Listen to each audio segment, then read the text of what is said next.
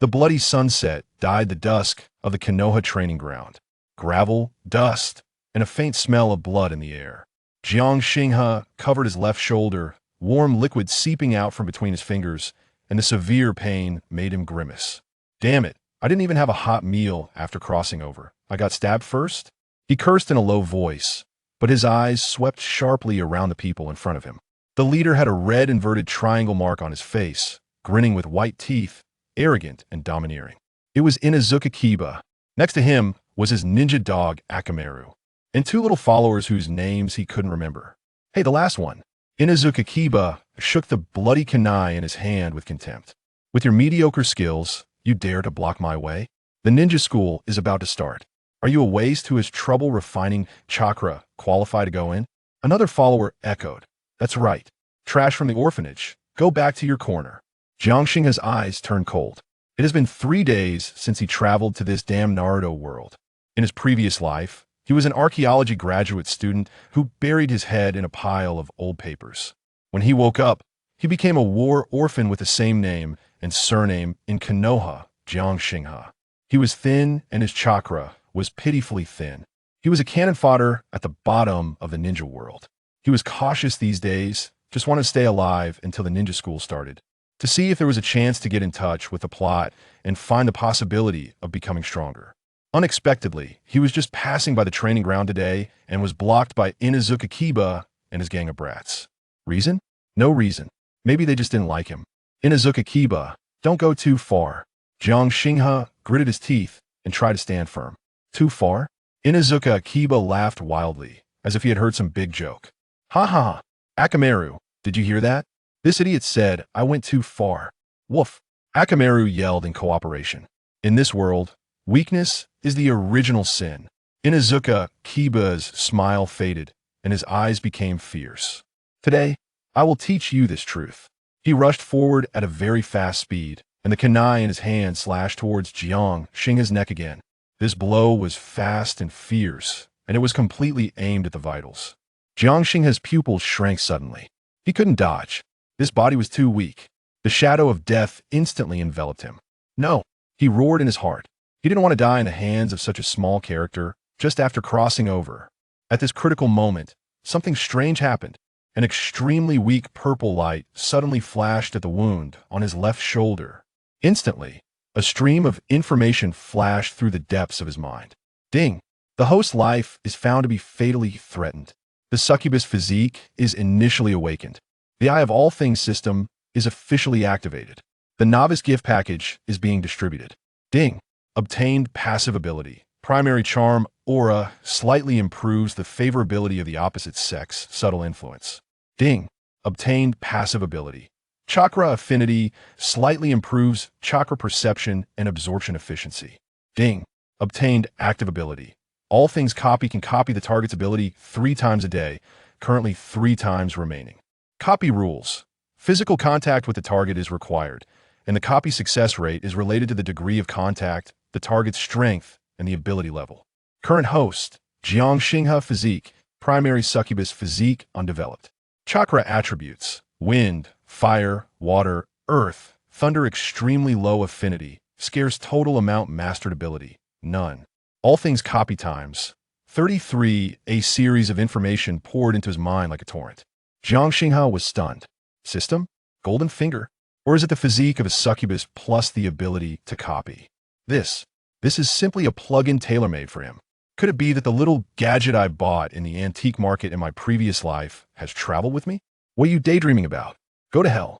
Inazuka Kiba's roar brought him back to reality. The cold light of the kunai is already in front of him. Jiang Xinghe almost instinctively fell back and rolled to the side desperately. Plop! He fell to the ground in embarrassment and barely avoided the fatal blow. But because of his roll, he hit someone. A soft body. A faint fragrance came to his nose. Jiang Xinghe subconsciously looked up. What came into view was a white, shy face, and a pair of pure and almost transparent white eyes. Hyuga Hinata, how about you be here? As if attracted by the conflict just now, she hid behind the tree and watched from a distance, but she didn't expect Jiang Xinghe to bump into her. The two rolled into a ball. In a panic, Jiang Xinghe's lips accidentally brushed Hinata's warm and sensitive earlobe. The touch was soft, with a slight tremor. Buzz. Jiang Xinghe only felt a slight roar in his brain. The weak purple light flashed again at the wound on his left shoulder, and it seemed to become a little brighter. At the same time, the system prompt sound in his mind sounded again. Ding! Close contact with the copy target Hinata Hyuga was detected, lips brushing earlobe. Meets the copy conditions. The eye of all things is activated. In an instant, Jiang Xinghe felt a burning sensation in his eyes. The world in front of him seemed to be covered with a faint pink and golden halo. He could clearly see the chakra veins flowing in Hinata's body under him, and the unique power contained in those white eyes. Scan target. Hyuga Hinata copyable abilities. 1. Byakugan bloodline limit. 1 copy success rate. Requires higher intimacy. 2. Gentle fist basic physical skills. 95 copy success rate. 3. Chakra control basic ability. 99 copy success rate. Copy gentle fist basic.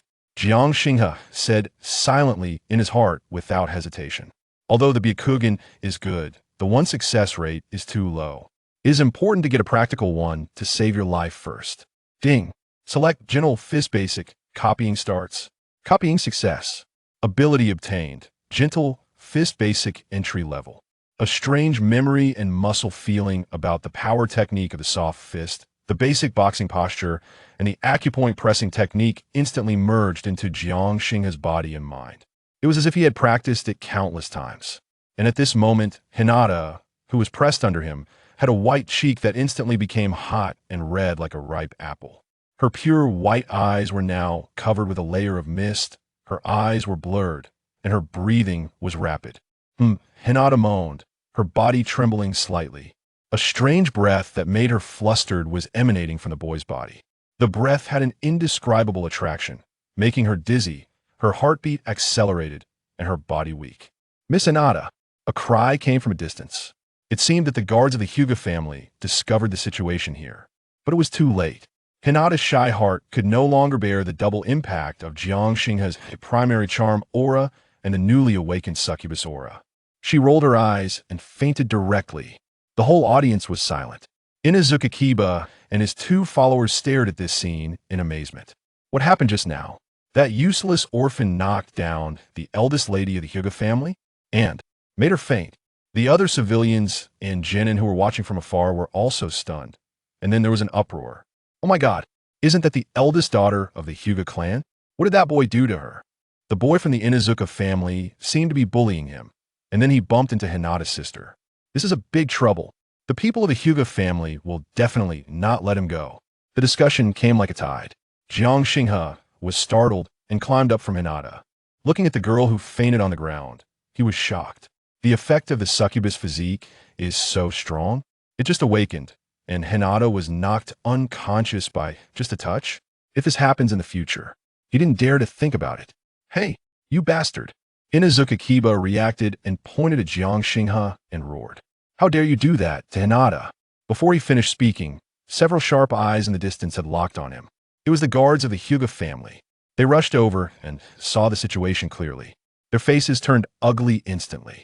One of the branch ninjas looked at Inuzuka Kiba with cold eyes and then fell on Jiang Xinghe. What happened? His voice was emotionless. Inuzuka Kiba felt guilty, but still shouted, It's him. This rubbish suddenly knocked down Miss Hinata. Jiang Xinghe's heart tightened. Trouble. The Hyuga family is a top family in Konoha with strict rules. He is an orphan with no power and bumped into the eldest lady of the main family. The consequences are disastrous. He must get out quickly. It's not me. Jiang Xinghe immediately retorted, pointing at Inuzuka Kiba. He attacked me first, and I accidentally bumped into Hinata classmate in order to avoid it. As he spoke, he quietly retreated and prepared to run away. The Hyuga branch ninja frowned, obviously not believing Jiang Xinghe's words, but did not attack immediately. He squatted down to check Hinata's condition and found that she had just fainted and there was no abnormality in her chakra, so he breathed a sigh of relief. Send the young lady back first, he said to his companions, and then looked at Jiang Xinghe and Inuzuka Kiba again. As for you two, wait until we report to the main family, and then we will deal with it.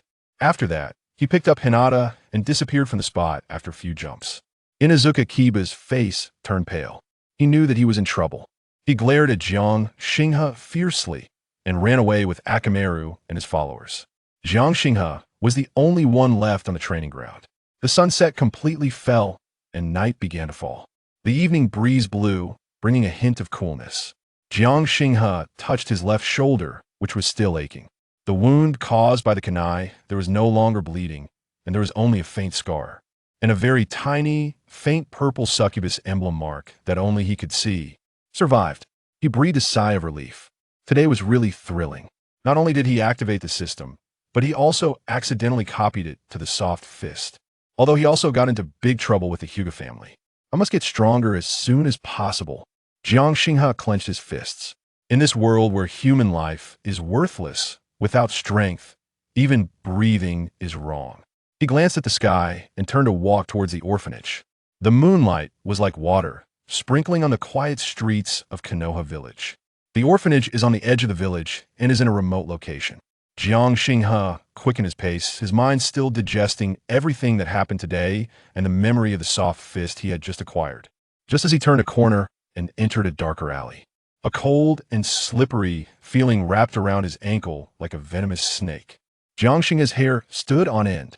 He looked down suddenly. He saw a dark shadow, like a living thing, drilling out of the ground, turning into a snake, tightly wrapped around his right foot. Hidden shadow snake hand. Orochimaru's people. Why are they targeting me? Is it because of the energy fluctuations of the awakening of the succubus physique just now? Or is it the abnormal phenomenon activated by the system? There is no time to think about it. The shadow snake suddenly tightened, and a huge force came, trying to drag him into the shadow. At the critical moment of life and death, Jiang Xinghe's newly acquired soft fist memory was instinctively stimulated. He didn't think about it, and his body reacted automatically. With his left foot as the axis, his waist sank suddenly, and his right hand turned into a palm. He made a standard soft fist starting posture that couldn't be more standard. Although the chakra in his body is still scarce, he can't really activate the power of the soft fist. But the unique posture and aura of the Hyuga family's orthodox physical technique are exactly the same. In the dark, a pair of cold vertical pupils narrowed slightly, and a hint of surprise flashed across them. The soft fist to the Hyuga family? How could this kid with almost zero chakra do that?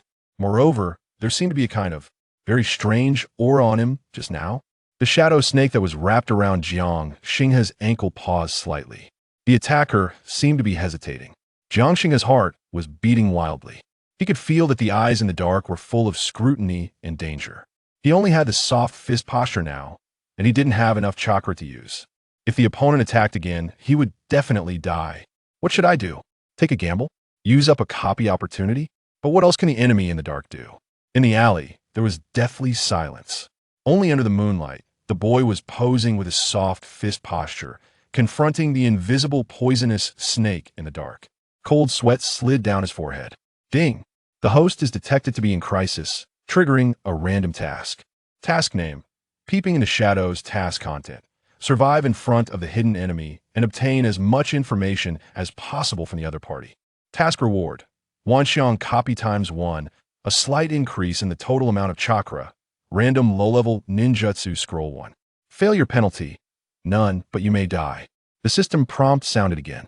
The reward is tempting, but the price of failure. Jiang Xinghe took a deep breath and forced himself to calm down. He must survive. He still has goddesses to conquer and the peak of the ninja world to climb. He must not die here. He stared at the deepest darkness in front of him, his muscles tensed, and his brain worked rapidly. The posture of the soft fist cannot be broken. This is his only deterrent at present. But the posture alone is not enough. He needs power. Even if it is just a little bit, it can free him from the shackles of the shadow snake. He tried to mobilize the pitiful chakra in his body and operated according to the method of the soft fist. However, at this moment, the succubus emblem on his left shoulder suddenly heated up again. An extremely weak, but real, chakra that does not belong to him flowed into his meridians from the emblem. This chakra carries a hint of wildness and a hint of violence. Is it Inazuka Kiba's? Was it contaminated when the kunai cut his skin in the battle just now? Or, ding, succubus physique passively absorbs trace amounts of alien chakra Inazuka Kiba. Chakra, attribute conflict, trying to assimilate. Assimilation failed.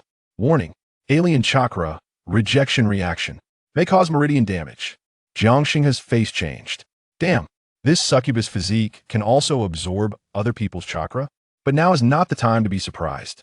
This conflicting chakra is running around in his body like a wild dog that has broken free from its reins. Severe pain came.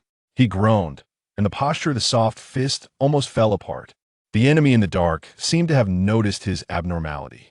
In those cold, vertical pupils, the murderous intent gathered again. The shadow snake hand, wrapped around his ankle, suddenly exerted force. Oh no! Jiangxing's heart was alarmed. He was going to be dragged away. At this desperate moment, a flash of inspiration came to his mind. Copy. There is also the ability to copy. When I copied the soft fist just now, the system interface was still there. Scan target. Hyuga Hinata. Copyable abilities. 1. Byakugan bloodline limit. 1 copy success rate. Requires higher intimacy. 2. Gentle fist basic copied 3. Chakra control basic ability. 99 copy success rate. Chakra control. Although it is only a basic ability, it may help him control the chakra running wild in his body. Copy chakra control. He shouted in his heart with his last strength. Ding! Select chakra control. Copying begins. Copy successful. Ability obtained. Chakra control entry level. A subtle feeling and knowledge about how to accurately guide, condense, and release chakra instantly flooded into Jiangxing's mind. It was like a revelation. The violently colliding chakra in the body belonging to Inazuka Kiba seemed to have found an outlet. Jiangxing moved his mind and forcibly guided this foreign chakra according to the method of chakra control, although it was awkward and still accompanied by the tingling of the meridians. But this chakra was no longer a headless fly. It was barely bound, and according to Jiangxing's will, it flowed to the right ankle that was entangled by the hidden shadow snake's hand. Puff! A slight explosion. The chakra of Inazuka Kiba, mixed with Jiangxing's own insignificant chakra, exploded at the ankle. The power was not great, but it was enough to shake off the slippery shadow snake. The restraint suddenly disappeared. Jiangxing staggered a step and stood firm. The soft fist posture has not dissipated. He stared at the darkness. The surprise in his cold vertical pupils became stronger. Breaking free? Using a chakra burst method that was a mixture of the Inazuka family and the Hyuga family, but completely different, this kid is getting more and more interesting. But that's it. The killing intent surged again. At this moment, who is it? A sharp shout came from the alley. Several figures approached quickly. They were patrol ninjas from the Konoha police force. The vertical pupils in the darkness flickered slightly. Oomph. A meaningless cold snort sounded in Jiangxing's ears like an illusion. The cold and dangerous aura disappeared in an instant, as if it had never appeared. The patrol ninja arrived and frowned when he saw Jiangxing, who was posing with his soft fist, pale face, and cold sweat on his forehead. What happened? Just now. Someone attacked me. Jiangxing panted, with lingering fears. The ninjas checked the surroundings vigilantly, but found nothing. Who is it? Did you see it clearly? No, I only saw a black snake. The ninjas looked at each other, obviously not believing it. A kid from an orphanage was attacked by a snake in the alley? Maybe you saw it wrong. There is nothing unusual here. Go back early, don't hang around outside at night. Leaving a few bland instructions, the patrol team left quickly. The alley returned to silence again. Jiangxing leaned against the wall and slowly slid to the ground. His back was soaked with cold sweat. I survived. He looked at his hands. Everything just now was not an illusion. Orochimaru or his men really targeted him. Why? The soft fist to the Hyuga family? Or succubus physique? He looked down at his left shoulder, and the faint purple emblem seemed to be a little clearer. Ding. Random task. Peeping in the shadows has been completed. Task rewards. 1 copy times of Wanxiang, currently 23 remaining. Slight increase in total chakra. Random low-level ninjutsu scroll 1. The ninjutsu scroll has been stored in the system space and can be retrieved and studied at any time. Current host, Jiangxing Constitution, primary succubus constitution weak development. Chakra attributes, wind, fire, water, earth, thunder extremely low affinity, scarce total amount. Mastery ability, soft fist basic entry level, Chakra Control Entry Level. Number of Wanxiang copies. 23. The total chakra amount does feel a little more, although it is still pitifully small. The number of copies has been restored once. There's also a low-level ninjutsu scroll. Extract. Ding. Obtained level ninjutsu. Substitution scroll. Substitution? Life-saving magic. Jiang Xinghe was delighted. This crisis, the harvest, is huge. Not only did he escape death, but he also got soft fist, chakra control, and substitution. More importantly, he realized his dangerous situation and the potential impact of his succubus physique. I must improve my strength as soon as possible and master more ways to save my life. He struggled to stand up, dragged his tired body, and quickly left the alley that made him palpitate. Chapter 2. The Embrace of Hinata Hayuki. A few days after the ambush in the alley, the sounds of young voices echoed in the taijutsu training grounds of the Ninja Academy. Jiang Xinghe stood quietly in a corner, attuning himself to the slow flow of chakra within. After several days of recovery and practicing chakra control, he found his ability to harness his own strength had significantly improved. He had chosen not to disclose the incident involving Orochimaru's subordinates to anyone. The likelihood of disbelief was high, and it could lead to further complications. For now, he simply wished to remain low-key and develop quietly. However, trouble often seeks one out. "Hey, you over there," a cool, piercing voice called out. Initially, Jiang Xinghe intended to ignore the rude summons, but upon recognizing the owner of the voice, someone he deemed beyond his current capabilities, he reluctantly looked up. A girl clad in the training attire of the Hyuga clan approached him, her white eyes devoid of emotion, with a delicate yet aloof countenance. She exuded an air of icy indifference. It was Hinata Hayuki, a member of the Hyuga branch family, renowned among her peers for her exceptional taijutsu talent. What could she possibly want with him? Was it about Hinata and Appo's fainting incident the other day? The surrounding students had also taken notice, halting their activities to watch with curiosity. It and Appo's Hayuki. What does she want with Jiang Xinghe? I heard he was the one who knocked Hinata out a few days ago. Is that true? He must have some nerve. This should be interesting. Hayuki and Appo's gentle fist is formidable. As whispers circulated, Hayuki stood before Jiang Xinghe, scrutinizing him with a piercing gaze. I hear you collided with Lady Hinata a few days ago. It was an accident, Jiang Xinghe replied calmly. An accident? Hayuki's lips curled into a barely perceptible smirk. I'm quite curious to see what kind of skills one possesses to cause Lady Hinata to faint unexpectedly. She tilted her head slightly, activating her Byakugan. Come on, let's spar. Her tone was not one of negotiation, but rather an order. Jiang Xinghe frowned slightly. It appeared that the matter from that day was far from settled. Nevertheless, he was eager to test out his newly acquired gentle fist techniques. Very well, he replied succinctly. They moved to the center of the arena, facing each other as the surrounding students quickly gathered, intrigued. Even the Jounin overseeing the training seemed to watch with interest. Everyone assumed Jiang Xinghe would be swiftly defeated. After all, one was a prodigy of the Hyuga branch family, and the other was a chakra-deficient orphan. The disparity was glaringly obvious. Hayuki assumed the initial stance of the gentle fist, her movements precise and her demeanor steadfast. As her Byakugan flared, Jiang Xinghe noticed a faint, dim blue halo encircling the edges of her Byakugan, distinct from Hinata's pure white eyes. What could this signify? As Jiang Xinghe adopted the gentle fist stance, he recalled the foundational techniques, his movements reflecting an unexpected grace, almost reminiscent of the main branch family's style. Hayuki's eyes widened slightly in surprise. This orphan could actually manage the gentle fist stance? Quite impressive. Without hesitation, she moved like a butterfly, closing the distance in an instant. Her palm transformed into a blade, aiming directly for a vital point on Jiang Xinghe's chest. With a quickening pulse, Jiang Xinghe activated his chakra control, channeling his strength to narrowly evade the attack. Simultaneously, his eyes, enhanced by the passive effects of his unique vision, captured an extraordinary sight. The flow of blue chakra coursing through Hayuki and Appo's body. Surrounding this blue current, he perceived minuscule pink dots that seemed to pulse with her emotional fluctuations. Focused aggression mingled with a hint of disdain. What was this? Visualization of chakra? Or perhaps, the visualization of emotions? Was it due to his demonic charm or the effects of his unique vision? As these thoughts raced through his mind, his movements remained fluid. Drawing upon the foundational gentle fist techniques he had replicated and his newly honed chakra control, he began to engage Hayuki. Despite his inferior strength, speed, and chakra reserves, he adeptly dodged her attacks with minimal cost, occasionally countering with basic gentle fist techniques. To the astonishment of the onlookers, the match became an exchange, with Jiang Xinghe holding his ground far longer than anyone had anticipated. What is happening? Jiang Xinghe is actually holding his own? His movements, they resemble the gentle fist? Impossible. Where did he learn this? Hayuki's expression turned serious as she recognized that this seemingly fragile boy exhibited surprising reflexes and battle instincts.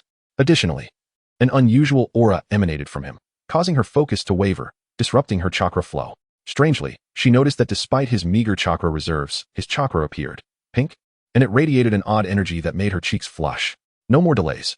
With a determined glint in her eyes, Hayuki unleashed a powerful attack. The gentle fist technique. 8 trigrams 2 palms. Both palms struck out, creating a sound that sliced through the air, effectively cutting off all of Jiang Xinghe's avenues for escape. She exerted 70% of her strength. A wave of immense pressure bore down on Jiang Xinghe. There was no evading this. To withstand it would spell his defeat. In that moment, the pink dots in his vision reappeared. He distinctly observed a minuscule stagnation point within Hayuki's chakra trajectory. Located on the inner thigh of her striking leg, a weakness. The opportunity was fleeting. Without hesitation, Jiang Xinghe plunged downward, forsaking all defense. Just as Hayuki's palms were about to connect with his chest, his right knee struck precisely at the pink stagnation point he had identified. Hayuki felt a sudden jolt of discomfort in her thigh. Her chakra flow abruptly interrupted. The force of her attack faltered, and the momentum caused her to lose balance, leading her to tumble forward with a startled cry. In a reflexive motion, Jiang Xinghe instinctively caught her by the waist, while Hayuki collided into his embrace, her hands gripping his clothing in a reflexive gesture. Their positions were intimate, bordering on an embrace. The training ground fell into a stunned silence, with everyone gaping in disbelief. Hayuki could feel the warmth radiating from Jiang Xinghe, alongside the disconcerting pulsations of his pink chakra. Her face flushed crimson, more so than Hinata's had moments prior, with her fair neck tinged in an alluring pink hue. The faint blue halo surrounding her Byakugan flickered violently, nearly extinguishing. They remained frozen in this peculiar, intimate posture for what felt like an eternity. Let go of me. Hayuki finally reacted, shoving Jiang Xinghe away and stepping back. Her face a mix of embarrassment and anger. Her heart raced alarmingly fast. Jiang Xinghe, equally flustered, rubbed his nose awkwardly. My apologies. He was well aware that his previous maneuver had been somewhat underhanded, exploiting a possible flaw in her technique alongside his unique vision. Hayuki regarded Jiang Xinghe with a myriad of complex emotions. Who was this boy? How did he come to master the gentle fist? And why was his chakra pink? Why does it feel like this? She bit her lip, let out a cold snort, and turned to flee, leaving the training ground in a state of uproar. My goodness! Did I not see that correctly? Was Feiyue-san countered? What was that technique Jiang Xinghe just employed? It seemed like a knee strike, perfectly interrupting Feiyue and Appo's momentum. How did he discern the flaw in her technique? Moreover, that final stance. The Jainin approached, casting a deep glance at Jiang Xinghe. You are Jiang Xinghe, correct? What you just executed was the gentle fist. Just practicing by myself, Jiang Xinghe replied vaguely. The Jainin did not inquire further, merely patting him on the shoulder. Not bad. You possess great potential. Keep it up. The tumultuous event momentarily subsided. Yet, Jiang Xinghe knew he had likely drawn even more attention, especially from the Hyuga clan, and that peculiar chakra color. That night, under the radiant moonlight, Jiang Xinghe ventured alone to a secluded stream outside the village. He needed to validate some hypotheses. He extended his hand, channeling the faint yet undeniably present pink chakra within him, cautiously touching the water's surface. Indeed, the ripples that spread across the water were not colorless or pale blue, but rather adorned with a delicate peach hue. It is truly pink. Jiang Xinghe murmured to himself. This is undoubtedly related to the succubus physique. This chakra seems to carry some form of emotion or alluring attribute. Is that why Feiyue was affected? Why Hinata fainted outright? He then turned his gaze towards a frog by the riverbank, puffing up its cheeks and croaking. He hadn't utilized the universal copy function today. Should he give it a try? He quietly approached, concentrating intently. Ding. Contact with the target, frog, detected. Copy conditions met. Universal, I activated. Scanning target, frog, copyable abilities. 1. Tongue extension, biological instinct, 100 success rate. 2. Jumping ability, biological instinct, 100 success rate. 3. Chakra perception, weak. 30 success rate. Copying jumping ability. Ding. Selecting, jumping ability, copying initiated. Copy successful. Acquired ability, frog's jumping ability, temporary. A surge of muscle memory and strength flooded into his legs. Jiang Xinghe felt an explosive power coursing through his limbs. He took a deep breath, summoned his chakra, and leapt upward with great force. Ribbit, huh? The envisioned leap soaring several meters high did not materialize. He barely jumped less than half a meter before experiencing a sharp pain and cramping in his leg muscles. The chakra is insufficient. The copied ability also requires ample chakra to be activated. He crashed back to the ground with a thud, clutching his cramping thigh and grimacing. Damn it. I and Appo's am still too low on chakra. Jiang Xinghe rubbed his leg, gazing at his disheveled reflection on the water and Appo's surface. Somewhat amused yet exasperated. And Appo's, it seems that increasing my total chakra is the most urgent task at hand. The road ahead is long, fraught with challenges. And Appo's, he thought this. Yet in his eyes burned the flame of ambition. Chapter 3, the terrifying encounter in the bathroom, and the blood-red gym as the night deepened. Jiang Xinghe limped his way back to the orphanage, his legs aching from fatigue. The dim yellow light barely dispelled the shadows lurking in the corners, adding an air of desolation. Damn it, my legs are cramping, he muttered under his breath, the after-effects of mimicking a frog and amp, Appos, sleep still lingering. Upon returning to his cramped and humble room, his first action was to inspect the doors and windows. Only after confirming there was no anomaly did he let out a slight sigh of relief. Since his arrival in this world, numerous events had unfolded, keeping his nerves taut. First, he had been provoked by Inuzuka Kiba, narrowly escaping death while awakening his system. Then he had knocked out Hinata during a demonstration of the gentle fist, and subsequently faced an ambush in a narrow alley by what seemed to be an underling of Orochimaru.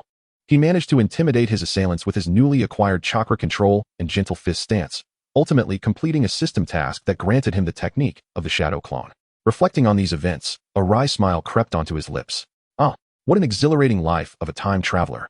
He felt the stickiness on his body, a mix of sweat and dirt, along with the blood seeping from the wound on his shoulder, aggravated by his recent training. A bath was in order. In the public bathhouse, the air was thick with steam, infused with a damp, moldy scent mingled with the cheap fragrance of soap. Jiang Xinghe lay back in the tub, his eyes half closed, his mind swirling with chaotic thoughts. The crisis in the alley, the cold, slick sensation, and the emotionless vertical pupils in the darkness all haunted him, making true relaxation elusive. He unconsciously glanced at the tightly shut wooden door and the fogged-up small window, his fingers tracing the almost invisible demon mark on his left shoulder. A sense of vigilance lingering in the air. Suddenly, without warning, the shadows in the corner of the wall twisted as if ink had been dropped into water. Boom. The wall beside him erupted. It was not an explosion, but rather the earth surging, instantly solidifying into a heavy earthen wall that sealed his only escape. Earth release. Earth flow wall. Jiang Xinghe and amp, Appos, pupils constricted, his heart nearly stopping. The tiles beneath his feet cracked suddenly. Earth mixed with gravel shot upwards, transforming into a rough, yellowish hand, reaching for his ankle. Earth release. Heart decapitation technique. No, this is more akin to some mutated form. Jiang Xinghe's pupils dilated as a sense of crisis surged. Thankfully, he had previously copied some martial arts techniques, and in the face of imminent danger, he instinctively leapt back. Boom. The earthen hand grasped at nothing but struck heavily against the ground. However, the assault was not over. From the mist, a shadow appeared silently. Clumps of earth fell away, revealing a figure that descended like a weightless specter. Quick. Too quick. Even with his taut nerves. Jiang Xinghe had no time to react as the lethal strike followed. Cloaked, clad in a tight-fitting outfit, the figure was not tall, but moved with lightning speed. In its hand was a seemingly crude stone staff, crackling with purple arcs of electricity. ZZZ. Was that lightning-released chakra coursing along its surface? A dual-element assassin of earth and lightning. Who?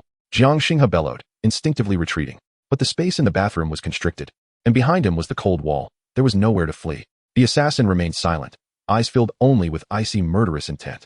With a single step, the ground sank slightly, and the figure shot towards Jiang Xinghe like a cannonball.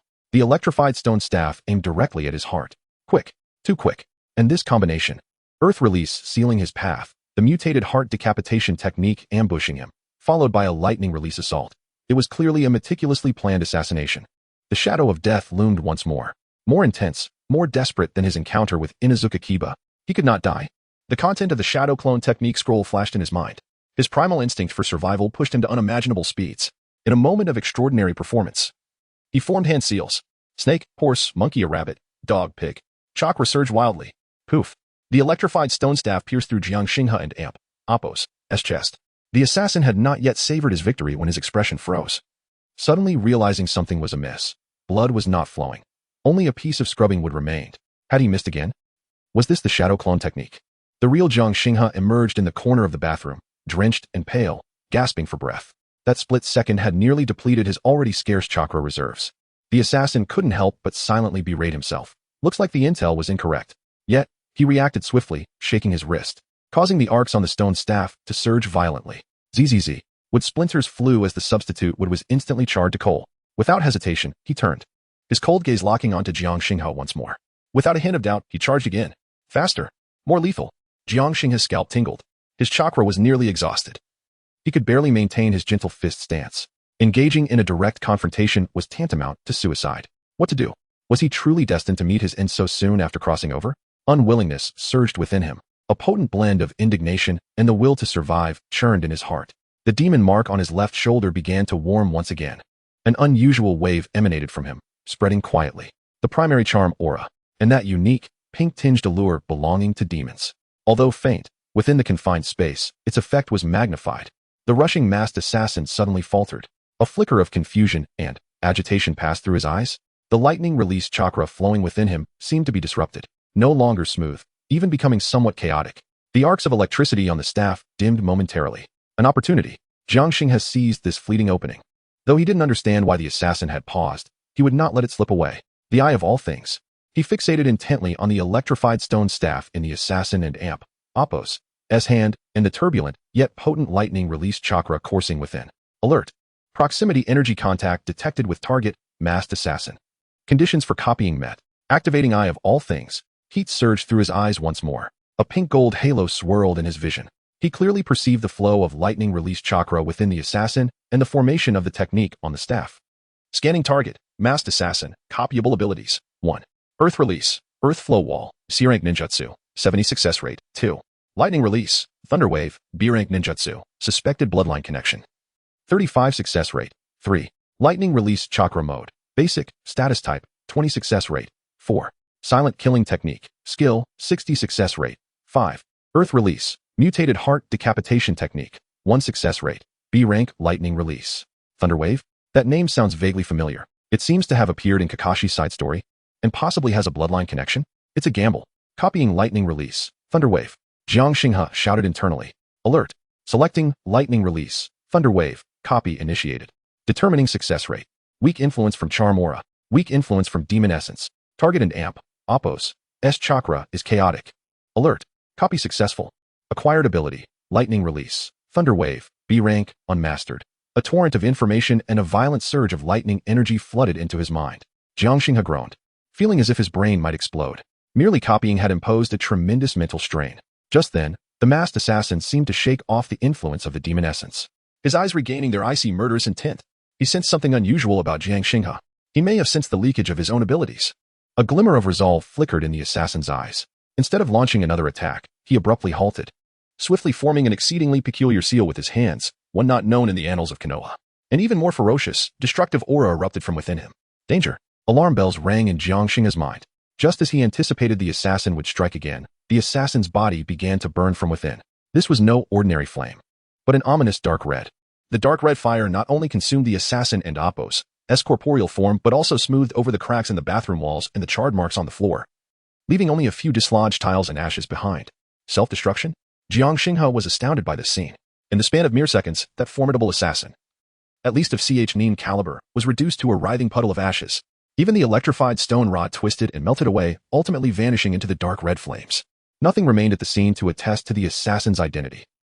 No, that is. Jiang Xinghe's gaze fixated on the slowly settling ashes on the ground. At the center of the ashes, a pattern began to emerge, only to fade swiftly.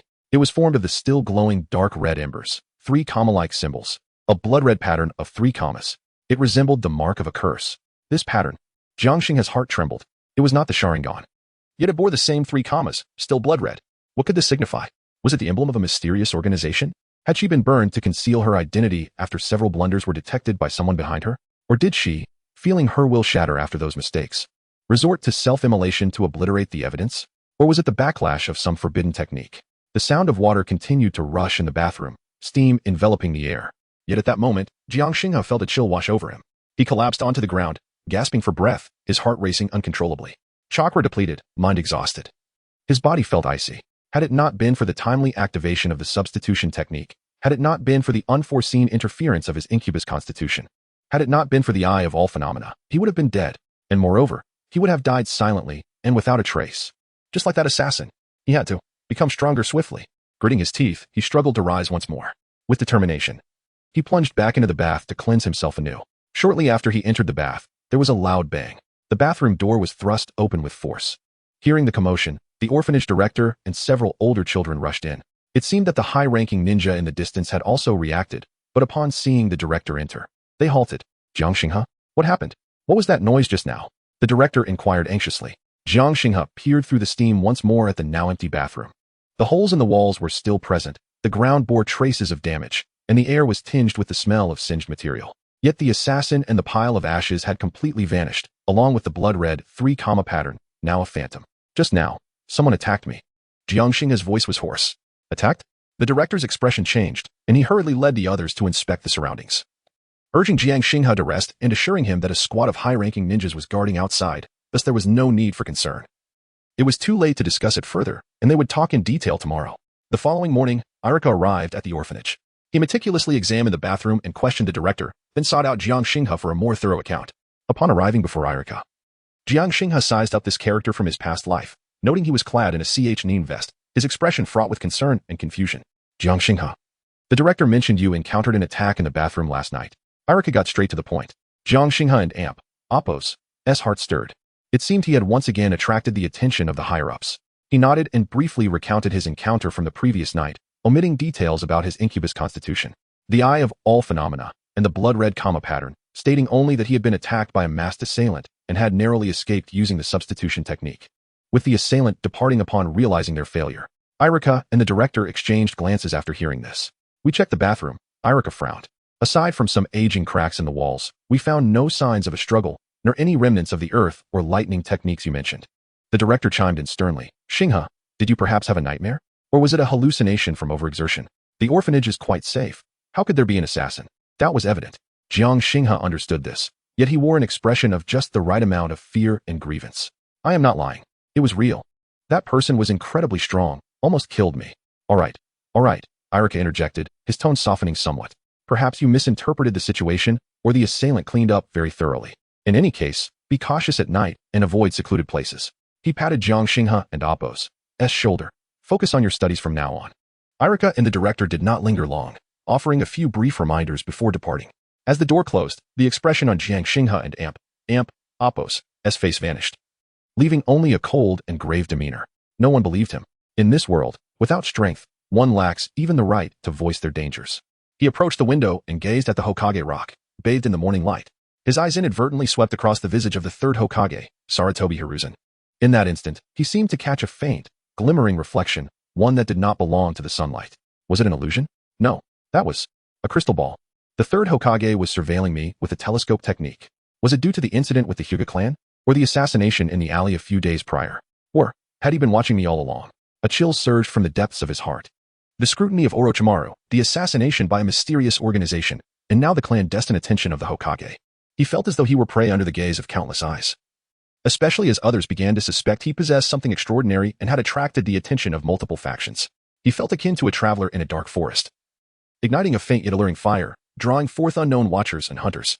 As he gazed into the distance, waves of emotion surged within him to increase his total chakra, to develop his incubus constitution, to make the most of every opportunity to replicate. He inhaled deeply, his gaze sharpening. No matter who is targeting me, no matter how many crises lie ahead, I must survive. Moreover, I must thrive better than anyone else. With my incubus constitution and the eye of all phenomena, how could I resign myself to being a mere inconspicuous pawn? The ninja world, the goddess, power. I shall seize it all. Chapter 4, An Unexpected Kiss. The blushing of Akame. Days seemed to have returned to a peculiar semblance of routine. The incident in the orphanage's bathroom was akin to a stone cast into a deep pond, creating ripples only in Jiang Xinghe's heart while the surface remained deceptively calm. The disbelief of Irika and the headmaster, alongside the vague scrutiny of the third Hokage, felt like invisible whips lashing at Jiang Xinghe and Appo's taut nerves. He realized he must grow stronger with greater urgency. Otherwise, the next time, he might not be fortunate enough to escape using the substitution technique. In the training grounds of the Ninja Academy, towering trees reached towards the heavens, sunlight filtering through the lush foliage and casting dancing patterns upon the ground. The students were preparing for today's training exercise, tree climbing, an essential course for mastering chakra adhesion. The key was to continuously and steadily output just the right amount of chakra. Too much would result in being repelled, while too little would lead to a fall. Today's instructor was Akame, a special jonin renowned for her carefree spirit and love for dumplings. As she explained and demonstrated, she concentrated chakra at her feet, confidently walking upwards along a vertical trunk. Many students nearby attempted to mimic her. Bang! Numerous students, upon rushing up, either slipped down or were forcefully ejected. Naruto was particularly clumsy, colliding headfirst into the trunk. Sasuke, however, appeared aloof, effortlessly ascending the trunk, eliciting shrieks from a group of girls. Jiang Xinghe's gaze subtly drifted to a nearby figure, a golden-haired girl clad in a purple crop top, revealing her slender waist, Ino Yamanaka. She was engaged in a contest with Sakura Haruno, racing to see who could climb faster and higher, drawing considerable attention. Ino, with her graceful stature and commendable chakra control, had already ascended to a height of about 10 meters, a blue aura of chakra flickering steadily beneath her feet. The secret technique of the Yamanaka clan. The mind transfer technique held immense value for him at this stage. Infiltration, control, intelligence gathering, all essential survival skills. The eye of all things was his trump card, his sole opportunity to overtake others. He feigned several attempts to climb the tree, deliberately falling twice to appear clumsy. Meanwhile, the eye of all things quietly activated, observing the flow of Ino's chakra and the properties she concentrated at her feet. An opportunity arose. Jiang Xinghe inhaled deeply, summoning the faint yet slightly more refined pink chakra within him. He pretended to be awkward as he dashed toward a tree not far from Ino. He concentrated chakra at his feet and propelled himself upward. It seemed easier than anticipated. Was it due to the effect of chakra affinity? Or was it the subtle enhancement of his physical prowess influenced by his succubus nature? A stirring curiosity arose within him, but he intentionally lost his footing, tilting his body toward Ino, who was striving to maintain her balance on the adjacent tree. Ino was startled by this sudden turn of events, her chakra momentarily disrupted, and she was on the verge of falling. In the blink of an eye, Jiang Xinghe awkwardly tilted beneath her, reaching out in an attempt to steady her. His fingertips made precise contact with the skin of Ino and Amp. Oppos, S-Calf. Ding. Detected bodily contact with the target, Ino Yamanaka. Conditions for replication met. Activating eye of all things. A familiar sensation of heat surged through his eyes, and a pink-golden glow shimmered at the edges of his vision. The unique mental energy fluctuations belonging to the Yamanaka clan, alongside the imprint of the mind transfer technique and its chakra flow, were instantly analyzed. Scanning target, Ino Yamanaka. Abilities available for replication. 1. Mind transfer technique. C-rank secret technique. 85 replication success rate. 2. Chakra extraction technique. Basics, A-rank. 99 replication success rate. 3. Tree climbing, skill, 100 replication success rate. 4. Yamanaka clan secret. Mental perception, incomplete, 10 replication success rate. Without hesitation, Jiang Xinghe opted to replicate the mind transfer technique. Ding. Selecting mind transfer technique. Replication commencing. Determining replication success rate. Charm aura weakly influencing. Ding. Replication successful. Acquired ability, mind transfer technique, C-rank, not yet mastered. A torrent of esoteric information regarding the use of mental energy flooded his mind. Unlike the bodily memory inherent in gentle fist or the violent energy of lightning release, this technique leaned more towards intent and spirit. Just as the replication completed, an unexpected change occurred. Perhaps it was the energy fluctuations from activating the eye of all things, or possibly the subtle aura emanating from his succubus nature, but suddenly, the pink chakra he had concentrated at his feet flickered with an almost imperceptible sakura pattern. The pattern was fleeting, vanishing as quickly as an illusion. However, the unusual fluctuation in chakra did not go unnoticed by several perceptive individuals. Akame, leaning against the tree, raised an eyebrow, her sharp gaze fixating upon Jiang Xinghe. What was that just now? An illusion? Nearby, Sasuke instinctively furrowed his brow, a glimmer of confusion flashing in his eyes. Meanwhile, Ino, who had just stabilized herself and was about to confront Jiang Xinghe, paused momentarily, sensing a peculiar disturbance that had brushed against her, causing a slight ripple in her mental energy, yet unable to articulate it. Hey, you nearly made me fall. Ino snapped back to reality, hands on her hips, glaring down at Jiang Xinghe. At that moment, however, Jiang Xinghe was too elated to pay her any heed. The successful replication of the mind transfer technique ignited a fervor within him. He instinctively sought to manipulate the chakra within him to see if he could emulate the sensation of mental energy he had just absorbed. He recalled the feeling from previously replicating Hinata and Amp. Oppos, S gentle fist, that requirement for precise chakra control, and Amp. Oppos, gentle fist necessitates accurate chakra manipulation. While the mind transfer technique requires guidance of mental energy, my pink chakra seems to carry an emotional influence. Could I combine the two? A bold thought emerged in his mind. He endeavored to merge the intent of the gentle fist S chakra channeling with his unique pink chakra, while incorporating a hint of the mental energy guidance technique he had just grasped from the mind transfer technique. Then, boom, his chakra spiraled out of control. The pink chakra surged like a wild stallion, rampaging through his already constricted pathways. A chaotic explosion of energy. Blending the impact of gentle fist, the mental ripples of the mind transfer technique, and the disordered aura of his succubus nature erupted forth. Jiang Xinghe felt a loud ringing in his head, darkness enveloping his vision as the chakra he had gathered dissipated entirely. His body lost all semblance of balance, akin to a kite severed from its string, plummeting straight down from the tree. And where he was to land was none other than the very special Jonin Akame, who was observing from the base of the tree. Akame, still pondering the earlier peculiar chakra fluctuation, was taken aback as a shadow hurtled towards her. Instinctively, her brow furrowed in anger. Is he seeking death, this little brat? She reflexively prepared to kick this oblivious fool away.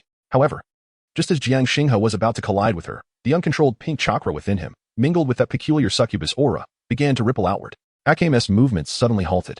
That aura, faint yet imbued with an indescribable allure and familiarity, it struck a chord deep within her, awakening a long-forgotten flutter in her heart.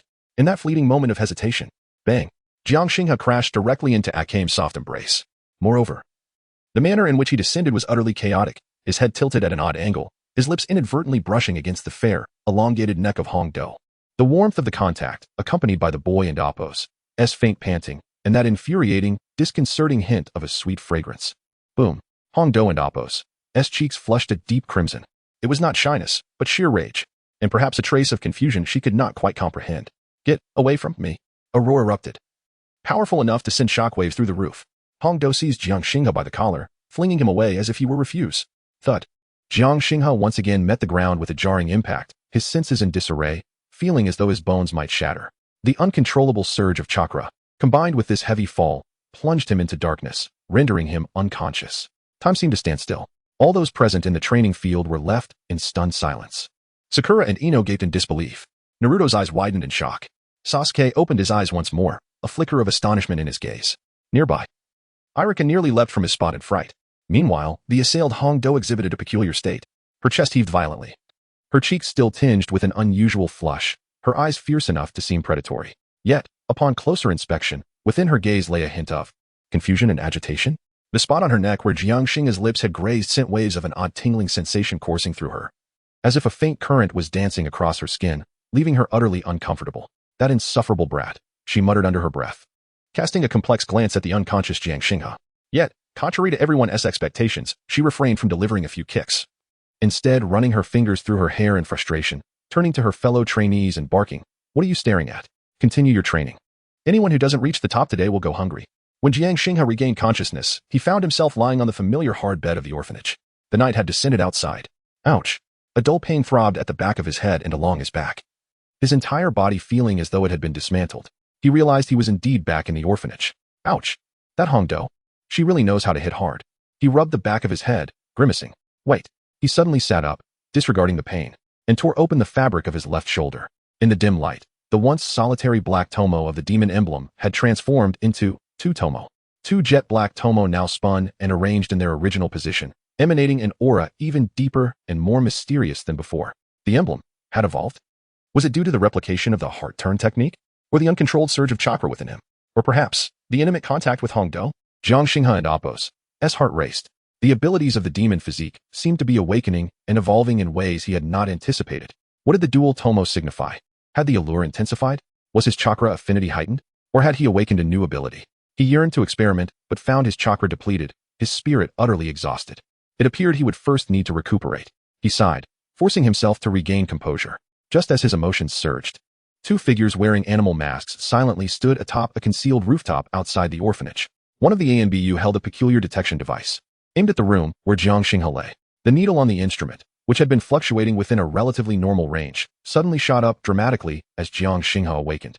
Especially as he examined the demon emblem, unleashing a stronger aura and unusual chakra fluctuations. ZZZ. ZZZZ. The needle on the device soared past its limits, triggering a deafening alarm. The data on the screen refreshed chaotically, a torrent of erratic energy readings flashing wildly, even displaying a crimson warning indicating an unknown high-risk energy response. The device, overwhelmed, emitted a wisp of smoke before the screen went completely dark. What is happening? The ANBU holding the device exclaimed in shock, his voice trembling. The other ANBU captain, known as Hawk, was equally astonished and grave. The energy within this boy has completely exceeded the bounds of conventional chakra. That recent fluctuation even interfered with the device and Appo's normal functioning. Captain, this cannot be explained by ordinary bloodline limits or physical mutations. We must report this to the Hokage immediately. Move. Hawk decisively commanded, urging them to leave without delay. The secrets and dangers surrounding this orphan named Jiang Xinghe had far surpassed their initial estimations. His very existence posed a significant variable. The two shadows vanished like phantoms into the night. Inside the room, Jiang Xinghe remained blissfully unaware. He settled into a meditative position, beginning to circulate his chakra, attuning himself to the subtle changes in his body following the recent upheaval and evolution. After a while, he reached out to touch his left shoulder, where the now more intricate and enigmatic dual tomo blood-red emblem pulsed with energy, his gaze flickering with uncertainty. His control over chakra seemed to have strengthened slightly, and his meridians appeared to have widened a bit. The dual tomo emblem continuously emitted a faint yet persistent energy, nourishing both his body and spirit. The full extent of his new abilities remained unknown, but even this foundational enhancement filled him with joy. The heart-turn technique, the dual Tomo demon emblem. Jiang Xinghe clenched his fists, his eyes gleaming with determination. A beam of moonlight streamed in, and peering through the window. It felt as though he could see countless hidden gazes lurking in the shadows. Outside, the moon shone brightly.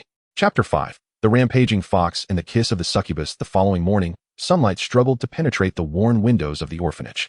Upon waking, he slowly sat up, still feeling the after-effects of the chakra depletion from the previous night, leaving him somewhat listless. A timely pang of hunger struck, urging his body to replenish its energy. And so he dragged his aching form toward the dining hall.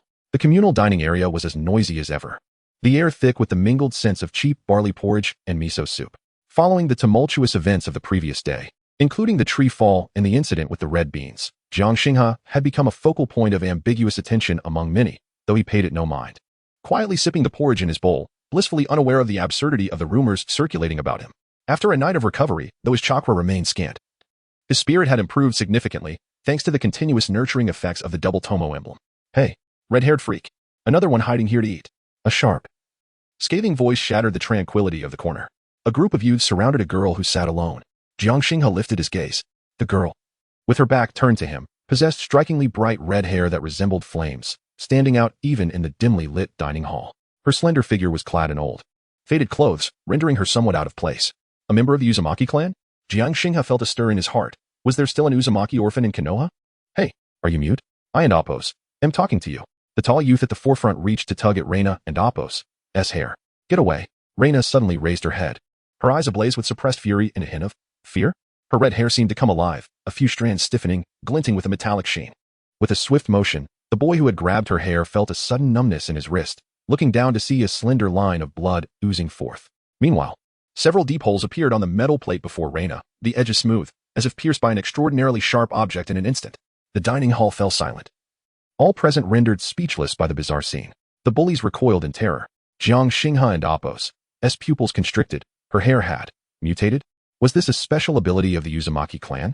Or perhaps the embryonic form of an amp? Appos, Diamond Lock and Amp, Appos? This surely could not be merely a transformation of chakra. Recalling certain anime snippets from his past life, Jiang Xinghe stood up and approached, intent on preventing any further chaos and protecting the Uzumaki orphan from the wrath of the Hokage. As he drew closer, the double Tomo emblem on his left shoulder began to radiate a subtle warmth, transmitting an exceedingly faint desire, or perhaps resonance. Was it reacting to the unique chakra within her? With that thought, he addressed the bullies with a stern tone. If you continue to torment this girl, be wary of my retribution. After uttering this warning, he disregarded them and placed his barely touched plate of food in front of the red-haired girl. The leader of the boys, upon noticing Jiang Xinghe, exhibited a degree of caution. News of Jiang Xinghe inadvertently launching Red Bean Sensei during training had spread, though, as often happens, it had morphed into something ludicrous. For instance, it was said that he had defeated the esteemed Hinata heiress and had shared a kiss with Red Bean, only to be let off the hook, seemingly favored by Jiang Minghe. Even more outlandish tales circulated, but I shall refrain from listing them all. Humph. Consider yourself fortunate. The youth spat at the girl before leaving with his entourage. The red-haired girl regarded Jiang Xinghe warily, refraining from touching the food he had provided. Jiang Xinghe and Appos' gaze fell upon her face, where he discerned a striking yet stubborn expression, her azure eyes resembling the purest of skies, now shrouded by a veil of gloom. Hello, I am Jiang Xinghe. Until you have matured, perhaps you should tread carefully. It seems you nearly lost control there. Jiang Xinghe offered what he believed to be a gentle smile. By the way, I haven't and Appos, caught your name yet. The girl bit her lip, hesitating for a moment before softly replying. I almost lost control. I am Uzumaki Reina. Indeed, she was of the Uzumaki clan. I possess some knowledge of unique techniques. Extend your hand, and I shall assist you. Jiang Xinghe was increasingly intrigued by her condition. Yet he spoke to her with a gentle demeanor, as memories from his past life flashed through his mind. He recalled that the Uzumaki clan was renowned for their formidable vitality and mastery of sealing techniques. Perhaps his previous actions had won her some favor. Or perhaps it was the innate allure of his succubus lineage at play, but the girl lowered her head slightly, her ears flushed, and extended a trembling hand toward him. Jiang Xinghe reached out, his fingertips brushing against Reina and Appos' hand, feeling the chilling touch, only to discover that his and Appos' golden finger and Appos' activated autonomously. The edges of his vision shimmered with a swirling pink-gold aura. Ding! Detected physical contact with the target, Uzumaki Reina. Conditions for replication met. Manifesting the eye of all things, the familiar pink-gold glow reappeared at the periphery of his vision. However, this time, It was unlike any previous experience. As the eye of all things attempted to analyze Reina and Amp, Apos' bodily information, an indescribable, terrifying will, reminiscent of something from the depths of the abyss, surged forth. Intertwined with endless resentment, anger, and ferocity, crashing into Jiang Xinghe and Apos' mental realm like a torrent. Confirmed, this is the Nine Tails. The chakra of the Nine Tails. Jiang Xinghe and Apos' mind trembled. He could distinctly perceive a complex and powerful sealing technique operating within the girl and Apos' abdomen, yet the seal appeared incomplete. Or perhaps had become unstable for some reason, with tendrils of dark red chakra continuously leaking out, eroding her own chakra. This girl was indeed a host for the Nine Tails. And she was the one who had sealed only the chakra of the Nine Tails. What are you doing? Uzumaki Reina exclaimed, startled by the strange mental contact, retracting her hand abruptly and regarding him with wariness, her eyes filled with distrust and offended anger. In that fleeting moment, she felt as if something had pried into the deepest secrets of her soul. Scanning target, Uzumaki Reina. Abilities available for replication. 1. Evil sealing method, a rank sealing technique. Incomplete concept, 5 replication success rate. 2. Chakra perception, Uzumaki bloodline talent, 30 replication success rate. 3. Basic taijutsu, D rank, 95 replication success rate. 4. Diamond lock, bloodline limit, unawakened. 1 replication success rate. Evil sealing method, a precursor or derivative technique of the corpse demon consuming seal. Jiang Xinghe and Apos' heart raced. This technique could threaten even shadow-level powerhouses. Although it was merely an incomplete concept with a pitiful success rate, its value is beyond measure. Would the golden finger fail to replicate? Surely not. If it failed, it wouldn't Amp, Apos' be called a golden finger. Of course, whether he had sufficient chakra to execute it was another matter entirely. Replicate the evil sealing method. Without hesitation, he issued the command. Ding. Selecting evil sealing method, a rank sealing technique. Incomplete concept, replication commencing. Determining replication success rate. Faint influence from the charm aura. Target's mental resistance. Ding. Replication successful. Acquired ability. Evil sealing method. A rank. Incomplete concept. Unmastered. A stream of obscure information regarding souls, contracts, and sacrifices surged into his mind, far more complex and perilous than the technique of heart turning. Just then, the Amp, Apos' entity and Amp, Apos' within Uzumaki Reina seemed to be thoroughly provoked by Jiang Xinghe and Amp, Apos' probing. Seizing the moment, Reina hastily began forming hand seals in front of her. The gesture was not a standard sealing technique. It resembled an instinctual, desperate outburst. The sealing technique faltered due to the intense emotional fluctuations, compounded by the chaotic chakra, losing balance in an instant. Alarmed, Jiang Xinghe and Amp, Apos' expression shifted dramatically. A terrifying roar, unlike any human sound, erupted from the body of Uzumaki Reina. Dark red chakra surged forth like tangible flames, enveloping her in an instant. This chakra exuded an aura of foreboding and destruction, causing the very air to feel as though it had solidified. The furniture in the cafeteria began to tremble violently, and the fragile window panes groaned under the strain. Behind her, the dark red chakra swiftly coalesced, faintly outlining a colossal, menacing nine-tailed fox apparition. Nine tails writhed wildly, emanating an oppressive sense of suffocation. The Nine Tails had gone berserk. The entire orphanage was shrouded in this terrifying chakra. The children, terrified beyond measure, screamed and scattered in all directions. Jiang Xinghe, positioned closest, felt the brunt of the pressure. That savage chakra seemed poised to tear his very soul apart. What to do? Call for help. It was too late. By the time the Umbu or any other ninja arrived, this place would likely be reduced to ruins. Attempt to forcibly intervene? His chakra reserves were already depleted from the recent replication and prolonged usage, rendering him incapable of confronting the rampaging Nine Tails. His gaze fell upon the dual Tomo charm etched upon his left shoulder, which seemed to pulse with warmth under the influence of the Nine Tails chakra. Pink chakra had already exhibited that peculiar effect on Azuki, but what of the tailed beasts? The thought struck him. Could the succubus constitution absorb foreign chakra? Was tailed beast chakra considered foreign? A reckless idea surged forth. He would gamble everything. Gritting his teeth, he summoned every last vestige of pink chakra within him. This chakra, having evolved alongside the dual Tomo charm, appeared to have become more refined, imbued with an indescribable allure. Steeling himself against the overwhelming chakra pressure, he stumbled forward, step by painstaking step, towards Uzumaki Reina, who was ensnared in dark red chakra, her expression contorted in agony. Hey, do you want to die? Run away. A staff member and Apos' terrified shout echoed from a distance, but Jiang Xinghe remained unfazed. He approached Reina, gazing into her azure eyes, now clouded with brutality and devoid of reason. Took a deep breath, and in the next moment, he forcefully turned her face towards him.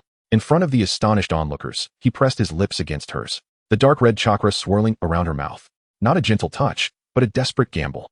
The pink succubus chakra flowed like a gentle stream, directly infusing into Uzumaki Reina through the contact of their lips. A hum resonated. Two utterly distinct chakras collided violently within Reina. The expected fierce rejection did not occur.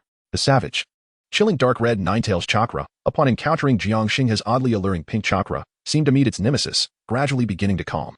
Like a tamed beast, its ferocity slowly subsided. The pink chakra washed over and soothed the tumultuous soul and energy. The grotesque nine-tailed apparition behind Reina began to blur and fade, ultimately dissipating entirely.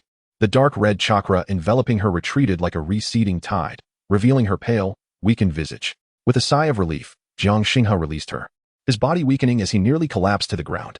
His chakra reserves had been completely drained, and the mental strain weighed heavily upon him, causing his vision to darken.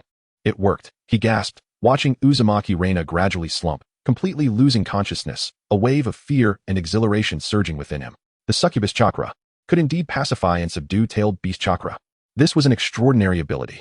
Meanwhile, outside the orphanage, amidst the shadows on the roof, a voice, hoarse and strained, emerged from a masked Umbu member. "Captain, that was undoubtedly the chakra of the Ninetales, wasn't it?"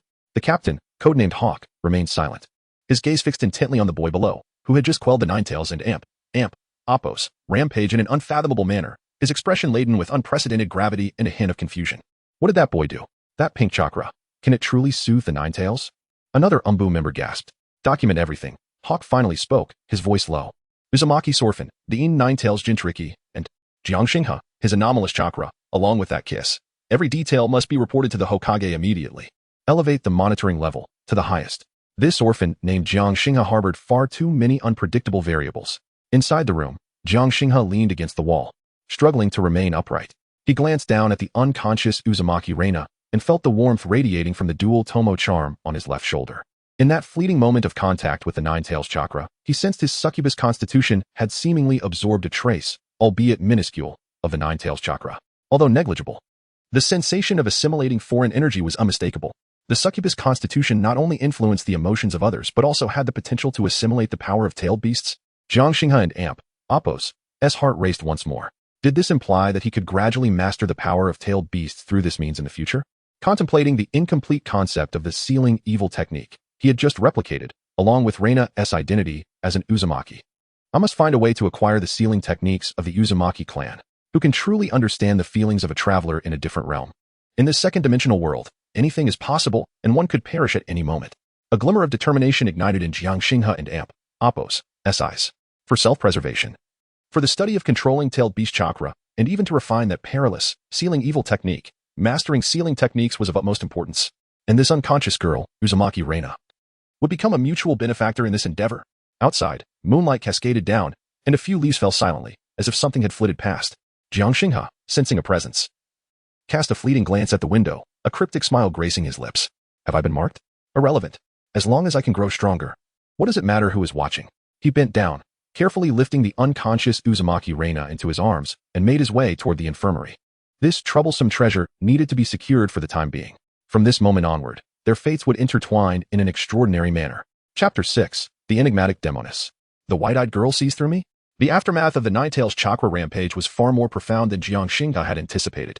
Although the orphanage appeared to have returned to a semblance of tranquility, and Uzumaki Reina was temporarily placed in the medical room for observation, an intangible tension permeated the air. Upon visiting Uzumaki Reina in the morning, he found her still in slumber. After repeatedly confirming with the medical ninja that the unconscious Uzumaki Reina was stable, Jiang Xingha made his way to the training grounds. Unbeknownst to him, as soon as he closed the door, Uzumaki Reina opened her eyes, perhaps recalling that kiss. Her small hand instinctively brushed her lips, her cheeks flushed crimson, and if the weather had been any colder, it would have surely appeared as if steam were rising from her head. Upon arriving at the training ground, Jiang Xingha noticed a subtle shift in atmosphere as both male and female trainees turned their attention toward him. Was it possible that news of his recent exploits had spread? The students engaged in basic taijutsu sparring while casting curious, awed, envious, and inquisitive glances at the solitary boy practicing chakra control. Jiang Xingha paid little heed to these gazes, deeply immersed in his preliminary understanding of the incomplete concept of the mind-body switch technique. The application of spiritual energy was indeed far more intricate than mere chakra control, not to mention the perilous, incomplete concept of the evil sealing technique, which caused a sharp pain in his mental faculties merely by recollection. The double Tomo demon emblem beneath his clothing radiated a gentle warmth, nurturing his body and spirit, aiding his recovery from the exhaustion of the previous day. The pink chakra flowed through his meridians, appearing more refined and harmonious than before. Yet, tranquility was fleeting. Jiang Xinghe sensed several unfriendly gazes locking onto him. He raised his eyes to scrutinize his surroundings, only to see a group of youths approaching, led by an arrogant-looking boy clad in the attire of the Hyuga clan. His gaze icy. The boy stepped forward. Are you Jiang Xinghe?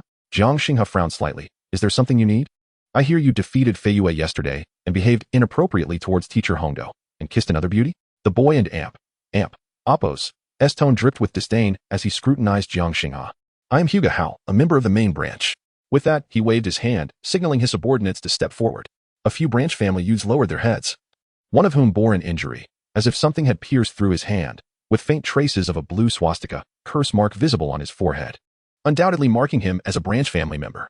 Hyuga Hao cast a glance at the injured branch family youth and scoffed. Have you trained your gentle fist on a dog?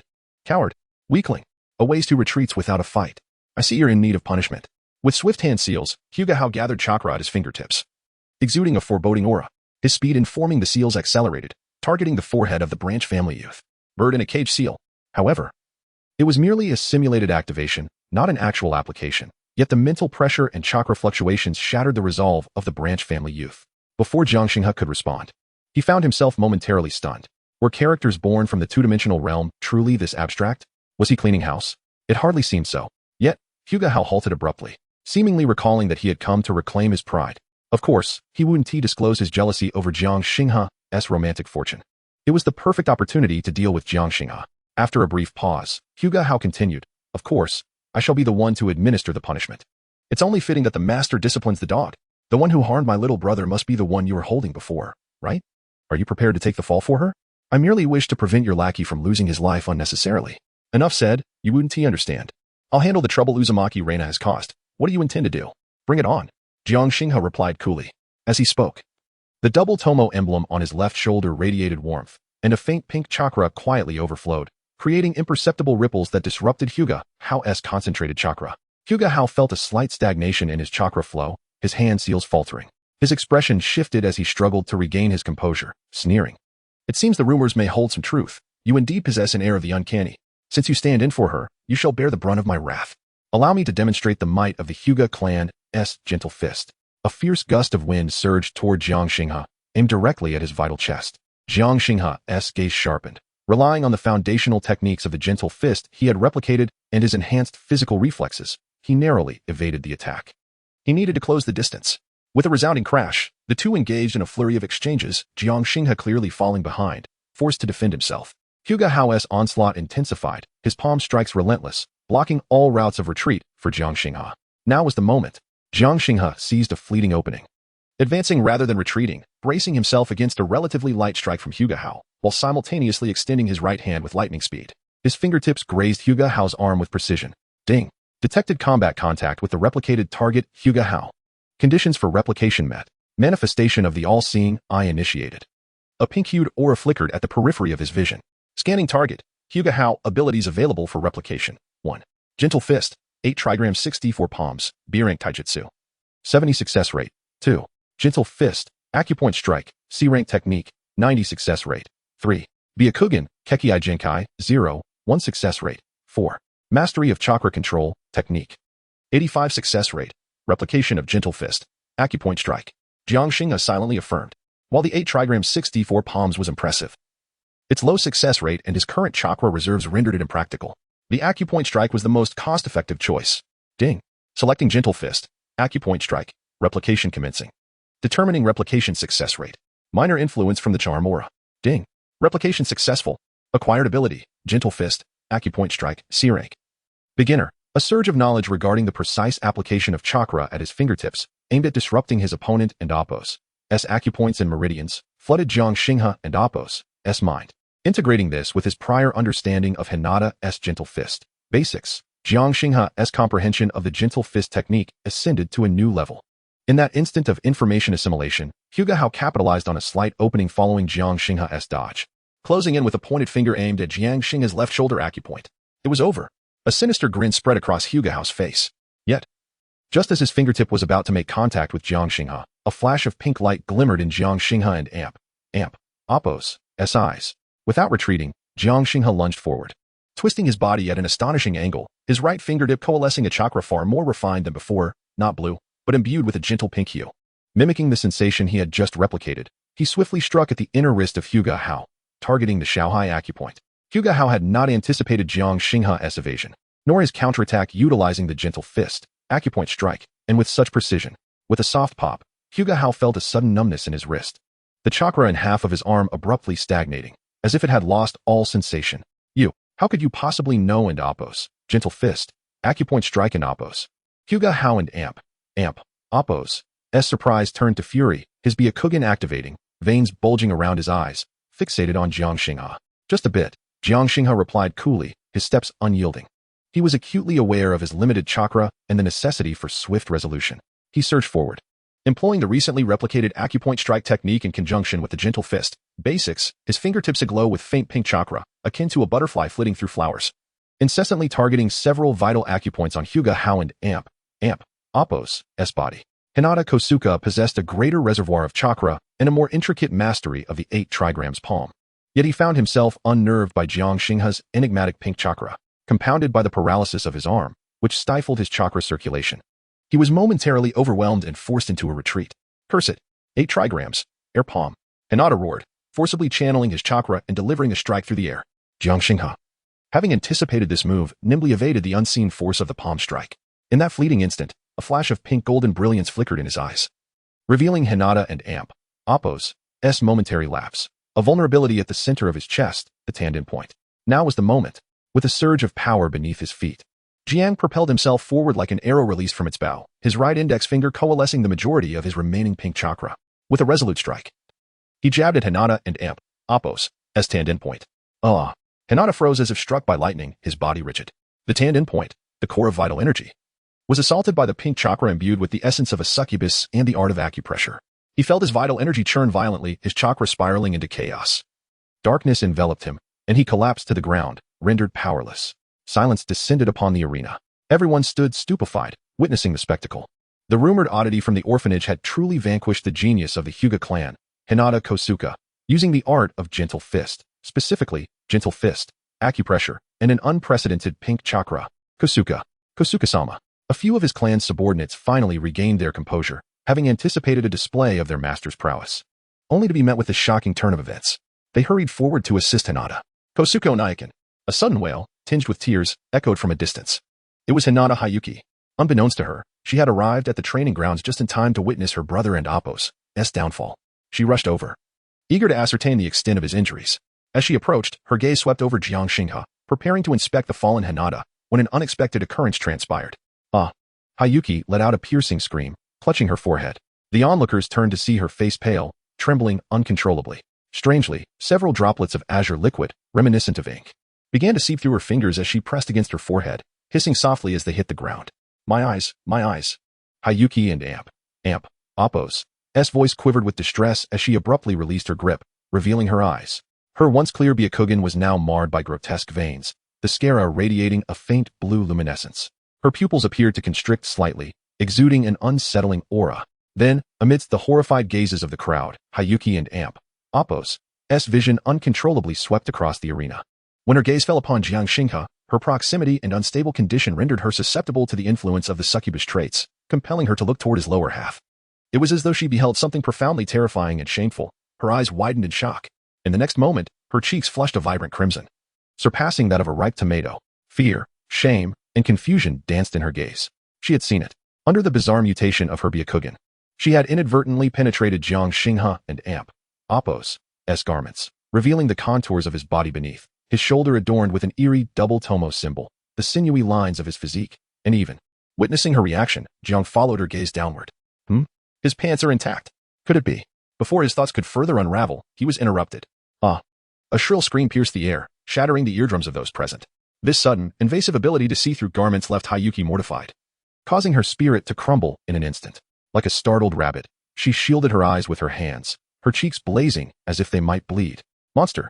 Pervert! She babbled incoherently, turning abruptly to push past Hinata, who had approached her, and fled the training grounds as if escaping from a horrific entity. Hayuki Nichin! Hinata called out in concern, bewildered, and at a loss. Hayuki-sama! The branch family members gasped, attempting to pursue her. Yet they too were paralyzed by the bizarre scene before them, their cries of concern the most they could muster.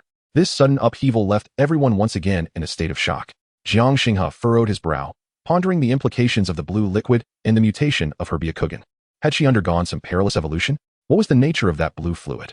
Was it tied to the bloodline of the branch family, or perhaps the caged birds? His mind raced with questions, but there was no time to delve deeper, for a figure appeared before him, as if materializing from thin air. Silver-white hair framed a face mostly concealed by a black mask, revealing only a single, languid yet piercing eye. Clad in the standard attire of the Umbu, it was Kakashi Hitaki. He surveyed the scene, his gaze lingering on the fallen Hinata and the fleeing Hayuki before finally settling upon Jiang Xinghe. You are Jiang Xinghe, correct? Kakashi and Appo's voice, as always, lacked fervor, yet his eyes bore a scrutinizing glint. Come with me. There are matters requiring your cooperation in an investigation. A weight settled in Jiang and Appo's heart. Here came yet another troublesome figure, one he was not yet equipped to confront. What is it? He feigned calm, questioning why Kakashi appeared in his Umbu capacity. Was it due to the recent skirmish or something more? Kakashi did not provide a direct response, merely gesturing toward an inconspicuous corner at the edge of the training grounds. Jiang and Appo's pupils narrowed as he followed the direction of Kakashi and Appo's gaze. There, remnants of exceedingly fine, nearly imperceptible snake-shed fragments lay scattered. Had the assassin left this behind? Or had Orochimaru and Appo's people returned? Was this sudden interest from the Umbu a suspicion directed at him? Follow me, Kakashi commanded, not allowing Jiang time for contemplation, turning to lead the way. The surrounding students and instructors regarded Kakashi, the legendary Jonin, with a mixture of awe and curiosity, casting glances toward Jiang, none daring to intervene. Being taken away by the Umbu was far from a favorable outcome. Jiang inhaled deeply, stifling the tumult within. He glanced toward the direction where Hayuki had vanished, and then at the unconscious Hinata on the ground, ultimately setting his resolve to follow Kakashi. Throughout their journey, Kakashi remained silent, guiding the way. Jiang stole glances at Kakashi and Appo's back. The future 6th Hokage was, at this moment, merely a loyal Umbu operative. Kakashi and Appo's presence signified that the higher-ups in Konoha had heightened their scrutiny of him. This was troublesome. Jiang sighed inwardly, yet deep within his gaze there flickered a hint of excitement. The greater the pressure, the stronger the drive. He must expedite the enhancement of his abilities, particularly his total chakra reserves. Otherwise, these cunning old foxes would undoubtedly unearth his secrets. As he accompanied Kakashi, he silently resolved to consider how to navigate the impending investigation. Perhaps he could attribute some of the anomalies to an accidental encounter with the Nine-Tails Jinchuriki. As for the snake's shed, feigning ignorance would be his only recourse. The path ahead seemed increasingly fraught with peril, yet also intriguingly promising, was it not? In a dim, cold interrogation room, a solitary light hung overhead, illuminating a metal table and 2 chairs. Kakashi sat across from Jiang, his fingers rhythmically tapping on the table. Speak, Jiang Xinghe. He finally spoke of the serpent and Appo's shedding end, the restless chakra within you. I do not know, Jiang Xinghe replied. Perhaps it was left by a wild snake nearby? A wild snake? Kakashi and Appo's tone was unperturbed. It is rare to find a wild snake capable of leaving such size and chakra remnants, especially in the vicinity where you claim to have been attacked. I was indeed attacked, but my assailant self-destructed, leaving nothing behind. Jiang Xinghe maintained his previous assertion. Is that so? Kakashi leaned forward slightly, his dead fish eyes narrowing. Then what of the unusual chakra fluctuations within you? They are chaotic, filled with a chilling aura, remnants of brutality, and a peculiar energy I have never encountered. Jiang Xinghe and Appo's heart raced. He understood what Kakashi was referring to. The Nine-Tails, the assassin, the succubus chakra. It may be a lingering effect from the last attack. He said half-truthfully. The techniques used by the assailant were bizarre, possibly affecting my chakra. As for the remnants of brutality, yesterday, Uzumaki Reina and Appo's chakra went out of control, and I was closest to her, so I may have been affected. This explanation felt somewhat tenuous, but it was the best he could muster at the moment. Kakashi observed him in silence, his Sharingan subtly shifting.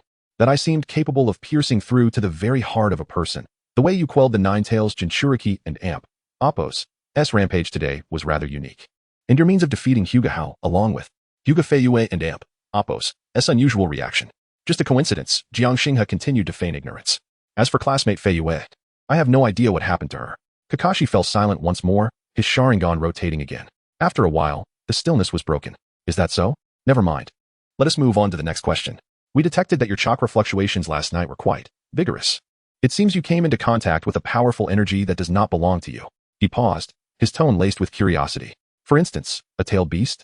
Jiang Xinghe and Appo's heart skipped a beat, so it had been noticed.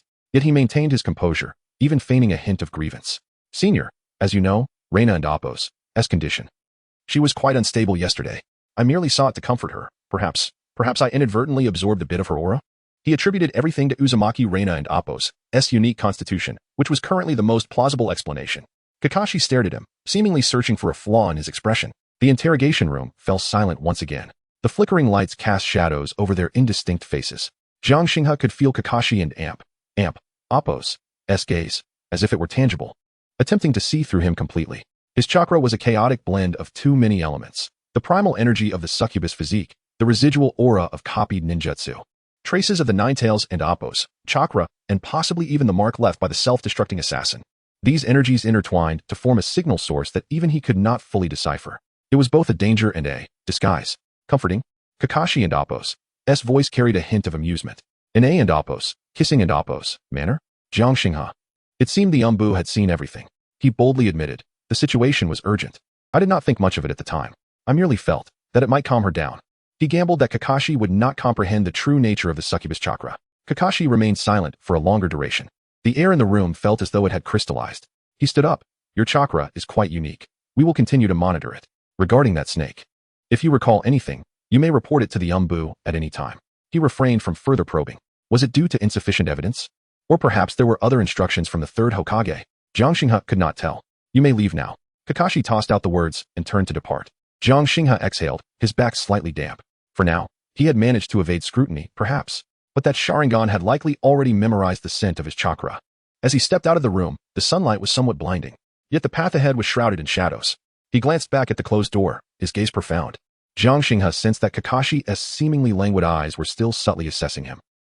Growing quickly certainly attracts attention, yet growing too slowly could lead to dire consequences. He needed greater strength, more hidden cards. His gaze involuntarily drifted once more towards the direction of the orphanage.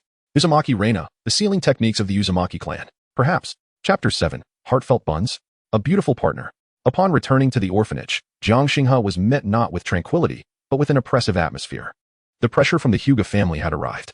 Defeating Hyuga was one thing. It was not as if he had killed him. Even though the provocation had originated from the other side, both the orphanage and the ninja school received inquiries from the Hyuga clan.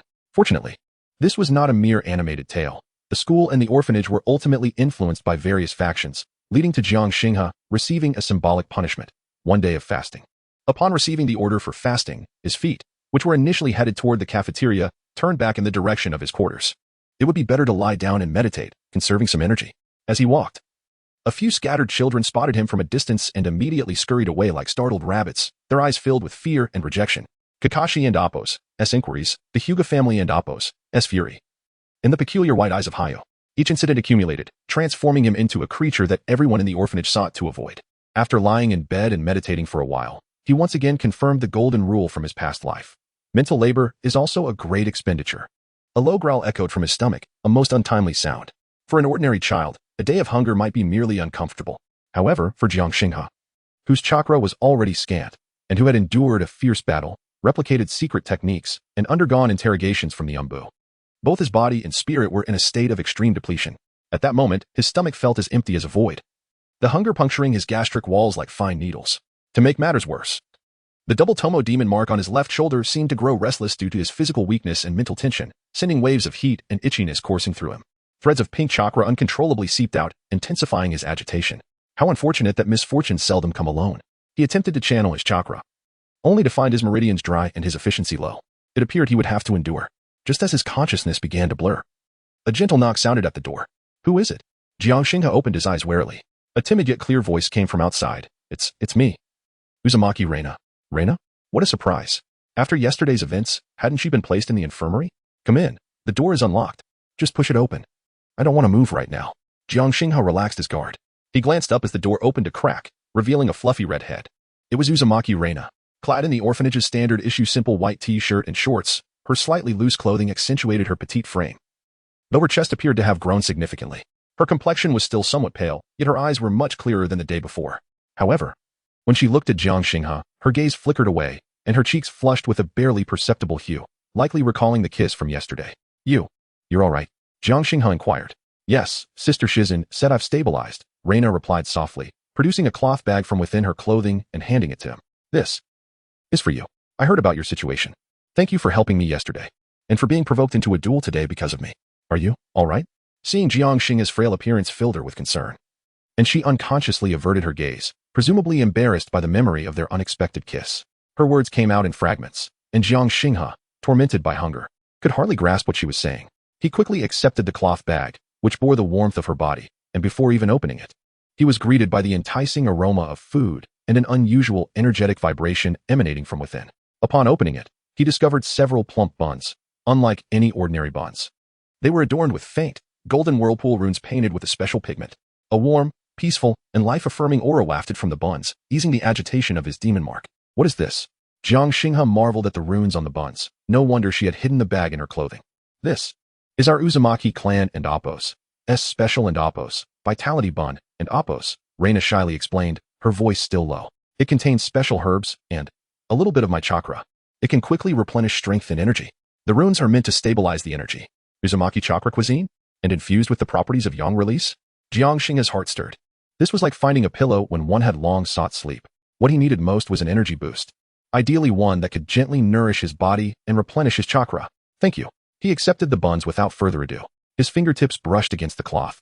Feeling the warmth that seemed to carry a trace of the girl's lingering heat, Reina quickly retracted her hand, her cheeks reddening further, and whispered, "You should eat quickly. If it cools down, it won't be as effective." Jiang Xingha picked up a bun and took a bite. The bun was soft, seemingly infused with the scent of the girl, and the filling was delicious. A warm current instantly spread from his stomach, radiating through his limbs. The pure yang release chakra was like a nourishing rain, swiftly revitalizing his parched body. Remarkably, it harmonized with the agitated pink demon chakra within him, creating an unexpected attraction rather than conflict. The demon mark on his left shoulder gradually calmed, even offering a sense of comfort. The extremely yin demon chakra and the extremely yang Uzumaki chakra, were they truly complementary? After finishing one bun, Jiang Xingha glanced at Reina's flushed cheeks, and then at the fragrant buns still warm from her body. What had yesterday's kiss tasted like? His first kiss had been taken by an animated character, a moment he had only ever dreamed of in his past life. Just as he took a bite of the second bun, an unforeseen change occurred. The chakras within him and Reina seemed to be drawn together, resonating uncontrollably. Jiang Xingha's pink chakra and the yang release chakra he had just absorbed, along with the deeper, turbulent, dark red chakra, the nine tails, formed a delicate cycle among them. A low hum resonated in the air, and an invisible wave emanated from the two of them. Jiang Xingha felt his pink chakra and the newly absorbed yang release chakra swirling together like the yin-yang symbol, subtly tending towards fusion.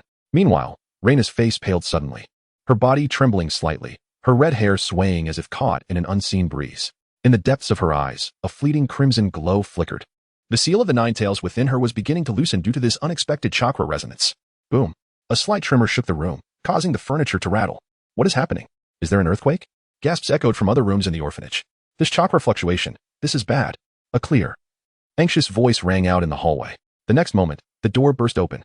Dressed in medical ninja attire and holding a piglet, Shizune appeared at the threshold, her face etched with shock and seriousness. She stepped forward, placing her hands on Jiang Xingha and Reina and Appos' backs, carefully sensing the intense collision of their chakras, which were strangely attracting and complementing each other. One was an extremely yin, enchanting chakra, imbued with the essence of life. The other was an extremely yang, vibrant chakra, yet tainted with the chilling and brutal essence of a tailed beast. These two oppositely aligned natures were resonating in an unprecedented manner, achieving a delicate balance. So that is how it is. So that is how it is. Silently murmuring to herself, her gaze grew extraordinarily complex. No wonder your chakra was able to soothe Reina's inner nine tails yesterday.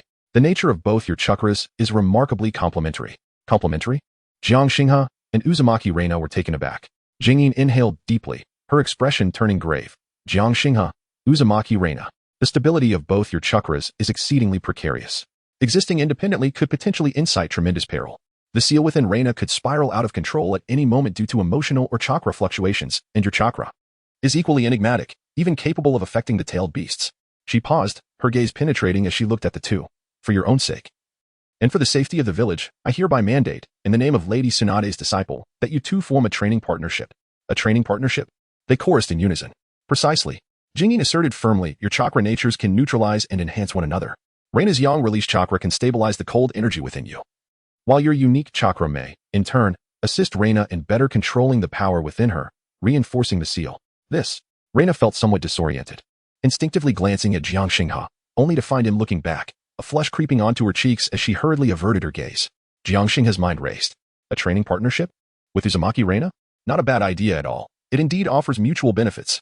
Through close interaction, he might delve deeper into the chakra of the Ninetales, possibly uncovering ways to absorb and utilize it. He sensed an extraordinarily unique connection between his succubus chakra and the Ninetales. I have no objections. Jiang Xinghe promptly agreed, even extending his hand. Reina, I look forward to your guidance henceforth. Reina glanced at Jiang Xinghe, then at the stern-faced Jingyin, her small face growing even redder. Yet she timidly extended her hand, gently grasping Jiang Xinghe's, feeling its coolness. Ah, all right, Reina stammered, blushing as she nodded in agreement. Although forming a partnership with a boy made her exceedingly shy, Jingyin and Apos' words made her realize this might be the sole method to control that terrifying power within her. Moreover, being with Jiang Xinghe seemed to impart an inexplicable sense of reassurance. Excellent. Jingyin exhaled in relief, yet her expression remained serious. I will report your situation in detail to the Hokage. Starting tomorrow, I will personally guide you in chakra coordination training. Remember, your powers are unique and perilous. You must learn to control them. With that, she cast a final, deep look at the two, particularly at Jiang Xinghe, before turning away with her piglet in her arms. Her steps hurried as she clearly intended to report this astonishing discovery immediately. The room was left with only Jiang Xinghe and Uzumaki Reina, the atmosphere becoming somewhat awkward. Outside the window, the faint murmurings of other children from the orphanage could be heard. Look, it's those two again. That red-haired one is a monster. He nearly destroyed the cafeteria yesterday. Jiang Xinghe is even stranger. He is said to have injured someone from the Hyuga clan and even scared Lady Hiyori away. Stay away from them. They're too dangerous. The looks of rejection and fear formed an invisible barrier, isolating the two from the rest. Jiang Xinghe paid no mind. He felt the calming effect of the yang-released dumpling within him, even sensing a slight amplification of his pink chakra. A knowing smile curling at the corners of his mouth. Uzumaki Reina, yang-released chakra, sealing techniques, the Ninetales, and this forcibly bound training partnership. The complications seemed to multiply, yet opportunities arise in tandem. He turned his gaze to the red-haired girl beside him, who was nervously twisting the hem of her clothes. He noticed her slightly anxious expression bore a resemblance to Naruto's mother. The Uzumaki clan indeed produces beauties. A pleasant collaboration? He said gently, extending his hand once more. Reina hesitated for a moment, but ultimately reached out to grasp it lightly. Their chakras resonated again, this time more gently, as if there were a peculiar and intimate connection between them. Thank you for the dumpling. Jiang Xinghe broke the silence once more. No need to thank me, Reina replied, her cheeks flushed, her eyes still flickering as she dared not look at him. I am going to train now. With that, she dashed away like a startled deer. Jiang Xinghe watched her retreating figure, then glanced down at his slightly warm left shoulder. It seems the days ahead will not be dull. He recalled the furtive glances of the other orphans, a knowing smile reappearing on his lips. Isolation? Rejection? Such sentiments are inconsequential. Why would a time traveler concern himself with their opinions? To me, I suffer from a condition. I only adore beautiful women. Chapter 8. Training with Reina. The following dawn, Shizun escorted Jiang Xinghe and Uzumaki Reina to a secluded training ground. This place, far removed from the clamor of the orphanage, was surrounded by a simple barrier, evidently designed to prevent any leakage of chakra fluctuations that might attract unnecessary troubles. Jiang Xinghe surveyed the surroundings, pondering the significance of this exclusive training venue. It appeared that the higher-ups of Konoha held a considerable regard for his and Reina's uniqueness. He cast a glance at the side of him, where Uzumaki Reina walked closely, her hands nervously clutching the hem of her garment. A faint blush still lingering on her fair cheeks from the previous day, her gaze evasive and unwilling to meet his. This will do, Shizun declared, halting her steps and turning to face the two youthful individuals emanating the vitality of 18. In her arms, the small piglet yawned. The commotion caused by your chakra resonance yesterday was significant, though I managed to suppress it temporarily. There's no guarantee it hasn't caught the attention of those with ill intentions. From today onward, your chakra coordination training will take place here, under my direct supervision. Reina appeared somewhat anxious, her red hair gently swaying in the morning breeze as she instinctively tightened her grip on her clothing and stole a furtive glance at Jiang Xinghe. Her expression intricate. The residual excitement from yesterday's exuberance, coupled with Shizun's insistence on their partnership, had robbed her of a restful night. Jiang Xinghe, however, displayed a remarkable calmness. He assessed the training ground, nodding inwardly at its suitability for in-depth exploration. He sensed a notable increase in the vitality of the pink demon chakra within him ever since absorbing the Baozi filled with Reina's yang-released chakra, which also made the double Tomo crest on his left shoulder feel distinctly warmer and clearer. Seated cross-legged at the center of the venue, Jiang Xinghe and Uzumaki Reina positioned themselves closely. A gentle breeze wafted through, carrying the faint fragrance of the girl's hair, stirring something within Jiang Xinghe's heart. He inhaled deeply, suppressing distracting thoughts, and focused intently on Reina. Her cheeks still bore a rosy hue, her gaze somewhat averted, yet her determination shone through with earnestness. She pressed her lips together, forming a basic seal with her hands upon her knees. Sunlight illuminated her fiery locks, resembling flames, harmonizing beautifully with the vigorous life force emanating from within her. "Let us begin," Shizune announced, clearing her throat. "As I instructed yesterday, relax your minds. Sense each other's chakra and attempt to guide your energies towards initial contact." She turned to Reina. "Reina, control your chakra gently, like a vessel accepting. Do not resist." Then she shifted her gaze to Jiang Xinghe. "Xinghe, guide your unique energy close like a stream, allowing it to flow in gradually." Jiang Xinghe concentrated, banishing all distractions. The double Tomo demon crest on his shoulder radiated warmth as a delicate pink chakra flowed naturally from within him, exuding an alluring essence intertwined with the essence of life, cautiously extending this energy like a probing serpent. Reina inhaled deeply, her body still slightly tense. A faint golden aura emerging around her, representing the pure vitality of her yang release chakra. She nervously leaned towards Jiang Xinghe's delicate pink energy snake. Jiang Xinghe's eye of all things had long been activated, clearly perceiving the approach of their two energies, as the pink and gold chakras made contact. There was no anticipated violent clash nor any hint of repulsion. Instead, it felt like long-lost lovers reuniting, or the polar ends of a magnet instantly drawn together and entwined. A soft resonance echoed through the air, neither loud nor overwhelming, yet it resonated deep within the soul. From the center of their connection, invisible ripples of energy spread outward. Remarkably, several blades of grass at the edge of the training ground began to grow at a visibly accelerated pace. As the pink and gold chakras merged, a faint, dark red chakra, imbued with a chilling and fierce aura, uncontrollably leaked from Reina's body. It was the power of the Yin Nine Tails. However, the moment this chakra emerged, it was swiftly enveloped and drawn in by the swirling pink and gold energies like a tamed beast, causing no destruction but instead being forcibly integrated into a small, stable whirlpool of three distinct powers. Reina felt an indescribable sensation of relief wash over her entire being. This feeling sent a shockwave through her heart, her cheeks flushing crimson as her heartbeat raced uncontrollably, almost leaping from her chest. She could even distinctly sense that within the pink chakra, there was a unique masculine essence belonging to Jiang Xinghe, leaving her parched and flustered.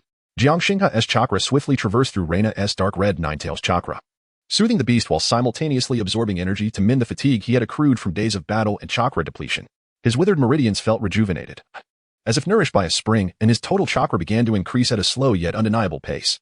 This growth rate far exceeded the efficiency of his own meditation practice. Simultaneously, the eye of all things operated autonomously, revealing new streams of information, detecting special chakra resonance state.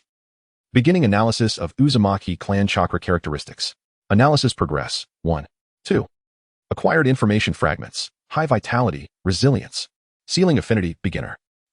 Uzumaki Reina emitted a soft, pleasurable sigh. She felt the oppressive aura of coldness and brutality from the Yin Nine Tails within her soften considerably under the influence of the pink chakra. Her grasp on that terrifying power seemed clearer, just a tad.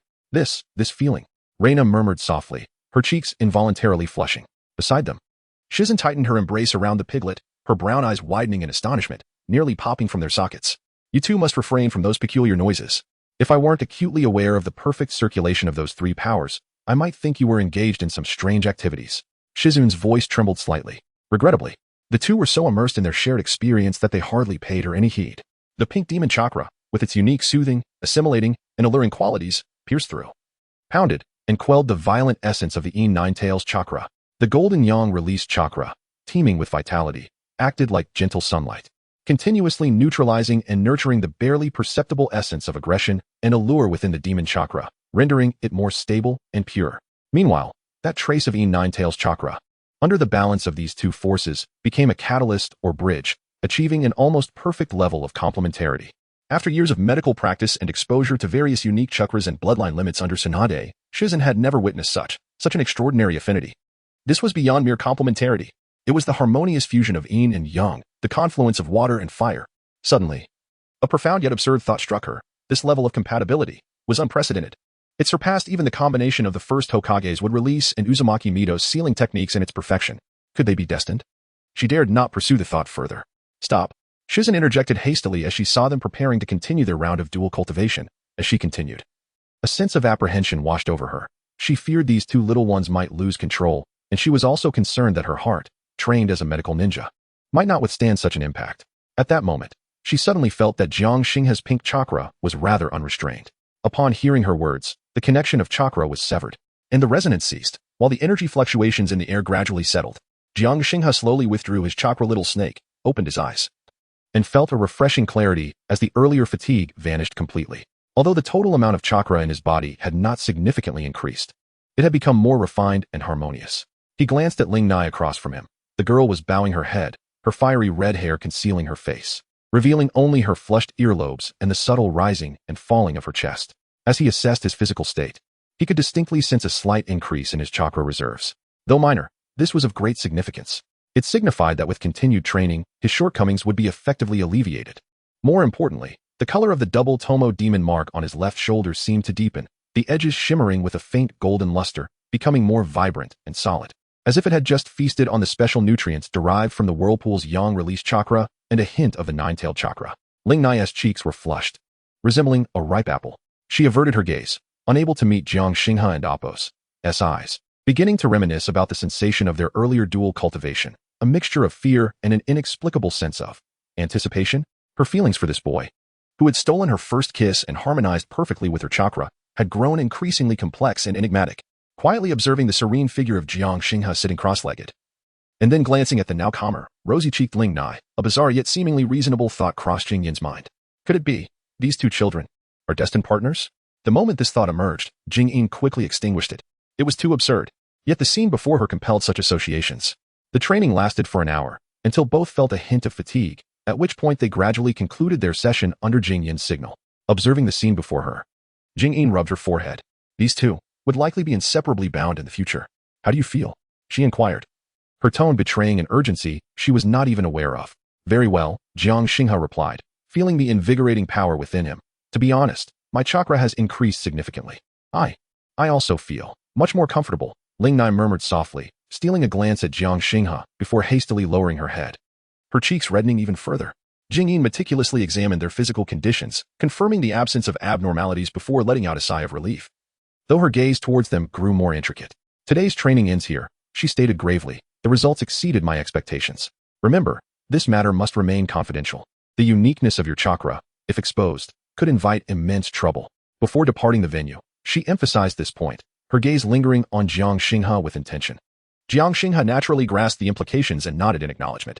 He turned his attention back to Ling Nai, scrutinizing her flushed profile, and contemplated the gains from this training, which extended beyond the mere enhancement of chakra reserves and the initial understanding of whirlpool chakra. More crucially, he had substantiated the vast developmental potential that existed between demon chakra, yang release chakra, and even tailed beast chakra. The girl seemed to sense his gaze, her body trembling slightly, and then, like a startled rabbit, she hastily bid him farewell, her face aflame, and fled without daring to look back. Jiang Xinghe stroked his chin, watching her retreating figure with a wry smile. This girl, her reactions were becoming increasingly intriguing. He turned to leave the training ground, but paused momentarily, catching a fleeting glimpse of a very subtle gaze hidden deep within the woods. Was it an illusion? Or the ongoing surveillance of the ANBU? Or perhaps, other eyes lurking in the shadows? Calmly retracting his gaze, he heightened his vigilance. It seemed that his bond with Ling Nai would bring not only opportunities, but also a host of troubles and prying eyes. With that thought, he continued his way back.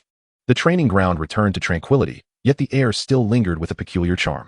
Upon returning to his room alone, Jiang Xinghe once more attuned to his physical state. The double Tomo demon mark on his left shoulder radiated an increasingly vibrant warmth, as if it had absorbed some intangible nutrients during their dual cultivation and was slowly undergoing an enigmatic transformation.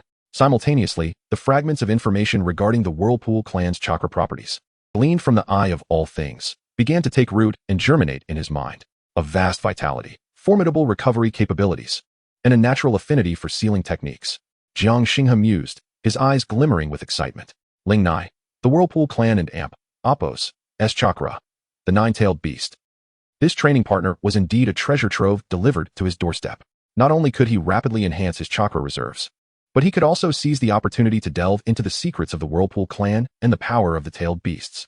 It appeared that the days ahead would be extraordinarily productive. Meanwhile, Ling Nai returned to her room, gazing at her flushed reflection in the mirror, her heart racing. The sensation of cultivating alongside Jiang Xinghe felt strange, yet not unwelcome. Perhaps even a bit comforting? She shook her head, striving to banish the image of that boy from her thoughts, but the more she tried, the clearer his handsome face with a hint of mischief became. Pleasant collaboration? The boy and Apos' gentle words from the previous day echoed in her ears. Her heart was in disarray. Chapter 9. Shuriken Shadow Clone. Irika and Apos' astonishment. The following morning, as the first rays of sunlight streamed through the window and caressed Jiang Xinghe and Apos' face, he slowly opened his eyes. After a night of contemplation, the benefits gained from his dual cultivation with Uzumaki Reina became increasingly apparent. Not only did he feel mentally rejuvenated, but the flow of chakra within him also seemed significantly smoother. Though the overall quantity had not surged dramatically, its refinement and control exhibited a subtle enhancement. The double tomo demonic emblem on his left shoulder lay dormant, resembling a satiated beast, exuding an air of languid satisfaction. This method of and oppos, cultivation and oppos, is indeed astonishing. Jiang Xinghe mused softly, a knowing smile gracing his lips. It seemed he had indeed chosen the right partner in Reina. With a light heart, he arrived at the Ninja Academy. During the morning's theoretical class, sunlight filtered through the window panes, casting dappled shadows. At the front, Irika was elucidating the political relations between the Land of Fire and its neighboring countries, an utterly tedious affair. Most students were on the verge of slumber, including Naruto, whose drool threatened to cascade onto his desk. Sasuke, on the other hand, sat upright, yet his gaze was clearly unfocused on the blackboard. Jiang Xinghe leaned back in his chair, his fingers unconsciously tapping the desk. To someone like him, who possessed a modern soul, these so-called profound theories appeared remarkably simplistic. The power struggles between nations were merely exchanges of interests and clashes of strength, a mere change of skins. Now, who can discuss the profound impacts on Konoha and Oppos, as strategic deployments caused by the sudden shift of the grass-hidden village towards the land of Earth? Irika scanned the classroom with anticipation. This question held depth, involving multifaceted constraints and shifts in resource lines. A profound silence enveloped the room. Even Sakura, usually keen to participate, frowned in contemplation. Jiang Xinghe, you answer. Irika called his name.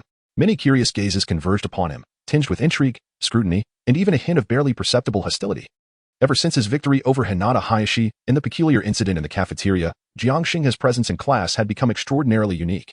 Rising calmly, Jiang Xinghe began. The defection of the grass-hidden village first severed Konoha and Oppos' convenient route for infiltration to the west. Furthermore, it allowed the military forces of Awagakure in the Land of Earth to pose a more direct threat to the northwestern borders of the Land of Fire. More critically, it altered the regional balance of power, compelling Konoha to allocate additional resources for defense along the western front, thereby indirectly affecting its strategic pressure on other directions, such as towards Sunagakure. His voice was soft, yet resonated clearly within the hushed classroom. The structure of his argument was lucid, and the logic was tightly woven, addressing the core of the issue. A glimmer of surprise flickered in Irika and Oppos' eyes, quickly followed by approval. Excellent. Your analysis is remarkably insightful. He had not anticipated that Jiang Xinghe, who typically did not stand out, possessed such keen strategic acumen. A few students, who had initially regarded him with a sense of detachment, began to reassess this orphaned boy. Jiang Xinghe returned to his seat, his expression unruffled, as though he had merely solved a simple arithmetic problem. This level of analysis was effortless for him. With the theoretical class concluded, the students proceeded to outdoor practical training. Today, his focus was on shuriken throwing. The training ground was lined with wooden stake targets. Listen closely. The key to shuriken throwing lies in wrist strength, angle control, and chakra attachment. Irika called out, demonstrating with precision. Whoosh, whoosh, whoosh.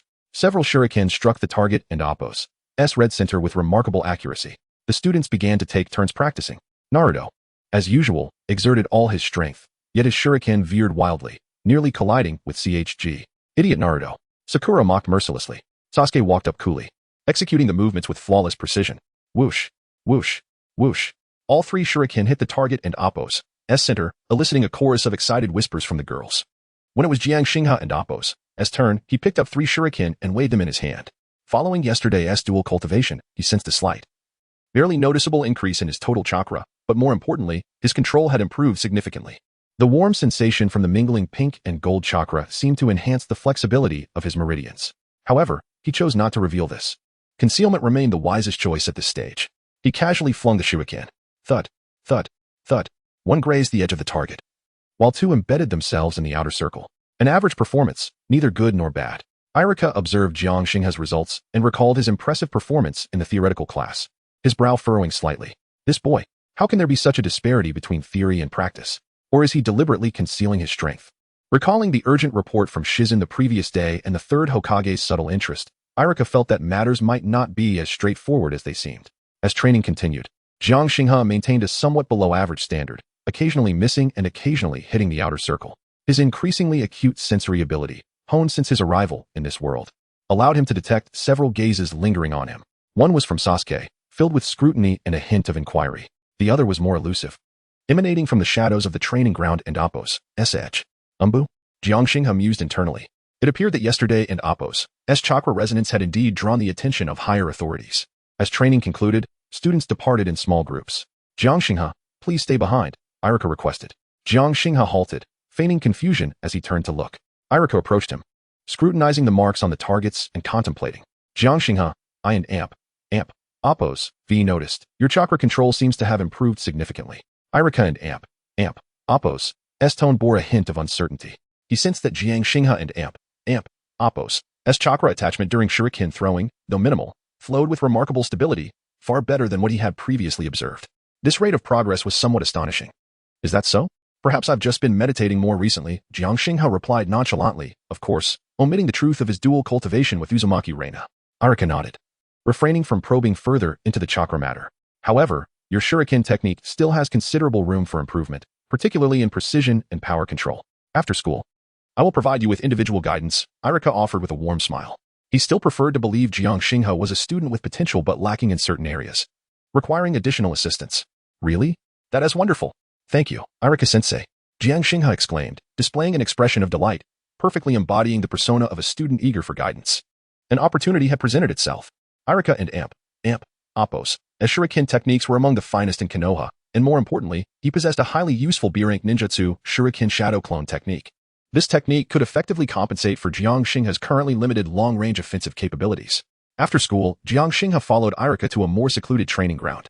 Shuriken throwing relies not only on arm strength, but also on learning to and Amp, Oppos, guide and Amp, Oppos, and Amp, Oppos, amplify and Amp, Oppos. With chakra, Irika patiently explained the essentials while slowing his demonstration.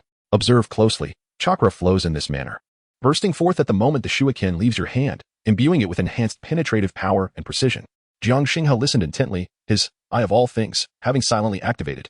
Within the vision of the eye, the flow of chakra within Irika was vividly visible, akin to a blue stream, precisely channeling into his arm and then extending to the shuriken at his fingertips. Now, give it a try, Irika gestured. Jiang Xinghe picked up a shuriken, mimicking Irika and Amp, Oppos, S movements. He intentionally allowed the flow of chakra to appear somewhat awkward and unstable. Whoosh! The shuriken flew out, barely embedding itself in the target, albeit at a skewed angle. Do not rush. Controlling chakra requires a gradual approach, Irika encouraged.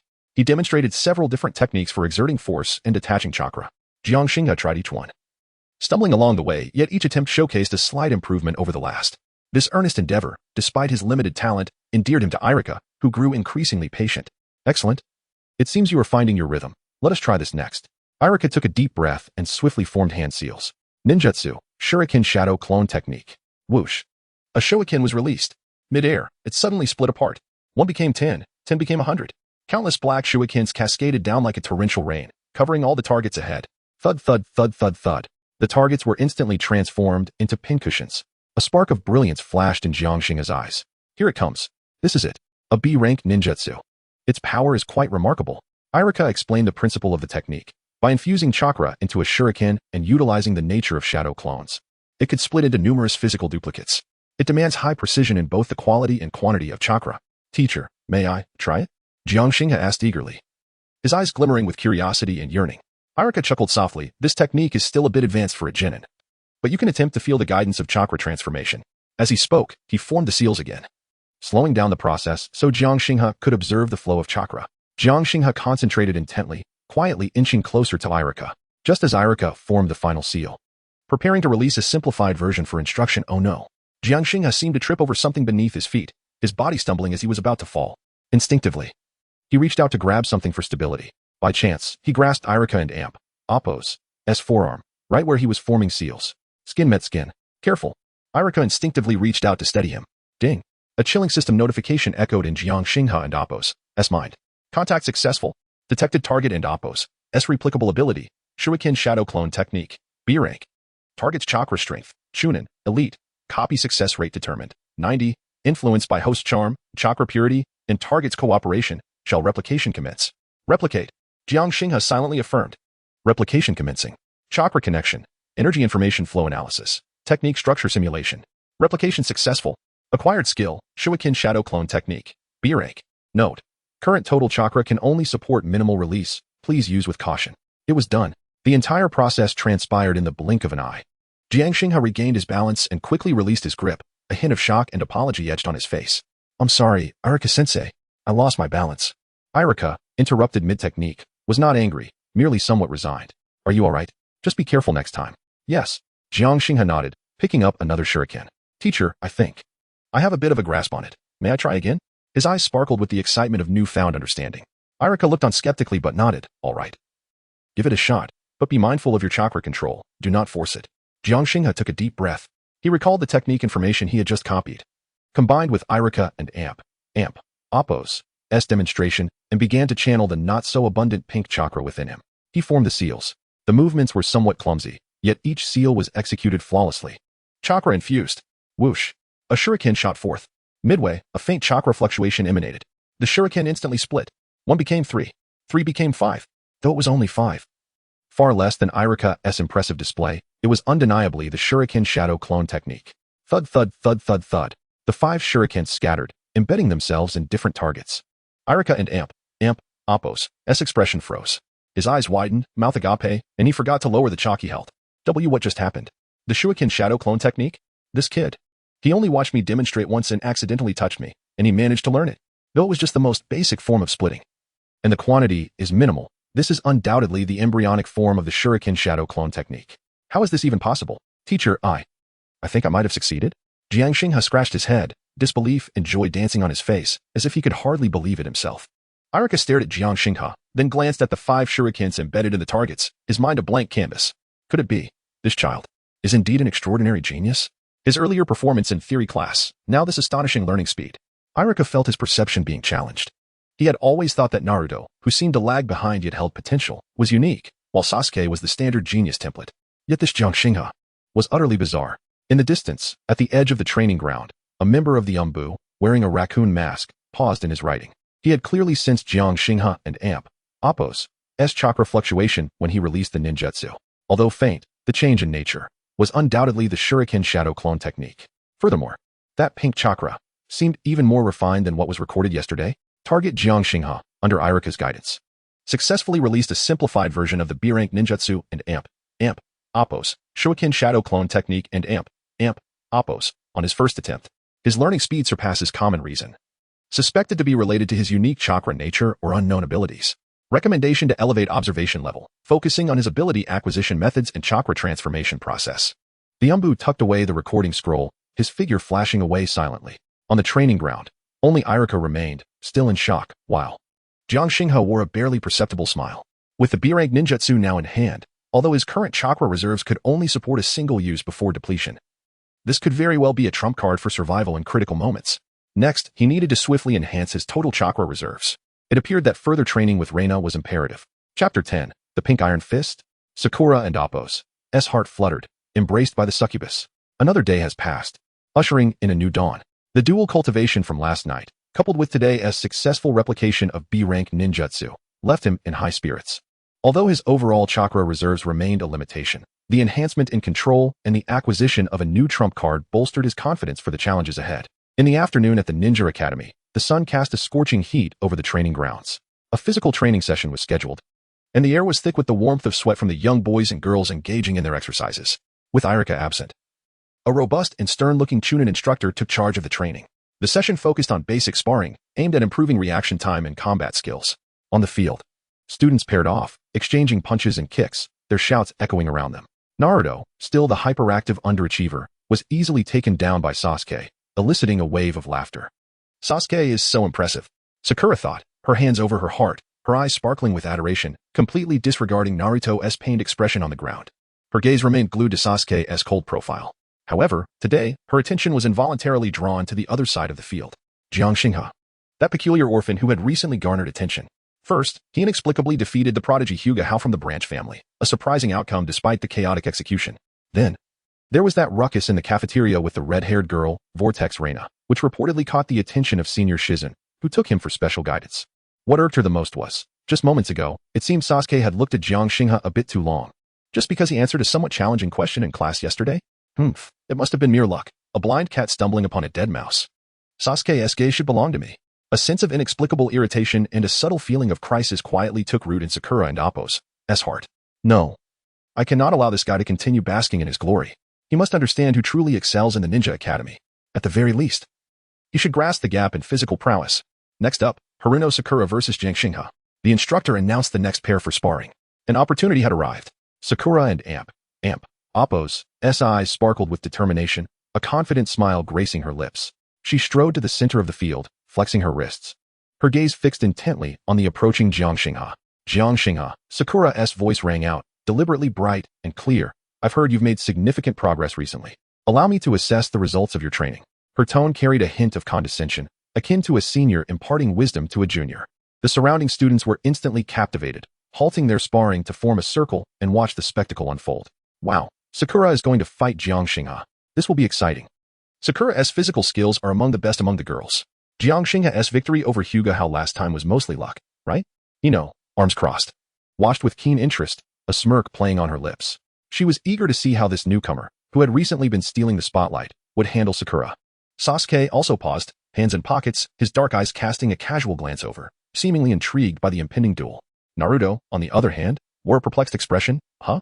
Sakura is going to fight Xinghe? Why? Jiang Xinghe stood across from Sakura, observing the pink-haired girl with emerald eyes. Haruno Sakura, a future disciple of the 5th Hokage, inheriting Tsunade's immense strength and medical ninjutsu prowess. However, at present, she remained merely a girl with good theoretical knowledge and decent physical skills, yet lacking in practical experience and maturity in mindset. As for her provocation, Jiang Xinghe could easily deduce its purpose. Perhaps she had noticed his recent prominence, or sensed the subtle attention Sasuke had bestowed upon him, triggering this top fan's feelings of threat. The thoughts of a young girl. Nevertheless, this presented the perfect opportunity for him to gauge the passive effects of his succubus nature on an ordinary individual, particularly on a pubescent girl, under non-specific emotional circumstances and without any deliberate guidance. Very well, Jiang Xinghe smiled gently. I look forward to your guidance, Sakura-san. His demeanor was neither submissive nor arrogant, yet it left Sakura feeling as though she had struck cotton with her punch. Less talk, and prepare yourself, Sakura exclaimed, launching her attack. Her speed was commendable. A standard straight punch accompanied by a rush of wind, aimed directly at Jiang Xinghe and Appo's face. The punch carried a surprising force for her petite frame. Yet, she exerted only 70% of her strength, wanting to impress Jiang Xinghe while leaving room to avoid causing him real harm. Jiang Xinghe and Appo's expression remained calm. As they drew closer, a faint, almost imperceptible, peculiar fragrance emanated from him. Through the lens of the eye of all phenomena, Sakura's movements, the distribution of her strength, even the slight tremors of her muscles were vividly clear. So slow. So many openings. He didn't and Appo's to even need to utilize the copied gentle fist techniques. With a slight shift of his body, he effortlessly evaded Sakura and Appo's punch by mere millimeters. The wind from her strike brushed past his cheek, tousling a few strands of his hair. Sakura was taken aback, not expecting him to evade so effortlessly. Undeterred, she continued her assault, her right leg sweeping out like a whip, targeting Jiang Xinghe's lower body. Jiang Xinghe stepped back just enough to avoid it, simultaneously extending his right hand, delicately brushing aside her kicking leg with a grace akin to a butterfly flitting through flowers. The motion was gentle, yet contained a subtle technique for neutralizing force, an application he had gleaned from the copied gentle fist basics. Although devoid of chakra assistance, it sufficed for countering basic taijutsu. Sakura's attack once again fell short, her momentum causing her to lean slightly forward. Frustration bubbled within her. This guy was as slippery as an eel. She steadied herself, intensifying her onslaught. Punches and kicks rained down on Jiang Xinghe like a torrential storm. Yet, no matter how fervently she attacked, Jiang Xinghe effortlessly deflected her blows with minimal movement and impeccable timing. He stood firm like a rock amidst turbulent waves, unyielding to the gusts and swells that threatened to overpower him. The onlooking students began to sense something was amiss. What is going on? Sakura's attacks seem completely ineffective against him? Jiang Xinghe's movements are so peculiar, they appear ordinary yet allow him to evade every strike.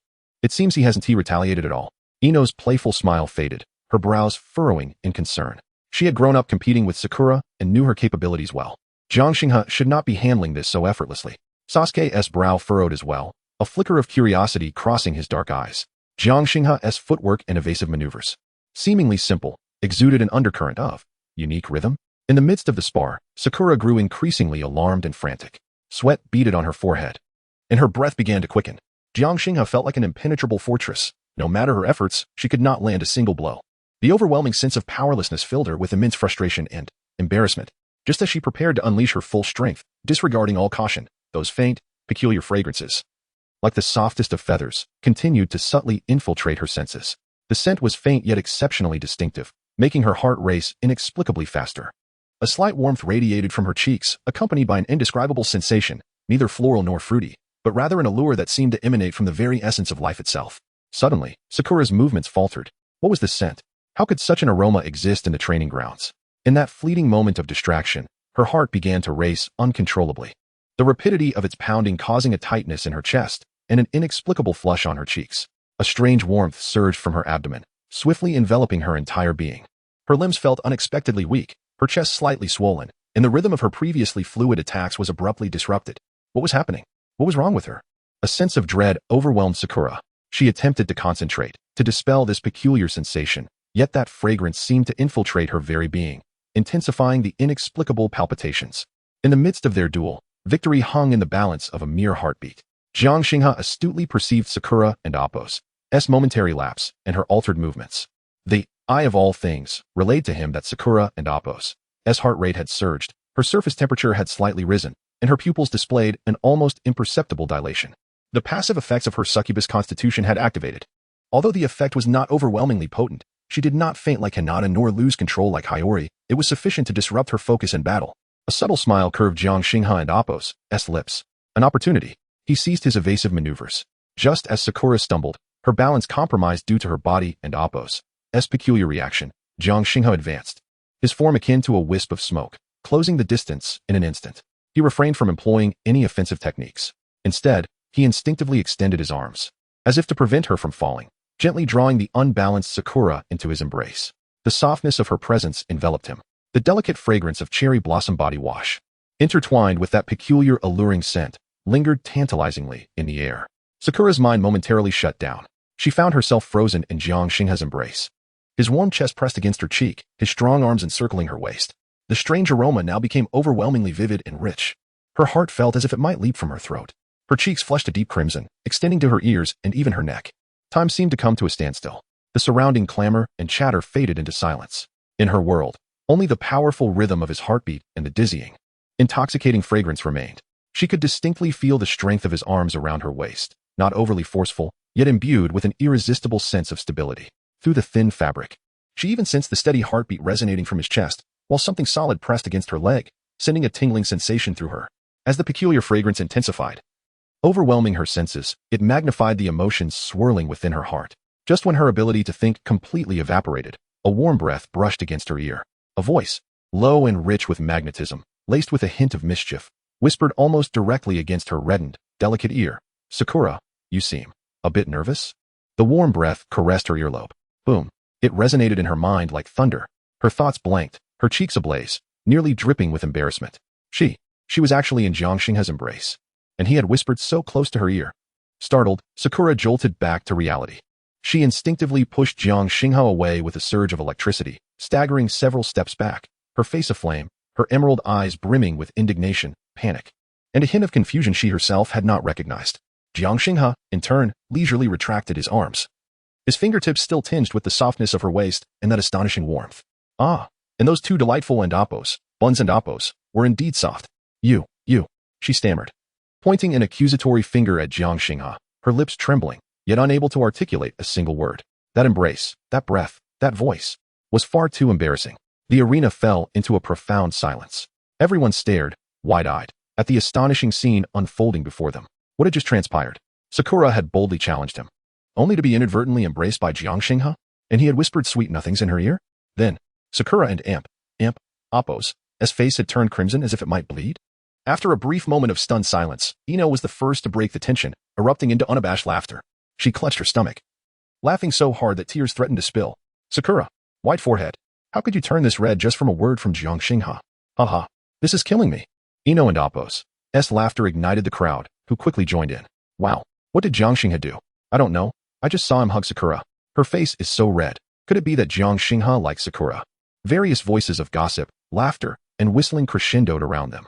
Naruto gaped, glancing from the blushing Sakura to the seemingly innocent Jiang Xinghe, scratching his head in utter confusion. Sasuke-kun. Sakura instinctively sought Sasuke and Appo's support, but found him furrowing his brow, his dark eyes fixed intently on Jiang Xinghe, an expression of gravity and scrutiny lurking within. He did not even glance in her direction. Sakura's heart sank, a wave of humiliation and grievance washing over her, her eyes stinging as she fought back tears. At that moment, Jiang Xinghe and Appo's mind was filled with the cold, mechanical sound of the system and Appo's notification. Ding. detecting a significant emotional fluctuation in target, Haruno Sakura. Target heart rate, adrenaline. Pheromone secretion levels abnormal. Passive effects of succubus constitution have subtly activated. Haruno Sakura and Appos. As favorability increased by 10. Current state, curiosity 30. Embarrassment, 70. Note, the succubus aura has established a preliminary attraction towards the opposite sex, within the target and Appos, S embarrassment. There exists a blend of curiosity towards the unfamiliar sensation and instinctual fluttering. Favorability has increased, and in a state dominated by embarrassment, Jiang Xinghe mused.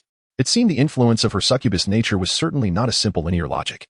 Negative emotions could sometimes metamorphose into the genesis of interest and attention. Especially for a girl like Sakura, who exhibited a touch of pride and was experiencing the throes of youthful awakening, embarrassment itself served as a potent emotional imprint. Jiang Xinghe shifted his gaze back to the almost explosive Sakura, maintaining a serene expression as if the unexpected embrace and whispered words had been nothing more than a mere accident. Thank you, Sakura. He nodded slightly, his tone calm. This demeanor of nonchalance, as if he were simply brushing off the situation, only served to stoke Sakura and Appos' ire further, her teeth clenched in frustration.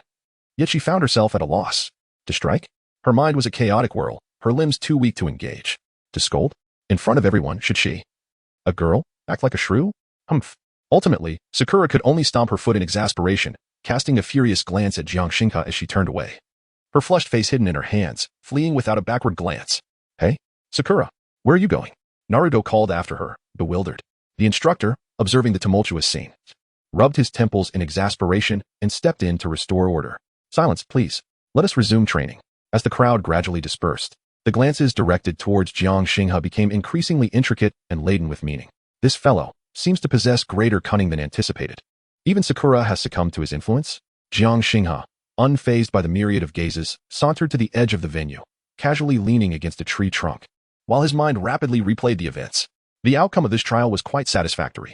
The passive charm effect was confirmed to be more potent on the opposite sex, particularly for young girls of this age, whose thoughts tend to be relatively innocent, especially concerning matters of the heart. He recalled the previous encounter with his male counterpart, Hinata, which also managed to disrupt the target and Appos' mindset. Reflecting on Sakura and Appos' reaction, he discerned that, under certain circumstances, it might even enhance her affection. Although this curious and embarrassed state fell short of genuine fondness, at the very least, it was not a negative value. This marks a promising beginning. Haruno Sakura, though currently merely a theoretical figure, possesses significant potential for the future, especially with that extraordinary strength, if it could be developed in advance, or rather, replicated. Next, the focus must shift to more precisely controlling and harnessing this passive influence. Of course, there remains the most crucial task: to enhance one and Appos' strength and increase the overall chakra reserves. The chakra consumption of the Shuriken Shadow Clone technique is considerable. It seems that dual cultivation with Reina must indeed be prioritized, and furthermore, its frequency increased. He lifted his gaze, and by chance, met Sasuke and Appos' inquisitive stare from a distance, their eyes crossing momentarily in the air. Sasuke and Appos' expression remained frigid, yet there was a barely perceptible hint of inquiry. Jiang Xinghe smiled faintly and calmly averted his gaze. It is becoming increasingly intriguing. Chapter 11. The Fusion of Secret Arts? Ino and Appos' turmoil. The clamor of the training ground gradually subsided. Students dispersed in small groups, their glances occasionally darting toward Jiang Xinghe, filled with curiosity, envy, jealousy, and even a hint of inexplicable reverence. The recent spectacle was truly overwhelming. Haruno Sakura, the pink-haired girl renowned for her stellar theoretical performance, unwavering affection for Sasuke, and exceptional taijutsu skills among her peers, had been rendered flushed and flustered by an unexpected embrace and whisper from Jiang Xinghe, fleeing in embarrassment. Leaning against the trunk of a tree, Jiang Xinghe basked in the dappled sunlight filtering through the leaves. The brief encounter with Sakura had clarified the passive effects of his succubus lineage. The power to subtly stir a girl and Appos' heartstrings without deliberate intention was far more effective than he had anticipated, especially with the system and Appos' prompt indicating a 10 increase in affection. It seemed this lineage held many more intriguing applications. His gaze casually swept across the training ground, his fingertips unconsciously stroking his chin. The lingering warmth and softness from that fleeting physical contact with Sakura still resonated in his sensory memory, particularly the well-developed and Appos' Bowsy and Appos' shape. Quite promising indeed. Before Jiang Xinghe could further contemplate his brief interaction with Sakura and the passive effects of his succubus nature, a figure approached, wafting in with a fragrant breeze. Hey! Jiang Xinghe, a crisp yet slightly spoiled voice interrupted his thoughts. He turned to see the striking figure of Yamanaka Ino entering his field of vision. Ino approached with an air of confidence, hands on her hips, her lively steps accentuated by her eye-catching training attire, a purple crop top daringly exposing her flat, toned abdomen and a portion of her fair waist, paired with matching tight shorts that highlighted her youthful, vibrant curves. Her radiant golden hair was tied into a high ponytail, swaying gently with her movements, while her light blue eyes sparkled with unabashed curiosity, fixed intently on Jiang Xinghe. She had clearly witnessed Sakura and Appo's mortified and defeated demeanor, and as Sakura and Appo's longtime rival and frenemy, she understood her well. To elicit such a reaction from Sakura was no small feat. Moreover, it seemed that Sasuke's gaze had lingered on Jiang Xinghe for an unusually long time, igniting Ino's curiosity like a wildfire. "Is there something you need, Ino?" Jiang Xinghe replied, a perfectly measured smile of mild inquiry gracing his face. He could sense the intense curiosity radiating from her, coupled with a barely perceptible sense of competition. It and Appo's nothing major. Ino crossed her arms, tilting her chin slightly, adopting a casual demeanor. "I'm just a bit curious about what secret art you used on Sakura. How did you manage to make her blush so profusely and run off like that?" She emphasized the words in Appo's secret art and Appo's. Her emerald eyes locked onto Jiang Xinghe and Appo's face, trying to glean any hint of truth. The faint scent of sun-baked earth mingled with fresh grass wafted into Jiang Xinghe and Appo's nostrils. He understood that Ino had come seeking information about Sakura. Of course, he wouldn't be foolish enough to admit any use of special abilities. "Secret art?" Jiang Xinghe feigned surprise, raising an eyebrow. "You jest, Ino. I possess no such skills. Perhaps during our sparring, Sakura simply lost her balance, and I just helped her regain it." He shrugged, wearing an expression of utmost innocence. "Helped her regain it?" Ino clearly did not believe him. She stepped closer, her golden ponytail swaying with her movement, a hint of floral fragrance enveloping Jiang Xinghe. Just a little assistance turned that proud forehead into a blushing shrimp. "Who are you trying to fool? Then tell me, how did you suddenly become so formidable? You defeated Hinata last time, and now you've made Sakura falter. Have you been secretly training somewhere?"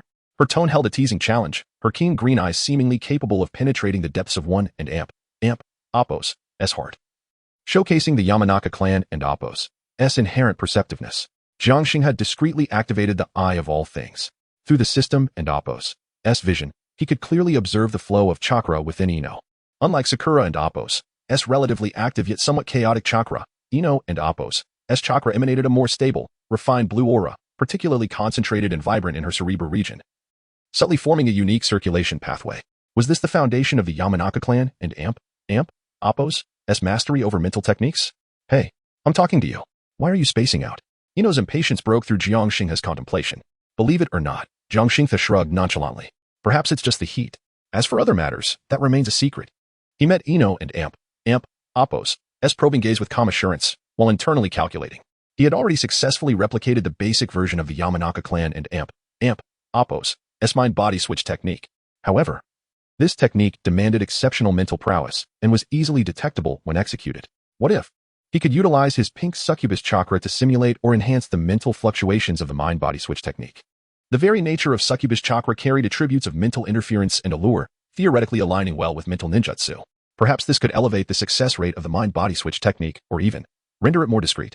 This notion flashed through Jiang Xinghe and Appo's mind like a lightning bolt, quickening his heartbeat. It was a tantalizing direction. As Jiang Xinghe and Appo's thoughts churned, Ino seemed spurred on by his nonchalant demeanor, stepping closer once again, nearly pressing against him. She extended a delicate finger, poking at his arm, her tone laced with defiance. "Don't play coy with me. I saw everything clearly. You definitely did something to Sakura. Come clean." The cool touch of her fingertip, delicate and slightly trembling with excitement, carried an undeniable air of authority. Jiang Xinghe gazed at her youthful finger, a subtle smile curling at the corners of his lips. An opportunity. Instinctively, he reached out, their fingers brushing together in an unintentional yet intimate contact.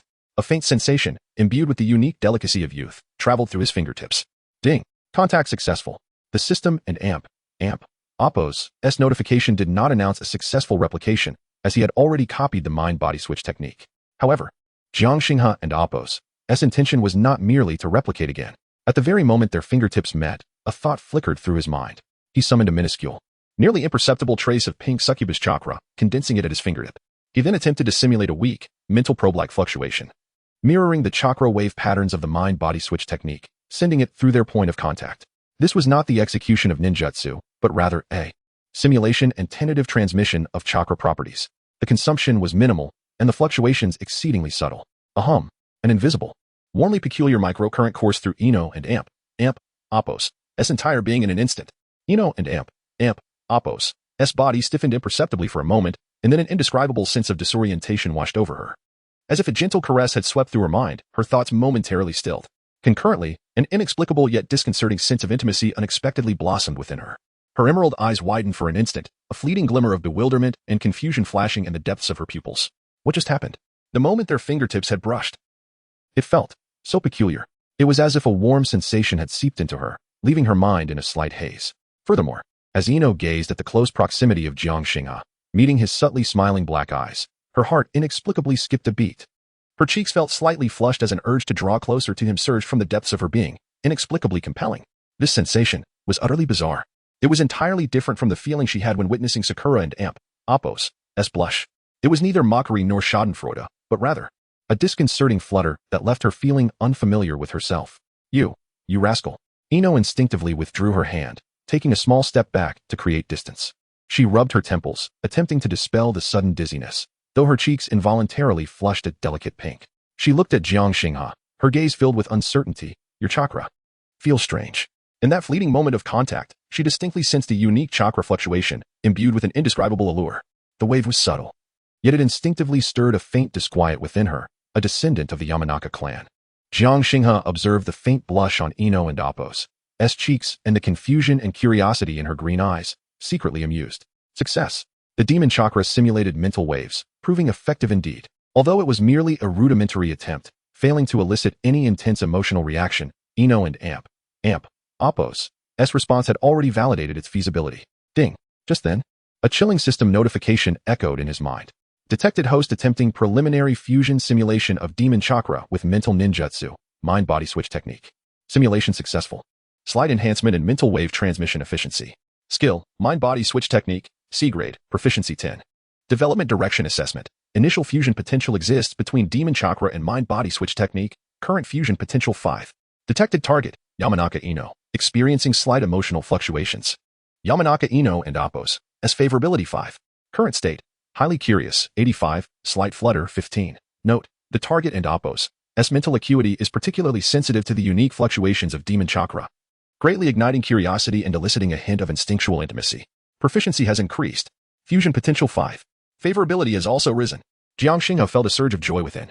This unexpected attempt yielded results far beyond his expectations. It appears that integrating demon chakra into the various ninjutsu he had replicated presents a route of immense potential for enhancement.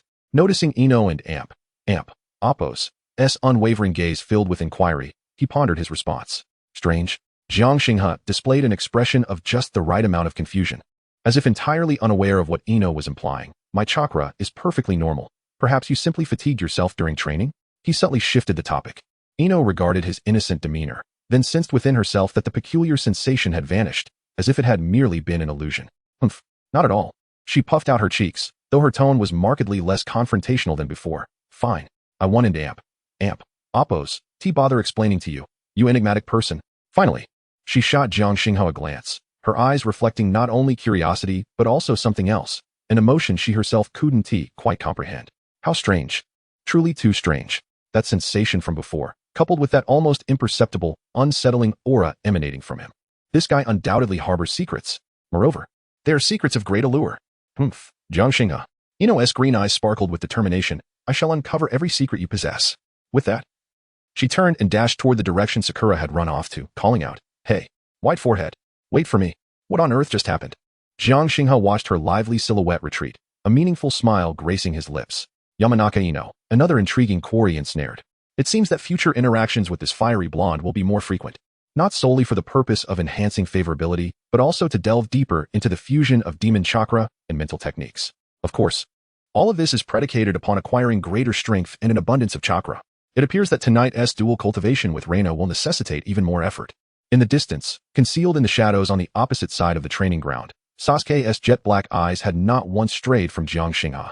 He had distinctly observed the fleeting blush and momentary daze on Ino's face following their contact. Although brief, it did not escape the keen perception of his Sharingan, even in its dormant state. Once again, similar to when he dealt with Sakura, seemingly innocuous contact could provoke an extraordinary reaction from the other party. What exactly is Jiang Xinghe hiding? It cannot merely be explained by ordinary taijutsu or ninjutsu. Sasuke clenched his fists, a potent desire for exploration and a subtle, barely perceptible wariness rising within him. All the while, this was being meticulously documented by the Umbu hidden among the dense foliage above, utilizing specialized telescopic lenses. Target Jiang Xinghe engaged in brief physical contact with Yamanaka Ino. Following contact, Yamanaka Ino exhibited a fleeting daze and facial flushing, similar to previous reactions from Haruno Sakura, albeit of lesser intensity. Preliminary assessment suggests that the target in AMP, Appos, S aura or chakra may possess an unknown energy information that influences others in AMP, Appos, mental states and triggers emotional fluctuations. This characteristic appears equally effective on those with heightened mental acuity, such as the Yamanaka clan, and may even be more sensitive. Recommendation: prioritize observation of this characteristic, attempting to analyze its energy composition and mechanisms. Caution is advised when engaging with the Yamanaka clan. The Umbu swiftly completed their documentation before vanishing once more into obscurity. Chapter 12. The night visit and unexpected kiss of the gentle fist maiden in the Hinata clan's ancient courtyard. The atmosphere felt distinctly heavier than elsewhere. Hinata Hayuki bowed her head, recounting in detail the events that transpired on the training field and the peculiar changes in her Byakugan, to the stern-faced clan head, Hinata Hayashi. She emphasized Jiang Xinghe and Appos' seemingly basic yet effortlessly effective gentle fist technique that had easily defeated Hinata Hao, as well as the brief manifestation of blue liquid and the ability to see through objects, influenced by that pink chakra. Pink chakra? The ability to see through? Hinata Hayashi sat stoically in his chair, lightly tapping the armrest with his fingers, his white eyes betraying no emotion. He merely instructed the clan's physician to examine Hayuki's Byakugan anomaly without delving deeper. However, regarding Jiang Xinghe, merely a flashy trick. Hayashi's tone was flat, imbued with the indifference typical of someone in power. Such a level of gentle fist was barely worth mentioning. As for the chakra color, perhaps it was a sign of some inferior mutation. Hayuki dared not retort and could only bow respectfully. However, Hayashi's tone shifted as his gaze fell upon a corner of the courtyard, where a petite figure clad in a plain kimono stood quietly. It was his eldest daughter. Hinata. Yes, father, Hinata replied, her body trembling imperceptibly. The moonlight filtered through the window, casting a hazy glow upon her soft blue hair. That orphan named Jiang Xinghe seems to grasp some aspects of gentle fist. Pay closer attention to him. Hayashi's voice remained devoid of emotion, as if to discern whether Jiang was genuinely peculiar or merely fortunate. Understood, Hinata murmured, her hands anxiously twisting together, her pale cheeks appearing even more so under the moonlight. She could not defy her father's command. Yet, when she thought of Jiang Xinghe, her mind drifted back to that day at the entrance of the ninja academy, the fleeting moment when his lips brushed against her earlobe, and the strange aura that left her flustered, along with the pink chakra that Hayuki described, capable of disrupting one's mind. Deep within her heart, beyond the pressure from her father's orders, lingered a hint of curiosity and a secret anticipation that she scarcely dared to acknowledge. Was he truly that formidable? How did his gentle fist differ from that of the Hinata clan? As night deepened, an eerie stillness enveloped the surroundings. On the outskirts of Konoha village, amid a secluded grove near the Forest of Death, moonlight streamed down like liquid mercury, weaving through the sparse branches and casting mottled shadows upon the ground. A gentle breeze carried the unique scent of damp earth and decaying leaves from within the woods, rustling the grass with a soft whisper. Whoosh, whoosh, whoosh. The sudden sound of slicing air shattered the night and Appos' tranquility. Dozens of shuriken, gleaming with a chilling light, surged forth like a swarm of black bees from a hidden corner, nailing themselves into the trunk of a distant tree, forming a dense circular pattern around the center. Beneath the tree, Jiang Xinghe slowly retracted his hand from the seal, exhaling a soft breath. White mist billowed in the cool night air.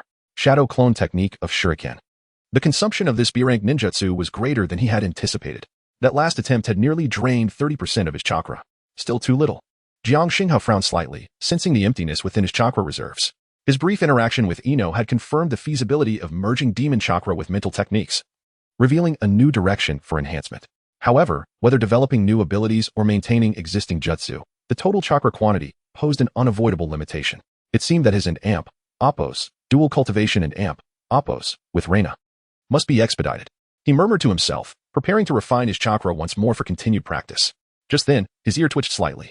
The passive perception of all-seeing eye detected faint footsteps nearby, along with a familiar chakra fluctuation. Is it her? Jiang Xinghe's gaze sharpened as he followed the sound in chakra's direction. Under the moonlight, a petite figure clad in a loose white training outfit was awkwardly practicing the foundational stance of the gentle fist, Bagua palm, returning heaven, in a repetitive manner. Her movements appeared somewhat stiff, yet possessed an astonishing resilience and concentration. The girl's blue hair swayed gently with her rotations, and the moonlight illuminated her fair cheeks. her pure white eyes intently focused on her hands, seemingly striving to sense the flow of chakra. Hinata, what brings her here? Alone at this hour? A flicker of surprise crossed Jiang Xingha's mind. Meanwhile, Hinata seemed to sense the movement nearby, her rotations abruptly halting as she panicked and came to a stop.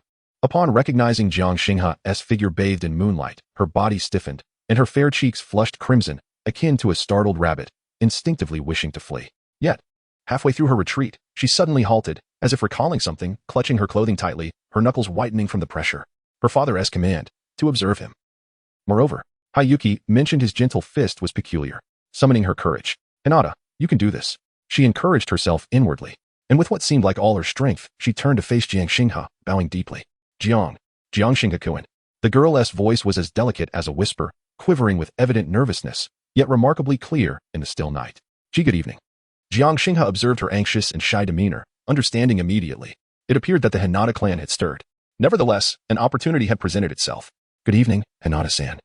Jiang Xingha replied with a gentle smile, stepping closer. Still training at this hour? Quite diligent. His voice carried a soothing quality, allowing Hinata to relax slightly from her initial tension. Hinata lowered her gaze, unable to meet his eyes, her voice small. I wish to. Seek your guidance. Seek guidance? Yes. Hinata's voice dropped further, her cheeks reddening. Hayuki-ne said. Jiang Xingha-kun's gentle fist is very, very special. I wish to. She took a deep breath. Finally raising her head, her pure white eyes glistening with moisture and earnestness, looking at Jiang Xingha. Could you, please, teach me? Teach you? Jiang Xingha regarded the mixture of trepidation and genuine curiosity in her eyes, silently chuckling. This girl was sent to assess my capabilities, wasn't she? Yet, her reasoning held a certain sincerity. Coincidentally, he too yearned to closely experience the differences between the gentle fist of the Hinata clan and Appo's eldest daughter, Hayuki, and his own copied foundational version. More importantly, last time, merely brushing his lips against her earlobe had rendered her faint. If this time involved close-quarters sparring, would the passive effects of his demon lineage be even stronger? Could there even be a chance to replicate something extraordinary? Of course, Jiang Xingha readily agreed, his smile unwavering. It's merely mutual learning, nothing so formal. He assumed a foundational stance of the gentle fist, his movements precise yet imbued with an indescribable fluidity. Hinata, upon receiving his consent, felt a flicker of joy mixed with deeper anxiety. She quickly adjusted her breathing, preparing her stance. The two stood facing each other, the moonlight stretching their shadows, intertwining in the night breeze that rustled the leaves softly. As such, Hinata softly uttered, taking the initiative to launch a tentative attack. With a delicate yet precise execution of the gentle fist, charging palm, she directed her movement towards Jiang Xingha and Appo's chest. His gaze remained serene, neither flinching nor evading. As he extended his right hand to gently block hers, palm meeting palm, a soft sound echoed as their hands connected, warmth radiating through the contact. Hinata's body trembled suddenly, the familiar and disconcerting sensation enveloping her more vividly and intensely than before, as if imbued with a certain enchantment that coursed through her entire being. Her breath caught in her throat, heart racing. The blush on her cheeks spread like ink in water, reaching her cute earlobes and even her fair neck. A soft moan escaped her lips, and her previously fluid movements became erratic, her subsequent attacks disordered. What a strange feeling. Her body felt somewhat weak, and her heartbeat raced uncontrollably. Jiang Xingha keenly sensed the shift in Hinata. The feedback from Eye of all things revealed her heart rate soaring to an alarming level, her surface temperature rising sharply, with her pupils visibly dilating. The passive influence of her succubus constitution was remarkably effective. Indeed, Hinata and Appo's resistance to such an aura was nearly non-existent. A flicker of delight surged within Jiang Xingha, yet his movements remained unperturbed. He effortlessly neutralized Hinata's increasingly chaotic strikes while patiently instructing her. Hinata, your force application here is incorrect. Your wrist should drop a bit more. His fingertips, seemingly unintentionally, brushed against her arm and the acupoints on her wrist. Each touch sent a jolt through Hinata and Appo's body, deepening her blush and quickening her breath as her chest heaved. Ding! Detected target, Hinata Hyuga, in a state of emotional turbulence. The purity of chakra within the target is exceedingly high, containing the essence of the gentle fist. Conditions for replication met. Detected replicable abilities. 1. Gentle fist, Bagua palm, B rank, incomplete, requires Byakugan cooperation, current comprehension of meridian knowledge at 15. 2. Gentle fist, precision acupoint strike, C rank enhancement, based on gentle fist, acupoint strike, increases hit rate and chakra penetration efficiency by 20. The system and Appo's notification echoed in his mind. Bagua palm, one of the core secret techniques of the Hyuga clan. Jiang Xingha felt a surge of intrigue, but upon noticing the incomplete nature and the requirement for Byakugan, he regained his composure. Even with the partial comprehension of meridian knowledge, without Byakugan, he could not truly execute the Bagua Palm. Moreover, a mere 15 would be of limited utility. In contrast, while Precision Acupoint Strike was only a C rank enhancement, it offered a tangible increase in combat effectiveness. It would directly augment his previously replicated Gentle Fist, Acupoint Strike, rendering his attacks more formidable. He resolved without hesitation to replicate Gentle Fist, Precision Acupoint Strike. Replication successful. Acquired skill, Gentle Fist, Precision Acupoint Strike, C rank enhancement. An intricate understanding of the human body, S meridian points, along with techniques for more precise and efficient chakra infusion, flooded into Jiang Xinghe's mind. Just as he was distracted by this replication, Hinata, overwhelmed by her emotions and the persistent influence of the succubus aura, stumbled. With a startled gasp, she lost her balance and uncontrollably fell into Jiang Xinghe and Appo's embrace. Having just completed the replication, he instinctively reached out to block or support her. However, the timing was too fortuitous and the angle too awkward. Moreover, Hinata was nearly collapsing into him. Then, a soft, cool sensation pressed against his lips. Time seemed to freeze once more. Beneath the moonlight, their figures were tightly entwined, their lips meeting in a close embrace. Hinata and Appo's pure white eyes widened in shock, her mind blank. The peculiar, dizzying sensation that rendered her limbs weak surged within her, now manifesting physically through the contact of their lips. Her heart felt as though it might burst. Blood rushed to her head, and an overwhelming wave of embarrassment and unusual thrill, magnified 100-fold from their previous encounter at the school gate, engulfed her like a tsunami. She could even feel the warmth of his lips and a faint, yet invasive aura. Boom! Darkness enveloped Hinata as she lost consciousness. Collapsing softly into Jiang Xinghe and Appo's arms. He held her delicate form, feeling her gentle breath and astonishing warmth, along with the exceptionally pure and soothing chakra within her. Akin to the finest jade, the sensation of their lips lingering still resonated at his fingertips.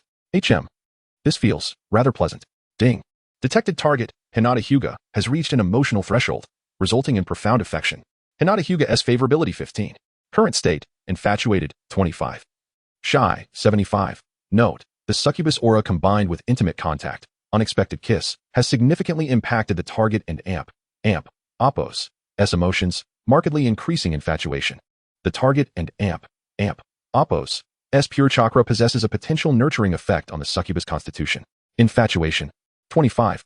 Moreover, her chakra can nourish my constitution? Jiang Xinghe looked down at the girl in his arms, who had fainted from extreme shyness, a knowing smile curling at the corners of his lips. Hinata Hyuga. Truly a treasure of a girl. He gazed up at the moonlit sky, then surveyed the silent surroundings. Now the question arose. How to return this fainted heiress of the Hyuga clan unnoticed? This seemed more troublesome than their earlier sparring. Chapter 13. The Wrath of the Clan and the Return of the Crimson Moon. The night breeze was cool, carrying a hint of the unique scent of decay from the depths of the Forest of Death. Jiang Xinghe held the soft, fragrant Hinata in his arms. Her temperature astonishingly hot, as he moved gracefully yet swiftly through the shadows of the trees. The moonlight outlined his somewhat slender yet remarkably agile figure, while the demon mark on his left shoulder seemed to quieten under the calming influence of Hinata and Appo's pure and gentle chakra. He chose not to knock on the heavily guarded door of the Hyuga residence, as that would be akin to walking into a trap. At a secluded corner some distance from the Hyuga estate, he observed carefully for a moment, ensuring that no patrolling guards were nearby, before cautiously leaning Hinata against a lush ornamental pine tree, a position both concealed and yet not entirely missed by the patrols. He even took the care to smooth her disheveled blue hair, her cheeks still glowing with an unusual flush, his fingertips brushing against her heated skin, stirring something within him. Her breathing suddenly became shallow and rapid, her lashes flickering yet remaining closed. Her white training attire was slightly rumpled, revealing her delicate neck, glowing faintly in the moonlight. The blue strands of hair clung to her forehead, dampened by sweat, adding to her fragile beauty, confirming that Hinata was merely unconscious. Jiang Xing had gently moved her to a large tree, adjusting her posture so she appeared to be resting against the trunk. I hope you wake up without remembering the wrong person, he thought, crouching down to gaze at her exquisite face, a faint smile curving his lips. He then rose swiftly, his figure vanishing like a ghost into the deeper shadows of the night, leaving behind a faint, almost imperceptible scent lingering in the air for a moment before being scattered by the evening breeze. Before long, two guards clad in Hyuga clan uniforms conducted their routine patrol to this area. What sound was that? One of them perked up, his ears twitching as he turned his gaze towards the pine tree. The other activated his Byakugan, his vision piercing through the darkness. There, it's Lady Hinata. The two guards were taken aback and hurried forward.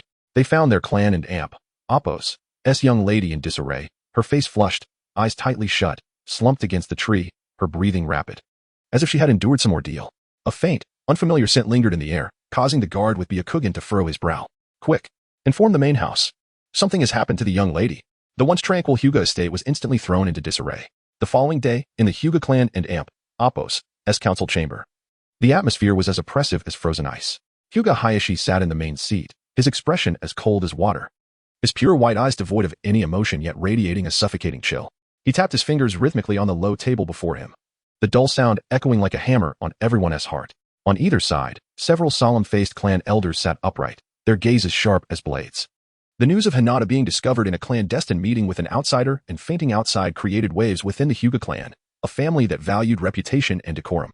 Although upon regaining consciousness, Hinata, under her father and Appos' stern gaze, timidly explained that she had merely sought to inquire about gentle fist techniques and had fainted due to anxiety. She refrained from mentioning the unexpected kiss or the strange aura that had bewildered her. But how could Hyuga Hayashi, a man of great stature, be persuaded by such a flawed account? Considering the previous reports from the Crimson Moon and the guards and Appos' descriptions of the scene, he had already formed his judgment. Bring that orphan named Jiang Xinghe here, Hayashi commanded, his voice low yet imbued with undeniable authority. Before long, Jiang Xinghe was escorted into the council chamber by two expressionless Hyuga clansmen. His demeanor was calm, betraying no signs of tension. Though as he stepped into the chamber and felt the almost palpable pressure, a flicker of vigilance crossed his eyes. Jiang Xinghe, Hayashi finally ceased his rhythmic tapping, his cold gaze locking onto him. What do you have to say about last night's incident with Hinata? The icy gaze seemed capable of freezing a person in place. The air perfumed with a hint of sandalwood, yet unable to dissipate the weight of the oppression. Lord Hayashi, esteemed elders, Jiang Xinghe slightly bowed, his tone respectful yet assertive. I chanced upon Hinata in the forest practicing her techniques. She sought my guidance on gentle fist, and we exchanged a few moves. Perhaps due to the late hour and the fatigue from her training, she fainted, and I brought her outside to ensure that your patrol would find her. He downplayed the incident, omitting any mention of irregularities. Chance encounter? Sparring? One elder snorted, his white beard trembling slightly. A solitary man and woman. Deep in the woods at night, what sort of decorum is that? Moreover, Hinata is a lady of the clan, of noble status. How dare you approach her so casually? Humph. I suspect your intentions are dubious. Another elder interjected harshly, disdain evident in his eyes. Jiang Xinghe remained composed. My interaction with Hinata was merely a normal exchange between classmates, devoid of any ulterior motive. As for status, in the Ninja Academy we are all equals. Preposterous. Hayashi slammed his hand on the table. An overwhelming aura erupting that momentarily stilled Jiang Xinghe and Appos' breath. Though he had not activated his Byakugan, the pressure derived from bloodline and status was still formidable. The dignity of the Hyuga clan is not to be trifled with. Considering your youth and ignorance, and the fact that you are an orphan, I will not hold this against you this time. He paused, his voice growing even colder. But from now on, keep your distance from Hinata. Should there be a next time, you shall bear the consequences. Within the depths of his white eyes lay an unmistakable warning and intent to kill. Jiang Xinghe internally scoffed, yet his face remained respectful. Yes, I shall heed Lord Hayashi's counsel. He understood that explanations would be futile. Strength was the ultimate truth. He noted today's humiliation. The pressure from the Hyuga clan did not overly spread. Yet rumors of Jiang Xinghe and Hinata's nocturnal meeting circulated quietly within the Ninja Academy, embellished and varied. This further unsettled Hinata and Appos' cousin, Hinata Himetsuki, who had already been troubled by the recent anomaly of her Byakugan, feeling as though the family's honor had been tarnished. After an examination by the clan physician, no organic abnormalities were found in her Byakugan, but she occasionally experienced strange pink flashes in her vision during emotional upheavals or intense chakra fluctuations, leaving her feelings towards Jiang Xinghe even more complicated. That afternoon, following the conclusion of the Taijutsu training session, the students were preparing to disperse. Jiang Xinghe, a clear, slightly trembling voice called out, capturing everyone and Appos' attention. They turned to see Hinata Himetsuki standing at the classroom door, clad in a fitted black training outfit that accentuated her youthful, explosive physique. Her complexion was somewhat pale, dark circles under her eyes hinting at a restless night. Yet her white eyes now burned with fury as they fixed intently on Jiang Xinghe. Come with me. Himetsuki and Appos' voice was resolute, carrying an undeniable tone of challenge. I'm here to challenge you. Her words, though not loud, resonated clearly throughout the training field. The surroundings fell silent, all eyes now on the two. Himetsuki? Ino exclaimed in surprise, covering her mouth. Oh, another spectacle to behold. Naruto cheered, pumping his fist excitedly. Sasuke leaned against the wall, hands in pockets, his dark eyes glinting with curiosity, keenly following Jiang Xinghe and Appos' every move. This guy, his strength has escalated too rapidly, and he seems to harbor many secrets. Ino nudged Sakura with her elbow, raising an eyebrow. Hey, Sakura, who do you think will win this time? I bet on Jiang Xinghe. The last time he teased you, he was remarkably agile. Ino exclaimed. Sakura and Amp, Oppo's cheeks flushed, and she shot her a glare, though her gaze involuntarily drifted towards the training ground, her expression tinged with complexity. Jiang Xinghe observed Fei Yue and Amp, Oppo's face, which bore the weight of familial honor, personal dignity, and a deeply concealed turmoil, and he understood. There was no escaping this confrontation. Moreover, he required an opportunity to showcase his modest progress, allowing certain individuals to ponder their worth. Very well. Jiang Xinghe nodded calmly and slowly approached Fei Yue. A gentle breeze tousled his dark hair, and in the sunlight, the fabric on his left shoulder seemed to stir slightly. The two stood facing each other, an invisible tension enveloping the air. Please be gentle. Fei Yue inhaled deeply, initiating the assault. Her strikes were as swift and fierce as before, yet this time her technique was even more refined, imbued with a resolute determination to succeed at all costs. The gust of her palm wind howled, targeting Jiang Xinghe and Amp, Oppo's vital points. However, this time, Jiang Xinghe did not merely evade or block. His movements remained relaxed and effortless, akin to a leisurely stroll. Yet each of his counterattacks precisely intercepted Fei Yue and Oppo's onslaught. What startled Fei Yue even more was that Jiang Xinghe and Amp, Oppo's palms or fingertips seemed to inadvertently strike the precise nodes of her chakra flow. Gentle fist, precise point striking. Although Jiang Xinghe infused little chakra, merely employing technique to disrupt, each successful hit sent a faint numbing sensation coursing through Fei Yue, causing her chakra to falter momentarily, diminishing the power of her subsequent strikes and revealing openings. How could it be? The more Fei Yue fought, the more alarmed she became, feeling as though her gentle fist was completely transparent before him. His actions, seemingly simple, always managed to preempt her, grasping her throat with uncanny precision. Just as Fei Yue momentarily lost focus, a glimmer of determination flashed in Jiang Xinghe and Amp, Oppo's eyes. His hands swiftly formed seals. Shuriken Shadow Clone Technique. Whoosh, whoosh, whoosh. In the next moment, dozens of shurikens manifested from thin air, raining down upon Fei Yue like a sudden black storm from all directions. A B-rank ninjutsu. Irika and Akado, who happened to be present, exclaimed in unison. Other students watched in stunned silence. Fei Yue and Amp, Oppo's pupils constricted as her Byakugan activated, desperately trying to track the shurikens and Amp, Oppo's trajectories. Her body spinning rapidly in an attempt to counter with reversal. Yet Jiang Xinghe's aim was not to harm, but to create an opportunity. At the very moment Fei Yue was distracted by the shuriken shadow clones, he unleashed chakra beneath his feet, vanishing like a specter. As Fei Yue managed to deflect most shurikens and refocused her gaze ahead, Jiang Xinghe and Amp, Oppo's figure was already perilously close. A scent, richer and more overpowering than before, mingled with a faint pink chakra aura, enveloped her senses. Fei Yue and Amp, Oppo's Byakugan was once again subjected to intense stimulation. Buzz. Her vision was instantly flooded with dazzling pink light. This time, what she saw was not just a blur of light, but a clear and vibrant network of pink chakra coursing through Jiang Xinghe, reminiscent of a surging river. The sight exuded an allure that sent her soul into a frenzy, leaving her mind in disarray. So dazzling. So captivating. Her movements came to an abrupt halt. Now, his index finger gently tapped on her left shoulder and Amp, Oppo's acupoint. The gesture was tender, even imbued with a hint of gentleness. A subtle yet precise flow of chakra coursed through his fingertip. Fei Yue and Amp, Oppo's body stiffened suddenly, as if bound by invisible ropes, her expression frozen in shock, unable to move. Only the lingering pink glow and a hint of confusion remained in her pure white eyes. Fei Yue, your heart is in disarray. Jiang Xinghe retracted his finger, standing before her. His voice, though not loud, resonated clearly in everyone and Amp, Oppo's ears. Silence. The entire training ground was so quiet that a pin drop could be heard. All were taken aback by the surreal beauty of this swift and extraordinary battle. Jiang Xinghe had effortlessly defeated the talented Hyuga girl, Fei Yue. Moreover, it seemed he had employed gentle fist techniques. What did that final statement mean? Clutching her numbed shoulder, Fei Yue stared blankly at Jiang Xinghe. Your heart is in disarray. This phrase echoed in her mind like an incantation. Indeed, her heart was undeniably tumultuous. This man had once again instilled in her a profound sense of soul-shattering impact.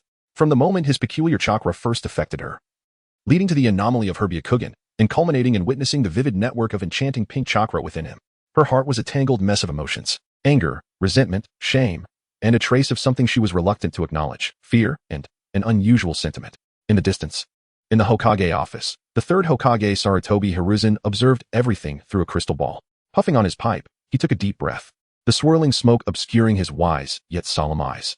Pink chakra, precise point striking techniques, B-rank shuriken shadow clones, and the ability to influence the Byakugan in the opponent and Amp, Amp, Appos, S mind. He murmured to himself, this Jiang Xinghe is becoming increasingly enigmatic. In the shadows of the training ground, Kakashi set aside the scroll he had been recording, a flicker of gravity passing through his exposed Sharingan, though not activated. It remained keenly observant.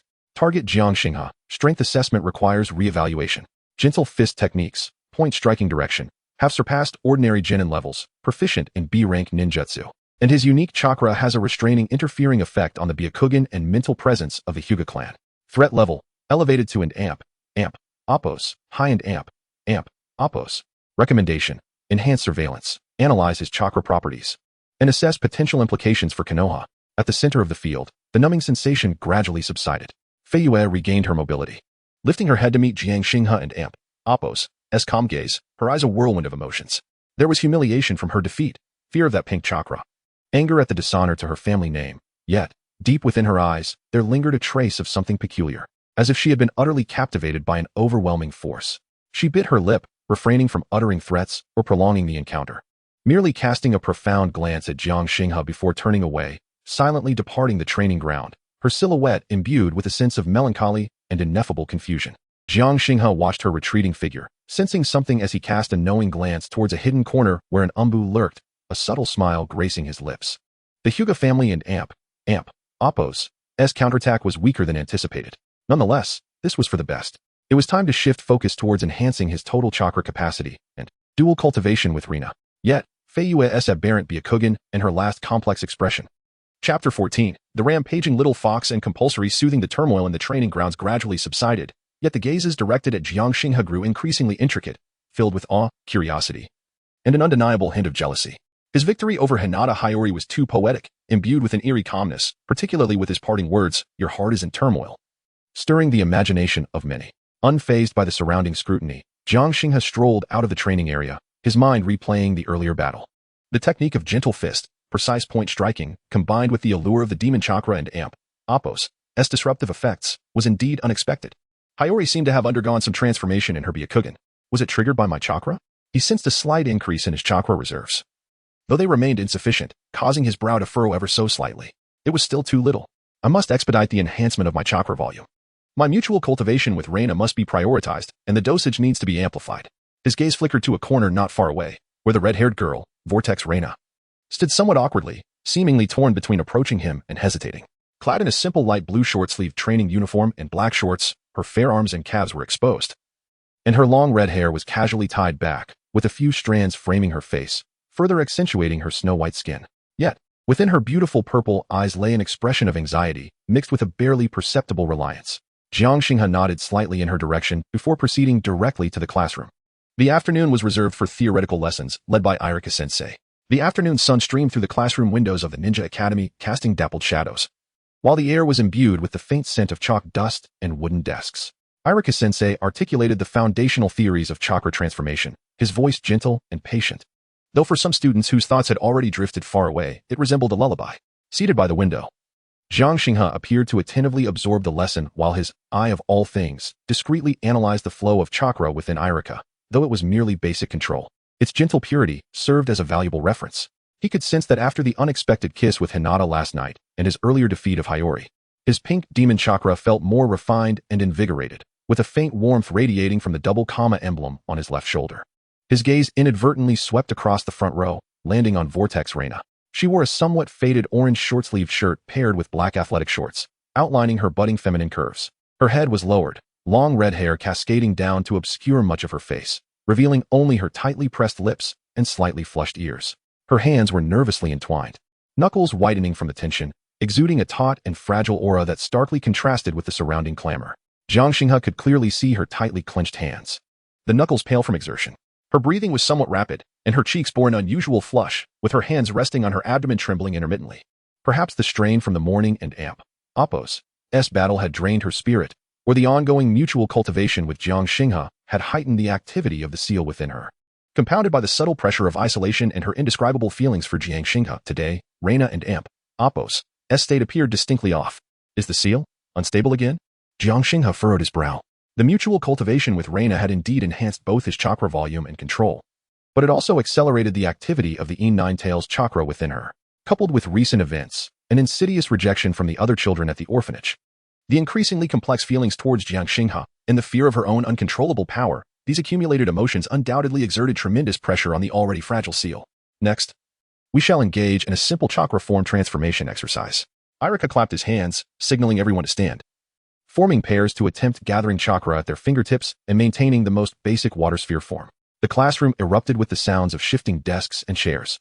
Reina inhaled deeply, seemingly attempting to calm herself, but as she rose to mobilize her chakra, an unexpected alteration occurred.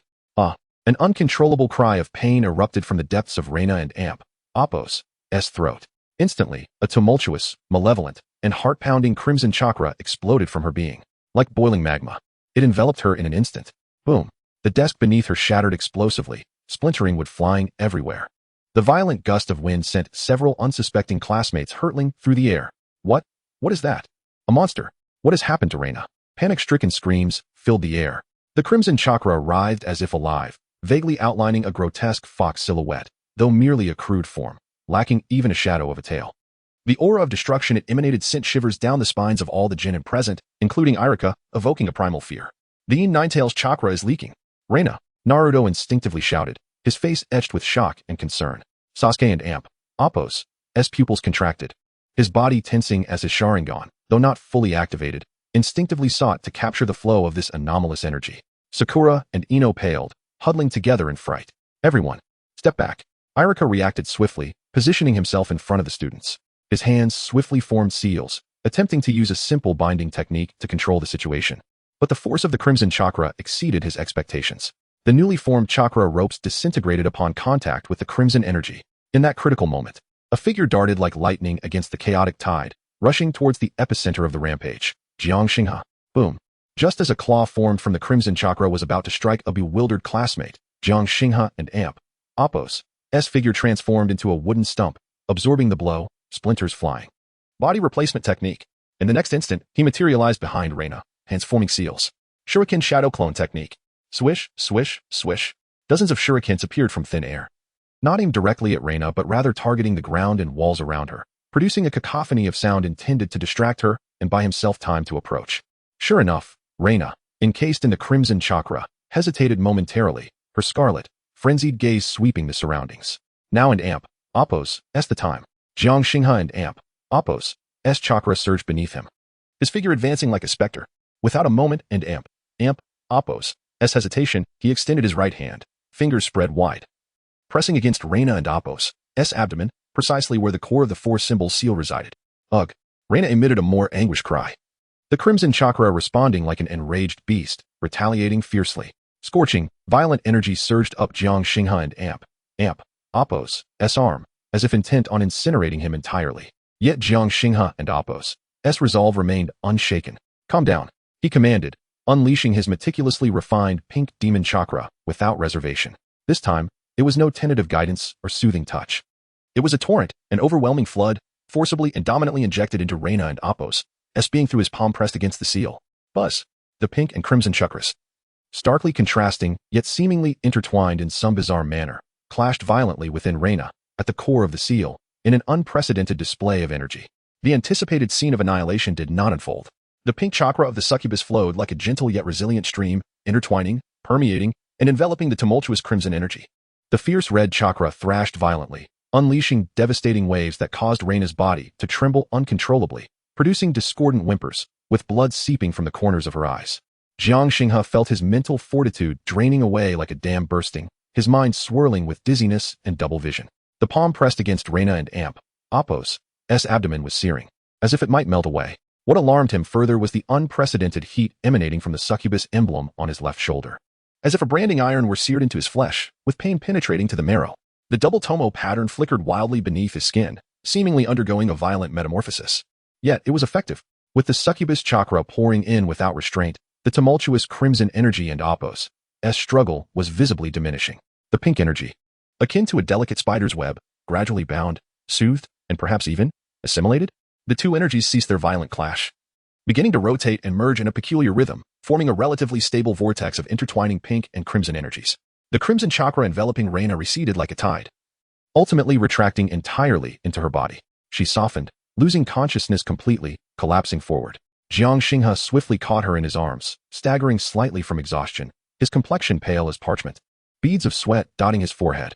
Reina leaned against his chest, her breath weak yet steady, though her brow remained furrowed, seemingly enduring immense pain even in her unconscious state.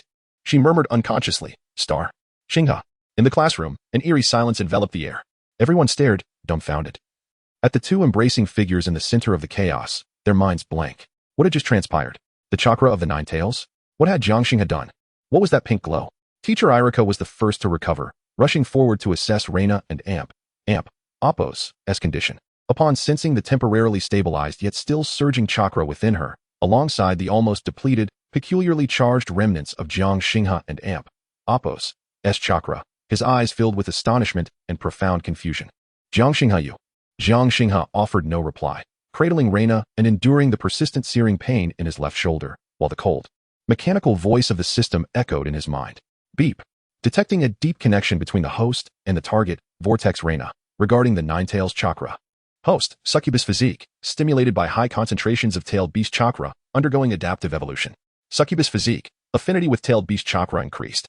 Unlocking trait, tailed beast soothing, beginner, can utilize succubus chakra to alleviate and suppress the negative emotions and chakra rampage states of tailed beasts or jinchuriki to a certain extent.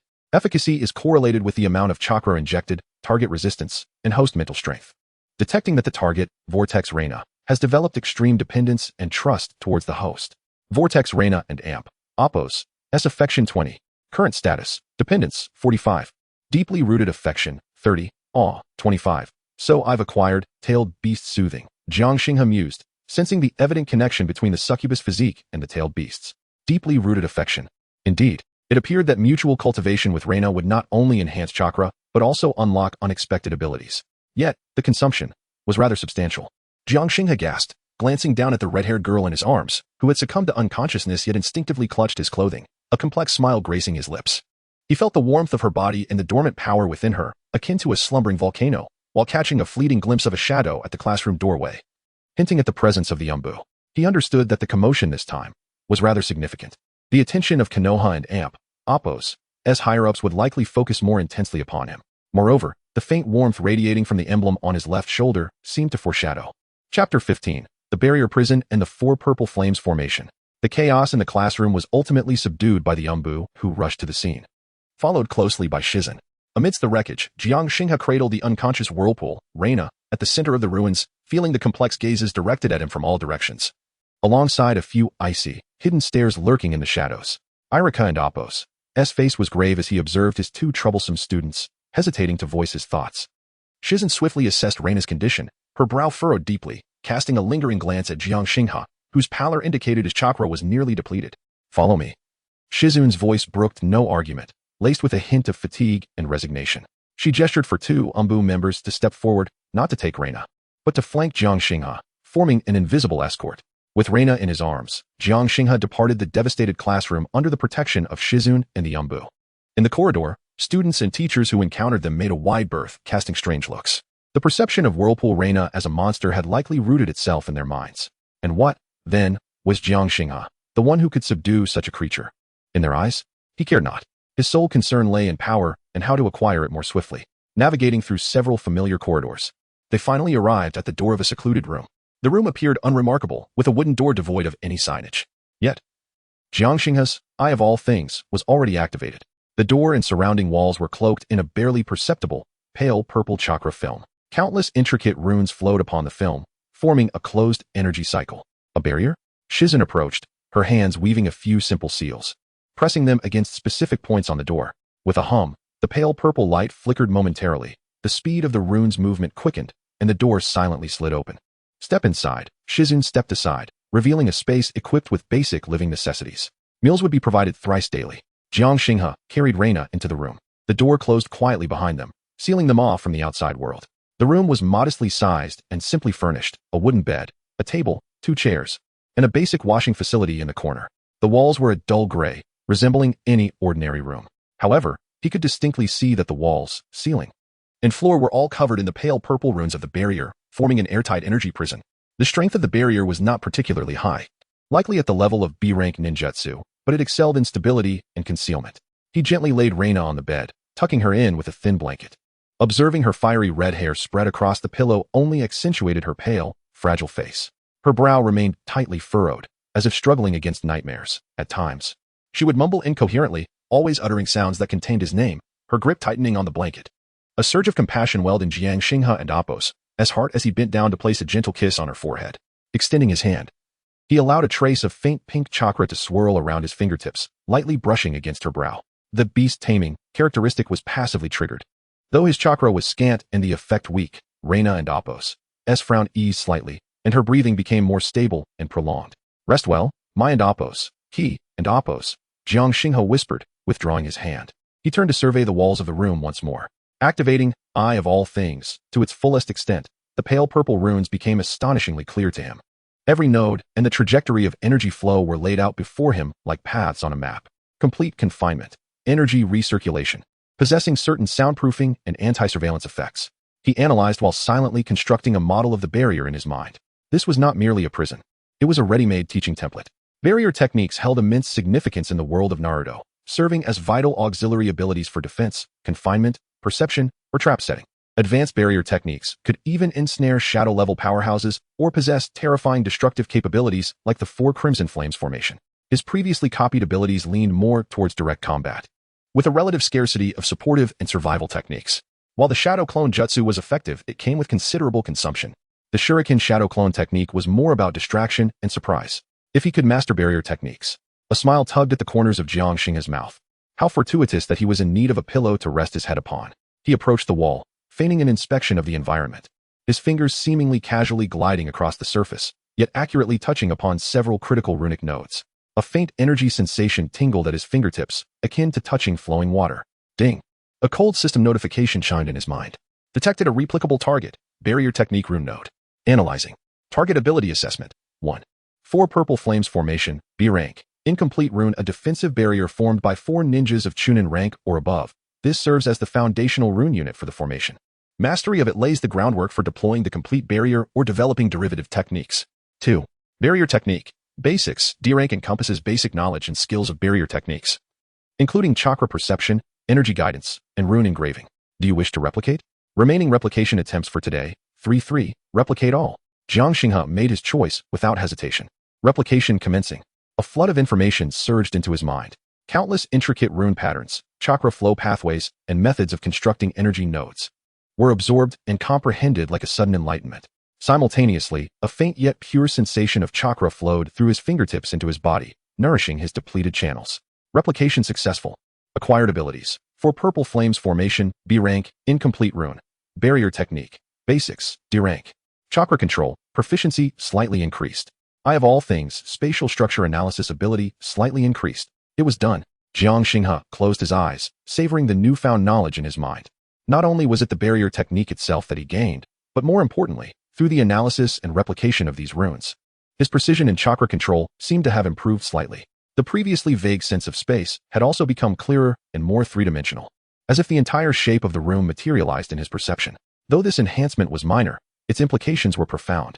Precision in chakra control was fundamental to executing all ninjutsu. Spatial awareness was a prerequisite for mastering advanced space-time techniques like the Flying Thunder God technique. It seemed that this and Apos, confinement and Apos, was not entirely a negative circumstance. He opened his eyes, a glimmer of brilliance flashing within them. Just then, faint footsteps and hushed voices emerged from outside the door. Is that Shizune and Irika-sensei? Jiang Xinghe moved to the door, straining to listen. With his current perception and the enhancement from barrier technique, basics, he could faintly discern their conversation despite the soundproofing effects of the barrier. Thanks to Jiang Xinghe this time. Shizune spoke softly, her tone mingled with relief and gravity. If it weren't for his timely intervention, the consequences would have been unimaginable. Irika sighed, his face etched with worry. Indeed, the seal within Reina is clearly unstable. While Jiang Xinghe can temporarily suppress that power, it is not a long-term solution. The pink chakra he used is quite peculiar. Shizune's brow furrowed deeply. I have already reported the detailed situation to the third Hokage. The vitality of the Ninetails chakra within Reina's body surged abnormally, and Jiang Xinghe and Apos' chakra seemed to possess a unique soothing effect on her. This situation had transcended the capabilities of an ordinary ninja academy. She paused, lowering her voice further. Perhaps, it would be prudent to seek guidance from more specialized individuals. For instance, Lady Tsunade, or... She refrained from uttering that name, yet Irika comprehended her implication. Would those two legendary figures be inclined to intervene in such troublesome matters? The Hokage, necessitated a more advanced evaluation of their circumstances. Perhaps, it was imperative to invite those two esteemed individuals to assess the situation. After all, one was involved with the sealing techniques of the Uzumaki clan and tailed beasts, while the other possessed unprecedented chakra traits and remarkable learning abilities. Those two esteemed figures? A flicker of thought crossed Jiang Xinghe and Appo's mind. What could elicit such regard from Shizune and the third Hokage, linking them to sealing techniques, tailed beasts, and unique chakra? The legendary Sannin, Jiraiya, Tsunade? The conversation outside gradually faded. Jiang Xinghe stood within the room, his gaze profound. It appeared that this incident had propelled him into the limelight. The scrutiny from Konoha and Appo's upper echelons had transformed from mere observation to an assessment of his worth and methods of handling. He glanced at his palm, where a faint pink chakra coalesced at his fingertips, morphing into a diminutive yet intricately structured foundational rune of the four purple flames formation, before dissipating into the air. His mastery over chakra had further refined. Opportunities or dangers? Jiang Xinghe softly echoed Shizune's words, a meaningful smile once again gracing his lips. Whether opportunities or dangers, in the end, it all hinged on strength. He cast a glance at the sleeping Reina on the bed, sensing the gradual restoration of his chakra and the warmth of the sigil on his left shoulder. The dual cultivation must not cease. The dosage must be increased. The replication ability must also continue to be utilized. As for the impending evaluation, perhaps it was indeed an opportunity to connect with higher realms of power and influential figures. He turned and approached the wall once more, the radiance of the Eye of All Things quietly circulating in his gaze. The incomplete runes of the four purple flames formation held significant value, although they were currently unusable. They represented a potential for the future. The barrier technique, fundamental, was highly practical, capable of compensating for his current defensive inadequacies. More importantly, the enhancement in the precision of chakra control and spatial perception marked tangible progress. After diligently engaging in his tasks for a while, he prepared to conclude today and Appo's training with and Appo's dual cultivation. And Appo's, this confinement chamber proved to be an excellent and Appo's training ground. And Appo's, whether delving into the newly acquired barrier techniques or continuing the unfinished dual cultivation with the little fox beside him, a tranquil and undisturbed environment was essential.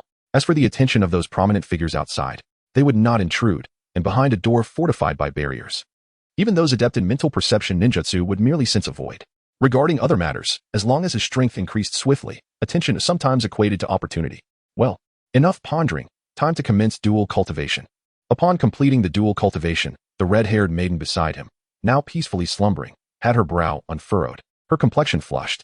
Unconsciously, one of her hands clutched at his garment while he gently brushed aside the damp strands of hair from her forehead. Momentarily entranced by her increasingly beautiful visage, reminiscent of Naruto's mother from the previous life's anime. After a while, Jiang Xinghe's gaze deepened, directing his attention once again to the runes swirling upon the wall. The glow of the Eye of All Things quietly illuminated the depths of his eyes as he began to silently analyze and extrapolate the recently acquired knowledge of barriers. Outside the confinement chamber, undercurrents swirled.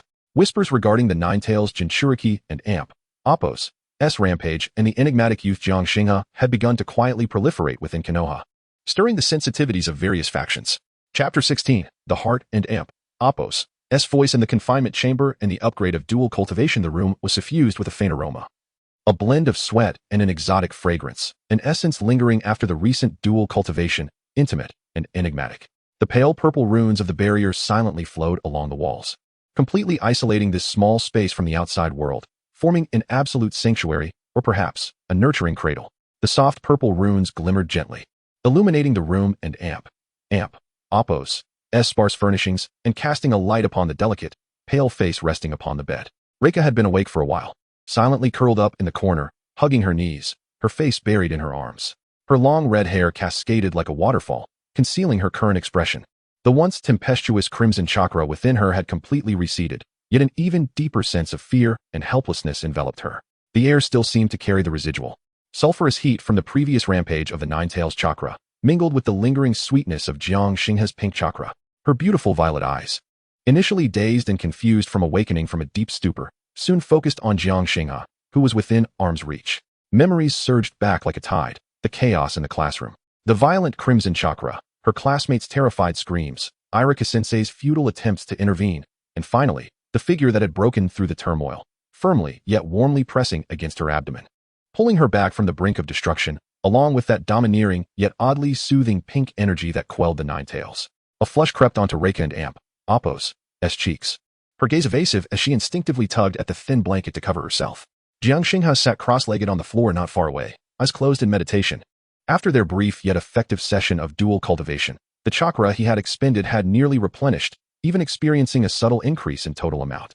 The double Tomo demon emblem on his left shoulder no longer burned, merely radiating warmth, as if digesting the nutrients it had absorbed. The characteristic of beast soothing had been indelibly etched into his ability system, deepening his understanding of the potential within his demon physique. He could distinctly sense Reika and Apos' emotional fluctuations, like a frightened little rabbit, overwhelmed by fear of her own power, lost in uncertainty, and an almost instinctual reliance on him. Silence lingered for a long while. At last, a faint, stifled sob escaped from Reika, laden with anguish. Jiang Xinghe opened his eyes, calmness reflected within, and rose to sit beside her on the bed. He did not speak, but reached out, gently placing his hand on her trembling back, feeling the coolness seeping through the thin fabric of her attire. Reika and Apos' body stiffened abruptly, her shoulders shaking even more violently. They had all seen. I am a monster. Her voice was thick with nasality, fragmented and despairing, as if each word drained her of strength. I cannot control it. It will destroy everything. Silent tears soaked her arms, leaving dark traces. She spoke in broken sentences. Since her earliest memories, she had known she was different from others. The subtle rejection in the orphanage, the whispered discussions behind her back, even the malicious teasing from some children. The entity within her felt like a ticking time bomb, keeping her perpetually in fear. She dreaded contact with others, feared losing control of her emotions, and was terrified that the power within her would explode, harming others and obliterating herself. The bullying she faced in the cafeteria, where her hair transformed and pierced through her plate, was merely a small warning. Today, the rampage in the classroom had pushed her into the abyss. I do not wish for this. I truly do not want this. Reika lifted her head, her tear-filled eyes gazing up at Jiang Xinghe, her exquisite violet irises brimming with fear and desperation. Xinghe, am I truly terrifying? Her tears fell like unstrung pearls, pooling on the bedsheet, creating a small damp patch. Her fragile and helpless demeanor could move even the hardest of hearts. Jiang Xinghe listened quietly, his gaze deep and contemplative. He perceived the pain in her eyes and the yearning for a normal life. He reached out with his other hand, gently wiping away her tears. His touch as delicate as brushing over flower petals. His fingertips brushed against her cool skin, offering a subtle warmth. No, you are not terrifying. His voice was low and gentle, imbued with a strange soothing power, like a warm current flowing through Reika and Apos' icy heart. The true fear lies not within the power itself, but in the inability to control it. He paused, locking eyes with her, his expression earnest and resolute. Reika, the power within you is undeniably immense, but that does not make you a monster. The Uzumaki clan is inherently endowed with abundant chakra and vitality. This is a gift, not a curse. But the Ninetails. Reika bit her lip, her knuckles turning white from the pressure. The Ninetails chakra is indeed ferocious and difficult to manage, Jiang Xinghe admitted candidly, yet it is not beyond control. Have you forgotten that during our previous dual cultivation, your yang released chakra and my chakra could guide one another, even temporarily suppressing the power of the Ninetails? Reika paused, instinctively recalling the sensations from their prior training. The unique comfort of their chakras intertwining, and the tranquility that enveloped the Ninetails chakra when it was soothed. And today, when she lost control completely, Jiang Xinghe and Apos' forcibly infused pink chakra had acted like resilient chains, dragging the rampaging beast back into its cage. My chakra can assist you. Jiang Xinghe continued, his tone laced with persuasion, and your Uzumaki physique and yang release chakra can aid me. We can help one another, growing stronger together. He leaned in closer, his warm breath brushing against Reika's ear, causing her to shiver slightly, a blush creeping onto her cheeks. In the air, the faint, exotic fragrance seemed to intensify. Imagine, Jiang Xinghe's voice lowered further, carrying a hint of temptation. If one day you could fully master the power within you, bending the Ninetails chakra to your will rather than being controlled by it, then who would dare call you a monster? Who would dare bully you? Reika's breath quickened, a flicker of confusion crossing her eyes, but more so, a spark of ignited hope. To completely master the power of the Ninetails? Is that even possible? We can develop our unique combination ninjutsu. Jiang Xinghe pressed on, presenting a more concrete vision. For instance, you could use the Uzumaki clan and Apos' proficiency in chakra chains to bind enemies, while I could infuse my chakra with disruptive effects, causing enemies to lose their composure. Or directly applying my replicated lightning release for a fatal blow. As he spoke, he extended his finger, a wisp of pink chakra dancing at his fingertip, and then conjured a faint arc of electricity. Though its power was nearly negligible, the clear transformation of energy captivated Reika and Apos' attention, her eyes sparkling with interest. Combination ninjutsu. Reika murmured, the term somewhat unfamiliar yet profoundly alluring to her. Precisely. Jiang Xinghe nodded, a confident smile gracing his lips. Your yang release chakra can nurture my mental strength, allowing me to bear less burden when replicating and utilizing stronger ninjutsu. Moreover, my demon chakra can not only stabilize your emotions and suppress the nine tails, but also influence the opponent and Oppo's mind during combat. We are natural partners, Reika. He gazed into Reika's eyes, sincerity and fervor evident. Together, we can become stronger than anyone else. Reika's heart raced, her cheeks aflame. Jiang Xinghe's words pierced through the long-standing gloom in her heart like a ray of light. The isolation, the fear of losing control over her power, all seemed to be replaced in that moment by a powerful emotion called hope. She gazed at the youth before her, who, despite being of similar age, always emanated a sense of calm, strength, and even an air of mystery.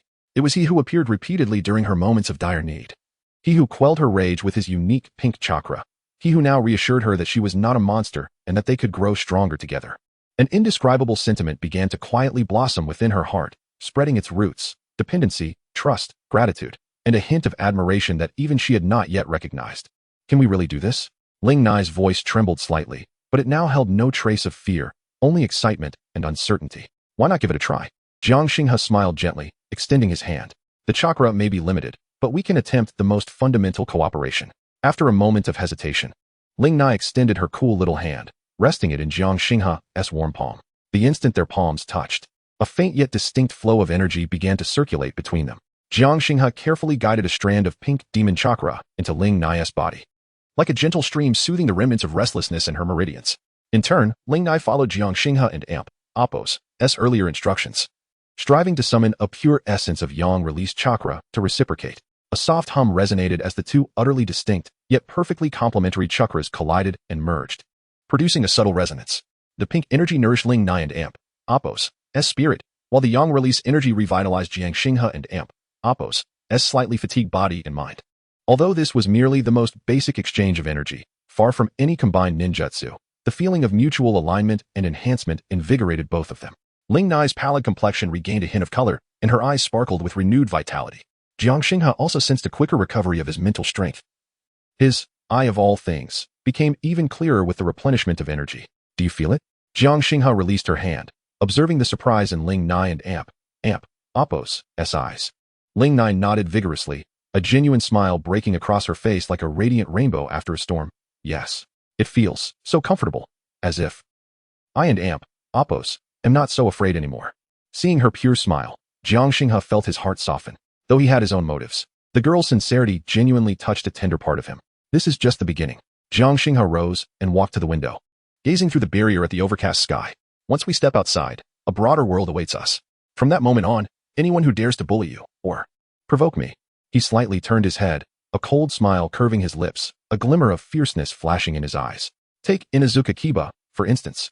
I will make him pay. There is an old saying in my former homeland, a gentleman's revenge is not late even after 10 years. I shall not wait that long. I will seize an opportunity to deal with him right after graduation. Upon hearing Inuzuka Kiba and Oppo's name, Ling Nai shivered slightly, but this time, her gaze held no fear, only determination. She stepped beside Jiang Xinghe, mimicking his stance as she looked out the window, her small hand instinctively clenching into a fist. Yes, she nodded firmly, her voice low yet filled with resolve. Xinghe, let us grow stronger together, to protect ourselves, and also, you. Her last words rushed out, her cheeks flushing again as she hastily lowered her gaze.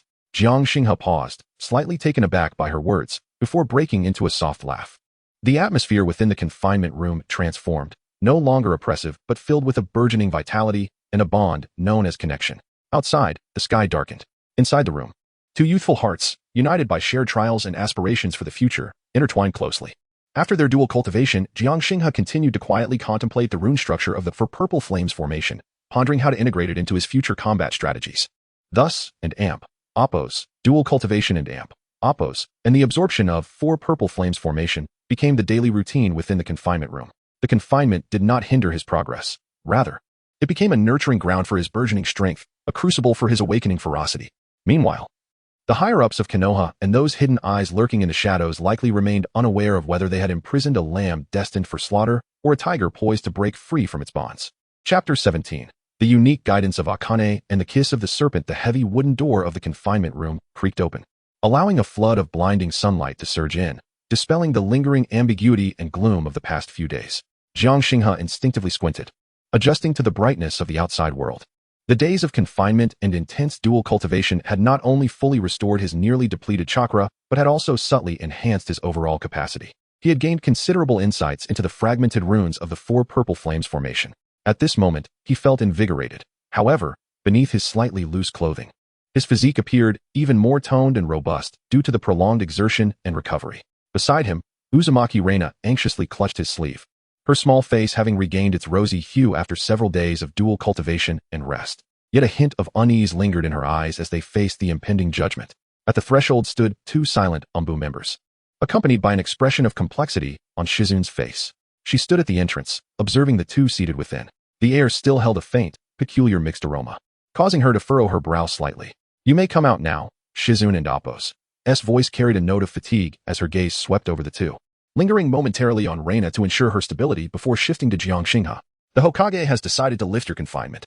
However, she paused, her gaze fixed on Jiang Xinghe with a scrutinizing intensity. "Considering the gravity of the previous events and the unique conditions of your bodies, starting today, you will undergo special observational guidance from Special Jonin Mitarashi Anko."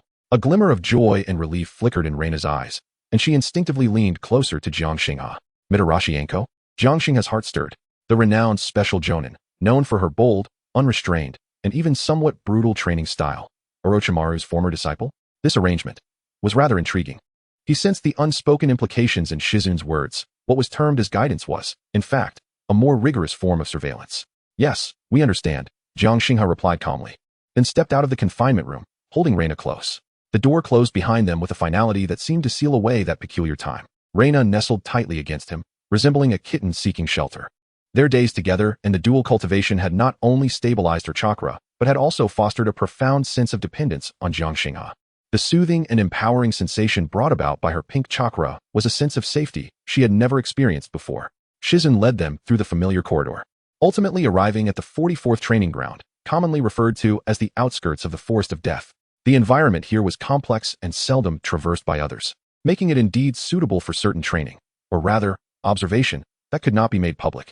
Upon reaching the site, they encountered a striking woman, exuding a wild charm with her alluring figure. Clad in a form-fitting mesh outfit that accentuated her mature curves, she casually draped a khaki trench coat over her shoulders, the open front revealing her ample silhouette. Her deep purple hair was cropped short, giving her a sharp and somewhat untamed appearance.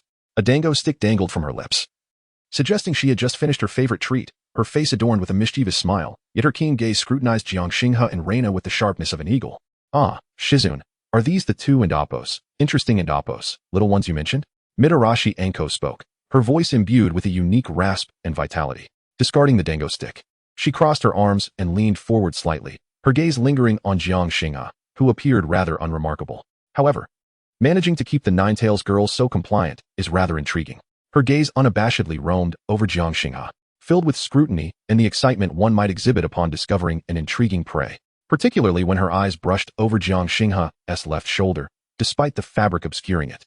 She seemed to sense something, her brow raising ever so slightly.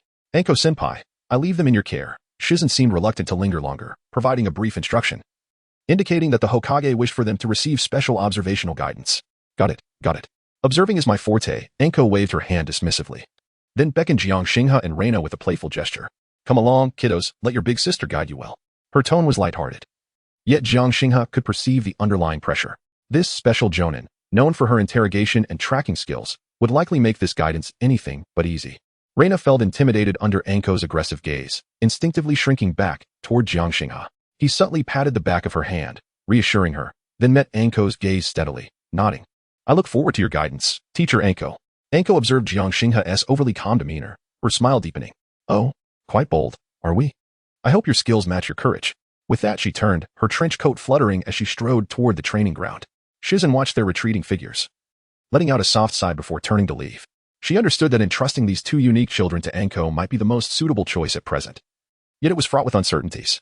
Anko's chosen training ground was not one of the flat areas commonly used in the Ninja Academy, but rather a more secluded and complex terrain. The area was overgrown with weeds, scattered with training wooden stakes and obstacles, and the ground was uneven, bordered by a small forest. "All right, kiddos, warm-up is over." Anko stood at the center of the field, hands on her hips, gazing at the panting, sweat-drenched Jiang Xinghe and Reina. The so-called warm-up had already exceeded the normal lower ninja intensity, involving weighted sprints, extreme shuttle runs, and rapid movements over complex terrain. Reina and Amp, Appos, Uzumaki lineage granted her remarkable endurance. Though her face was flushed and glistening with sweat, her breathing remained relatively steady. Dressed in comfortable short sleeves and shorts, her exposed arms and legs glowed with a healthy pink hue from exertion, sweat dampening her red hair, with a few strands sticking to her cheeks, giving her an endearing appearance. Jiang Xinghe fared slightly worse. His chakra capacity was limited, and the high-intensity physical exertion left him feeling somewhat heavy. Sweat soaked his thin training attire, clinging to him and outlining the budding muscles of his youth. He leaned on his knees, regulating his breath, while the eyes of all things remained activated, silently observing Anko's movements and chakra flow. Looks good. You didn't just collapse. Anko nodded with satisfaction, then shifted her tone, her smile taking on a more dangerous edge. But strength alone is insufficient. Next up, it's time for practical combat. Before her words had fully settled, Anko and Appos' figure vanished from sight. Jiang Xinghe and Appos' pupils contracted as he instinctively retreated, pulling Reina behind him. Bang! The ground where they had stood erupted into a shallow pit. Anko and Appos' form appearing like a specter, a kunai mysteriously in hand, poised in the air. Good reflexes, Anko complimented, but her assault did not cease. Her figure blurred once more, closing in with ghostly swiftness. Jiang Xinghe quickly assessed, pushing Reina away. Reina used the chains to restrain her. Though anxious, Reina, having undergone guidance and practice in the confinement room, was no longer as fearful of combat as before. She quickly formed hand seals and shouted, "Chakra chains!" Whoosh! 2 golden chakra chains shot forth from her back, darting toward Anko like agile serpents. Chains from the Uzumaki clan. How intriguing. Hongdo let out a light laugh, her agile form dodging swiftly, akin to a butterfly flitting through the gaps of chains, moving with astonishing speed. Jiang Xinghe seized the opportunity to launch an attack. Instead of confronting her directly, he employed the soft fist, basic, he had replicated, coupled with his enhanced chakra control, closing in on Hongdo to target her joints and chakra nodes. Simultaneously, a barely perceptible pink chakra quietly spread around him. As Hongdo evaded the chains of Ling Nai, she also had to contend with Jiang Xinghe's nearly close-range soft fist strikes, her brow furrowing slightly. Although this boy and Appos' soft fist was rudimentary, his angles were tricky and his timing impeccable. Moreover, she suddenly felt an inexplicable flutter in her heart, causing her movements to momentarily freeze. A strange, faintly alluring fragrance infiltrated her nostrils, leaving her slightly perturbed, as if something were teasing her nerves. This sensation, it was reminiscent of the aura she had sensed on the training grounds that day. Distracted, Jiang Xinghe and Appos' palm brushed against her arm. Hongdo and Appos' gaze sharpened, and she swiftly elbowed him in the chest. Jiang Xinghe had anticipated this, retreating to create distance. What on earth is peculiar about you? Hongdo halted her assault, her eyes piercing as she scrutinized Jiang Xinghe, tinged with a hint of curiosity and an alertness she herself was unaware of. That unsettling feeling that stirred her mind brought back uncomfortable memories, such as certain abnormal phenomena during Orochimaru's research on cursed seals. Jiang Xinghe shrugged innocently. Teacher Hongdo, I have no idea what you were talking about. Humph. Playing the fool, Hongdo scoffed but did not press further, her expression growing more profound. The physical techniques and coordination adequate. Now, let us proceed to something more intriguing. She swiftly formed seals with her hands, summoning technique. Bang!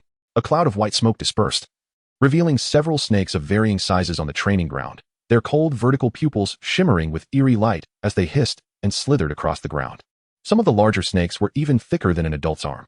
Ling Nai's face paled upon seeing the multitude of snakes, instinctively hiding behind Jiang Xinghe, her body trembling slightly. Today's training content involved Hongdo pointing at the snakes, her face revealing a mischievous grin, encouraging intimate contact with them, even attempting to befriend them. Befriend? Snakes? Ling Nai and Appos' voice quivered. Indeed, Hongdo nodded.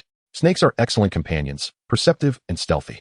As ninjas, overcoming fear is fundamental. Go on, try to touch them. A few snakes seemed to have received the command, slowly crawling toward Jiang Xinghe and Ling Nai.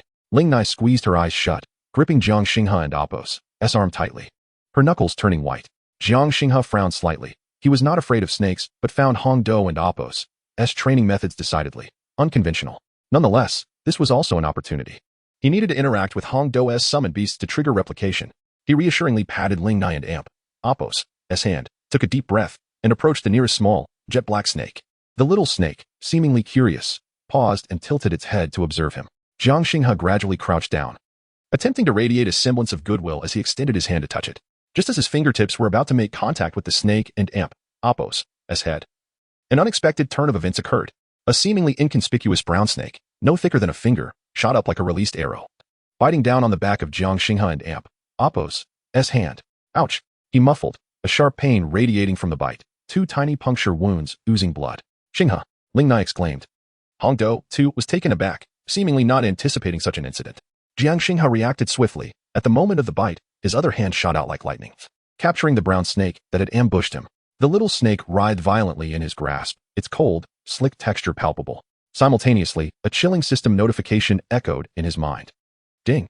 Detected contact with target. Ninja snake carrying residual chakra of the caster, Mitakashi Hong Do. Analyzing. Target ability assessment. 1. Shadow Snake Hand. C-rank ninjutsu summons a swarm of snakes from the sleeves or mouth to attack or bind the enemy. 2. Snake Glare Curse Binding B-rank. Partial Seal, a derivative of the Curse Seal technique developed by Orochimaru, applying binding and mental pressure through snakes. This is a partial basic seal. Do you wish to replicate? Remaining replication attempts today. 2-3. Replicate, Shadow Snake Hand. Jiang Xinghe promptly made his decision. Although the Snake Glare Curse Binding held a higher rank, it was merely a partial seal, and its risks were unknown. Thus, it was preferable to first acquire the practical C-rank ninjutsu. Replication commencing. Replication successful. Acquired ability, Shadow Snake Hand, C-rank ninjutsu. Chakra control, proficiency slightly increased. A surge of information on how to summon and manipulate snakes for attack flooded into his mind, accompanied by the wild and chilling essence of Hong Do and Appos, as chakra being absorbed. All of this transpired in the blink of an eye. Hong Do hurried over. Her brow furrowed as she examined the wound on Jiang Xinghe and Appos' hand. Are you all right?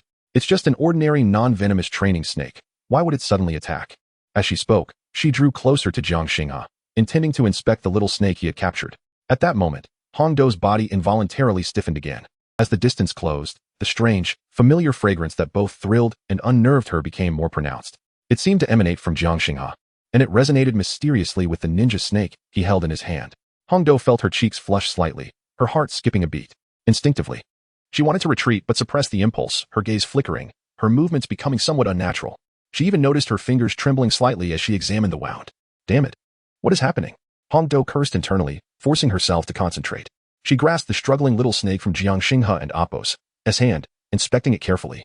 Finding nothing unusual. Perhaps you startled it with your earlier movements, she casually explained, though her voice lacked its usual conviction. She tossed the little snake back into the group, then retrieved a detoxifying agent and bandages from her ninja tool pouch, awkwardly tending to Jiang Xinghe and Appos' wound. During the process, her fingertips inevitably brushed against the skin of his hand. The warm sensation and the lingering strange fragrance further unsettled her, causing her to fumble slightly while wrapping the bandages, nearly misapplying them. Ahem. Let us call it a day. Hong Do concluded her clumsy bandaging, suddenly standing upright and creating distance between herself and Jiang Xinghe. Her gaze evasive, unwilling to meet his eyes. Will continue tomorrow. Without waiting for a response from Jiang Xinghe and Ling Nai, she dismissed the summoning technique and hurriedly left the training ground, a hint of barely perceptible fluster in her stride. Jiang Xinghe watched Hong Do retreating in haste, then glanced at his bandaged hand, a smirk playing at the corners of his mouth. Ding. Hong Do's favorability 5. Current favorability 10. Curiosity vigilance, a hint of something strange. It seems the influence of the succubus constitution on her is more significant than anticipated. Jiang Xinghe mused, having successfully acquired the shadow snake hand, marking a commendable first gain after this confinement. Xinghe, are you all right? Ling Nai looked at his hand with concern. It's just a minor injury. Jiang Xinghe flexed his fingers, feeling no significant discomfort. Let us depart. It is time for us to return. Tomorrow and Appos' guidance and Appos' is likely to be even more intriguing. He cast a glance in the direction where Hong Do had vanished, a glimmer of anticipation flickering in his eyes. This particularly spirited and alluringly voluptuous jonin appeared to be a promising target for conquest, as well as a potential source of invaluable intelligence regarding Orochimaru. Chapter 18. Monster? Teacher. I'm just a quick learner. The following day, the rugged ambience of the 44th training ground lingered, still imbued with a hint of wildness. Sunlight filtered through the sparse branches, casting dappled shadows upon the uneven terrain, while the air bore a faint, lingering scent reminiscent of the serpents from the previous day. Yusho Washi Hong Do awaited there, seemingly more restrained today, having purposefully toned down her casual demeanor from yesterday. Her signature fitted mesh attire still accentuated her voluptuous figure, with astonishing curves. Yet the khaki trench coat she wore was buttoned more neatly, sacrificing some allure for a touch of sophistication, no longer with a dumpling skewer in her mouth. She crossed her arms, her deep purple hair swaying gently in the morning breeze. Her sharp gaze was fixed intently on the entrance of the training ground, imbued with scrutiny and an almost imperceptible gravity. Having barely slept the night before, her mind was plagued by the calm gaze of Jiang Xinghe and the peculiar aura that stirred her unease. As Jiang Xinghe appeared, her attention snapped to him.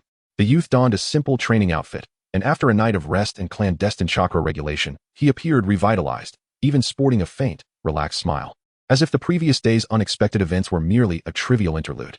Huazhou Lingnai trailed closely behind Jiang Xinghe, her small hand instinctively clutching the hem of his clothing. She had changed into a pink ensemble, revealing her fair, slender arms and calves, her red hair gathered into a lively ponytail. Yet, even with her striking violet eyes, a hint of timidity surfaced upon seeing Hongdou. After the guidance and dual training in confinement, her reliance on Jiang Xinghe had become almost instinctual. They approached Hongdou, who stood not far away. "You've arrived?" Her voice was devoid of much emotion, though it bore a somber tone compared to yesterday. She uncrossed her arms and flexed her wrists, producing a soft clicking sound. "Teacher Hongdou." Jiang Xinghe nodded in acknowledgement. Lingnai also offered a soft greeting, her head slightly bowed. "Today, we shall engage in practical combat training," Hongdou stated directly, her gaze locking onto Jiang Xinghe. "You will fight me." Her tone brooked no dissent.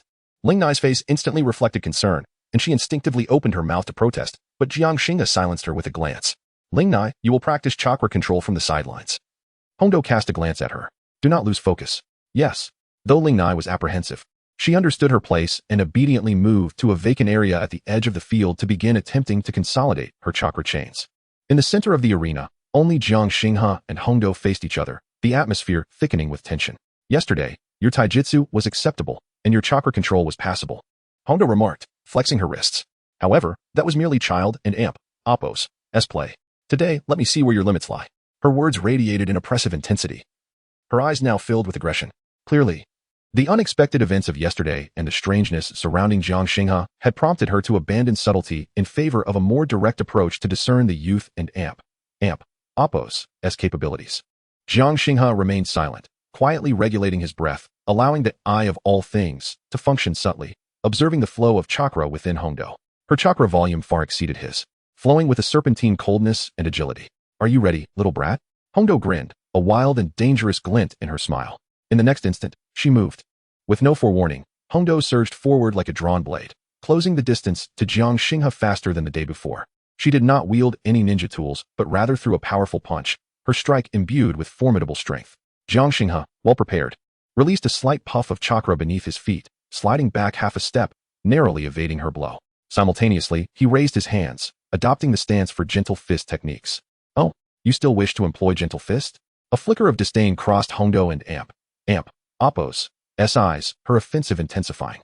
Her taijutsu was fierce and explosive, a stark contrast to the gentle fist style of the Hyuga clan. Striking with both fists and feet, each blow targeted Jiang Xinghe's vital points, her speed and strength far surpassing that of a mere student from the Ninja Academy. Jiang Xinghe relied on the foresight granted by the Eye of All Things, and his increasingly refined chakra control to withstand the onslaught. He felt like a small boat amidst a tumultuous sea, continuously dodging, blocking, and seeking opportunities for counterattack. Yet, he was acutely aware that relying solely on his borrowed, gentle fist, basics, and his own taijutsu would not suffice to contend with a specially appointed Nin like Hongdou. The disparity in chakra volume was an insurmountable flaw. Too slow, too weak. Hongdou taunted between strikes. "With such meager ability, do you think you can protect that little girl?" Her attacks accelerated, growing increasingly cunning, forcing Jiang Xinghe to retreat further. Just as it appeared Jiang Xinghe was cornered, Hongdou and Appo's assault suddenly shifted. She abruptly withdrew a step, rapidly forming hand seals. Serpent, dragon, rabbit, tiger. The familiar sequence of seals. Jiang Xinghe and Appo's pupils dilated in shock. "Shadow serpent hand." Hongdou cried, her sleeves flaring wide. Hiss. Several black serpents erupted from her sleeves like arrows released from shadows, reeking of venom, lunging towards Jiang Xinghe with bared fangs. Their speed and angles were far superior to the small snake that had ambushed him the day before. These serpentine shadows were not corporeal, but comprised of chakra. Yet they bore genuine lethality and binding potential. Once ensnared, the consequences would be dire. Witnessing this sudden, dense, and lethal assault, Lingnai could not help but gasp, her heart racing in her throat. Yet, at this critical juncture, Jiang Xinghe's expression was not one of panic, but rather an uncanny smile. Now, rather than retreating, he surged forward to meet the oncoming serpents, his hands forming seals with astonishing speed. Serpent, dragon, rabbit, tiger. An identical sequence of seals. Even the flow of chakra mirrored Hongdou and Appo's astonishingly. "What?" Hongdou and Appo's expression froze in disbelief. She could scarcely believe her eyes. This sequence, this chakra flow, what was he intending? In the next instant, Jiang Xinghe shouted, "Shadow serpent hand." Hiss. A slightly less dense, but equally fierce wave of serpentine shadows erupted from Jiang Xinghe's sleeves. Unlike Hongdou's pure black serpents, these bore a subtle, otherworldly pink sheen akin to peach blossoms. The pink serpents collided with the black ones mid-air. There was no explosive sound, only the sizzling of chakra eroding and counteracting each other. The two chakra-formed serpents entwined and clashed as if they were living beings. The black serpents exuded coldness and venom, while the pink ones released a strange, intoxicating aura. In an instant, the two colors twisted and tangled in the air, creating a scene both eerie and breathtaking. At the edge of the training ground, Ling Nai, who had been diligently attempting to consolidate her chakra chains, stood agape, momentarily forgetting her control, causing her golden chains to shatter with a resounding snap. What was she witnessing? Jiang Xinghe. Had he truly mastered the same ninjutsu as teacher Hongdo? Meanwhile, in the center of the arena, Hongdo stood frozen, as if caught in a binding jutsu. She widened her eyes, fixating intently on the intertwining shadows of pink and black serpents in the air. The expression on her face shifted rapidly from initial shock to disbelief, ultimately fading into a blank stare. Her mind felt as if it had crashed. The Shadow Snake Hand? How could this boy possibly have mastered the Shadow Snake Hand? This was inconceivable. It was a C-rank ninjutsu, requiring a specific chakra nature and mastery of control to wield. Even a typical Jainin would need to invest considerable time and effort to learn it. More importantly, she could assert with absolute certainty that she had never taught him this technique. He had been bitten by a snake yesterday, and today. It had barely been a full day. In just one day, he had watched it once, and learned it. This was utterly preposterous. You. The voice of Akane was hoarse, trembling with a hint of emotion she herself was unaware of.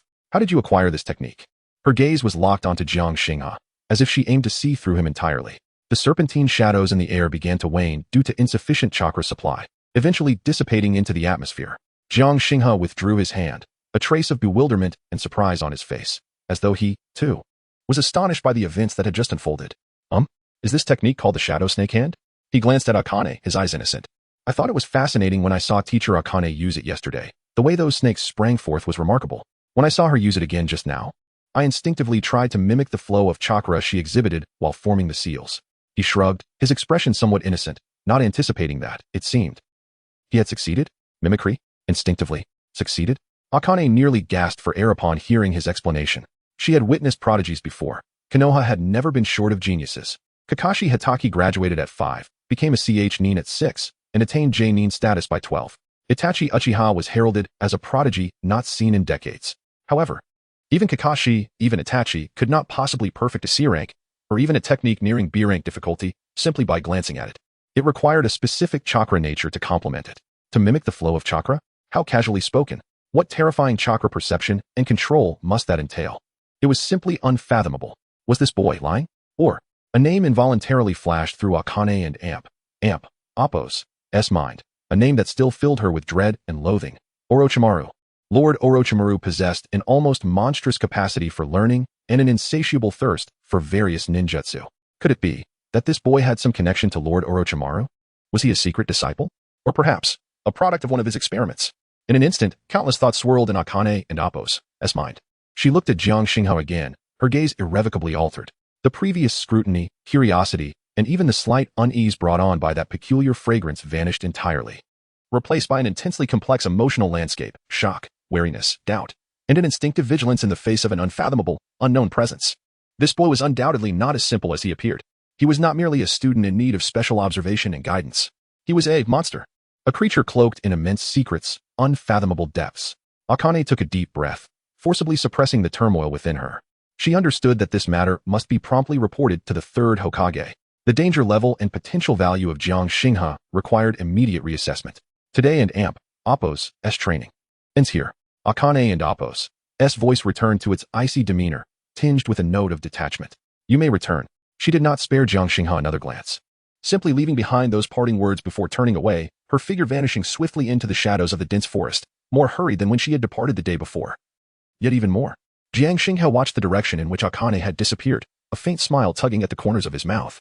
The outcome seemed to surpass his expectations. A monster, you say? He relished that label. After all, instilling fear and mystery in others, at least until he possessed sufficient strength, was far preferable to being easily discerned. Xinghe, you. Reina rushed over, her wide eyes filled with astonishment and admiration. Did you really learn teacher Akane's ninjutsu? Just by watching it once? Jiang Xinghe chuckled, ruffling her crimson hair. It was just luck.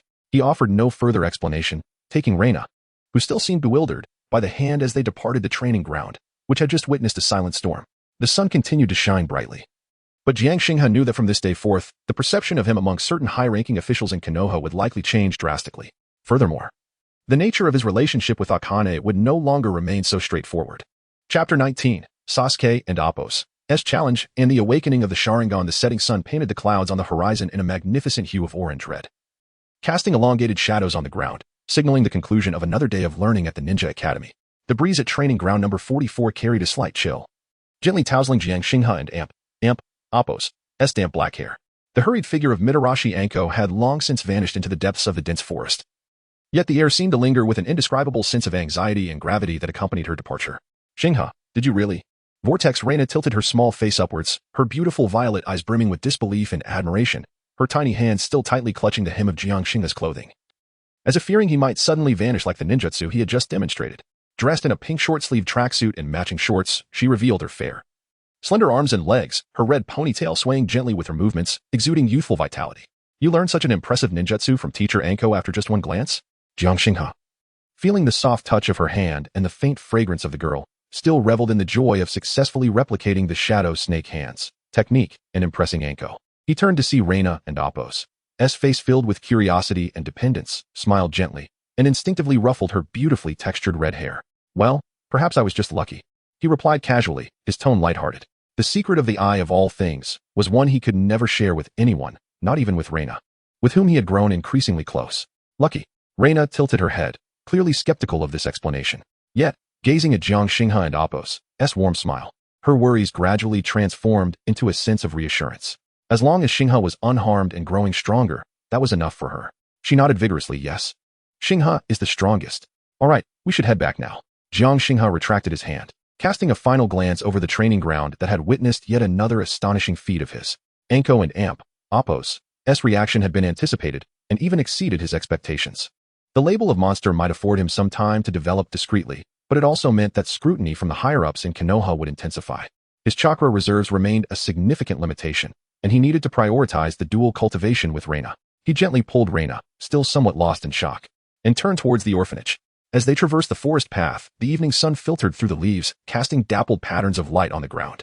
Reina trailed closely beside Jiang Xinghe, chattering animatedly about her training experiences and her astonishment at his earlier performance, resembling a cheerful little bird. However, this light atmosphere did not last long. Just as they were about to exit the woods, a figure appeared abruptly in the center of the path, blocking their way like a nail driven into wood.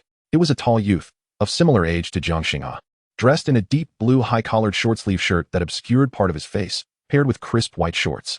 His hands were tucked in his pockets, standing straight and tall, his short black hair glinting in the sunset, revealing a smooth forehead and sharply defined profile.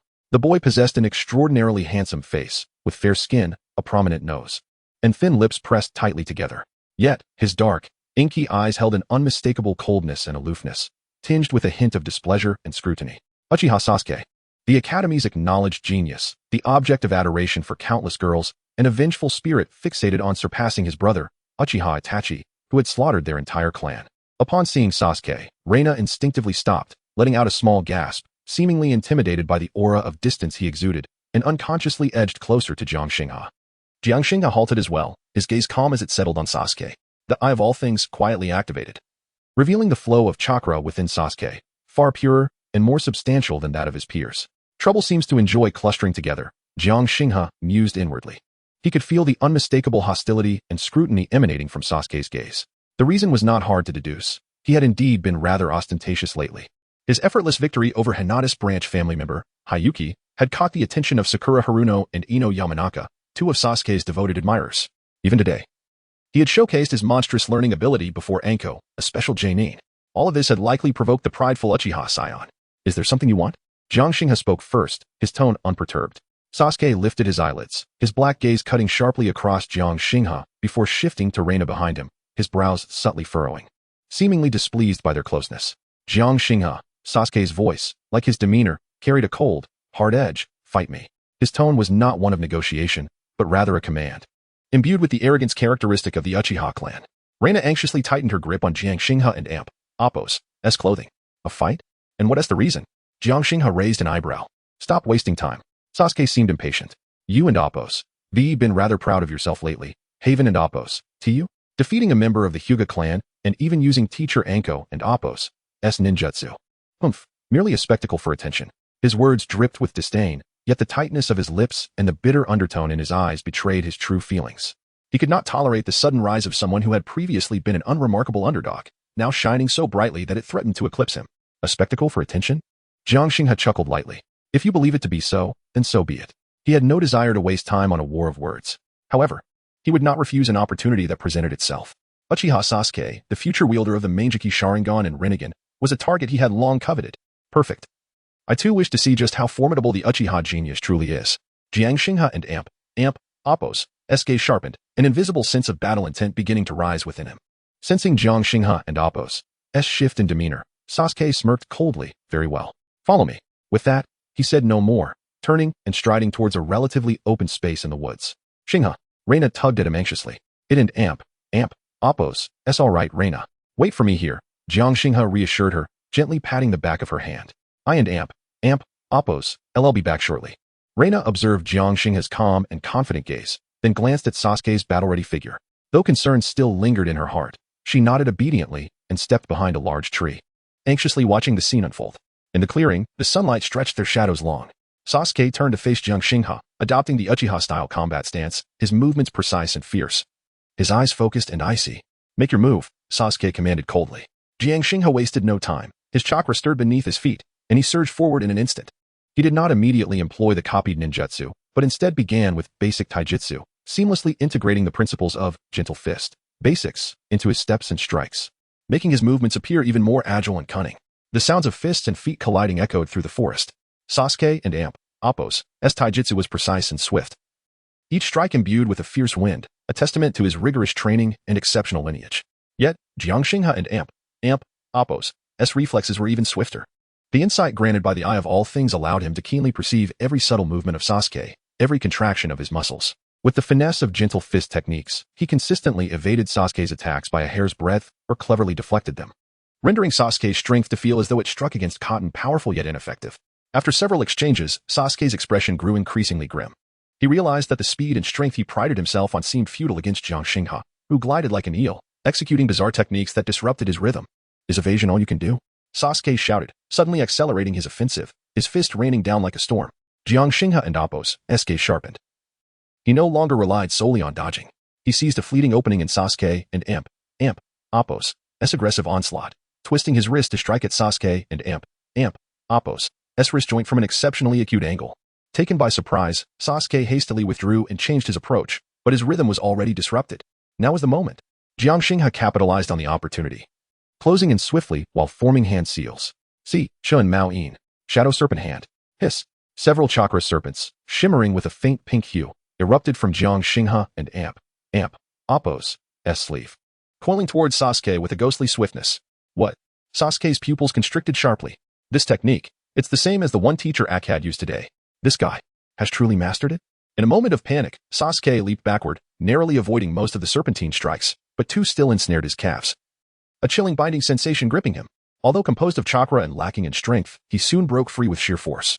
But that brief entrapment was sufficient for Jiang Xinghe to close the distance once more. Jiang Xinghe approached like a specter, his right hand forming a precise gesture, imbued with a hint of pink chakra, pointing towards Sasuke and Appo's chest. This was the initiation of gentle fist, precise point strike, humiliation, rage, unwillingness. A torrent of intense emotions erupted within Sasuke like a volcano. He could not lose. He absolutely could not allow himself to be defeated by this individual. He needed power. Greater power. All. At the very instant Jiang Xinghe and Appo's fingertip was about to make contact with his body, Sasuke emitted a suppressed roar. A surge of heat flooded towards his eyes. Everything before him sharpened into clarity. Jiang Xinghe and Appo's outstretched finger appeared to slow dramatically, the flow of pink chakra at its tip visible. Simultaneously, his dark eyes were suddenly replaced by a vivid crimson. Within the depths of those blood-red eyes, a black tomo pattern began to slowly swirl into existence. The Sharingan. It had awakened, and it was a single tomo. Jiang Xinghe and Appo's movements abruptly halted. As the eye of all things clearly perceived the transformation in Sasuke's gaze, an extraordinary field of insight and analysis emanated from those scarlet orbs, resonating subtly yet antagonistically with his own eye of all things. Ding. Detected bloodline limit. Sharingan, single tomo. Target contains special ocular power and mental energy. Warning. Host's current mental power ocular power is insufficient to directly replicate this bloodline limit. Analyzing. Attempting to decode partial ability information. Successfully decoded partial insight ability information. The dynamic vision and detail capture ability of Eye of All Things have seen a slight enhancement, unable to replicate it. Indeed, bloodline limits are not easily mastered. Jiang Xinghe understood this, yet he was not discouraged. Rather, his interest deepened. However, the enhancement of his own Eye of All Things was not without merit. In that brief pause, Sasuke, having activated the Sharingan, displayed a flicker of confusion in his eyes, quickly replaced by intense confidence and cold resolve. He saw it. Your movements. Sasuke roared, his body moving with a speed and reflexes beyond his previous capabilities, narrowly dodging Jiang Xinghe's precise strike. Simultaneously, utilizing the inside of the Sharingan, he executed a lightning-fast whip kick aimed at Jiang Xinghe's lower body. Indeed, his speed had increased. His reactions had sharpened considerably. Jiang Xinghe was momentarily astonished, yet remained composed. The newly awakened Sharingan, was its application still unrefined? He tapped his toes against the ground, gracefully floating backward to evade Sasuke and Appo's kick. Meanwhile, the pink chakra within him began to circulate quietly, a subtle allure permeating the air. The inside of the Sharingan was formidable, yet ultimately reliant on sight. The influence of his alluring essence acted more on the mental and emotional planes. As expected, Sasuke furrowed his brow again, a hint of barely perceptible irritation flickering in his eyes during his pursuit. Within the clarity granted by the Sharingan, it seemed as though something disruptive had infiltrated his perception. Jiang Xinghe's figure appeared cloaked in a hazy aura, making concentration increasingly difficult for him. Seizing on this flaw, Jiang Xinghe no longer hesitated, unleashing the full extent of his chakra control ability as his speed surged explosively. He refrained from employing complex ninjutsu, instead returning to the basics, flawlessly combining fundamental taijutsu, gentle fist techniques, and precise chakra manipulation.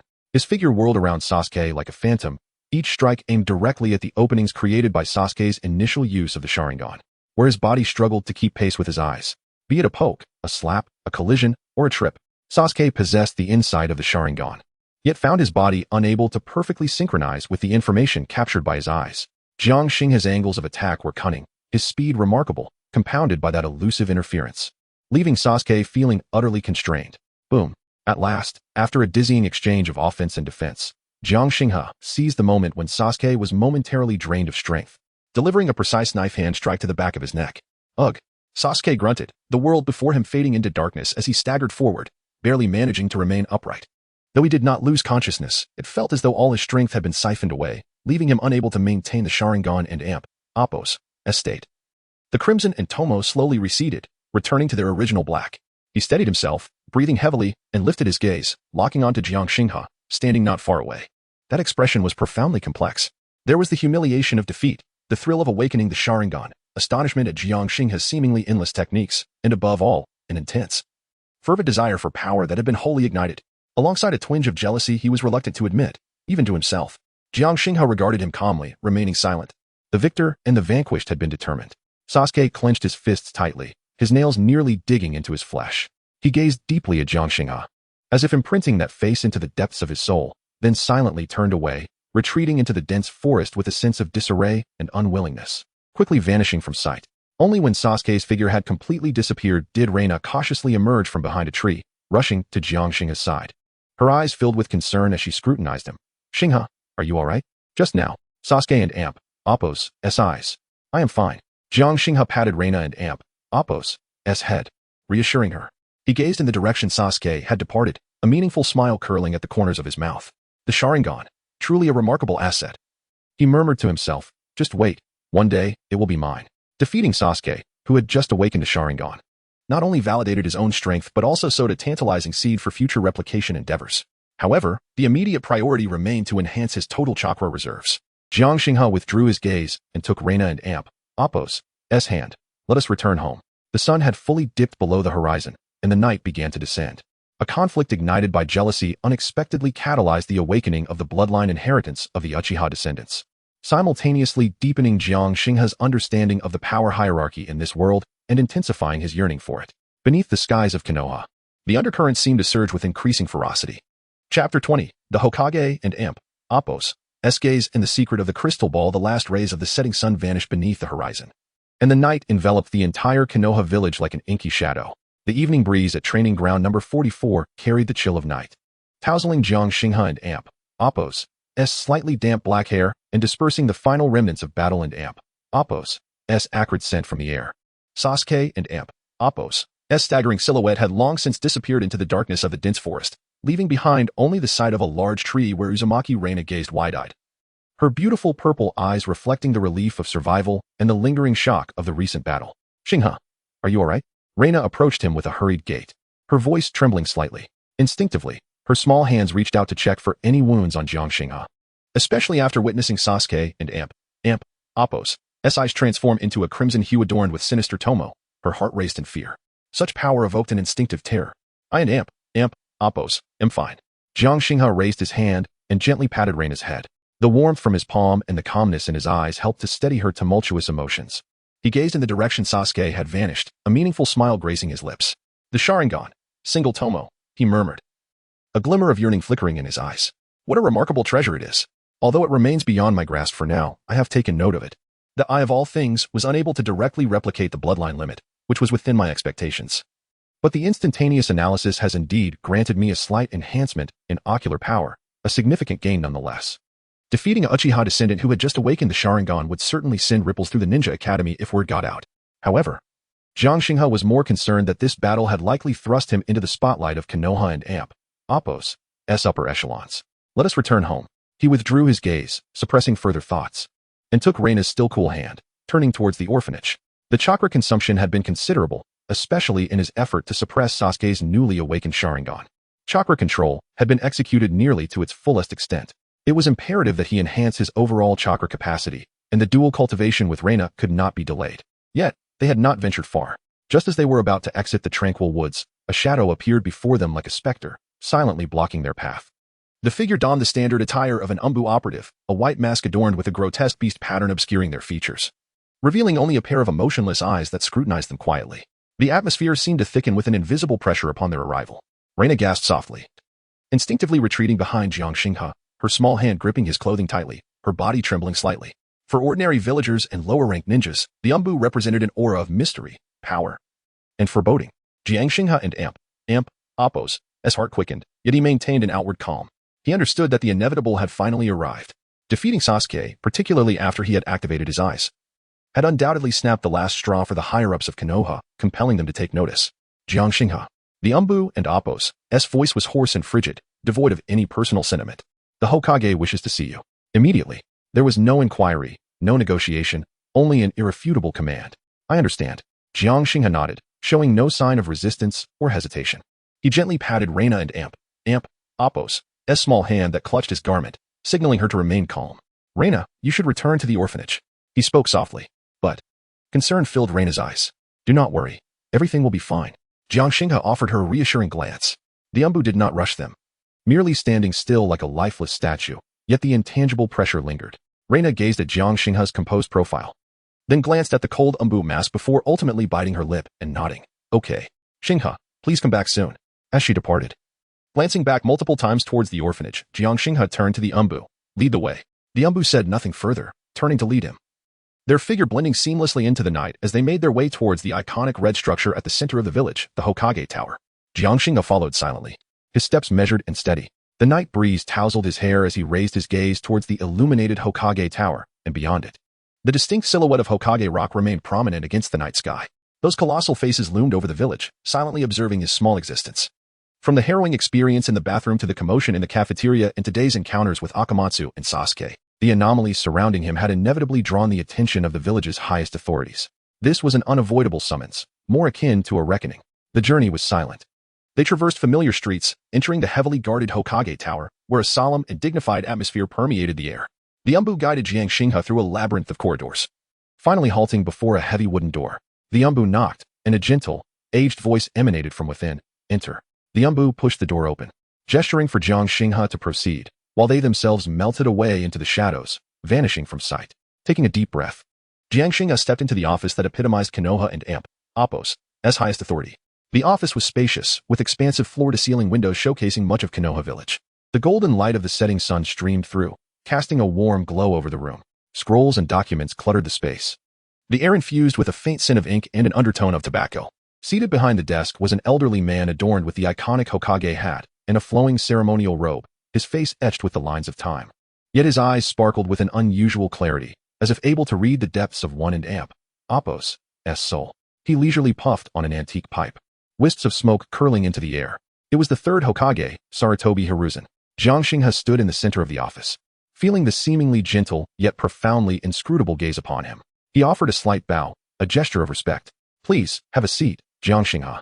Sarutobi Hiruzen set down his pipe, gesturing towards a chair in front of the desk, his voice warm like that of a kindly grandfather.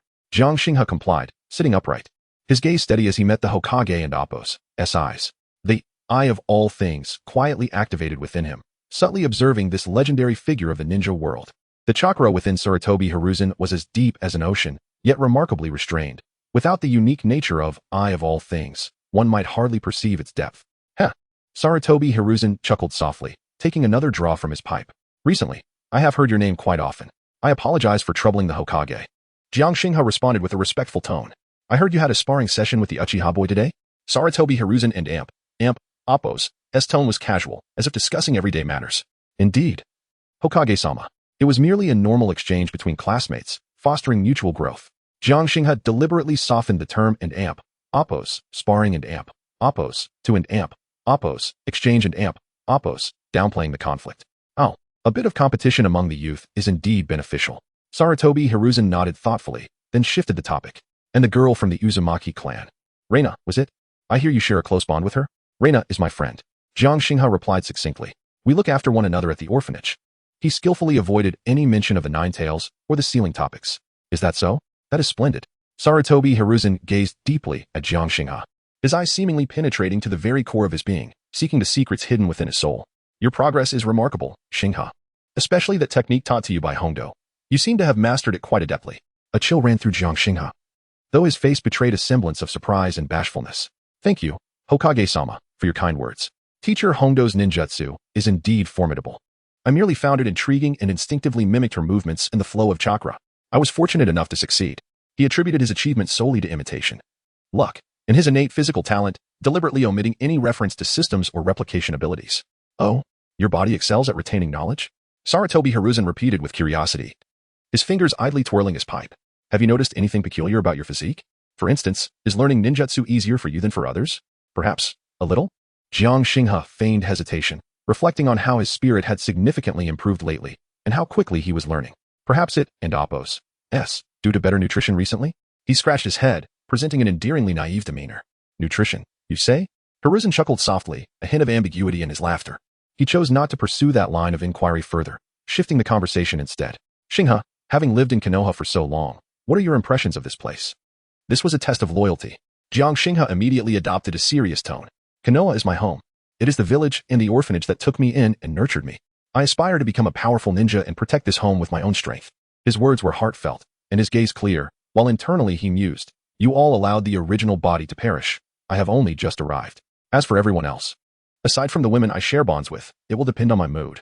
And Appo's, in the midst of this exchange, Jiang Xinghe subtly activated the eye of all things, his gaze seemingly drifting across the expansive Hokage and Appo's desk.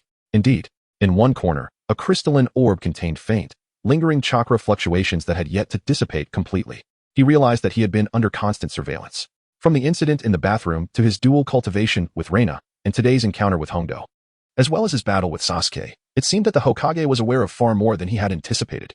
This revelation heightened his vigilance but also confirmed his earlier suspicions, instilling him with greater confidence in his forthcoming actions. Hiruzen appeared pleased with Jiang Xinghe's response, nodding as he picked up a small black pouch from the desk and handed it to him. You did well to calm Reina and prevent the situation from escalating. Your interaction with Sasuke can also be viewed as a healthy competition, fostering mutual growth. This is a reward for you. He gestured for Jiang Xinghe to accept the pouch, which contained some basic ninja tools, along with priority selection rights for D-rank missions upon graduation. Consider it a token of encouragement for your efforts. Jiang Xinghe accepted the pouch with both hands, feeling its slight weight. He opened it to find several brand new shuriken, kunai, and a roll of fine wire. The contents were modest and of limited value. Thank you, Hokage-sama, he exclaimed, his face reflecting a mix of astonishment and gratitude. Hiruzen nodded, his tone growing earnest. Xinghe, talent is a divine gift, but how you wield it is entirely up to you. He took a deep drag from his pipe, exhaling a thick cloud of smoke as his gaze turned contemplative. A tree that stands out in the forest is bound to be uprooted by the wind. Sometimes, knowing how to conceal one and Appo's brilliance is wiser than displaying it indiscriminately. Your strength should be dedicated to protecting the village and your comrades. Remember, your loyalty belongs to Konoha. His words, seemingly a gentle admonition, carried an unmistakable weight of admonition. Yes, Hokage-sama, I will heed your teachings. Jiang Xinghe responded promptly, bowing sincerely. Very well. You may return now. Hiruzen waved his hand dismissively. Yes, Hokage-sama. Jiang Xinghe bowed again before turning and stepping out of the Hokage and Appo's office. Only after the heavy wooden door closed behind him, severing that penetrating gaze, did he allow himself a subtle sigh of relief. A fine sheen of cold sweat had formed on his back without his notice. The old fox, he thought to himself, realizing the futility of trying to deceive him. The reward was ephemeral. The admonition was palpable. This Hokage had evidently placed him under close observation. It seemed he would have to be more cautious in his actions moving forward. As he walked, he contemplated that this also indicated his and Appo's value and Appo's had been recognized. As long as he demonstrated sufficient loyalty and manageability, he might gain access to more resources. The immediate priority was still to enhance his total chakra capacity. The dual cultivation with Reina needed to be expedited. He must graduate quickly and engage in higher-level missions in ninjutsu. Upon leaving the Hokage building, night had fully enveloped Konoha. Meanwhile, in the shadows of the Hokage's office, a figure emerged quietly. With short silver hair and a mask obscuring the lower half of his face, his perpetually languid eyes, indeed. It was Hatake Kakashi. Clad in dark A&BU attire, he had evidently remained concealed nearby. What do you think of this child? Sarutobi Hiruzen asked, not turning to face him, but gazing out at the nightscape. Kakashi paused for a moment before responding. He is quite extraordinary. His answers were flawless, devoid of any flaws. Yet, that very perfection presents an air of artifice. Hiruzen chuckled softly, just as I suspected. Those eyes are too tranquil, not reflecting those of a child. He turned back to his chair, resuming his seat and picking up his pipe. Let us continue to observe him. Have someone watch closely, documenting his every move, particularly his interactions with Uzumaki Reina. But remember, do not intervene directly unless he poses a threat to the village. Understood, Kakashi acknowledged. His figure once again melding into the shadows, disappearing from sight. In the office, only the third Hokage remained, lost in deep contemplation as the smoke curled upwards. Outside, Konoha village remained aglow with lights, radiating a sense of peace and tranquility. As the night deepened, Konoha slumbered in silence. Chapter 21. Graduation Assessment and the Perfect Doppelganger. As Jiang Xinghe walked along the path home, the suffocating sense of pressure from the Hokage and Appo's office lingered on his skin. The night breeze tousled his slightly damp black hair, bringing a hint of coolness, yet it could not quell the tumultuous thoughts swirling within him. The gaze of the third Hokage, Sarutobi Hiruzen, seemingly gentle yet profoundly deep, along with his final admonishing words, unmistakably indicated that he, a mere butterfly, had thoroughly stirred the wings of Konoha's upper echelons. The reward was symbolic, while the surveillance was substantial. The secret of the crystal ball served as a constant reminder. His every move was likely under the meticulous control of that cunning Hokage. The old fox.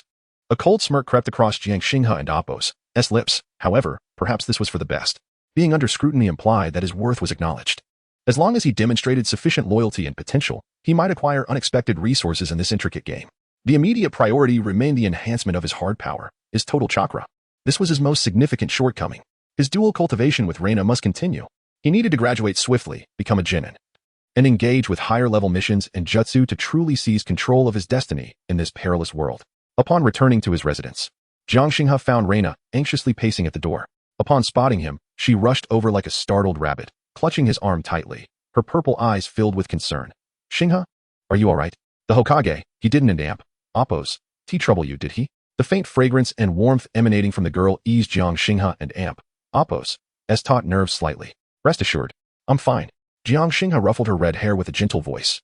We merely exchanged a few words, and I received a small reward. He waved the inconspicuous black pouch in his hand. With that, Reina finally exhaled, patting her chest in relief, before curiously leaning in. A reward? What is it? Just some ninja tools. Jiang Xinghe refrained from elaborating, pulling her into the room. It's getting late. Tomorrow is the graduation exam. We should rest early. Reina nodded obediently, but as she observed Jiang Xinghe and Appo's calm profile, an inkling of unease lingered within her. She sensed he was harboring something. The next day dawned bright and sunny. The ninja school's training ground buzzed with activity, the atmosphere unusually tense and solemn. Today was the day that would determine the fate of all students, the graduation exam. Success would grant them the honor of wearing the forehead protector of a Konoha ninja, embarking on the true path of a shinobi. Failure would mean remaining at the school or abandoning the dream of becoming a ninja altogether. Most students donned their finest attire, their faces illuminated with excitement, anticipation, and barely concealed anxiety. Naruto was as boisterous as ever, attempting to mask his inner turmoil with loud antics. Sasuke stood coolly in a corner, hands tucked in his pockets, his aloof gaze suggesting disdain for the exam, though the slight tension at the corners of his mouth betrayed a hint of concern.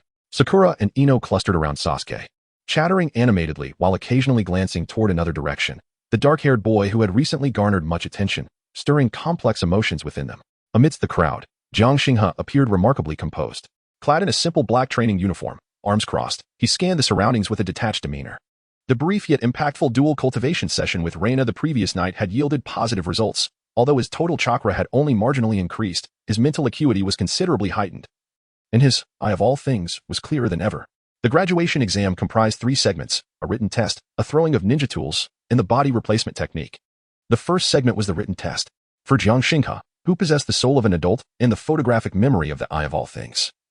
This was merely a formality. Theoretical knowledge, ninja history, tactical analysis. He answered with little hesitation, the sound of his pen gliding across the paper a soothing rhythm. Quickly completing the exam as the first to submit his answers.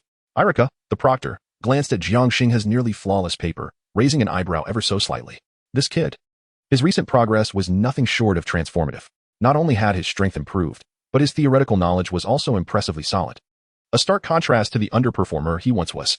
The second segment involved the throwing of ninja tools. The venue shifted to a designated target range, where wooden stakes stood at a distance of 10 meters. Participants were required to throw 10 shuriken and 10 kunai, aiming for the bullseye. When it was Jiang Xinghe and Appo's turn, he maintained an unassuming demeanor.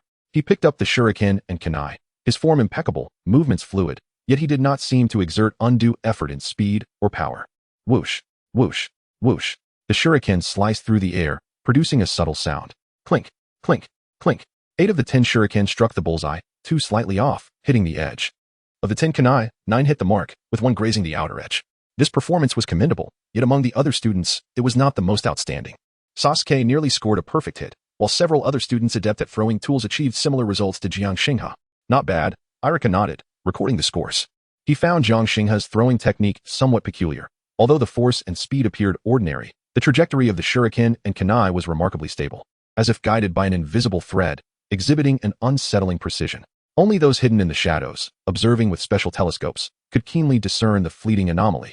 In the instant of throwing, the chakra flow from Jiang Xinghe's fingertips bore a striking resemblance to the chakra condensation method of the shuriken shadow clone technique. Although he had not truly split into shadows, the exquisite control over his chakra was far beyond that of an ordinary graduate.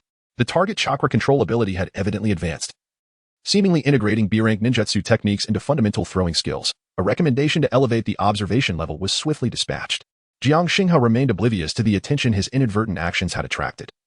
He simply believed that employing the chakra control technique from Shuriken Shadow Clone to stabilize the trajectory was far more efficient than relying solely on brute force.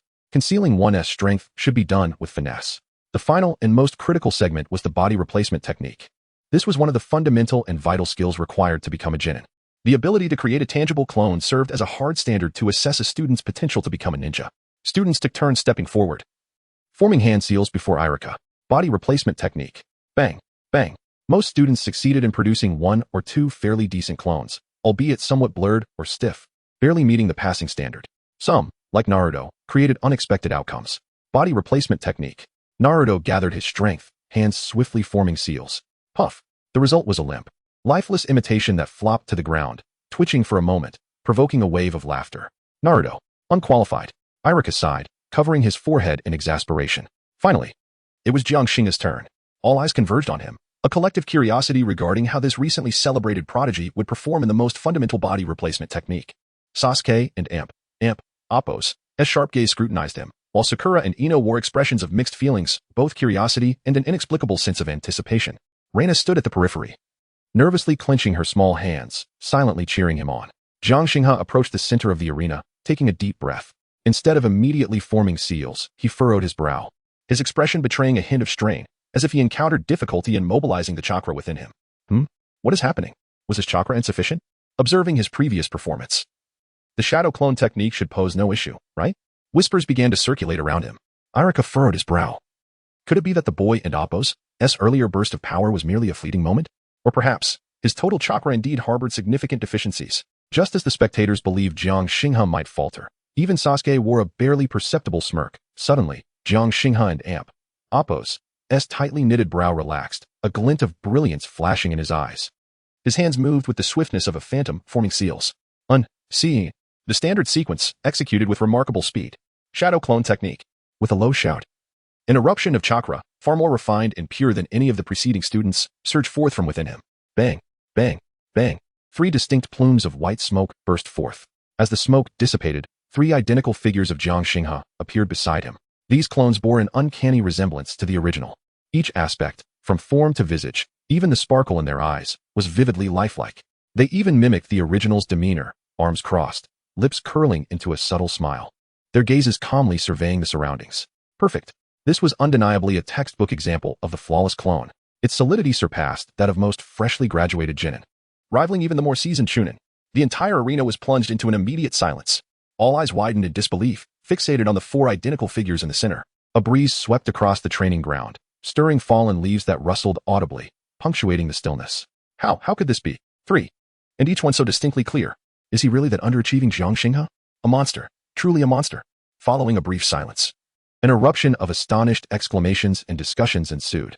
Irika and Amp, Apos, mouth fell agape, nearly able to accommodate an egg. He rubbed his eyes, confirming he was not mistaken. The quality of the shadow clone technique was astonishingly superior to his own. How much power had this boy been concealing? Had that previous display of struggle truly been mere pretense?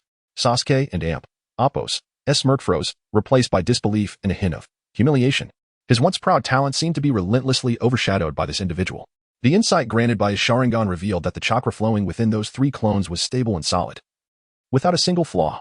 Sakura and Ino stood, mouths agape, their eyes filled with shock and an indescribable glimmer of admiration. This guy, he truly was different from before. What had transpired within him? His composed demeanor, his mastery over everything, and the astonishing power he displayed quickened their heartbeats inexplicably. Reina was so excited her cheeks flushed, her small fists pumping in the air, wishing she could rush over and give Xinghe a grand hug. Xinghe truly was the best. Jiang Xinghe stood amidst the 3 perfect clones, absorbing the shock, awe, jealousy, and curiosity emanating from every direction, a slight smile gracing his lips. This was precisely the effect he desired. Revealing his strength appropriately garnered the respect and resources he deserved. As for the label of a monster, it mattered little. As long as he achieved his goals, he had no qualms about amplifying that label even further. He cast a subtle smile at the astonished Irika and then formed seals with one hand. Bang, bang, bang. The 3 clones transformed into white smoke and vanished. He approached the still dumbfounded Irika, a hint of fatigue and luck on his face. Teacher Irika, am I qualified? It seems I may have overexerted myself a bit.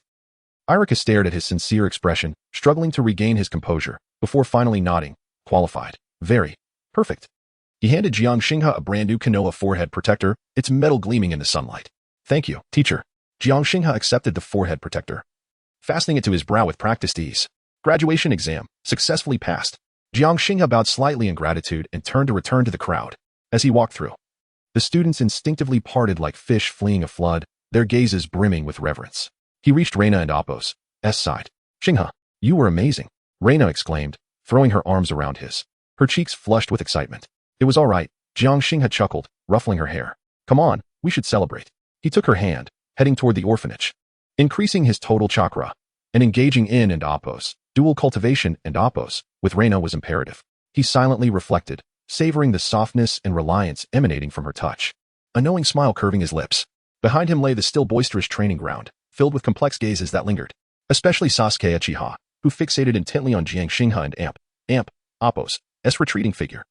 Flames of determination burning fiercely in his dark eyes. As night deepened, the moonlight poured over the streets of Konoha like mercury. Hand in hand with Reina, he walked slowly toward their residence, his thoughts once again surging. And Amp, Apos, graduation is merely a new beginning. And Amp, Apos, becoming a genin was just the onset of his journey. And this demonic entity cloaked in sheep and Amp, Apos' clothing would soon stir up a tempest upon the land of Konoha. Chapter 22. The Book of Seals and Mizuki's Good Intentions. Jiang Xinghe held the soft hand of Lingnai, who walked briskly, chattering excitedly about her dreams after graduation. Her beautiful purple eyes sparkled under the moonlight, resembling 2 exquisite amethysts. Dressed in a slightly faded pink dress that accentuated her budding curves. Her long red hair swayed gently with her movements, exuding a faint fragrance of shampoo. Xinghe, we will truly become ninjas from now on. We can undertake missions together and grow stronger. Lingnai looked up at him, her face radiating happiness, her arms instinctively tightening around his. The warmth of her touch permeating through the thin fabric. Feeling the softness and dependence in her embrace stirred something in Jiang Xinghe and Apos' heart. He turned to gaze at her innocent smile, a gentle curve forming at the corners of his mouth. Yes, we will be together from now on. Yet, deep within, he calculated that the progress of their dual cultivation must accelerate. Lingnai's potential from her whirlpool bloodline was immense, making her the perfect vessel for his rapid increase in chakra. Just as they approached their residence, a figure emerged from the shadows beside them, blocking their path. Jiang Xinghe. Congratulations on your successful graduation. The newcomer, clad in a green chunin vest from Konoha, had striking silver hair that stood out in the night, wearing a seemingly gentle smile. Mizuki, one of the teachers at the ninja academy. His stature was tall, but a hint of darkness lurked in his eyes. Lingnai instinctively shrunk behind Jiang Xinghe, feeling apprehensive. Jiang Xinghe raised an eyebrow ever so slightly while maintaining a calm demeanor, responding politely. Good evening, Teacher Mizuki. Thank you for your congratulations. He scrutinized Mizuki, recalling the peculiar way he had looked at him during the graduation exam. It seemed he was waiting here with ulterior motives. Mizuki's gaze fell on Jiang Xinghe, carrying an air of scrutiny. Xinghe, your shadow clone technique truly opened my eyes. You are a genius. However, he shifted his tone to one of regret. I noticed that you seemed to struggle a bit when performing the technique. Is your chakra reserve somewhat insufficient? Jiang Xinghe inwardly sneered, as expected. Mizuki perceived him as one who merely possessed talent but lacked chakra, eager for quick success. It appeared his earlier display of fatigue and luck had been quite effective. He allowed a hint of distress to cross his face, sighing softly, Teacher Mizuki, your insight is remarkable. Indeed, my chakra reserve is a shortcoming. Just now I truly exerted myself to barely succeed. He lowered his head slightly, feigning a look of disappointment. Lingnai tugged at Jiang Xinghe's clothing anxiously. He discreetly shot her a reassuring glance while continuing to maintain his lowered gaze. This portrayal perfectly aligned with that of a gifted yet power-hungry youth. A glimmer of satisfaction flashed in Mizuki's eyes. This was precisely the reaction he sought. Ambition is commendable. He patted Jiang Xinghe's shoulder, lowering his voice with an enticing tone. Actually, there is a method that can grant you unimaginable power in a short time, compensating for your chakra deficiency, even allowing you to surpass so-called geniuses. Here it comes. Jiang Xinghe's heart raced.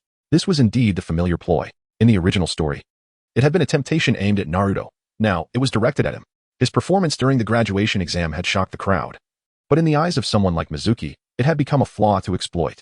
He suddenly raised his head, his eyes ablaze with desire, his voice trembling slightly. What method? Noticing Jiang Xinghe's interest peaked, Mizuki's smile grew more genuine. He then signaled for Lingnai to step aside, allowing the two to engage in further discussions.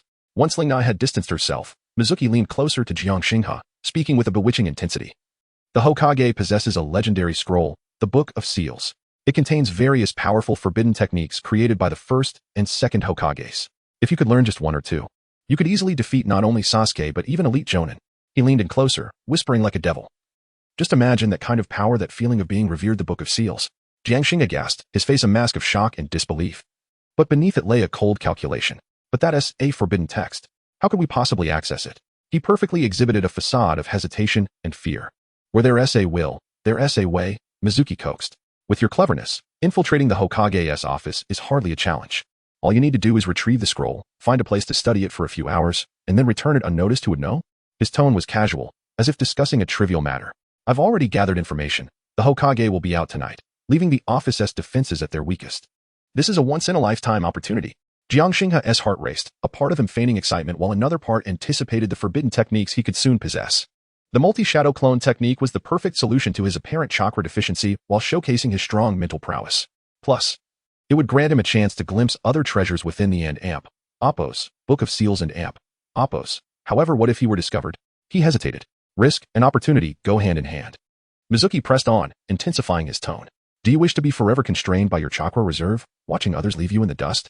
Remember Sasuke's haughty gaze. Recall those who once mocked you. Power. Only absolute power will allow you to seize your destiny.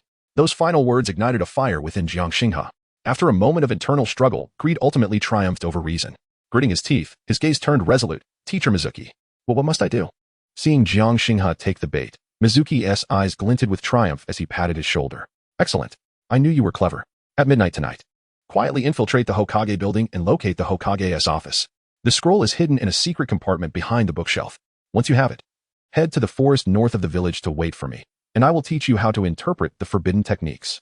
He meticulously outlined the route for infiltration and the location of the compartment, as if genuinely concerned for Jiang Xinghe's well-being. Remember, this matter must not be disclosed to anyone, including Lingnai. Otherwise, we will both face dire consequences. Mizuki warned ominously. I understand. Thank you, teacher. I will not disappoint your expectations. Jiang Xinghe nodded fervently, as if envisioning his future as an unparalleled powerhouse. Go prepare well. Mizuki smiled with satisfaction and melted into the shadows of the night. Watching Mizuki and Appos retreating figure, the excitement and greed on Jiang Xinghe and Amp, Appo's face swiftly faded, replaced by a chilling calm. Mizuki truly possesses a good heart. A sardonic smile curled at the corners of his lips. The narrative had indeed shifted. The target had changed from Naruto to himself. Yet, this was even more advantageous. The Amp, Appo's Book of Seals and Amp, Appo's. The Amp, Appo's multi-shadow clone technique and Amp, Appo's inscribed within it was tailor-made for him. It would perfectly resolve his apparent chakra deficiency while showcasing his exceptional control. As for Mizuki, merely a puppet, useful for diverting attention and taking the fall. Xinghe, what did teacher Mizuki say to you just now? Lingnai asked, her concern evident as she sensed something was amiss in the atmosphere. There is nothing to worry about. Jiang Xinghe gently tousled her hair, speaking in a relaxed tone. Teacher, look, I have graduated. Please give me some words of encouragement. He then took Reina and Appo's hand and casually returned to their residence. As midnight cloaked the world, the night was dark and windy. Most of Konohagakure had succumbed to slumber, with only the occasional ninja patrol slicing through the silence. A shadow flitted between rooftops like a specter, moving with astonishing speed. That was Jiang Xinghe. Following the route provided by Mizuki, he deftly avoided the patrols on the main roads and soon arrived near the Hokage building. The towering red structure loomed majestically in the night, surrounded by an imperceptible wave of a protective barrier. The defenses here were far more stringent than Mizuki had indicated. Jiang Xinghe activated the Eye of All Things, a flash of purple shimmering in his gaze. He could distinctly see the chakra barrier network enveloping the building and several concealed sensory traps lurking in the shadows. The information provided by Mizuki merely highlighted the most basic defensive weaknesses. If he had merely followed those instructions, he would have been discovered before even nearing the vicinity. However, for someone possessing knowledge of barrier techniques, fundamentals, and the fragmented four purple flames formation, this was not a daunting task. Recalling the insights gained from analyzing the four purple flames formation during his confinement and combining it with the analysis from the Eye of All Things, he swiftly pinpointed several faint nodes and gaps in the flow of energy within the barrier network. Moving with the agility of a phantom cat, he gracefully evaded all visible and hidden sentries and sensory traps, silently infiltrating the Hokage building. The corridor was enveloped in silence, his own footsteps deliberately suppressed to a whisper. Drawing upon memories from his previous encounters with the Umbu, combined with the Eye of All Things' perception of residual chakra, he effortlessly arrived at the door of the Hokage's office. The lock was specially crafted, adorned with a simple sealing technique. Jiang Xinghe extended a finger, gathering a faint pink chakra at his fingertip, and gently tapped on several critical nodes of the lock mechanism using the unlocking method from barrier techniques, fundamentals. With a soft click, the lock yielded. He pushed the door open and gently closed it behind him. The office was deserted, illuminated solely by the moonlight streaming through the expansive floor-to-ceiling windows, casting a silvery glow over the desk, chairs, and bookshelves. The faint scent of tobacco from the third Hokage lingered in the air. Jiang Xinghe and Appo's gaze swept quickly around the room, maximizing the power of the Eye of All Things. He refrained from touching the conspicuous crystal ball and instead moved directly towards a massive bookshelf. Following Mizuki and Appo's guidance, he located the hidden switch for a concealed compartment. With a gentle press, the bookshelf slid silently aside, revealing a safe crafted from special metal, engraved with intricate sealing runes. It was indeed not so simple. Jiang Xinghe was not surprised. He extended his finger once more, this time the pink chakra coalescing into a more refined essence, flowing along the lines of the sealing runes like a living entity. The Eye of All Things rapidly analyzed the structure of the runes. While knowledge of barrier techniques, fundamentals raced through his mind, seeking a means of dismantlement. A faint sound of energy friction filled the air. Moments later, the glow of the sealing runes dimmed. With a crisp snap, the safe's door swung open on its own accord. An ancient, formidable chakra, tinged with a hint of danger, surged forth from within. At the center of the safe lay a colossal scroll. The scroll was dark golden, with obsidian embedded at both ends. Its surface adorned with intricate and archaic patterns. The legendary Book of Seals. Jiang Xinghe inhaled deeply, suppressing the excitement within him, and carefully extracted the scroll, laying it flat on the expansive desk. Time was of the essence. He immediately unraveled the sealing cord. With a rustle, the scroll unfurled, revealing densely packed text and illustrations. Each character, each symbol seemed to harbor world-shattering power. Eye of All Things, full power scan. The purple light within Jiang Xinghe and Appo's eye swirled like a galaxy, fervently absorbing the information from the scroll. Multiple shadow clone technique. Found it. His gaze fixed intently on the front section of the scroll, which contained the most crucial goal of his endeavor. Information regarding the A-rank forbidden techniques, hand seals, chakra flow, core principles. All surged into his mind like a tidal wave. Ding. Forbidden technique, multiple shadow clone technique. A-rank. Detected. Conditions for replication met. Mental energy sufficient. Chakra compatibility good. Commencing replication. Ding. Forbidden technique, multiple shadow clone technique. A-rank. Successfully replicated. Stored in system space. Success. Jiang Xinghe felt a surge of joy. Yet the scanning of the eye of all things did not cease. His gaze continued to sweep downward, encountering various powerful and enigmatic forbidden techniques. Corpse Demon Seal, 5-Element Seal, Edo Tensei, Mutual Explosive Tag. Each name represented a chapter of dark or glorious history within the ninja world. Time was pressing. He could not afford to replicate all the content in its entirety. His mental energy and chakra were rapidly depleting. This Mutual Explosive Tag. His gaze locked onto one S-rank forbidden technique. Developed by the second Hokage, this infinite detonation technique possessed terrifying power. The eye of all things immediately concentrated its full scanning capabilities. The scroll and amp, Oppos, S runic structure and casting principles for the Mutual Explosive Tag began to be analyzed. However, just as he was about to complete the critical portion of the scan, ding. Warning. Forbidden technique Mutual Explosive Tag. S rank, fragment, detected, target technique level 2 high. Contains spiritual imprint interference. Current host's mental energy chakra total insufficient for complete analysis and replication. Forcing replication may result in mental backlash. Scan interrupted. Only partial runic structure and core principles recorded. Completion rate 15, stored in system space. Alas, what a pity. Jiang Xinghe felt a wave of mental fatigue wash over him, and the light of the eye of all things dimmed considerably. S-rank forbidden techniques were indeed not easily mastered in their entirety. Nevertheless, capturing some core information was already a significant gain. Perhaps in the future, with enhanced strength, he might have the opportunity to complete the knowledge. He dared not linger any longer, swiftly re-rolling the Book of Seals, returning it to the safe, restoring the bookshelf to its original state, and erasing all traces of his presence. After ensuring there were no flaws left behind, he departed the Hokage building as silently as he had arrived. The night breeze brushed against him, carrying a hint of chill. Jiang Xinghe stood in the shadows outside the Hokage building. Feeling the weight of the two powerful techniques newly acquired in his mind, a satisfied smile gracing his lips. The multiple shadow clone technique was now in his grasp. Next, he would visit the kind-hearted Mizuki-sensei to present him with a grand gift. He turned, leaping several times, vanishing into the dense night. Heading toward the forest in the northern part of the village. A grand drama of pursuit and counterattack, which he had long anticipated, was about to unfold. Chapter 23. The Frenzy of Shadow Clones and the Scapegoat. Mizuki in the northern forest under the night sky. The shadows of trees loomed like lurking behemoths. The moonlight struggled to penetrate the dense foliage, casting mottled and fragmented patterns on the ground. The air was thick with the mingled scents of damp earth and pine needles. Carrying the unique chill of the deep night, Jiang Xinghe's figure emerged like a ghost melded with the darkness, silently appearing in a relatively open glade within the woods. With his hands buried in his pockets and an indifferent expression, he seemed merely to be taking a leisurely stroll after dinner.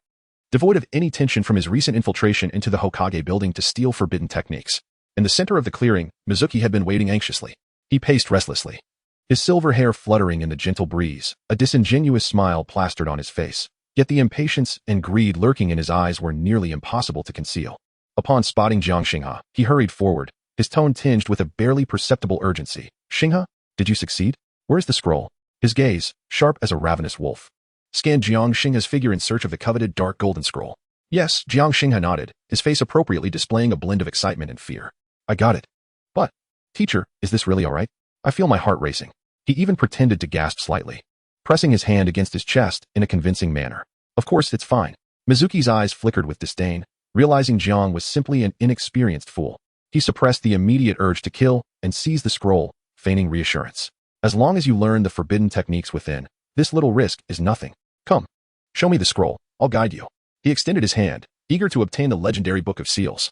At that moment, a faint rustling from the nearby bushes caught their attention. Who? Mizuki snapped alertly, already gripping a kunai, his gaze dark and piercing towards the source of the sound. A small figure clad in an orange jacket clumsily peeked out from behind the bushes, golden hair gleaming under the moonlight, his face etched with concern. It was Uzumaki Naruto. In Naruto? Jiang Xinghe feigned surprise, turning to him. What are you doing here? I was a bit worried about you. Naruto scratched his head, his blue eyes darting between Jiang Xinghe and Mizuki. When I saw teacher Mizuki sneaking off with you, I just followed, though typically carefree. An instinctual unease gripped him, especially after witnessing Jiang Xinghe's prowess during their graduation exam. He felt an inexplicable concern for his companion. Upon seeing Naruto, Mizuki froze for a moment before a sinister glint of murderous intent flickered in his eyes. The plan was disrupted. However, perhaps this troublesome brat could still be of use. Humph, so it's you. The bottom of the class, Mizuki's expression darkened completely, his facade shattered. No longer concealing his malice, he sneered. Perfect. I want Teeny to search for you. Today, I'll eliminate both of you monsters. Monsters? Naruto was taken aback, bewildered by Mizuki's sudden outburst. Teacher Mizuki, you Jiang Xinghe's face portrayed just the right amount of shock and disbelief. What? What do you intend to do? What do I intend to do? Mizuki grinned maliciously, the kunai in his hand glinting ominously in the moonlight. I intend to kill you and seize the Book of Seals. Did you really think I would kindly assist you? How naive and laughable. He stepped closer, his gaze locking onto Jiang Xinghe like a venomous serpent. Hand over the scroll. Otherwise, I want an amp. Amp. Oppos. T hesitate to make you wish you were never born. The end amp. Amp. Oppos. Book of Seals and amp. Amp. Oppos. Naruto was even more confused, but he sensed a palpable danger and instinctively positioned himself in front of Jiang Xinghe. Teacher Mizuki, you can end Oppos. T harm Xinghe. Get out of the way, you demon fox.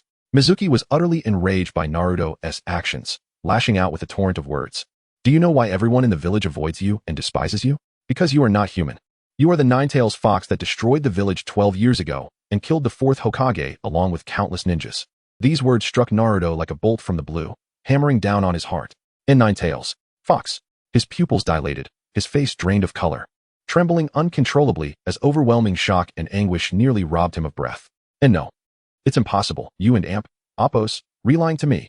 Lying to you? Mizuki laughed cruelly, relishing Naruto's unraveling expression. This is a secret that every adult in the village knows. Only you, idiot, have been kept in the dark. That old fool, the 3rd Hokage, even had the audacity to enact a decree forbidding its mention. How ridiculous. You are a monster, a calamity for the village. Each word was like a knife, ruthlessly carving into Naruto's most vulnerable places. He staggered backward, his gaze vacant, as if the entire world were crumbling around him. Seeing Naruto in such disarray, Mizuki felt an unsettling thrill of pleasure arise within him. He sensed the time had come. It was time for a swift resolution. Enough of this nonsense. Jiang Xinghe, hand over the scroll. Mizuki suddenly hurled his kunai towards Jiang Xinghe with great speed and a cunning angle. However, in the face of this sudden assault, Jiang Xinghe's earlier pretense of panic vanished in an instant, replaced by an icy calmness. A mocking smile even curling at the corners of his lips. Teacher Mizuki, your chatter is rather excessive. His voice was soft yet crystal clear, resonating in the ears of everyone present. With a slight shift of his body, he effortlessly evaded the deadly kunai. At the same time, his hands moved like lightning, forming an unusual seal. Huh? A sudden chill of foreboding gripped Mizuki's heart. He had never seen the seal before. In the next second, boom, boom, boom, boom, boom. A series of white smoke explosions erupted, flooding the entire glade like a tidal wave. As the smoke dissipated, a jaw-dropping scene unfolded. Dozens, even nearly 100 identical Jiang Xinghe figures filled the clearing, with matching faces, identical attire, and the same cold gaze, surrounding Mizuki completely. Each Jiang Xinghe radiated a potent chakra, far surpassing the capabilities of mere shadow clones. Multiple shadow clone technique. How is this possible? Mizuki's eyes nearly bulged out of their sockets, his sinister grin frozen in place, replaced by sheer horror and disbelief. He could feel the chakra from the dozens of clones, nearly indistinguishable from the original, rendering his mind blank. Why you? How could you perform this technique? This is clearly a forbidden technique from the Book of Seals. When did you? Not only Mizuki, but Naruto, who had just regained his senses from the shock, was also utterly dumbfounded. His mouth agape. He gazed at the battalion of Jiang Xinghe before him, feeling his understanding of the world shatter once more. The 3 perfect clones from the graduation exam were astonishing enough. Now this was a monster among monsters. At that moment, a familiar figure dashed in. It was Irika, having heard the commotion. Upon witnessing the scene before him, he too froze in place, disbelief etched across his face. Xinghe, this is... Irika's voice trembled. Just cleaning up some trash. Jiang Xinghe's original form replied coolly, his gaze falling on Mizuki, as if regarding a lifeless object. Impossible. Absolutely impossible. You must have used some sort of illusion. Mizuki could not accept this reality, his voice shrill as he howled, brandishing his kunai and charging at the nearest shadow clone. Break it.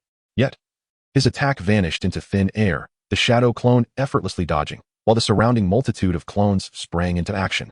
They moved like well-trained soldiers, exhibiting perfect coordination and swift movements, attacking from all directions towards Mizuki. Fist strikes, kicks, shurikens, and various basic martial arts techniques merged into an impenetrable web of assault. Executed in synchrony by dozens of shadow clones, Mizuki found himself in a state of utter chaos. His once proud nin strength appeared laughable and powerless in the face of the overwhelming numbers of the multiple shadow clone technique. Monster, who are you? Mizuki struggled desperately to defend himself, soon sustaining injuries, and he was horrified to discover that these shadow clones were nearly his equal in strength. Who I am is of little consequence.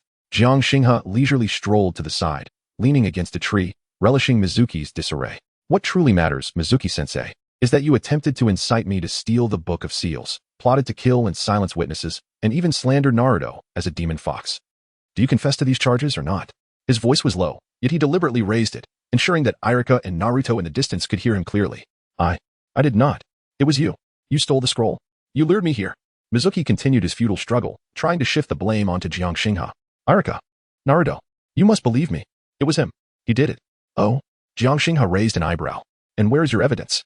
The evidence is, how could you use multiple shadow clone technique? That in itself is the greatest proof. Mizuki shouted, grasping at his last straw. Jiang Xinghe smiled. A hint of amusement in his expression. Perhaps it is because I am a touch more intelligent than you imagined?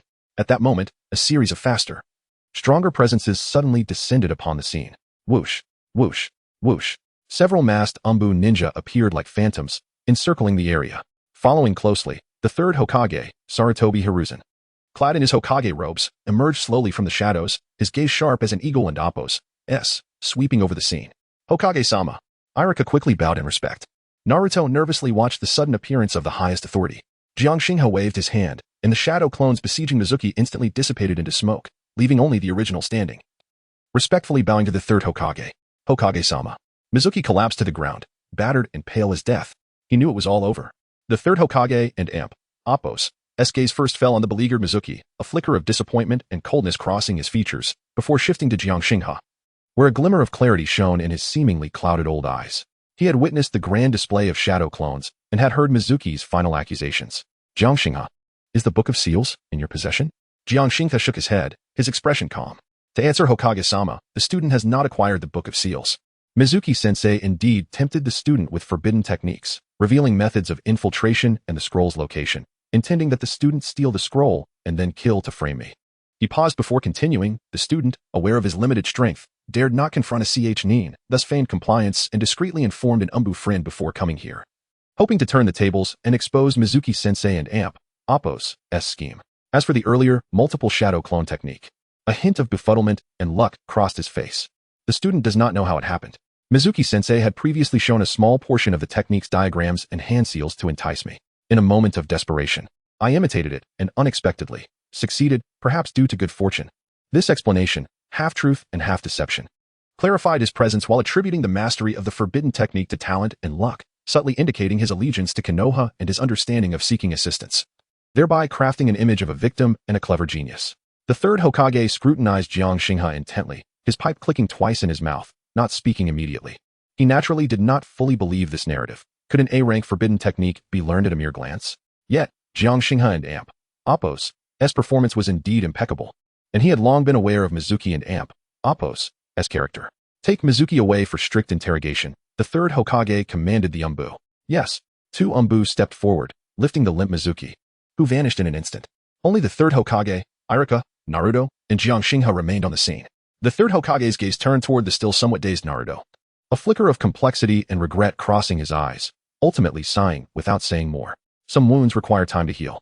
Lastly, his attention returned to Jiang Xinghe, bearing a look of scrutiny, laced with a subtle vigilance. Jiang Xinghe, your exposure of the rogue ninja was commendable. The third Hokage spoke slowly, his tone softening. The village will not forget your contributions. Serving the village is the student's duty, Jiang Xinghe replied respectfully, maintaining a lowly demeanor. The night breeze stirred, lifting a few fallen leaves. Thus, Mizuki's scheme was unveiled. The Book of Seals remained safe, at least on the surface. And Jiang Xinghe not only emerged unscathed but also established his merits, showcasing his talent for mastering A-rank forbidden techniques before the Hokage in a reasonable manner. Subsequently, Jiang Xinghe began to mentally review the knowledge of multiple shadow clone technique and mutually amplifying explosive tags, fragment, the true gains of the night. Once more, the night breeze swept through, carrying a hint of chill, dissipating the last remnants of smoke and chakra fluctuations in the forest. The figures of the third Hokage and the Umbu had long vanished, leaving behind a disheveled clearing and three individuals, each with their own distinct emotions. Chapter 24. Irika's gratitude and the ramen encounter. Shinobi Mizuki had taken Sasuke away, leaving the sharp echoes of the Ninetales and Appo's curse reverberating in the air. Naruto stood there, his body trembling slightly, his once brilliant azure eyes now void of their usual luster, staring blankly at the ground, as if the entire world was shattering beneath him. 12 years of solitude, exclusion, and malice, all traced back to this moment. He was a monster? Irika hurried to Naruto's side, extending his hand to pat his shoulder, but hesitated, stopping midway. His own arm throbbed faintly, a fresh wound from Mizuki's kunai that had grazed him while he shielded Naruto. Fortunately, it wasn't too deep. Yet, compared to physical injuries, What anguish must Naruto be enduring within? Naruto Irika's voice was strained, laden with profound worry and guilt. Don't listen to Mizuki's nonsense. You are not. The words lingered on his lips, unable to form a complete thought. How could he explain the village's regulations, the third Hokage's orders? He could only look at Naruto with a clumsy, almost pleading gaze. Kagase stood quietly nearby, the residual light of his eye of all things, sweeping over the two figures. Naruto's breakdown had been anticipated, and Mizuki had wielded his words with precision. Irika's reaction was also within his calculations. The kind-hearted teacher's gratitude towards him had undoubtedly reached its peak at this moment. He refrained from approaching them immediately. The timing was not right. At that moment, a petite figure stumbled into the clearing, her pink dress standing out vividly against the night. Kagase. Reina's voice, tinged with panic, rang out as she rushed forward, grabbing his arm and examining him closely. Are you all right? There was such a commotion. I was so worried. Her eyes were red, clearly shaken by the events. I'm fine, Kagase replied calmly, grasping her cool little hand reassuringly. Just a minor inconvenience, already resolved. It was only then that Reina noticed Naruto and Irika nearby, particularly Naruto's despondent demeanor and the bloodstains on Irika's arm. Naruto? Irika-sensei, are you? She asked, unease creeping into her voice. Reina, don't worry, Kagase said gently, squeezing her hand to soothe her. He turned to Irika, his tone infused with the right amount of concern. Irika-sensei, your injury. Irika snapped back to reality, waving his hand dismissively. It's nothing, just a scratch. He looked at Kagase, his eyes brimming with complex emotions, ultimately transforming into deep gratitude. Kagase, I truly thank you. If you hadn't exposed Mizuki's scheme in time and protected Naruto, he could scarcely fathom the consequences had Mizuki succeeded. The unassuming student, who often blended into the background, had displayed remarkable strength and wisdom tonight, completely reshaping Irika's perception. The image of nearly 100 shadow clones overwhelming Mizuki was seared into his memory. Kagase nodded slightly. It is regrettable that Mizuki has strayed from the right path. I am also a part of Konoha. Protecting my comrades is only natural. His gaze shifted to Naruto, his voice softening. Naruto, are you all right? Naruto abruptly lifted his head, his vacant gaze locking onto Kagase's face. It was he, the one who had used that incredible jutsu to defeat Mizuki. He was the only one who, upon hearing that terrifying word from Mizuki, did not react with disgust or fear. Instead, he had looked at Naruto as if he were merely an ordinary person. Naruto's lips moved, attempting to articulate something, but no sound emerged. The overwhelming shock left his mind in disarray. Observing the confusion and the last flicker of hope in Naruto and Appo's eyes, Kagase formulated a plan. Irika-sensei, Naruto, Reina, I propose we all take a break. Given the events that transpired, I'm sure everyone is exhausted. How about we grab something to eat? I know a great ramen place. His gaze was primarily on Naruto. Ichiraka Ramen, a sanctuary of solace for Naruto in the original story. Now, he would be the one to bring him there. Irika paused, then understood Kagase's intention. Leaving Naruto alone would only lead to spiraling thoughts. Perhaps, visiting a familiar place and enjoying some comforting food would ease his burden. Furthermore, he had many questions for Kagase and a deep gratitude to express. Good idea, Irika nodded, gently supporting Naruto's shoulder. Come on, Naruto. Let us go have some ramen. Right, ramen. Reina chimed in enthusiastically, her eagerness aimed at lightening the mood as she took hold of Kagase's other hand. Guided by Irika, Naruto's gaze flitted between Kagase and Reina. Ramen. A familiar taste, and these two individuals before him. He did not feel the usual excitement at their kindness. Instead, he numbly followed them, heading toward the village. Yet deep within, something stirred, subtly shifting in response to Kagase's calm inquiry. Naruto, are you all right? And the invitation to ramen. At Ichiraka Ramen, the late hour meant few patrons. With only the owner busy preparing meals, the warm lighting and rich aroma of tonkatsu broth contrasted starkly with the chill of the night outside. The four gathered around the counter. Irika swiftly tended to his arm, but his thoughts remained solely on Naruto. Reina curiously scanned the surroundings, whispering to Kagase. Naruto lowered his head, fixated on the tabletop, silent and withdrawn. Owner, for bowls of miso chashu ramen, and make Naruto's extra chashu, Kagase ordered with familiarity. The owner looked up, recognizing them, and smiled. All right, coming right up. He seemed to sense the unusual atmosphere, especially Naruto's demeanor, but refrained from probing further. The ramen was served promptly, steaming and inviting. Eat, Naruto, Irika urged, handing him chopsticks. Naruto silently accepted them, mechanically lifting noodles to his mouth, tasting nothing. Irika sighed, turning to Kagase. Kagase, regarding today's events, on behalf of Naruto, I thank you once again. He paused, carefully choosing his words. I'm curious about your abilities, and that technique. Irika-sensei, Kagase interrupted gently, his tone warm yet firm. So much has happened today. I believe what Naruto needs most right now is not further questioning but tranquility. He gazed at Naruto, his eyes clear. Naruto. The words Mizuki spoke are not worth your concern. Who you are is defined by you alone, not by someone else's words. This statement served as both reassurance and a test. He needed to ascertain Naruto's current state and his own place in Naruto and Appo's heart. Naruto's chewing ceased. He raised his head, looking at Kagase. Who you are is defined by you alone. This phrase pierced through the darkness and pain that filled his heart. Like a faint light illuminating his path. He observed Kagase's serene face, Reina's worried expression beside him, and Irika-sensei's apologetic gaze. They did not regard him with disdain. Were Mizuki's words true? But if they were, why did Kagase still help him? Why was he not afraid? Why did Reina still want to be close to him? He recalled the overwhelming shadow clones, and how effortlessly Kagase had dispatched Mizuki. So powerful, stronger than Sasuke. No, stronger than anyone he had ever encountered. Such a formidable person had not mocked him, nor had he shown revulsion, but rather invited him to ramen? Why? Naruto finally spoke, his voice hoarse and dry. Aren't and Appos, to you afraid of me? They all say. I am. He still couldn't utter the word. Jiang Xinghe picked up his chopsticks and naturally placed a piece of char siu into his bowl. What is there to fear? He retorted. His tone as casual as if discussing the weather. I only see a classmate betrayed by friends and hurt by lies. He paused and continued. As for what Shuei-mu said, how does that concern you? Just because parents make mistakes, does that mean their children are inherently bad? Moreover, it is not your fault at all. He deliberately avoided the term nine tails, yet struck at the heart of the matter. These words thundered in Naruto's mind. How does that concern you? It is not your fault at all. All the malice he had endured seemed to have found its source. Yet Jiang Xinghe told him that source was unrelated to him. He was not the monster itself. He merely bore that burden. This realization somewhat clarified his chaotic thoughts. The pain persisted, but a sliver of light seemed to seep through the despairing abyss. He looked at Jiang Xinghe, a companion he had only truly come to know today. During the graduation exam, he had displayed astonishing shadow clone technique. Moments ago, he had defeated Shuei-mu with even more remarkable strength. Now, with simple words, he had dispelled the deepest fears within Naruto and Appo's heart. This person accepts me. He does not see me as a monster. He is the first to calmly speak to me after I learned the truth, inviting me for ramen. Naruto's eyes suddenly reddened. The accumulated grievances, pain, and fear found an outlet in that moment. Yet, he did not cry. He merely sniffed forcefully, picked up his chopsticks, and began to eat the noodles heartily. This time, he savored the broth and Appo's richness and the noodles and Appo's texture. The warm food slid down his throat, warming his stomach and seemingly his heart as well.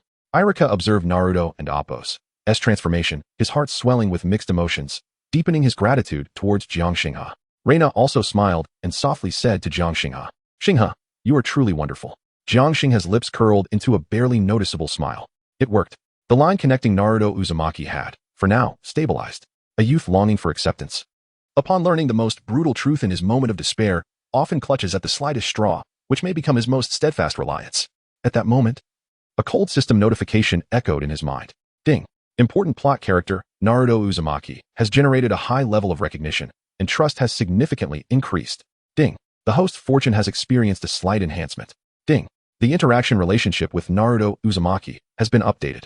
Future chakra-related interactions, such as dual cultivation with Uzumaki Reina, will receive a Nine-Tails chakra affinity bonus, with a chance to accelerate the overall increase of one's chakra and optimize its attributes. Jiang Xinghe understood. An increase in fortune meant that actions in this world would proceed more smoothly, perhaps leading to easier opportunities or avoidance of troubles. The increased weight of interactions related to Naruto was the key. Nine-Tails chakra, Uzumaki lineage, the prophesied child. There was an abundance of value to be mined from this seemingly foolish youth. Today's bowl of ramen was worth it. The meal concluded in a relatively calm atmosphere.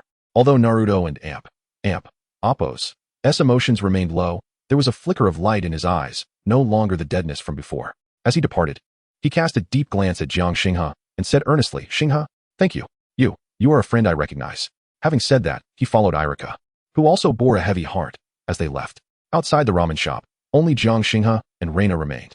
Xinghe, Naruto seems quite troubled. Reina expressed her concern. Yes, he has encountered some difficulties, Jiang Xinghe replied, ruffling her red hair. But he will pull through. He looked up at the moonlit sky. Shuei-mu had become a useless pawn, but it served its purpose. He had obtained the Book of Seals, multiple shadow clone technique, and mutual exploding tag, fragment. Naruto's initial recognition was also secured. The first night after graduation was quite fruitful. Next, it was time to familiarize himself with newfound powers and begin the true journey of a ninja. He took Reina and Appo's hand, feeling her warm, soft touch. Let and Appo's go home, he said. Reina nodded vigorously, closely following him. Her face blossoming with a smile once more. Under the night sky, their figures gradually faded into the distance. Chapter 25. the red gaze, and the newly formed 11th class the following day. In the auditorium of the Ninja Academy, the atmosphere was thick with a blend of anticipation, tension, and a lingering undercurrent of unease. The aftershocks of last night's defection incident involving Mizuki, though contained by the higher-ups, had not gone unnoticed by the graduates, who sensed something unusual. Particularly, the sight of Naruto Uzumaki, his demeanor noticeably subdued and far from his usual boisterous self, drew various glances, some curious, some probing, and others tinged with veiled malice. Standing amidst the crowd, Jiang Xinghe appeared unfazed, as if the events of the previous night had no bearing on him. He could feel several notable gazes upon him: Sasuke Uchiha's cold, scrutinizing, yet begrudgingly inquisitive stare, Sakura Haruno and Ino Yamanaka's complex expressions, a mixture of awe, curiosity, and a barely perceptible admiration, and Hinata Hyuga's shy and anxious glances, timidly peeking from the corner. Reina stood closely beside him, her small face radiating dreams of new beginnings, her tiny hand instinctively clutching his clothes, seeking reassurance. Silence, Irika commanded from the podium, his voice laced with fatigue, yet brimming with the responsibility of a teacher. His gaze swept across the assembly, lingering momentarily on Naruto and Jiang Xinghe, his expression complex, culminating in a barely audible sigh. The events of the previous night had greatly impacted him. He owed Jiang Xinghe a significant debt of gratitude and felt deep remorse towards Naruto. Now, I shall announce the list for the Genin classes and their supervising jonin. Irika inhaled deeply, grasped the list in his hand, and began to read. The auditorium fell into silence, with everyone straining to hear. The first class, the second class. Names were called, eliciting varied reactions of joy and disappointment. The seventh class. Irika paused, glancing at three prominent graduates. Naruto Uzumaki. Naruto jerked his head up, disbelief etched on his face. Sakura Haruno. The pink-haired girl froze for a moment before erupting in ecstasy, her gaze fervently directed at the dark-haired boy beside her. And Sasuke Uchiha. Well, this is amazing. I'm in the same class as Sasuke-kun. Sakura exclaimed, nearly bouncing with excitement, completely oblivious to Naruto's glum expression. Meanwhile, Naruto's mood plummeted as he glanced between the thrilled Sakura and the aloof Sasuke, feeling a tumult of emotions. Sasuke remained expressionless, though the corner of his eye subtly flicked towards Jiang Xinghe. Stuck with the bottom of the class and a lovesick girl, it doesn't matter, as long as the supervising jonin is strong enough. The supervising jonin for the 7th class, Irika continued, is Kakashi Hitaki. The name sparked a ripple of excitement throughout the hall. Kakashi, the legendary copy ninja. Sasuke and Appo's lips curled slightly in a satisfied smirk at this arrangement. Jiang Xinghe observed the scene with indifference. The storyline remained unchanged, with the 7th class mirroring the original configuration. This was favorable for him. Soon, it would be his turn. Irika cleared his throat and continued reading the list. The 10th class, Shikamaru Nara, Choji Akimichi, Ino Yamanaka. Supervising jonin, Asuma Saratobi. Ino let out a cry of despair, casting a resentful glare at Sakura. The 8th class, Hiba Inuzuka, Shino Aburame, Hinata Hyuga. Upon hearing Hinata's name, the girl trembled slightly, nervously twisting her fingers. Irika hesitated, seemingly searching for something, before proceeding. The 11th class, Jiang Xinghe and Appo's, as heart skipped a beat. Reina tightened her grip on his arm. Reina Uzumaki. Her eyes sparkled with joy as she looked at Jiang Xinghe. Hinata Hyuga. The girl, who had thought she belonged to the 8th class, suddenly looked pale and bewildered. Irika seemed to notice the unexpected adjustment in the list but continued reading. My apologies, there seems to have been a slight change. The 8th class now consists of Kiba Inuzuka, Shino Aburame, with a substitute member yet to be determined. The 11th class, Reina Uzumaki, Hinata Hyuga, and finally, Jiang Xinghe. The announcement sparked an uproar in the auditorium. Jiang Xinghe? The enigmatic figure who had demonstrated extraordinary strength during the graduation exam and was rumored to have assisted the Umbu in capturing the rogue ninja Mizuki? He was placed in the same class as Reina Uzumaki and Hinata Hyuga? Reina was overjoyed, tightly hugging Jiang Xinghe and Appo's arm. Hinata, on the other hand, was utterly flabbergasted, her face turning crimson as she fidgeted nervously, casting frantic glances at Jiang Xinghe before hastily looking down. I'm in the same class as Jiang Xinghe? Sasuke scoffed, a flicker of disdain in his eyes. Despite the oddity of that individual's strength, his teammates appeared to be two seemingly useless kunoichi and a deadweight from the Hyuga clan. Sakura and Ino exchanged glances, their expressions a mix of confusion and concern. So, who is the supervising jonin for the 11th class? Irika glanced at the final name on the list, his expression shifting to one of intrigue. He took a deep breath and solemnly announced, Kurenai Yuhi. Kurenai Yuhi? The name plunged the auditorium into silence once again, soon erupting into even louder discussions. The most outstanding Genjutsu specialist of the new generation, renowned for her beauty and strength, was assigned to lead Jiang Xinghe's class? This combination felt rather peculiar. Jiang Xinghe raised an eyebrow, surprised. Kurenai Yuhi? The jonin known for her mastery of Genjutsu, her alluring figure, and mature charm? How intriguing. At that moment, a lithe figure appeared at the entrance of the auditorium, cloaked in a red, form-fitting combat suit that accentuated breathtaking curves. Her long black hair cascaded like a waterfall, and her crimson eyes resembled the most exquisite gemstones, scanning the crowd with a discerning gaze. It was Kurenai Yuhi. Her eyes roamed the gathering until they landed on the designated area for the 11th class, pausing momentarily on Jiang Xinghe. A flicker of surprise, curiosity, and scrutiny flashed through her sharp red eyes, accompanied by an imperceptible hint of fluster, even unbeknownst to herself. It was as if a pebble had disturbed the tranquil surface of a lake, sending ripples that were barely detectable. Was it merely an illusion? This boy seemed somewhat different from the descriptions in the intel. His calm, detached gaze appeared to possess an uncanny insight, coupled with the way the little red-haired girl leaned on him, and the almost fainting shyness of the Hyuga girl nearby.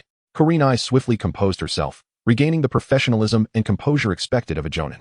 Yet, her heart inexplicably raced a beat faster. Jiang Xinghe met her gaze, a polite, yet meaningful smile gracing his lips. The eye of all things operated quietly, capturing the flow of her chakra and subtle changes in her expressions. Beep. Detecting a replicable target. Kurenai Yuhi, Special Jonin. Detecting replicable abilities. Genjutsu. Mist, B class. Illusion. Tree Binding Kill, A class. Genjutsu. Netherworld Vision Technique, A class. Mastery of Genjutsu Basics, C class. Target Charm Assessment in progress. Assessment successful. The target exhibits initial curiosity and caution towards the host, slightly influenced by the charm trait, enhancing replication success rate by 5. Jiang Xinghe understood. The female Jonin. Or perhaps a master of illusion techniques. This succubus-like physique seems ready to unleash its true power. After Irika announced the list of names and provided a few reminders, he instructed each class to find their respective Jonin for assembly. The auditorium instantly buzzed with excitement as everyone scattered in different directions. Xinghe, how wonderful! We and Appos, in the same class. And Hinata, Reina exclaimed, joyfully shaking Jiang Xinghe and Appos' arm. Jiang Xinghe gently patted her head, his gaze shifting to Hinata, who was still standing in a daze nearby. Hinata, let in Appos. Let's go, he said softly. Ah, yes, yes. Hinata stammered, startled by his voice, as if a frightened little rabbit, blushing as she timidly followed, careful not to get too close. Jiang Xinghe led the two girls towards Yuhi Kurenai. Many eyes converged upon them, filled with various meanings. Humph. Sasuke cast a cold glance before swiftly following Kakashi out. Sasuke-kun, wait for me. Sakura hurried to catch up. Naruto scratched his head, glancing between Jiang Xinghe and Kakashi's departing figure, ultimately deciding to join Team 7, though his steps seemed considerably heavier. On the rooftop of the ninja school, a gentle breeze carried a hint of coolness. Yuhi Kurenai stood with her back to the three, gazing over the landscape of Konoha, her long black hair fluttering in the wind. Hearing their footsteps, she slowly turned to face the three genin before her. Uzumaki Reina, lively and outgoing. Her clear eyes, revealing a strong dependence on Jiang Xinghe, possessed an impressive chakra reserve, truly a descendant of the Uzumaki clan. Hyuga Hinata, with her Byakugan bloodline, was overly timid, too nervous to lift her head, clearly in need of guidance. Finally, there was Jiang Xinghe. This young man was the focal point of her attention during this assignment. His remarkable performance in the graduation exam, the rumors from last night, and that fleeting glance which made her heart skip, all fueled her curiosity about this seemingly ordinary boy. From today onwards, I shall be your Jonin instructor. Yuhi Kurenai, she announced, her voice cool yet melodious, imbued with the authority befitting a Jonin. As is customary, we shall introduce ourselves, sharing our names, preferences, dislikes, and our future dreams. She turned her gaze towards Reina. I'll go first. Reina eagerly raised her hand, exclaiming, my name is Uzumaki Reina. I love Xinghe and sweets. I dislike bad people. My dream is to become a powerful ninja like Xinghe and always be by his side. She unabashedly displayed her reliance and admiration for Jiang Xinghe, puffing out her small chest with pride. Kurenai raised an eyebrow slightly. This little girl's dependence on Jiang Xinghe was beyond her expectations. Her gaze shifted to Hinata, whose face flushed deeper, fingers twisting together. Her voice barely above a whisper. I'm Hyuga. Hinata, what I like. Flowers. I dislike. Fighting. My dream is to change. Her voice dwindled to an almost inaudible murmur. Kurenai frowned slightly. Such a timid disposition was not advantageous in the harsh world of ninjas. Finally, her gaze settled on Jiang Xinghe, eager to hear what this boy, who had garnered the attention of the higher-ups, including the third Hokage and Appos' special instructions to watch over him, would articulate. Jiang Xinghe maintained a calm demeanor, meeting Kurenai and Appos' inquisitive gaze as he began to speak. Jiang Xinghe. His voice was soft yet distinctly audible to all. What I like is tranquility and efficiency. What I dislike is trouble and foolish betrayal. His gaze seemed to drift into the distance, as if recalling a scene from the previous night. As for my dream, he paused, a knowing smile gracing his lips, his eyes locking onto Kurenai and Appos' crimson irises. Perhaps, to stand at the pinnacle of the ninja world and behold the scenery from there. His calm tone conveyed audacious aspirations. Standing at the pinnacle of the ninja world? Reina's eyes sparkled with admiration. Hinata gazed up in astonishment, captivated by Jiang Xinghe's confident profile, her heart racing. Karinai's pupils constricted slightly. Such boldness. Was this boy arrogant? Or did he genuinely possess the ambition and potential to back it up? Her heart raced uncontrollably once more. The unexpected revelations Jiang Xinghe presented were overwhelming. Such bravado. Karinai thought, forcing herself to regain composure and assume her authoritative stance, her tone laced with scrutiny. However, ninjas do not rely solely on words. She crossed her arms, accentuating her striking figure. Tomorrow morning at 9, we will gather at Training Ground 7. I will conduct a test for you. I must caution you. The pass rate for this test is below 30%. Those who fail will be sent back to the Ninja Academy for retraining. Her voice was undeniably severe, intended to instill a sense of gravity in these inexperienced genin, particularly towards Jiang Xinghe's audacious dream. Dismissed. After issuing her command, Karinai did not look back, her figure vanishing in a flash, leaving behind a faint, elusive fragrance in the air. Reina glanced nervously at Jiang Xinghe. Xinghe, do you think the test will be difficult?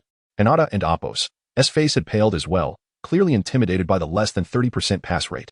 Yet Jiang Xinghe appeared unfazed by Karinai and Appo's warning. His gaze still fixed on her disappearing figure, a playful smile tugging at the corners of his mouth. Karinai, a beautiful jonin skilled in illusion techniques. Just right. I and Appo's just acquired the shadow clone technique, and Haven and Appo's had a chance to practice it properly.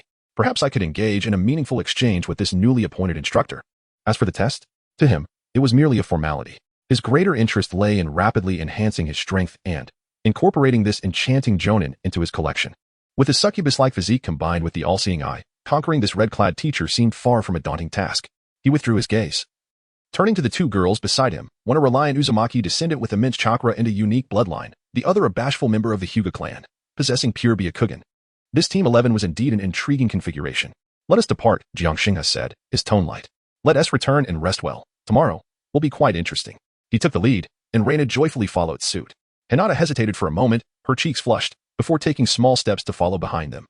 Her gaze steadfastly fixed on the seemingly tranquil boy who consistently brought forth endless surprises. Chapter 26. The Temptation of Red. On the following morning, sunlight filtered through the sparse clouds, casting mottled shadows upon the grass of the third training ground. The air was imbued with the freshness of dew, and a few iconic wooden stakes stood solitary in the center of the field, silent witnesses to the sweat and growth of countless ninjas.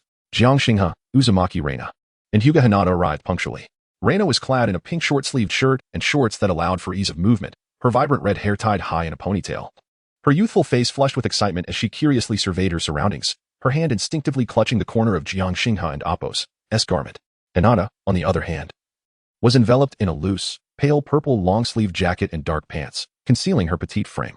Her head hung low, a rosy hue gracing her fair cheeks as her fingers fidgeted nervously, occasionally stealing a swift glance at the composed Jiang Xinghe beside her. Before long, a crimson figure appeared like a flame, landing gracefully before the trio. Wai-Hai Karinai was once again adorned in her form-fitting red mesh combat attire, accentuating her curves, complemented by the green vest of a Konoha jounin. Her long black hair cascaded down her shoulders, swaying gently with the breeze. With fair skin and delicate features, her uniquely crimson eyes now held a scrutinizing gaze, piercing through the three genin before her. The allure of a mature woman intertwined with the imposing aura of a jounin, exuding a captivating charm that was hard to resist. It seems everyone has arrived on time. Karinai and Appo's voice was cold yet melodious, betraying little emotion. As she remarked that yesterday and Appo's introductions were merely an appetizer. Today is the trial that will determine your eligibility to become true ninjas. She retrieved 2 small silver bells from her ninja tool pouch, jingling them lightly between her fingers, producing a crisp sound. The rules are simple. Karinai and Appo's lips parted slightly as her gaze swept over the trio. Do you see these 2 bells? Your task is to seize them from my hands before noon. Her eyes flitted between Reina and Hinata, finally settling on Jiang Xinghe, her expression deepening with an enigmatic challenge. Only 2 of you may pass. Those who fail to secure a bell or do not exhibit qualities I deem worthy will be sent back to the Ninja Academy. She paused, her tone growing weighty. Remember, you must approach me with the resolve to kill. Otherwise, you won and Appo's to even have a chance to touch the bells. Reina and Appo's face fell in disbelief. Wait, there are only 2 bells? But there are 3 of us. Hinata trembled with anxiety, her voice a mere whisper, barely audible. Indeed. At least one of you will be eliminated, Karinai interjected, her gaze still locked on Jiang Xinghe, laced with a hint of provocation. However, If you demonstrate extraordinary teamwork that surpasses the capabilities of ordinary genin, there may be unexpected surprises. Her lips curled into a knowing smile. But I have little patience for those who fight alone or rely solely on others. Her words were clearly directed at them. Reina instinctively tightened her grip on Jiang Xinghe and Appo's arm. He remained unfazed, simply gazing calmly at Kurenai, sensing her deliberate scrutiny. The remark from yesterday about standing at the pinnacle of the ninja world had evidently struck a nerve. With a hand raised to glance at the rising sun, Kurenai declared, "Let the time begin." No sooner had she spoken than Reina and Hinata instinctively leaped backward, creating distance and seeking cover, a fundamental response taught in ninja school. Yet Kurenai's target had been clear from the outset. She disregarded the dispersing Reina and Hinata, darting directly towards the stationary Jiang Xinghe with a speed that surpassed the limits of a genin and Appo's reflexes. "Let me see how stable your and Appo's, pinnacle and Appo's, truly is." Her cool voice carried an air of pressure as she approached. Almost simultaneously with her words, her hands swiftly formed seals. Serpent, horse, monkey, rabbit, dog, pig. The flow of chakra was distinctly captured by the eternal eye. Jinjutsu, magical tree binding kill. An invisible mental wave enveloped Jiang Xinghe in an instant. In that fleeting moment, Jiang Xinghe felt as if the ground beneath him had come alive. With countless robust roots and vines erupting from the earth, entwining his limbs and body like constricting serpents, intent on binding and suffocating him. He could even hear the creaking of the trees growing and felt the suffocating pressure closing in around him. Is this an illusion targeting me? Quite direct, Jiang Xinghe mused. His thoughts racing. The potency of this jinjutsu was sufficient to render ordinary genin defenseless, plunging them into fear and despair. Those with weaker mental fortitude might even face complete mental collapse. Yet Jiang Xinghe and Appo's mental strength far surpassed that of an average individual, and his succubus lineage provided him with a natural resistance to mental interference. As the genjutsu took shape, he did indeed feel a sense of constriction and a mental impact, and the visuals around him began to distort. However, his consciousness remained clear. The eternal eye operated like a calm machine, rapidly analyzing the chakra structure of the invading jinjutsu. Ah, I see. By disrupting chakra perception, it creates the illusion of binding and impending death. In less than a second, Jiang Xinghe and Appo's chakra reverberated within him, flowing at a specific frequency to precisely sever the connections of the external jinjutsu chakra. Crack! It sounded as if something had shattered in his mind. The frenetic vines and roots that had been growing wildly before him dissipated like a mirage, restoring clarity to his vision. The entire process unfolded with astonishing swiftness.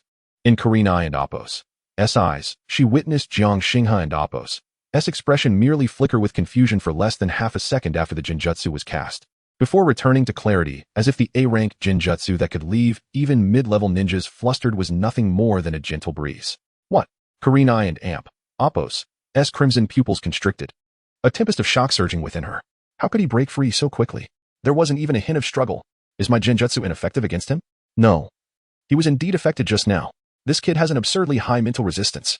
In that fleeting moment of Kurenai and Appo's stunned contemplation, Jiang Xinghe moved, rather than retreating. He charged towards Kurenai.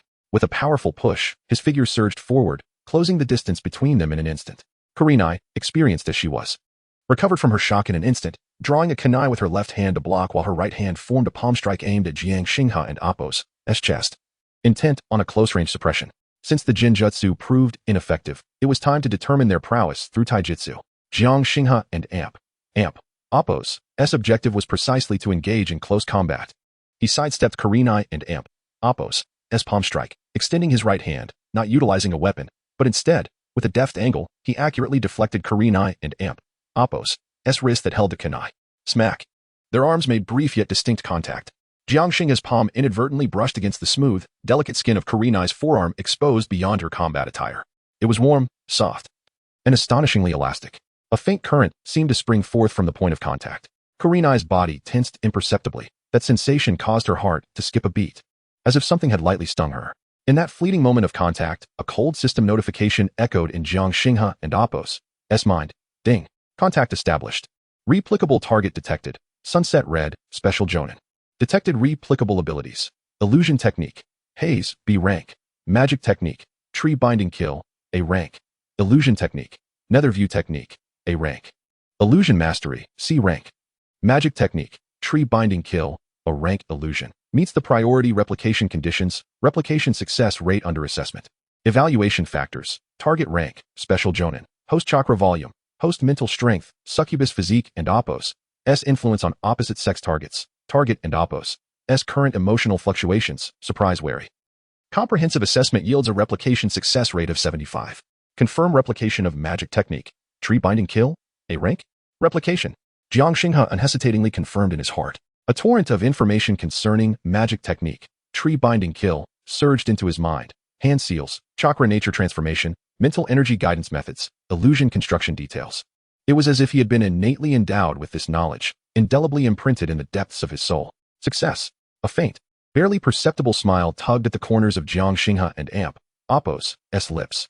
Another formidable A-rank illusion at his disposal.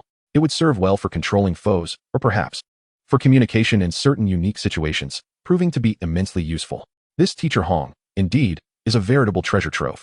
Utilizing the recoil from his block, he nimbly leapt back, creating several meters of distance, his face adorned with a polite smile, as if the brief clash and skin contact had merely been an inadvertent act of combat. Sunset Red gripped the kunai, standing her ground, her crimson eyes fixed intently on Jiang Xinghe, her expression a complex tapestry of emotions. In that fleeting moment, she was not only astonished by his effortless counter to her prized illusion, but also by his astonishingly swift reactions and nearly flawless blocking technique. Moreover, the subtle tingling sensation as his hand brushed against her arm left her heart skipping a beat. Was it an illusion? Or did this young man truly possess something extraordinary? His gaze, calm yet seemingly tinged with amusement, suggested that everything lay within his grasp. This Jiang Xinghe is far more than the accolades of his graduation exam suggest. His concealed prowess likely exceeds everyone and Amp Appo's expectations. Xinghe, you are incredible! A distant voice echoed, belonging to Reina, who, alongside Hinata, had just found a concealed position and witnessed the electrifying scene unfold. Hinata covered her mouth in awe, her large eyes brimming with astonishment and a deeper admiration. Xinghe-kun, actually facing off against a Jonin teacher so effortlessly. Sunset Red inhaled deeply, forcing herself to regain composure. This trial had only just commenced. This boy named Jiang Xinghe had indeed provided her with a tremendous surprise. Now, she was eager to see just how far this seemingly unassuming fellow and his two distinctly different teammates could go. Her gaze sharpened anew, sweeping towards Reina and Hinata. It seemed the warm-up was over. Sunset Red and Amp Appo's voice regained its icy clarity, stating, "From here on, I shall not hold back." Chapter 27. The special guidance of Red. The cold voice of Hinata Yuhi echoed across the training ground, laden with the unique pressure of a Jonin. However, she had already moved. Contrary to Jiang Xinghe and Amp Appo's expectations of her continuing to target him, she vanished in a flash, darting like a specter towards the side where Renai Uzumaki had just found a tree for cover. Those alluring crimson eyes locked onto the lively red-haired girl with such swiftness that Renai could only emit a brief cry of alarm. "Be careful," Renai instinctively shouted. Yet her body tensed and stiffened due to the sudden assault, causing her to completely forget the evasive maneuvers taught in ninja school. Instead, she fumbled in an attempt to form a counterattack. Meanwhile, Hinata Hyuga and Appo's face blanched with fear. Beneath her loose lavender jacket, her petite frame trembled slightly, and her pure white eyes instinctively activated, the veins at her temples subtly bulging. Overwhelmed by intense fear and anxiety, she momentarily forgot her role, merely staring blankly as Hinata Yuhi lunged towards Renai like a leopard pouncing on its prey. What a mess! Jiang Xinghe stood rooted, his eye of all phenomena keenly capturing every motion of Hinata Yuhi, as well as the reactions of Renai and Hinata. Although Hinata Yuhi and Appo's movements appeared rapid, they were not executed with full force. Rather, they seemed to serve as a test and a means of intimidation, intended to disrupt their formation and assess their adaptability, or perhaps, to gauge how he himself would respond in such a situation. Clearly, fighting separately would not suffice. Jiang Xinghe quickly assessed in his mind. Renai was impulsive and inexperienced. Hinata possessed tremendous potential, but was constrained by her personality. As Hinata Yuhi and Amp Appo's fingers were about to touch Renai, casting a binding illusion or delivering a physical strike, Jiang Xinghe knew he could no longer remain passive. Renai, Don and Appo's panic, used the chains to entangle her left side, restricting her movement. Jiang Xinghe and Appo's voice rang out, calm and clear, reaching the ears of everyone present. Almost simultaneously, he propelled himself forward, darting like an arrow, swiftly inserting himself between Hinata Yuhi and Renai. With lightning speed, his right hand shot out, accurately blocking Hinata Yuhi's grasp towards Renai's shoulder. Slap. Another brief moment of contact occurred. Jiang Xinghe's palm firmly held Hinata Yuhi's wrist, distinctly feeling the astonishing power coursing beneath her smooth skin. Hinata Yuhi was evidently taken aback by Jiang Xinghe and Amp Appo's rapid response and his choice to intervene directly rather than prioritize his own safety. Her crimson eyes narrowed slightly, deepening with intrigue as they met his gaze.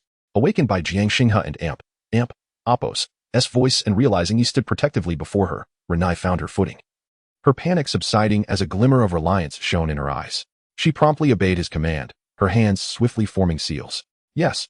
Shingha. Buzz. Several golden chakra chains materialized behind her, writhing like agile golden serpents, whistling through the air as they lashed towards Hinata Yuhi and Appo's left arm and waist, an iconic sealing technique of the Uzumaki clan. Hinata, activate your Byakugan and observe the flow of her chakra, especially at the joints and main meridian nodes. Look for weaknesses and prepare to disrupt her balance with your gentle fist.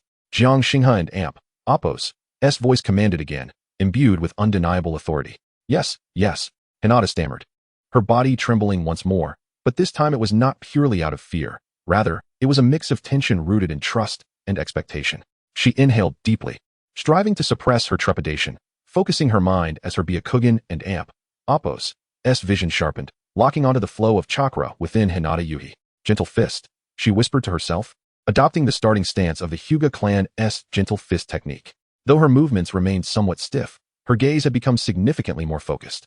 Hinata Yuhi, confronted by this sudden shift in dynamics, felt a surge of turmoil within. This Jiang Xinghe, not only was he formidable himself, but he could also instantaneously assess the situation and effectively direct two evidently inexperienced teammates. With her wrist blocked by Jiang Xinghe and her left side ensnared by the approaching chakra chains, she also had to guard against Hinata and Appo's potential gentle fist attack targeting her chakra pathways. In that moment, the seasoned Jonin found herself somewhat flustered by these three lower-ranked ninjas. To make matters worse, a peculiar sensation had been lingering in her mind since earlier.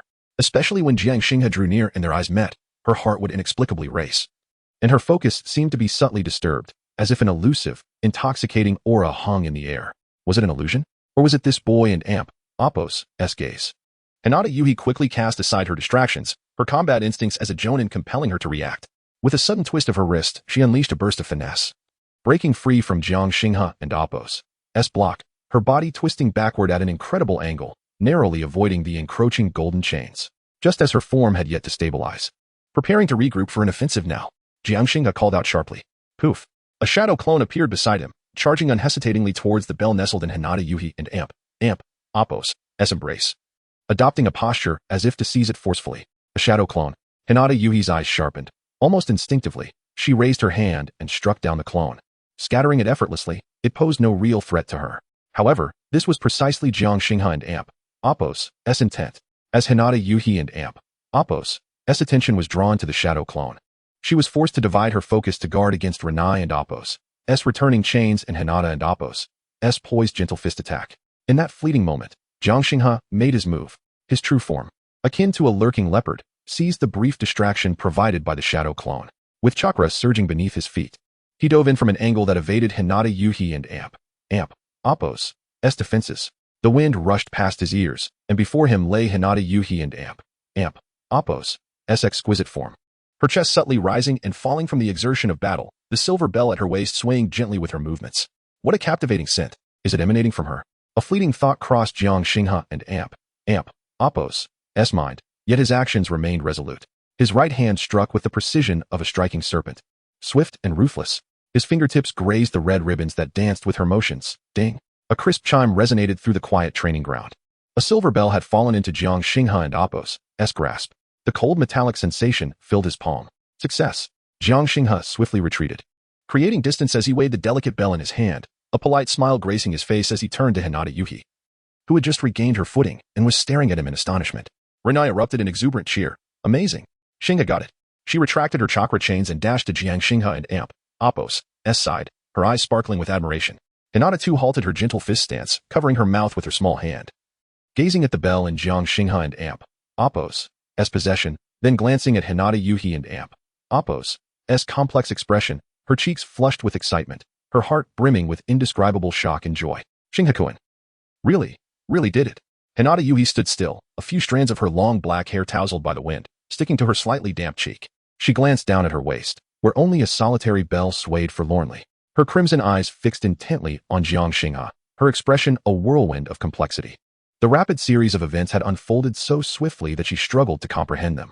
From the chaotic struggle of fighting alone to Jiang Xinghe and Appo's instantaneous assumption of command, followed by the somewhat clumsy yet effective collaboration between Reina and Hinata, and culminating in the exquisite tactics of shadow clones feigning an attack while the real body strikes. Can all this truly be accomplished by a freshly graduated genin? Moreover, there was that subtle sensation of interference. Yakumo slowly exhaled, forcing herself to regain her composure and re-establish her demeanor as a Janine. Her gaze swept over the panting Reina and Hinata, finally settling on the calm and composed Jiang Xinghe, who appeared as though he had merely performed a trivial task.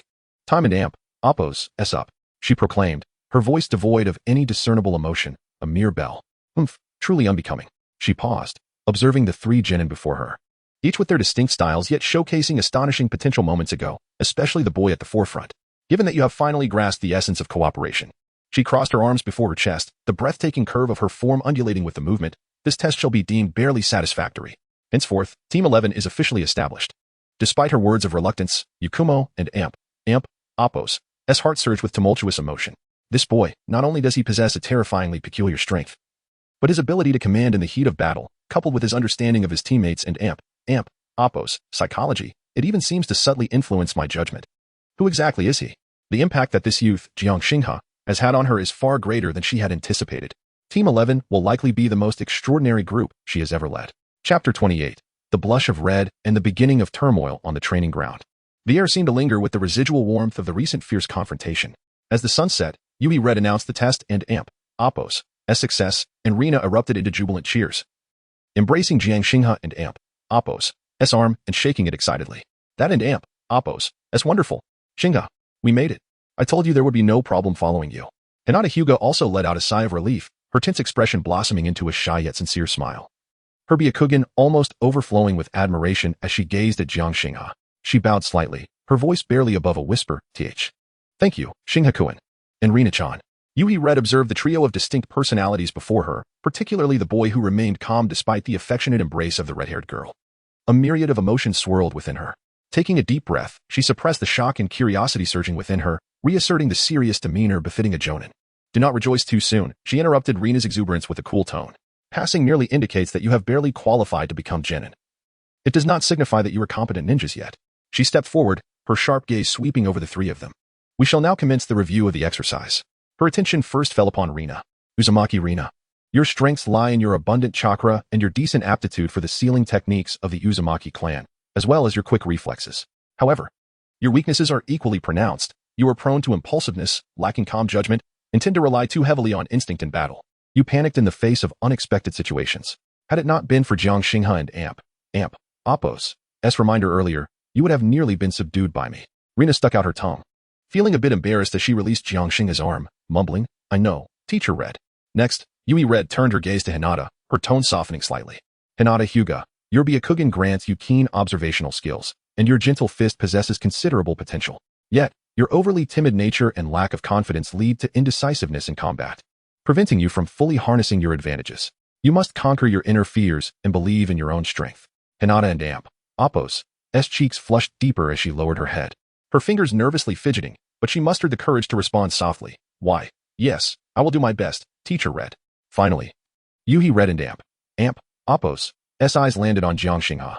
Unconsciously, she took a few steps closer, eager to observe this boy who had brought her so many surprises. In the sunlight, his black hair gleamed softly, his skin almost translucent, and his features were strikingly delicate for someone who had endured the rigors of ninja training. His deep, dark eyes were calm and profound, as if they could see through everything. Jiang Xinghe, Yui Red's voice unconsciously slowed. Tinged with a hint of curiosity she herself did not realize, your performance was quite unexpected. She paused, attempting to articulate her thoughts, but found her mind somewhat muddled. Your on-the-spot command skills are excellent, and your tactical execution can be deemed clever. The timing of your shadow clone and Oppos' deployment was impeccable, exploiting the gaps in my engagement with Rina and Hinata.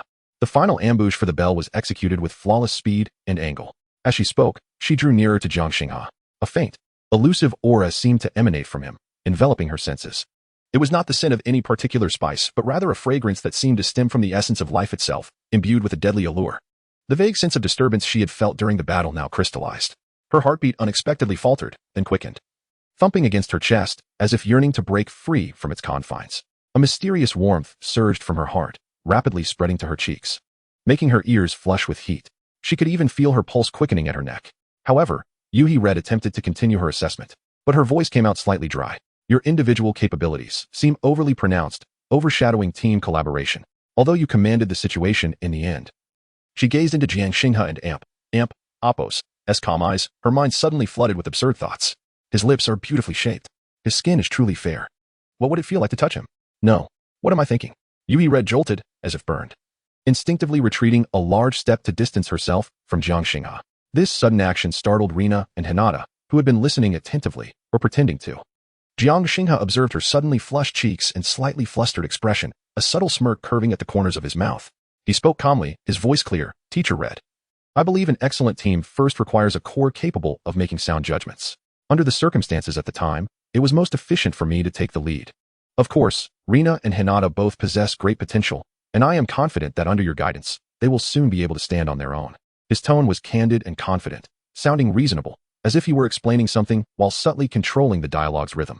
Yui Red gazed at him, feeling her breath become somewhat labored. His words resonated clearly in her ears, yet her mind struggled to process the information. That strange fluttering sensation still lingered in her heart, preventing her from maintaining her composure. She even dared not directly meet his seemingly enchanting gaze. Cough. Yui Red abruptly coughed, attempting to mask her discomposure, forcibly averting her gaze from Jiang Xinghe and Appos, as face to a distant wooden post. In any case, this test has revealed many issues among you. Her voice rose slightly higher than usual, imbued with a hint of barely perceptible anxiety. Starting tomorrow, you will undergo formal task training. Before that, you must. She halted midway, sensing that continuing might lead her to further incoherence. What is happening? Why do I feel this strange sensation in the presence of this freshly graduated boy? Could it be an illusion? No, there are no signs of chakra fluctuation. What could it be? Rina blinked, glancing between the suddenly peculiar Teacher Red and the composed Jiang Xinghe, her brows furrowing slightly with a hint of caution. She silently inched half a step closer to Jiang Xinghe, as if to protect her possession. Hinata, too, acutely sensed the subtle shift in atmosphere. Teacher Red and Appos' earlier reaction. And the way she looked at Xinghe-kun. How strange. Her cheeks flushed even deeper, nearly dripping with blood, as she buried her head lower. Too shy to look up. In that moment of silence and awkwardness, an icy system prompt echoed in Jiang Xinghe and Appos' mind. Ding. Detecting significant emotional fluctuations from the special Jonin Yui Red, increased heart rate, and slight dispersion of mental focus. Detecting the target and Appos' strong curiosity and desire to explore the host, accompanied by a subtle, unconscious allure. Target Yui Red and Appos' favorability towards the host 10. Current favorability status, 30, highly curious, guarded in a fluster. Jiang Xinghe understood. It was indeed effective. The passive influence of his succubus constitution, along with the subtle guidance of his chakra and emotions, began to yield effects on Jonin-level females. However, he needed to tread carefully. After all, Yui Red was an experienced Jonin with high vigilance. The current favorability was still quite low, primarily curiosity and confusion stemming from attraction. If he pushed too far, triggering her excessive caution or even hostility, it would be a loss beyond measure. Maintaining an expression of calm and politeness, he concealed his inner thoughts. As the setting sun cast its warm hues, Hong forcibly calmed herself, taking several deep breaths to regain the composure befitting a seasoned Jonin. Though the warmth on her cheeks had yet to fully dissipate, she averted her gaze from Jiang Xinghe and swiftly declared, "That will be all for today. Dismissed. Assemble here promptly at 8 tomorrow morning to receive your first mission." No sooner had her words left her lips than she almost fled the scene, activating the body flicker technique to transform into a fleeting crimson shadow, vanishing from sight. This left the three Jinin in the training ground exchanging bewildered glances. Teacher Hong seems a bit off today, Reina mused, stroking her chin as she cast a puzzled look at Jiang Xinghe. Hinata subtly nodded in agreement, though she dared not speak, instead stealing sidelong glances at Jiang Xinghe and Appos' profile. Jiang Xinghe shrugged, a hint of a relaxed smile gracing his face. Perhaps it's just the excitement of having such exceptional students for the first time. Cut it out. Reina shot him an exasperated look, yet the concern and vigilance etched on her face had noticeably softened. Only Jiang Xinghe understood that the fleeting lapse of composure was merely the beginning. This enchanting Jinjutsu Jonin had cast a stone named Turmoil into the tranquil lake of his heart, and the ripples were just beginning to spread. Chapter 29, the first D-class mission. Catching a cat? The morning sunlight filtered through the leaves, casting dappled shadows upon the third training ground. The air was fresh, imbued with the earthy scent of soil and grass. Yui Kurenai was already waiting there, clad in a slightly looser-fitting black ninja outfit, topped with Konoha and Appos' signature green vest, which accentuated her mature and alluring curves without the tightness of the previous day. Her long black hair was tied in a high ponytail, revealing her smooth forehead and delicate profile. Yet, her captivating crimson eyes, when they glanced towards the entrance of the training ground, seemed to lack their usual sharpness, revealing a subtle complexity that was hard to discern. She appeared to intentionally avoid lingering her gaze in any particular direction. Before long, three figures appeared in her line of sight. Uzumaki Reina was as vibrant as ever, dressed in a bright orange short-sleeved shirt and black shorts. Her slender, fair legs exposed to the air, swaying with youthful grace as she bounced along. Her red hair was styled into playful twin ponytails. Following closely behind was Hyuga Hinata, adorned in her familiar loose lavender jacket and dark blue trousers, which enveloped her petite frame. Her head was lowered, a customary shyness evident on her fair face. Her fingers nervously entwined, with her soft, deep blue hair framing her cheeks. Bringing up the rear was Jiang Xinghe, clad in a simple black fitted training outfit that accentuated his fair skin and upright stature. His tousled black hair danced lightly in the morning breeze, and a faint, polite smile graced his strikingly handsome face, his dark eyes calm and undisturbed, as though yesterday and Appos' events had never transpired. "Good morning, Teacher Kurenai," Reina greeted enthusiastically, bounding up to her and curiously examining her. "You seem well today." Kurenai's lips twitched slightly as she averted her gaze and cleared her throat. "It and Appos, it's good that everyone is here. As mentioned yesterday, we will commence formal task training starting today." She paused as if to gather her emotions, then retrieved a mission scroll from her ninja tools pouch. "For your first mission, aimed at fostering your teamwork abilities." She unfurled the scroll, her tone reverting to that of a seasoned jonin. "We have accepted a D-class mission, assisting the feudal lord and Appos' wife in locating her lost pet cat, and Appos' tiger, and Appos' catch a cat." Reina's enthusiasm waned, her twin ponytails drooping. She had anticipated a more formidable challenge for their inaugural task. Hinata echoed softly, "A cat," clearly finding the mission somewhat mundane as well. Jiang Xinghe, however, displayed no reaction, merely observing Kurenai with keen interest. Today, she seemed particularly intent on maintaining distance, even avoiding eye contact when speaking to him.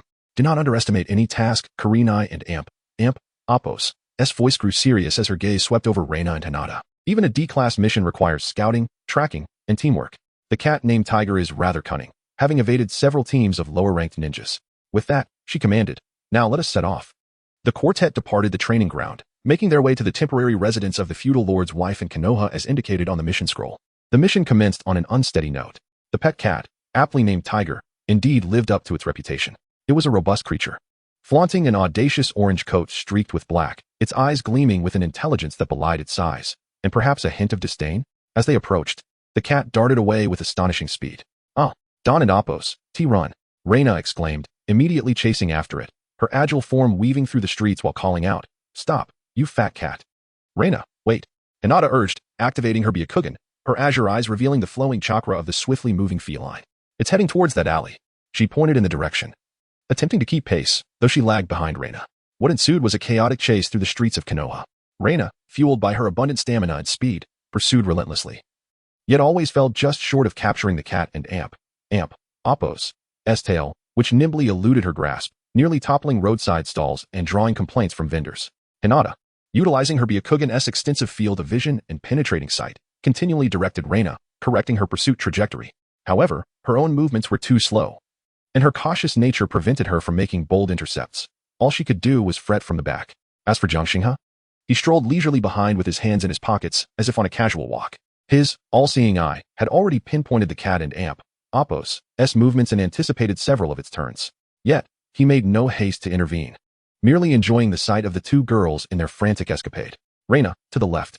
It's about to jump onto the roof," Hinata called out anxiously, her Byakugan clearly tracking the cat as it prepared to leap onto the eaves. "Got it," Reina responded, exerting herself to leap higher, reaching for the orange blur. "Meow." Tiger emitted a sharp cry, twisting in midair to narrowly evade Reina and Appos' grasp, landing on the rooftop. Looking back at the panting Reina and flicking its tail in a manner that was strikingly human, filled with mockery. How infuriating. I could scream. Reina stood on the rooftop, hands on her hips, cheeks puffed in frustration, her red ponytails nearly standing on end. Hinata finally ascended to the roof as well, breathing heavily as she gazed at the nonchalant cat grooming itself, feeling somewhat defeated. It was then that Jiang Xinghe leisurely leaped onto the rooftop, standing beside them, his gaze fixed on the cat. Upon closer inspection, he noted that although the cat was named Tiger and was indeed robust, certain features, such as its facial structure and body lines, seemed curious. Jiang Xinghe and Appos' thoughts stirred. This and Appos', Tiger and Appos' appeared to be a female cat. An idea flickered in his mind.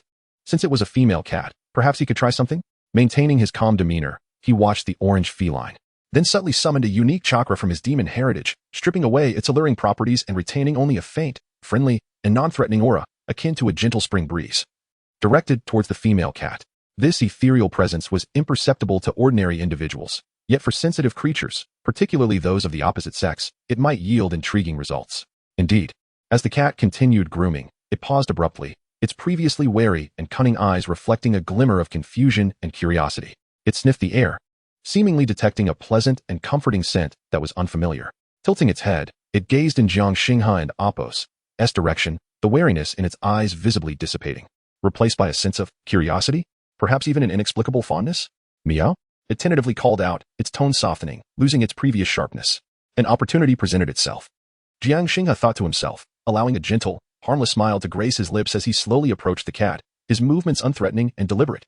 Reina and Hinata were both taken aback, observing Jiang Xinghe's actions, then glancing at the suddenly docile cat, momentarily at a loss for words. Xinghe, be cautious. That cat is quite fierce, Reina whispered as a warning. Hinata, too, watched with trepidation, her gaze fixed on the feline, ready to respond to any unexpected developments. However, the anticipated attack did not occur. The orange female cat, who merely gazed curiously at Jiang Xinghe as he approached, even taking a couple of steps forward and gently rubbing her furry head against the fingers he extended. Meow, she emitted a contented purr. In the next moment, Jiang Xinghe stretched out his arm and effortlessly cradled the previously elusive, bouncing cat in his embrace, who made a token wriggle or two before comfortably settling in Jiang Xinghe and Apos' arms, even licking his wrist with her tongue in a display of utmost obedience. The entire process unfolded with a graceful fluidity, effortlessly enchanting. Reina, Hinata, both girls widened their eyes, staring at the seemingly transformed who nestled in Jiang Xinghe and Apos' arms, then at the serene smile on his face, their minds momentarily in a daze. Did you manage to do it? Reina stammered, her expression one of disbelief. After chasing the cat for most of the day, panting with exhaustion, how could Jiang Xinghe simply approach and have the cat leap into his arms? Jiang Xinghe weighed the hefty cat in his arms and nodded with a smile. It seemed she was just a bit shy. Reina immediately sprang up, pointing at the cat in Jiang Xinghe and Apos' embrace. She was clearly ferocious just now. She even mocked me. Xinghe, you must have used some strange method. This is cheating. Absolutely cheating. With a huff, she rushed over, attempting to snatch the cat from Jiang Xinghe's grasp, only to be met with whose warning growl, causing her to retract her hand in fear. Hinata cautiously stepped closer, her eyes wide with curiosity and admiration, her voice meek. Xinghe-kun, how did you do it? It seems to really like you. Jiang Xinghe, observing the starkly different reactions of the two girls, felt a sense of delight. He freed one hand, gently patting their heads with a warm smile. It's nothing. Perhaps I simply have an affinity for animals. His hand, warm to the touch, lightly rested on Reina and Apos' red pigtails. Reina froze, her cheeks instantly flushing red as if scalded, and she quickly swatted his hand away, pouting, Don't touch me like that. Despite her protest, her gaze betrayed a hint of shyness, avoiding his eyes. As his hand fell upon Hinata and Apos' soft, deep blue hair, she became completely still, as if frozen in place. A wave of warmth surged from her head to her toes, her face reddening to the point of resembling a ripe tomato, her breath hitching, her mind blank, consumed only by the gentle sensation atop her head. Just then, a figure silently appeared on the rooftop. Wai-Hai Kurenai observed the scene before her, Jiang Xinghe cradling the docile who was indeed a cat, in one arm while the other had just finished a head-patting session for the two female teammates. Reina and Apos' face was flushed with indignation, while Hinata stood frozen in place like a ripe tomato. In her crimson eyes flickered a hint of exasperation, amusement, and an unrecognized, more complex emotion. What is this guy? How is he managing even the cat? And what about his influence over Reina and Hinata? An almost imperceptible, disquieting aura began to permeate the air around her. Wai-Hai Kurenai took a gentle breath, suppressing her inexplicable feelings, stepping closer, her gaze landing on the cat in Jiang Xinghe and Apos' arms. It seems the mission has been accomplished. She endeavored to maintain a calm tone, though a subtle ripple lingered in her voice. The first mission of Team 11, though somewhat convoluted, had concluded satisfactorily. Yet, certain unforeseen factors left this guiding Jonin with a familiar headache, as well as an indescribable fluttering sensation. A peculiar atmosphere seemed to have quietly begun to spread within this newly formed team. Chapter 30. The mission in the Land of Waves begins. A perilous C-rank task. The awkward atmosphere on the rooftop dissipated with the hasty departure of Yujito. Rina, hands on her hips, stared in the direction where the teacher had vanished, muttering under her breath, "What's the rush?" She turned her gaze to the orange tabby cat, now snoring peacefully in Jiang Xinghe and Apos' arms, and then glanced at Hinata, who was still dazed with a flushed face, and pouted slightly. "Humph, lucky you." She reached out and poked Jiang Xinghe and Apos' arm. Jiang Xinghe looked down at the sleeping cat, then at the two girls with their varying expressions, a gentle smile gracing his lips. "The task is complete. Let us head back." He leaped down from the roof with the cat in his embrace. Rina stamped her foot, hurried to follow, and didn't he forget to pull Hinata, who was still a bit dazed. Hinata, let us go? Ah, yes. Hinata, shaken from her reverie, hurried to catch up, though her steps were still a bit unsteady, and she dared not meet the gaze of the figure walking ahead. After returning the cat to the delighted noblewoman and receiving an extra token of gratitude, Team 11 and AMP, Oppos, first mission officially concluded. In the following days, they undertook several D-rank tasks. They helped farmers weed their fields, took energetic ninja dogs for walks on behalf of the Inazuka clan, and even assisted a dumpling shop owner in capturing a thief, only to discover a group of starving monkeys. These tasks were trivial and safe, yet also monotonous. Ah, I can't take it anymore. Rina erupted on the training grounds after completing the task of finding a lost pot lid. She threw the somewhat deformed lid to the ground with a loud clang. Yujito, when are we finally going to get some real missions? She placed her hands on her hips, glaring at Yujito, weeding, walking dogs, finding pot lids. These are not tasks for ninjas. Hinata stood beside her, though silent. Her expression echoed her agreement. She nodded slightly, supporting Rina and AMP, Oppos' sentiment. The tasks of recent days had indeed left her feeling somewhat unmotivated, leaning against a tree trunk. Jiang Xinghe folded his arms and watched the scene with a calm demeanor. He sensed that the time was ripe. Yujito observed the animated Rina, then glanced at the quietly approving Hinata, finally resting her gaze on Jiang Xinghe, who appeared detached from the situation. She was well aware that these D-rank tasks were overly simplistic for three individuals who had already demonstrated considerable potential, especially with the unpredictable Jiang Xinghe in their midst. Yet, she recalled the composure with which Jiang Xinghe had unraveled her illusion, his cool command during their mission, and the decisiveness with which he had seized the bell. Additionally, there was that peculiar aura about him that stirred her unease, alongside her inexplicable loss of composure. This boy was concealing too much. Would exposing them too soon to higher-risk tasks be unwise? Performing missions and obeying orders is the ninja and AMP, Oppos' duty. Yujito's voice remained cold as she attempted to maintain the authority of a jonin, stating that D-rank tasks were essential for every genin, aimed at cultivating their foundational skills and teamwork. But our foundational skills are already sufficient, Rina retorted defiantly, and teamwork. What cooperation is there in catching cats and finding pot lids? Most of the time, Hinata and I are running around while Xinghe just watches. At that moment, she sneaked a glance at Jiang Xinghe, who returned her with an innocent smile. Cough. Yujito cleared her throat, interrupting Rina's complaints. She understood that if this continued, the morale of the team could suffer. Deep down, she felt that perhaps it was time to present them with a genuine challenge. Especially for Jiang Xinghe. Perhaps only through more dangerous missions would he reveal more of his hidden skills. She needed to understand this enigmatic disciple more thoroughly. Very well. Yujito exhaled. Since you all believe D-rank tasks are too easy, I will petition Lord Hokage for a C-rank task for you. Really? Rina and Oppos' eyes sparkled instantly, akin to two gleaming rubies. Hinata also lifted her head, her fair face reflecting an expression of anticipation. Jiang Xinghe and AMP, Oppos' lips curved slightly. Everything was unfolding according to his plan. However, I must caution you. Yujito's expression turned serious, her crimson eyes piercingly surveying the three. C-rank tasks are entirely different from the D-rank missions you've encountered. C-rank tasks typically involve escorting, reconnaissance, and may even encounter rogue ninjas or low-level traders. The client may be in peril, and true battles could erupt at any moment during the mission. Should you become complacent, the consequences could be dire, even resulting in loss of life. Her voice carried a heavy warning, causing the initially excited Rina and Hinata to involuntarily suppress their smiles, their expressions turning grave. Even Jiang Xinghe abandoned his casual demeanor, his gaze becoming earnest. He was well aware of the risks associated with C-rank tasks, especially if his memory served him right. The C-rank mission they were most likely to undertake was far from simple. Are you all prepared for this? Yujito confirmed once more. Yes. Rina stood tall, her voice brimming with determination and a hint of anxiety. I will do my best. Hinata mustered her courage, speaking softly yet resolutely. Jiang Xinghe nodded. We are ready, Teacher Yujito. Yujito observed the trio's varied reactions and sighed internally. She hoped they truly comprehended the weight of a C-rank task. The next day, at the Hokage building in the mission assignment office, Yujito emerged holding the recently approved mission scroll. Jiang Xinghe, Rina, and Hinata had been waiting outside. We did it, Rina exclaimed, rushing to greet Yujito as she stepped out. Yujito nodded, unfurling the scroll. Mission rank, C. Mission details, escort the bridge expert, Mr. Tazuna, safely back to the Land of Waves. The Land of Waves? Rina blinked. What kind of place is that? It's a small island nation near the Land of Water, devoid of ninja villages and economically underdeveloped, Yujito explained. Mr. Tazuna is a renowned bridge architect, currently constructing a bridge connecting to the mainland, which is crucial for the future of the Land of Waves. Sounds not very dangerous? Rina questioned, somewhat perplexed. We're just escorting a bridge builder? Do not be deceived by appearances. Yujito and AMP, Oppos' tone turned serious again. The scroll indicates that Mr. Tazuna may have offended certain factions due to this bridge, posing a risk of being attacked. Otherwise, this task would not be classified as sea rank. Jiang Xingha's eyes flickered. Indeed, it was this mission. Kato, Zabuza, and Haku. It seems the days of tranquility are coming to an end. Understood. Rina straightened her posture. We will protect the client. Hinata nodded vigorously. Her small hands clenched into fists. Excellent. Yujido rolled up the scroll. You have half a day to prepare. Check your ninja tools, pack rations, and necessary medicines.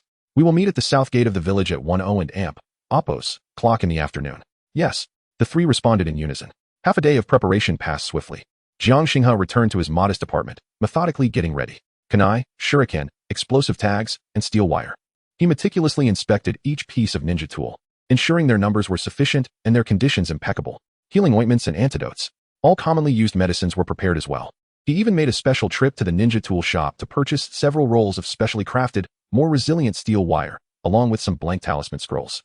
Although he had mastered the multiple shadow clone technique, the chakra consumption remained substantial, thus it could not be used lightly.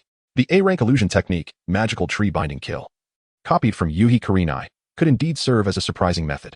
Additionally, the technique of shuriken shadow clone technique could be integrated into regular throwing, yielding considerable power. As for the incomplete manuscript of mutual explosive tags, it was currently at a mere 15 resolution, rendering it impractical for use, and thus temporarily shelved. The Eye of All Things scanned and recorded the known map information of the Land of Waves and its surrounding areas, specifically marking water bodies and dense forests as ideal ambush and concealment locations. He silently recited in his mind. Ding. Map information scan completed. Potential risk areas have been marked. The system and amp, Oppos, S voice echoed in his mind. Excellent. Jiang Xingha organized all items neatly into his ninja pouch and backpack. Meanwhile, Reina was also excitedly preparing. She neatly folded her favorite bright orange jacket, packed a few changes of clothes, and filled one corner of her backpack with snacks of various flavors. Of course, she meticulously checked the most crucial chains and various sealing talismans once more.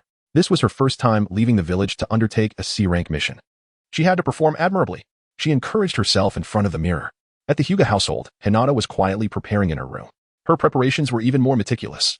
In addition to the usual ninja tools, she brought along a special healing ointment from the Hyuga clan and some small but sharp custom-made kunai. Thinking about the upcoming task filled with uncertainties, she felt both anxious and secretly excited. The thought of working alongside Shinhakuin outside the village made her cheeks flush slightly. At 10 and amp, Oppos, clock in the afternoon, at the southern gate of Konoha village, Jiang Xingha, Reina, and Hinata arrived punctually. Yuhi Kurenai was already waiting there. Beside her stood a short, middle-aged man wearing a towel headband, carrying a toolbox, with a troubled expression and the scent of alcohol lingering around him. Surely, this was the client, the bridge expert, Tazuna. Oh, is this the ninja kids protecting me? Tazuna scrutinized Jiang Xingha and the others with skepticism and distrust, his tone somewhat brusque. A noisy little girl. A small one who looked like she might faint at any moment, and another, well, a rather handsome young man. He pinched his chin, offering an unabashed critique. Hey, red-haired beauty, are you sure they can be relied upon? My life is precious. Tazuna-san. Yuhi Kurenai frowned slightly, her tone growing firmer. They are lower ninjas from Konoha. Rigorously trained. Please trust in their professionalism. I hope so, Tazuna muttered, clearly still unconvinced. Reina, irritated, nearly charged at him to argue.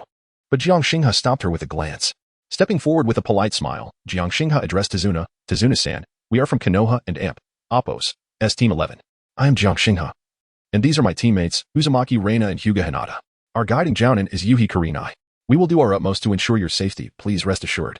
His voice was calm and gentle, neither overly humble nor arrogant, which prompted Tazuna to examine him a moment longer. Kid, you sure have a big mouth, Tazuna huffed, saying no more as he turned to walk towards the village exit. Stop dawdling, let and Oppos, let's go. The sooner we reach the Land of Waves, the sooner I can get to work. Keep up. Yuhi Kurenai signaled to the three. The group of 5 officially embarked on their journey to the Land of Waves. Leaving the confines of Konoha village, the scenery gradually shifted from familiar streets and houses to rolling forests and fields. The path was unpaved and uneven. Initially, Reina was quite excited, chattering incessantly, asking questions left and right. Well, so this is what it's like outside the village. Sensei, is the Land of Waves far? How many days will it take? Tazuna-san, is the bridge you and Oppos rebuilding large? Hinata quietly followed behind, occasionally activating her Byakugan to vigilantly observe their surroundings. More often, however, her gaze would inadvertently drift towards Jiang Xingha, who appeared to stroll casually with his hands in his pockets, occasionally responding to Reina or smiling back at Hinata, causing her to blush and lower her head instantly. Yet his eye of all things remained in a state of heightened alertness, acting like the most intricate radar, scanning everything within a radius of hundreds of meters for any signs of movement.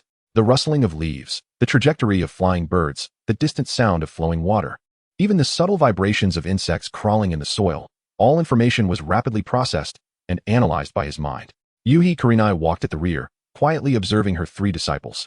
Although Reina was somewhat noisy, her perceptive abilities were commendable, possessing an instinctive awareness of danger akin to that of a wild animal. Hinata, despite her timid nature, had unparalleled reconnaissance skills with her Byakugan, capable of providing crucial intel in critical moments. As for Jiang Xinghe, whenever Yuhi Kurenai and Apos' gaze fell upon him, she found herself lingering a moment longer. This young man maintained a facade of relaxation, yet was in a state of heightened vigilance since their departure. His steps seemed casual, yet he always positioned himself advantageously for observation and support. His demeanor was calm, but deep within those dark eyes, there flickered a light of insight that seemed to perceive everything.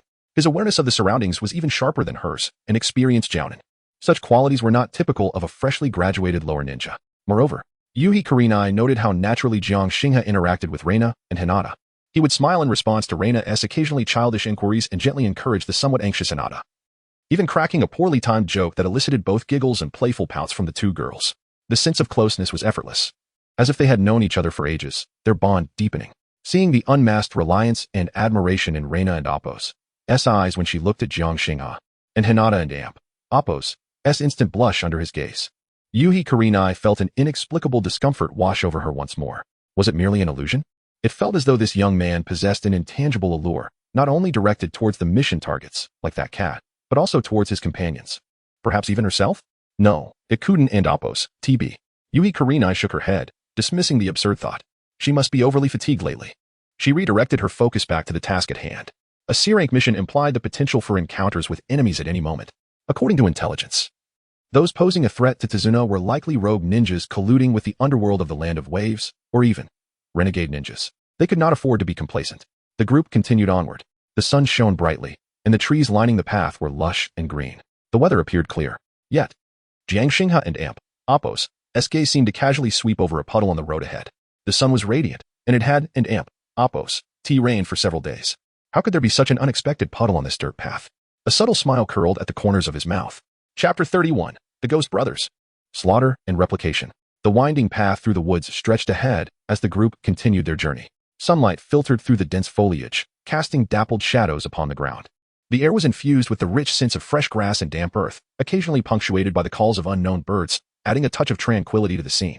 Vortex Reina's curiosity seemed boundless. She flitted about, chasing butterflies by the roadside one moment, then eagerly bombarding Tsukuyami with inquiries about the customs and landscapes of the Land of Waves the next, her chattering adding a lively cadence to their travels. Hinata Hyuga followed quietly, her Byakugan activated intermittently as she scrutinized her surroundings, though most of the time her gaze remained lowered, a faint blush gracing her fair cheeks. Her eyes occasionally drifted toward Jiang Xinghe, who walked ahead. Dasna appeared troubled, glancing back frequently, the knuckles of his fingers gripping the wine flask turning pale, his furrowed brow deepening with worry.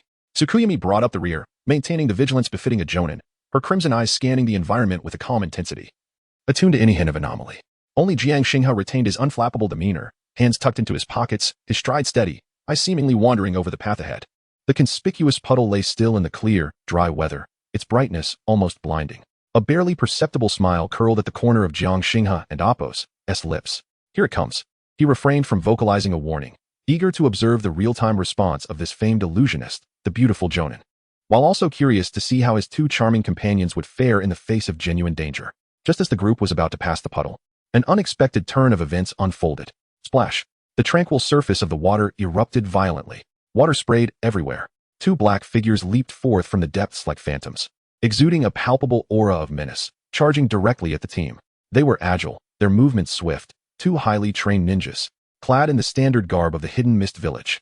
Their faces were wrapped in bandages, leaving only cold, merciless eyes visible. Most striking were the chains that connected their arms, glinting ominously in the light, and the massive iron claws at the chain's ends, sharp and deadly. Whoosh! The chain sliced through the air with a piercing shriek. One chain darted like a venomous serpent towards Tsukuyami, the most significant threat at the rear of the group. The other swung toward the center of the team, targeting their client, Dasna. The ambush was upon them. Tsukuyami reacted with astonishing speed. Almost instantly as the chain struck, she uttered a low cry, her body transforming into a mere afterimage as she dodged to the side. Bang! In her place, only a wooden dummy lay, torn apart by the iron claws. Substitution jutsu. Her response was almost instinctual, showcasing the extensive combat experience of a jonin. As she reappeared to the side, her hands swiftly formed seals, her crimson eyes sharpening with determination, ready to unleash an illusionary counterattack. However, someone was quicker. Just as Tsukuyami completed her substitution and prepared to retaliate, a shadow flickered behind the two missed assailants. Appearing without warning, it was Jiang Xinghe. He seemed to have anticipated the entire sequence of events, arriving ahead of them with a speed that left only an afterimage in his wake. What? The mist ninjas were clearly unprepared for this seemingly harmless boy to react so swiftly, a flicker of astonishment crossing their eyes. Yet, as seasoned warriors, they swiftly regained their balance, ready to confront the threat. But Jiang Xinghe offered them no opportunity. Shadow Serpent Hand. He formed seals with his hands and uttered a low cry. Two shadowy serpents, pure chakra manifested in darkness, surged forth from his sleeves. This was not a physical summoning but a sophisticated amalgamation of chakra transformation and property alteration. The serpentine shadows, cold and agile, ensnared the arms of the two mist ninjas, effectively halting their chain-wielding motions. Ugh! The two felt an immediate constriction, as if bound by frigid steel, their chakra flow stifled. But that was not the end. As the shadows bound the enemies, Jiang Xinghe and Appo's fingertips moved imperceptibly.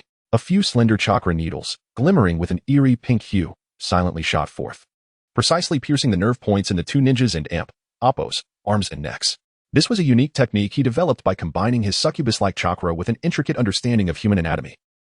The two mist ninjas froze, an inexplicable numbing sensation accompanied by excruciating pain coursing through their bodies, their strength ebbing away like a receding tide, rendering them nearly unable to stand. The astonishment in their eyes swiftly morphed into agony and disbelief. In the instant Jiang Xinghe subdued them, the shadows binding their arms, and his hand, seemingly casually resting on one ninja's shoulder, made direct contact with their bodies and weapons. Ding! Detecting replicable target. Target 1, Mist Defector Ninja. Ming 2, Chunin. Replicable abilities items. Chakra Conduction Chain, C rank. Water Release. Water Chaotic Waves, C rank. Toxin, Trace Amount, Paralytic. Target 2, Mist Defector Ninja. Yeto, Chunin. Replicable abilities items. Chakra Conduction Chain, C rank. Water Release. Water Clone, C rank. Toxin, Trace Amount. Paralytic. Detecting Special Chakra Weapon. Demon Blade Chain contains chakra conduction properties. Please select replication items. Remaining attempts today. 3-3. Jiang Xinghe silently contemplated. Replicate a chakra conduction chain. C rank. And toxin analysis. Beginner. Ding. Replication successful. Acquired ability. Chakra conduction chain. C rank. Can transmit 1 and Appo's chakra through chains and other metallic mediums, enhancing weapon power or applying special effects. Proficiency. Beginner. Acquired ability.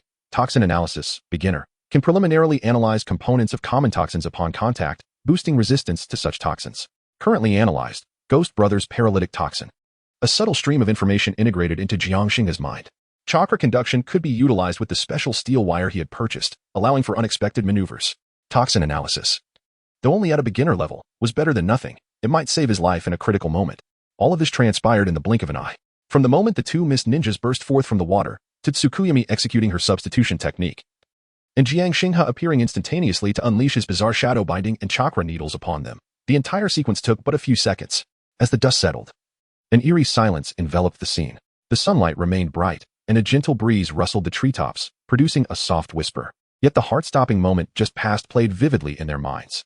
The two fierce mist assailants now lay helplessly on the ground, bound tightly by the shadowy chains.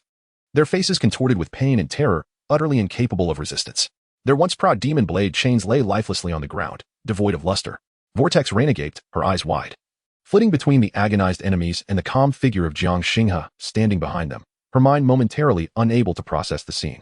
Wow, what just happened? She stammered, her voice laden with shock and a hint of fear. Hinata Hyuga's pale face betrayed her fright, instinctively covering her mouth.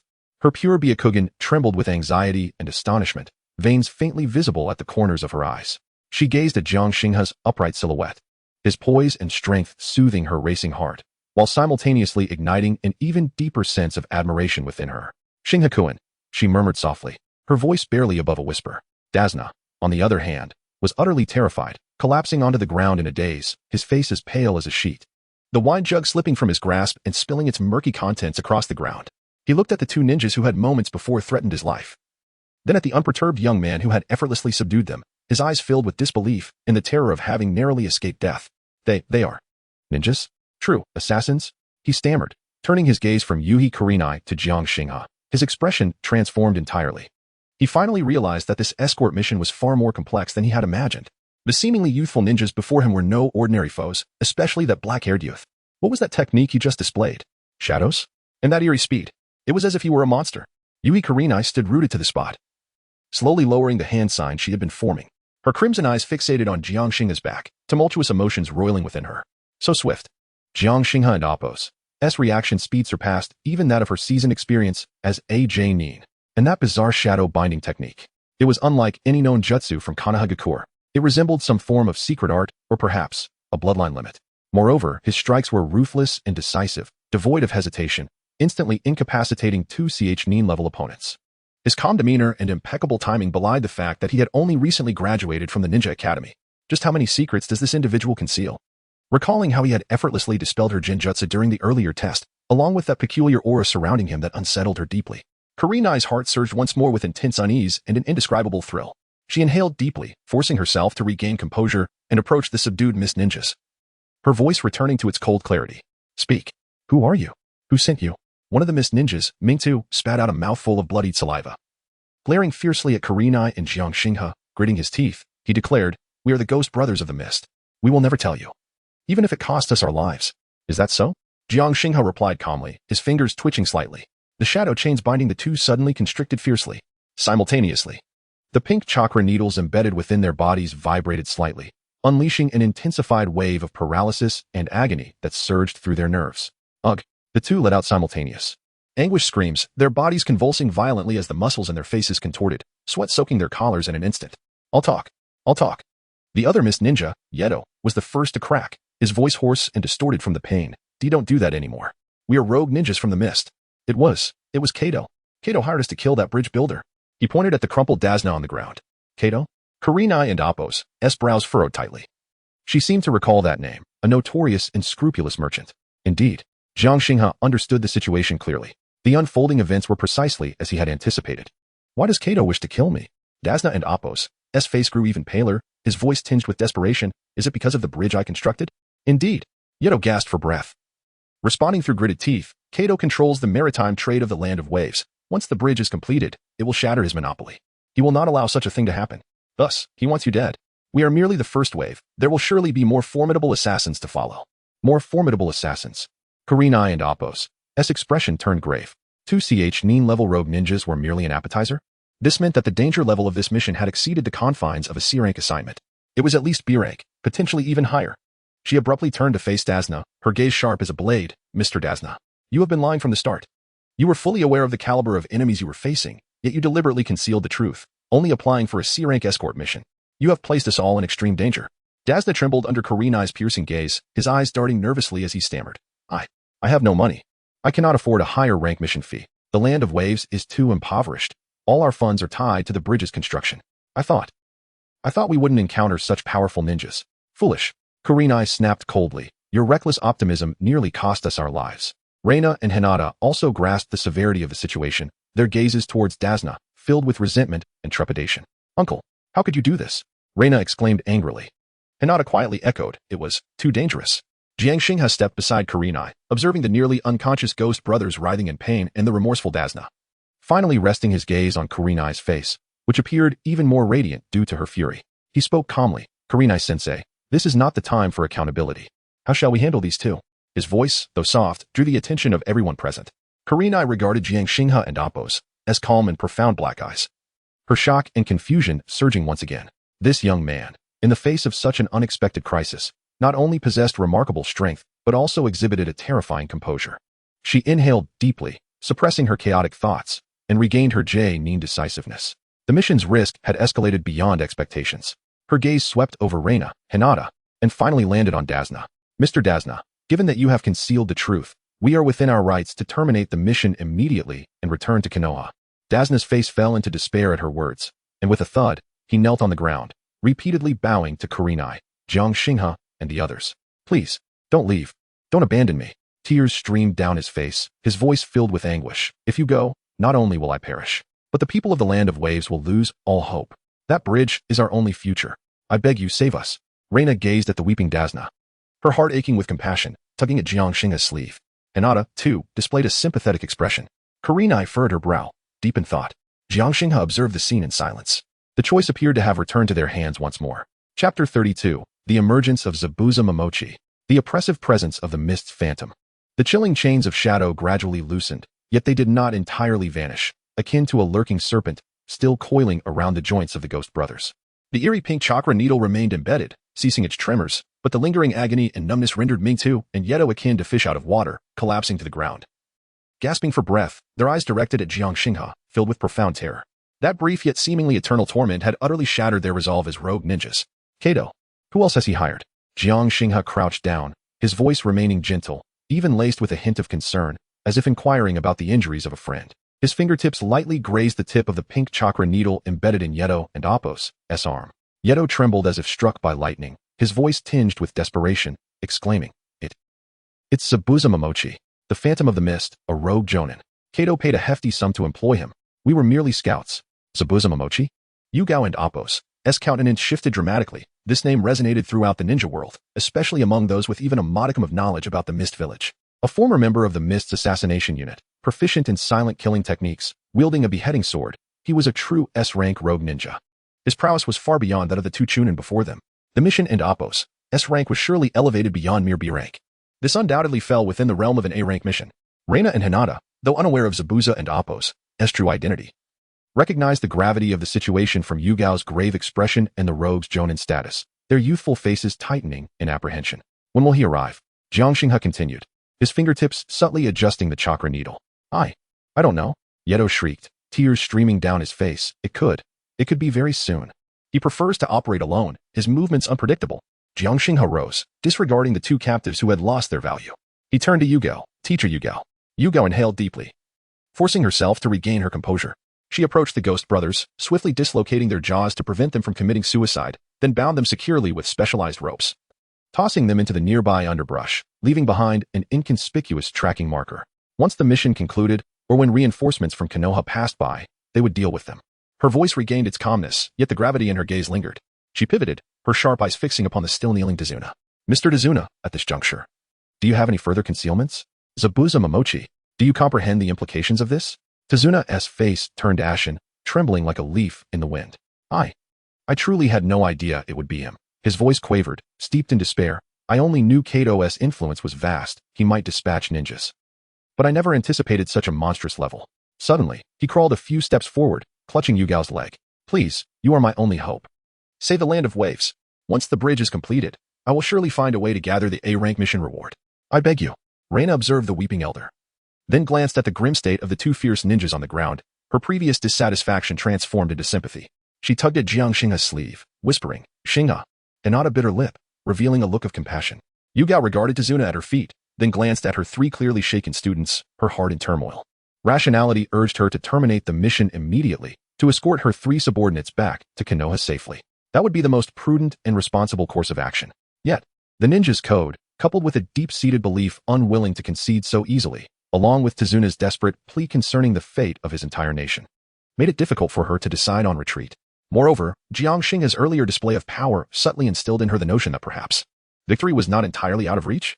She cast her gaze towards Jiang Xinghe, seemingly seeking an answer in his eyes. Jiang Xinghe met her gaze, his expression tranquil, devoid of any sign of retreat. Shall we continue the mission? He inquired, his tone neutral, resembling a statement of an objective fact.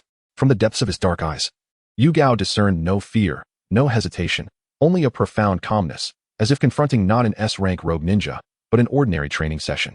This tranquility inexplicably bestowed upon Yugao a sliver of confidence. She closed her eyes, inhaled deeply, and upon reopening them, only resoluteness remained in her crimson gaze. The mission shall proceed. However, everyone, remain utterly vigilant. From this moment on, we are faced with a situation where we may lose our lives at any given moment. Her voice rang with determination, carrying the authority of a jonin. Yes. Reina and Hinata immediately straightened up, responding loudly, the tension replacing their earlier ease. Tazuna, overjoyed, bowed profusely. Thank you. Thank you. A faint smile played at the corner of Jiang Xinghe's lips. Excellent. The stage is set, and now we shall observe the actor's performance. The team resumed their journey, the atmosphere becoming gravely solemn. Reina ceased her chatter, gripping the chain scroll at her waist, vigilantly surveying their surroundings. Hinata kept her Byakugan activated throughout, beads of sweat forming on her forehead as she meticulously probed for any suspicious chakra fluctuations. Tazuna, utterly terrified, clung closely to Yugao, not daring to stray far. Yugao led the way, her senses fully alert, each step taken with utmost caution. Jiang Xinghe maintained a position at the side of the group. Appearing casual, yet his eye of the all-seeing functioned at unprecedented capacity, absorbing all information within a radius of hundreds of meters, his mind processing it at lightning speed. As they delved deeper, the surrounding trees grew taller and denser, the light gradually dimming. A faint mist began to envelop the air. Initially, the fog was thin, swirling through the forest like delicate gauze. However, as they pressed on, the mist thickened, visibility plummeting. Soon, a dense white fog enveloped their surroundings, rendering them unable to see their hands in front of their faces, only vague outlines of their companions discernible. They tread on slick, muddy ground, the only sounds being their footsteps and labored breaths, accompanied by the gentle patter of water droplets cascading from the leaves in the mist. A sense of oppression, silence, and impending peril prevailed. Everyone, exercise caution. Remain vigilant. Yu Gao's voice echoed through the dense fog, tinged with an imperceptible tension. This mist is not normal. Ordinary natural fog does not manifest so abruptly, nor does it become this dense. This is a ninjutsu. Byakugan, Hinata exclaimed sharply, the veins around her eyes becoming more pronounced, her pure white gaze straining to penetrate the thick fog. Within the mist, the chakra is chaotic. My perception is severely hindered. I can't discern their exact position. Her voice carried a note of urgency and helplessness. This is a tactic employed by the enemy to obscure perception and vision. Just then, whoosh, a sharp, piercing sound sliced through the air from the depths of the fog. The noise was thunderous, as if attempting to rend the very atmosphere. A colossal shadow, astonishing in size, burst through the dense white mist, descending upon Dazuna in the center of the group with lethal intent. It was an exaggeratedly designed, door-sized giant cleaver. The blade was broad, featuring a circular notch, emanating a chilling aura of death. The beheading sword. Not on my watch. At the critical moment, Yu Gao shouted sharply, her figure instantaneously appearing before Dazuna. She swiftly formed hand seals, and in an instant, a smooth, mirror-like red barrier composed of chakra materialized. It was the defensive application of the illusion technique. Haze of the sunset. Clang. The massive executioner's blade struck fiercely against the red barrier, producing a deafening clash of metal. Under the impact of tremendous force, the red barrier trembled violently, ripples spreading across its surface, yet ultimately it withstood this earth-shattering blow. The ground beneath Yuhi Kurenai cracked, and she was forced to slide back several meters from the immense shockwave before barely regaining her balance, her complexion slightly pale. Such formidable power. A thick fog swirled around, and a towering figure gradually emerged from the mist. Clad in the standard attire of the hidden mist village, his face was wrapped in bandages, revealing only a pair of sharp, cold eyes reminiscent of a hawk. He was robust, with bulging muscles, exuding a palpable aura of lethal intent. And he wielded the enormous executioner's blade, still sparking from the recent collision. It was none other than the rogue ninja from the mist, Kisame Hashigaki. Oh? The red-haired jonin from Konoha, Yuhi Kurenai? This raspy voice of Kisame carried a hint of surprise and mockery. He hadn't an Appos. He anticipated that the useless Kato could actually summon you for protection. However, it ends here. His gaze swept over Kurenai and the figures behind her, Kaharu, Hinata, before landing coldly upon the terrified and crumpled form of Tazuna, as if he regarded him as nothing more than a lifeless object. Hand over that old bridge builder, and I might grant you brats a swift death. A powerful wave of chakra surged forth like a tidal wave, mingling with the terrifying murderous aura forged in the crucible of bloodshed, nearly suffocating Kaharu and Hinata. Kihara gritted her teeth, forcing herself to stand firm, her fingers widening as she clutched the chain tightly, cold sweat beading on her forehead. Hinata's complexion was as pale as a sheet, her body trembling slightly. Yet she still strained to activate her Byakugan, fixating intently on the formidable foe before them. This is a rogue ninja of Jonin caliber? Merely standing there, he cast a shadow of death. Kurenai positioned herself resolutely at the forefront, her expression more serious than ever. She could distinctly sense the vast and pure chakra within him, alongside a murderous intent that seemed capable of freezing one's very soul. This man is a true powerhouse, a monster forged through countless life and death battles. The ninjas of Konoha will never abandon their clients. Kurenai and Appos' voice was icy as she responded, forming hand seals once more, preparing for battle. If you wish to move past me, you must first contend with me. Humph. Overestimating yourself, Kisame snorted disdainfully, advancing step by step with the executioner and Appos' blade. Each step felt as though he was treading upon the hearts of those present, the invisible pressure intensifying with each movement. The thick fog coiled around him, seemingly bowing to this master of slaughter. In this tense moment, poised for conflict, Jiang Xinghe, standing slightly behind, remained extraordinarily composed. His eye of all things was already at maximum power, functioning like a high-precision scanner, capturing every detail of Kisame Hashigaki. Target locked, Kisame Hashigaki, S-rank rogue ninja. Pinnacle Jonin. Chakra nature, water, primary. Earth, secondary. Chakra amount, enormous, approximately 2.5 times Kakashi and Amp. Appos' normal state. Chakra flow analysis, masterful use of water release, resilient meridians. Strong explosive power. Taijutsu analysis, Muscular exertion favors explosive strikes and slashes, stable footwork, low center of gravity, adept at utilizing the executioner and Oppos, S-blade and Oppos, S-wave for suppression. Weapon analysis. Executioner's blade, special ninja tool, capable of absorbing blood for self-repair, contains unique metallic properties, excellent chakra conductivity. Mastered major ninjutsu, water release, water dragon bullet technique, A rank, water release, great waterfall technique, A rank, water release, water prison technique, C rank, mist concealment technique, D rank, silent killing technique, assassination skill. A torrent of information surged through Jiang Xinghe's mind, analyzing and synthesizing every subtle movement of Kisame, the frequency of his breaths. Even the fleeting glimmer of murderous intent in his eyes were precisely captured by the eye of all things. A smile of excitement involuntarily crept onto Jiang Xinghe's lips. A master of water release. Moreover, he is a top-tier water release ninja with extensive practical experience. And that unique silent killing technique. Not to mention, that executioner and Oppos, S-blade capable of absorbing blood for self-repair. This is nothing short of a treasure delivered to me. What an opportunity, Jiang Xinghe silently mused. His dark pupils swirling as if galaxies flowed within, glimmering with a yearning light. I must replicate. His gaze, like that of a hunter fixated on the most exquisite prey, was firmly locked onto Kisame Hashigaki. Chapter 33, The Fierce Battle Continues. The dense mist rolled ominously, and a tangible aura of malevolence closed in.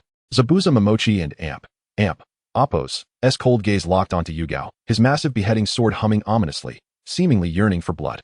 Konoha and Oppos, S Jonin, your Jinjutsu is ineffective against me. Zabuza's voice was hoarse and deep, imbued with absolute confidence. In the face of genuine slaughter, illusory phantoms were utterly futile. Yugao's eyes narrowed. She recognized the truth in his words. Jinjutsu significantly affected those with weak mental fortitude or scant experience, but for Zabuza, who had emerged from a sea of corpses, a killing machine with an indomitable will akin to steel, its efficacy would be greatly diminished. Moreover, the thick mist of the hidden mist technique itself posed a formidable interference to visual-based illusions. Yet, she could not falter. I shall see for myself. Yugao swiftly formed hand seals, chakras surging within her. Illusion technique, tree-binding death, she exclaimed, her crimson pupils shimmering with intensity. An invisible wave of mental energy spread instantaneously, attempting to invade Zabuza and Oppos' perception, dragging him into a realm confined by entwining trees. However, just as the illusory force was about to reach Zabuza, he let out a deep growl, not merely a sound, but a raw mental shockwave forged from his murderous intent, that chilling, ferocious, death-laden aura slammed into the Jinjutsu energy like an invisible hammer. The illusion shattered like a fragile bubble. Yugao felt a sharp pain in her head, as though pricked by a needle, her complexion paling as her body swayed slightly. The Jinjutsu had been forcibly dispelled. She had failed even to achieve basic disruption. How Navi! Zabuza's figure surged forward through the mist with astonishing speed. His formidable physique exuded immense pressure, the beheading sword slicing through the fog, emitting a piercing shriek as it aimed directly for Yugao's face. Before the blade even arrived, the fierce wind it generated stung her cheeks painfully. Yugao's pupils constricted, suppressing her mental discomfort. Her body instinctively recoiled while her hands raced to form seals. Fire release, Phoenix fire technique. Several blazing fireballs erupted from her mouth, scattering like blooming flowers, aiming for Zabuza and Oppos' vital points in an attempt to thwart his assault. Water release, water barrier. Zabuza charged on undeterred, forming seals with one hand. A swirling wall of water manifested before him, extinguishing the incoming Phoenix fire, which fizzled and hissed, dispersing steam that further muddled the already thick mist. Water extinguishes fire. The elemental counter, paired with a disparity in strength, rendered Yugao's situation exceedingly dire. The beheading sword sliced through the mist effortlessly, continuing its descent. Yugao gritted her teeth, wielding her kunai in defense. Clang! The kunai collided with the beheading sword, producing a jarring metallic clash. The overwhelming force transmitted through the kunai left Yugao and Oppos' arm numb, almost splitting her palm. She was sent hurtling backward like a severed kite, crashing heavily against a sturdy tree, barely managing to halt her fall. She coughed, tasting blood as it trickled from her mouth. Just one direct confrontation had left her internally injured. Such was the might of the mist's demon, Zabuza Momochi. Pure strength and speed, combined with masterful swordsmanship and water techniques, rendered him a highly efficient killing machine. Red teacher, Reina exclaimed, her face etched with concern. Hinata, too, was tense, her small hands clenched tightly, her Byakugan straining to pierce the chaotic battlefield, but the disparity in strength and the dense fog obscured her vision. Dazuna had long since collapsed to the ground, trembling in fear. It's over, Zabuza's cold voice echoed, denying Yugao any respite as he vanished once more into the mist. Silent killing technique.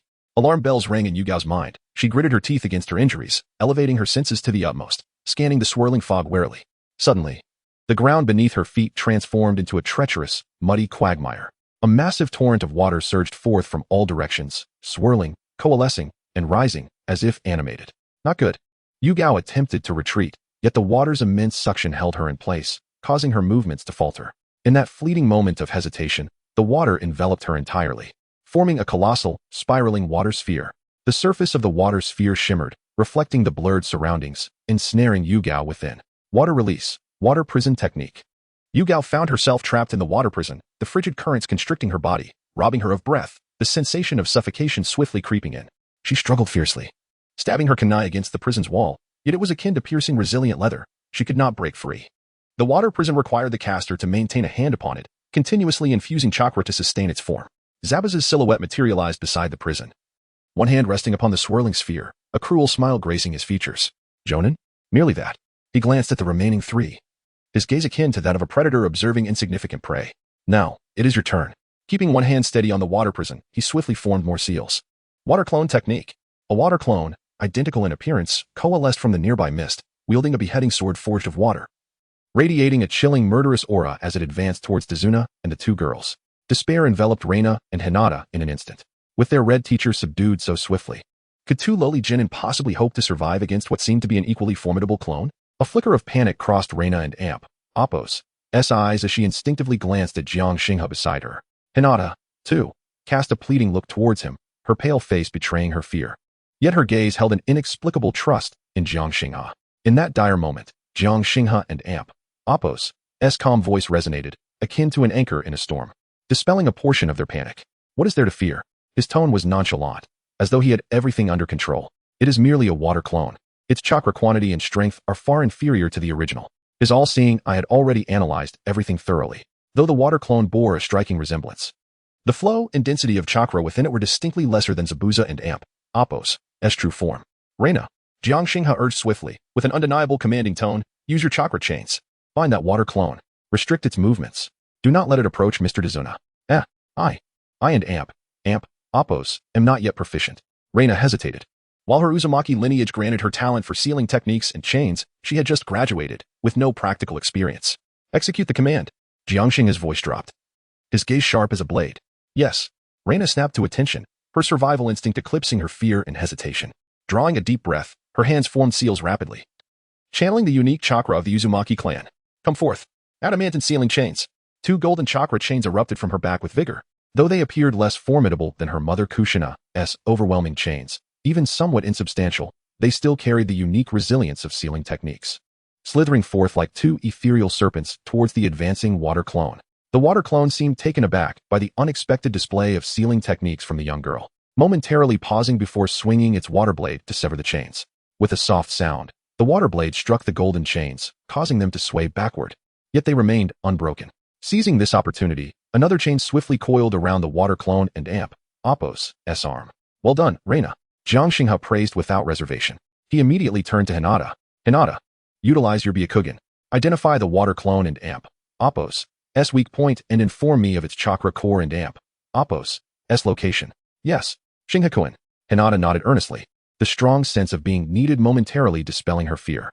She focused intently, her Byakugan working at full capacity, the veins at her temples becoming distinctly visible.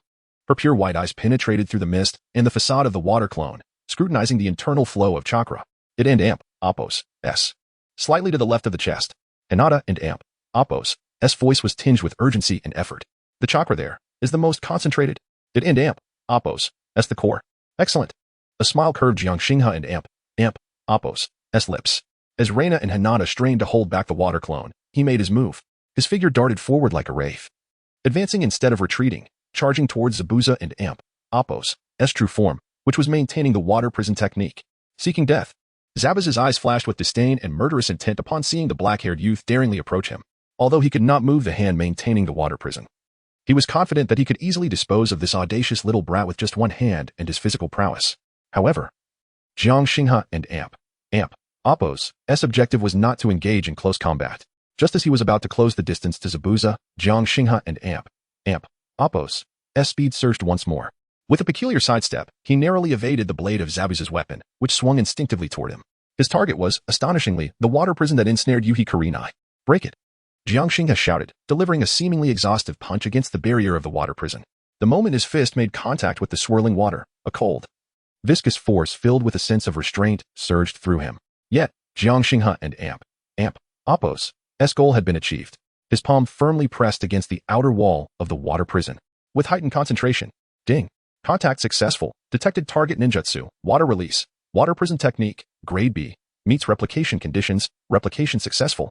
The system and Appo's notification resonated in his mind. Instantly, information regarding the structure of the water prison, the flow of chakra, the key nodes maintaining it, and the most vulnerable points, all surged into Jiang Xinghe's consciousness like a tidal wave. His comprehension of this grade B water release technique surpassed even that of the practitioner, Zabuza himself. In that fleeting moment, now, Jiang Xinghe and Appo's eyes sparkled with brilliance. Almost simultaneously with the replication and Appo's success, he bellowed, his voice clearly echoing across the mist-shrouded battlefield. Reina, the chains. 3 inches below the right side of the water prison. Strike with all your might. Hinata, gentle fist. Target the connection point at the upper left of the water prison, just below where Zabuza and Appo's arm connects. Attack. Upon hearing the command, both women, though uncertain of the reasoning, instinctively complied, driven by their unwavering trust in Jiang Xinghe. With a sharp cry, Reina maneuvered a golden chain, evading the water clone and Appo's interference, and struck toward the designated spot on the water prison like a whip. Hinata gritted her teeth, her Byakugan locking onto the target, charging forward with all her strength, her palm, imbued with gentle fish chakra, aimed at the upper left connection point of the water prison. Just as their attacks were about to land, Jiang Xinghe and Appo's palm pressed against the water prison emitted a barely perceptible flicker of pale pink light, a supremely pure chakra, imbued with an enchanting and disruptive force, silently infiltrated the barrier of the water prison. This chakra did not attempt to forcibly dismantle the water prison, but, like a stone cast into a serene lake, instantaneously disrupted the previously stable flow of chakra within. Zabuza and Appo's expression shifted dramatically. He distinctly felt a slight stagnation and disorder in his control over the water prison at that moment, as if a grain of sand had been lodged into a finely tuned mechanism. In a battle between masters, victory and defeat hinge on the finest of margins. It was this seemingly trivial disturbance, combined with Reina and Hinata and Appo's precise strikes at the water prison and Appo's most vulnerable node, that culminated in a crisp shattering sound. Like glass struck by a heavy blow, the sturdy water prison technique collapsed under the dual forces of internal and external impact. Countless droplets sprayed outward. Cough, cough, cough. Yuhi Kurenai tumbled forth, dropping to one knee, violently coughing as she gasped for fresh air, her beautiful face flushed from oxygen deprivation, drenched and revealing a breathtaking silhouette. Appearing somewhat disheveled, yet her crimson eyes sparkled with relief and profound astonishment. She suddenly lifted her gaze, her expression complex as she looked toward the calm black-haired youth standing not far away. What just transpired? The water prison was actually shattered, and it was accomplished by 3 genin under his command. Meanwhile, due to the disruption affecting his mind and chakra control, the water clone engaged with Reina and Hinata disintegrated into a puddle of powerless water, dissipating into the air. The mist still lingered. Yet, in the blink of an eye, the dynamics of the battlefield had undergone a remarkable reversal. Zabuza, maintaining his single-handed stance, wore an expression of disbelief for the first time. His icy gaze fixated on Jiang Xinghe, as if attempting to pierce through him completely. This brat, what exactly did he do in that fleeting moment? Not only did he accurately identify the water prison and Appo's weakness, but he also interfered with his chakra control in a bizarre manner. Such feats were far beyond the capabilities of an ordinary genin. The air felt as if it had solidified. A chilling silence descended once more. The only sounds were the droplets falling from the leaves and the slightly hurried breaths of the onlookers. Chapter 34, The White Mask. The bloodline limit of ice release. Water splashed everywhere, and the air was thick with humidity and a faint scent of blood. Yuhi Kurenai knelt on one knee, breathing heavily. Her soaked black attire clinging to her curvaceous figure, strands of hair matted against her pale cheeks, while her crimson eyes fixated intensely on the figure ahead. Wielding a massive beheading sword, the relief of surviving was quickly overshadowed by a deeper sense of gravity. She had never anticipated that her proud genjutsu would prove so ineffective against an elite shinobi. Nor did she foresee being forced into a dire situation by an B-rank water release technique. Ultimately, it was her 3 subordinate ninjas, whom she nominally led, that shattered this predicament. More precisely, it was the black-haired youth, Jiang Xinghe. His commands were terrifyingly precise, and his timing was impeccable. The assaults from Reina and Hinata, seemingly reckless, landed directly on the most vulnerable points of the water prison. This was no mere coincidence. Kurenai's gaze involuntarily drifted towards Jiang Xinghe. The boy stood there, his demeanor unervingly calm, as if he were not the one who had orchestrated the breach of the water prison and reversed the tide of battle. In the depths of his obsidian pupils, there was not a hint of emotion, only an unfathomable abyss. Reina rushed to Kurenai and Amp, Appo's side, anxiously supporting her. Kurenai-sensei, are you all right? Hinata also leaned in, her face pale, lips pressed tightly together, her Byakugan still activated, vigilantly observing Zabuza in the distance, the veins on her forehead pulsing from prolonged exertion. I'm fine, Kurenai replied, shaking her head, suppressing the turmoil within her, and slowly rising to her feet. Though her injuries were significant, she could still fight. The real trouble, however, had only just begun. Zabuza stood still, maintaining the pose with one hand pressed down, the astonishment on his face gradually giving way to a colder, more perilous intent to kill. He cast a glance at his empty hand, which had just maintained the water prison, then lifted his gaze towards Jiang Xinghe. An interesting little brat, Zabuza rasped, breaking the silence with a tone laced with predatory assessment. To perceive the weaknesses of my water prison technique and coordinate with your comrades so precisely, you are no ordinary genin. His gaze was like a tangible blade, slicing through Jiang Xinghe, Reina, and Hinata. It seems Kato and Appo's intelligence was erroneous. The true threat of your team is not this kunoichi. He raised the beheading sword slightly, pointing it at Jiang Xinghe. It is you. Under the threat of an S-rank rogue ninja and Appo's beheading sword, Reina and Hinata instantly tensed, their bodies instinctively bracing. Dasna was nearly fainting from fear. Yet, Jiang Xinghe appeared oblivious, a faint smile barely curving his lips. The eye of all things clearly captured the surge of chakra within Zabuza, now operating in a frenzied manner. He was enraged. Or rather, he had become serious. The earlier probing and suppression had come to an end. What lay ahead was the true slaughter of the Mist and Appo's demon. If that is the case, Zabuza and Appo's voice turned frigid. Then let us start with you. He lunged forward, the ground beneath him instantly fracturing. A formidable chakra erupted like a storm, the mist rolling more violently. He gripped the beheading sword and Appo's hilt, his muscular arms swelling with veins. A terrifying aura, far surpassing before, exploded forth, carrying the metallic scent of blood and death, suffocating all around. Kurenai and Appo's complexion changed dramatically, immediately positioning herself in front of Jiang Xinghe. Be careful. She rapidly formed hand seals, preparing to exert all her strength to fend off the impending strike. Reina gritted her teeth, golden chakra chains manifesting from her back once more, albeit dimmer than before. Clearly drained from the previous exertion, yet still ready to defend. Hinata and Appo's Byakugan was pushed to its limits, attempting to track Zabuza and Appo's attack trajectory. Just at this critical juncture, whoosh, whoosh, whoosh, several sharp sounds pierced the air from the depths of the mist, sudden and unanticipated. The sounds were subtle, yet as swift as lightning. The target aimed directly at the unguarded neck of Zabuza. It was Sanban, slim steel needles imbued with a ghostly blue glow. Zabuza and Appo's reflexes were astonishing. Almost instantaneously sensing the danger at the moment the sound erupted, he twisted his body violently, attempting to evade the sudden ambush. However, the speed and angles of the Sanban were too rapid and too cunning. Thud, thud, thud. Several Sanban struck precisely into the sides of Zabuza and Appo's neck. They penetrated deeply, leaving only a short segment protruding, trembling slightly. Ugh. Zabuza and Appo's forward momentum abruptly halted. The arm gripping the beheading sword stiffened. The icy intent to kill on his face froze instantly, replaced by an expression of incredulity. He slowly lowered his head, seemingly trying to discern what had pierced him. Yet, he could only emit a muffled grunt before his gaze rapidly dimmed. Bang! His robust body crumpled as if all strength had been drained, collapsing heavily onto the slick mud. The massive beheading sword slipped from his grasp, clattering to the ground and splashing mud everywhere. Silence. An oppressive silence. The mist seemed to freeze at that moment. Kurenai, Reina, Hinata, and even Dasna stared in shock at the abrupt turn of events before them. The formidable and menacing mist demon, Zabuza Momochi, had simply died, slain in an instant by a few suddenly appearing Sanban. How could this be? Kurenai was the first to recover, her eyes sharpening as she scanned the direction from which the Sanban had originated. Who was it? Friend or foe? The mist gradually parted. A figure silently emerged beside Zabuza and Appo's lifeless body. It was a youth who appeared quite young, slender in build, clad in the standard uniform of the Mist and Appo's umbu. His face concealed behind a white mask adorned with water wave patterns, revealing only a pair of calm, black eyes. In his hand, he held several Sanban identical to those that had struck Zabuza. The boy crouched down, extending 2 fingers to check the pulse at Zabuza and Appo's neck. Then, he stood up and spoke in a tone devoid of emotion, as if following a program. Target confirmed deceased.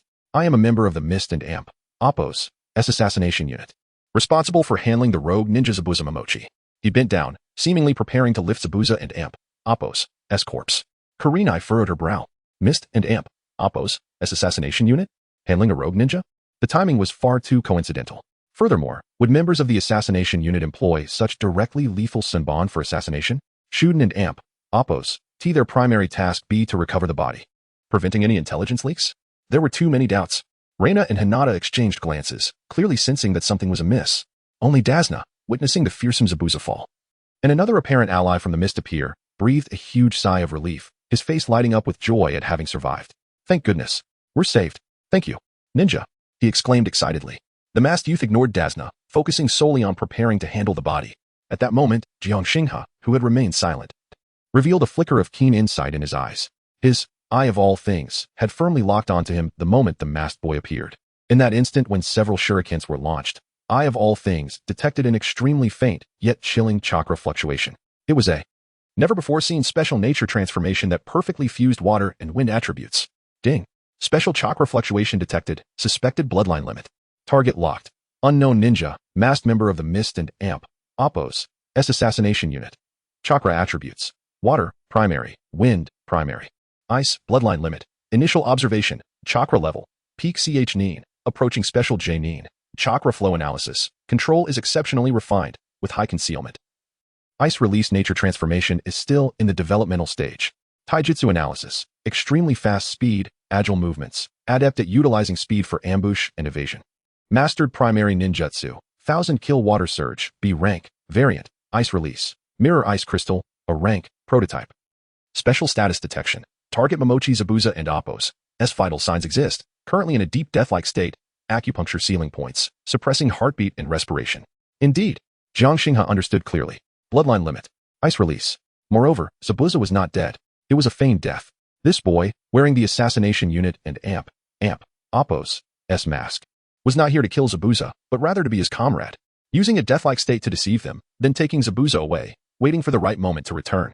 What a clever scheme. Jiang Xinghe and Amp, Appo's, gaze sharpened as he looked at the boy in the white mask, who was preparing to lift Zabuza. This boy, could he be the future white?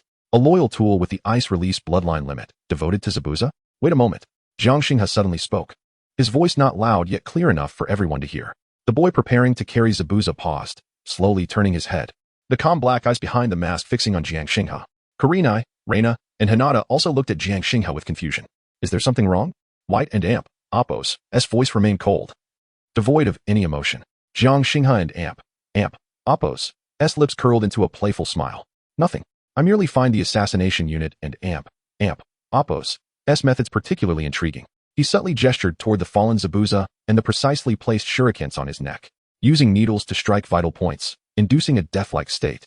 Then taking him away under the guise of handling a corpse. Truly an excellent escape strategy. As soon as these words were spoken, the atmosphere in the area shifted dramatically. Kurenai and Appo's pupils constricted as she stared at the fallen Zabuza. Feigned death. Reina and Hinata also widened their eyes in disbelief.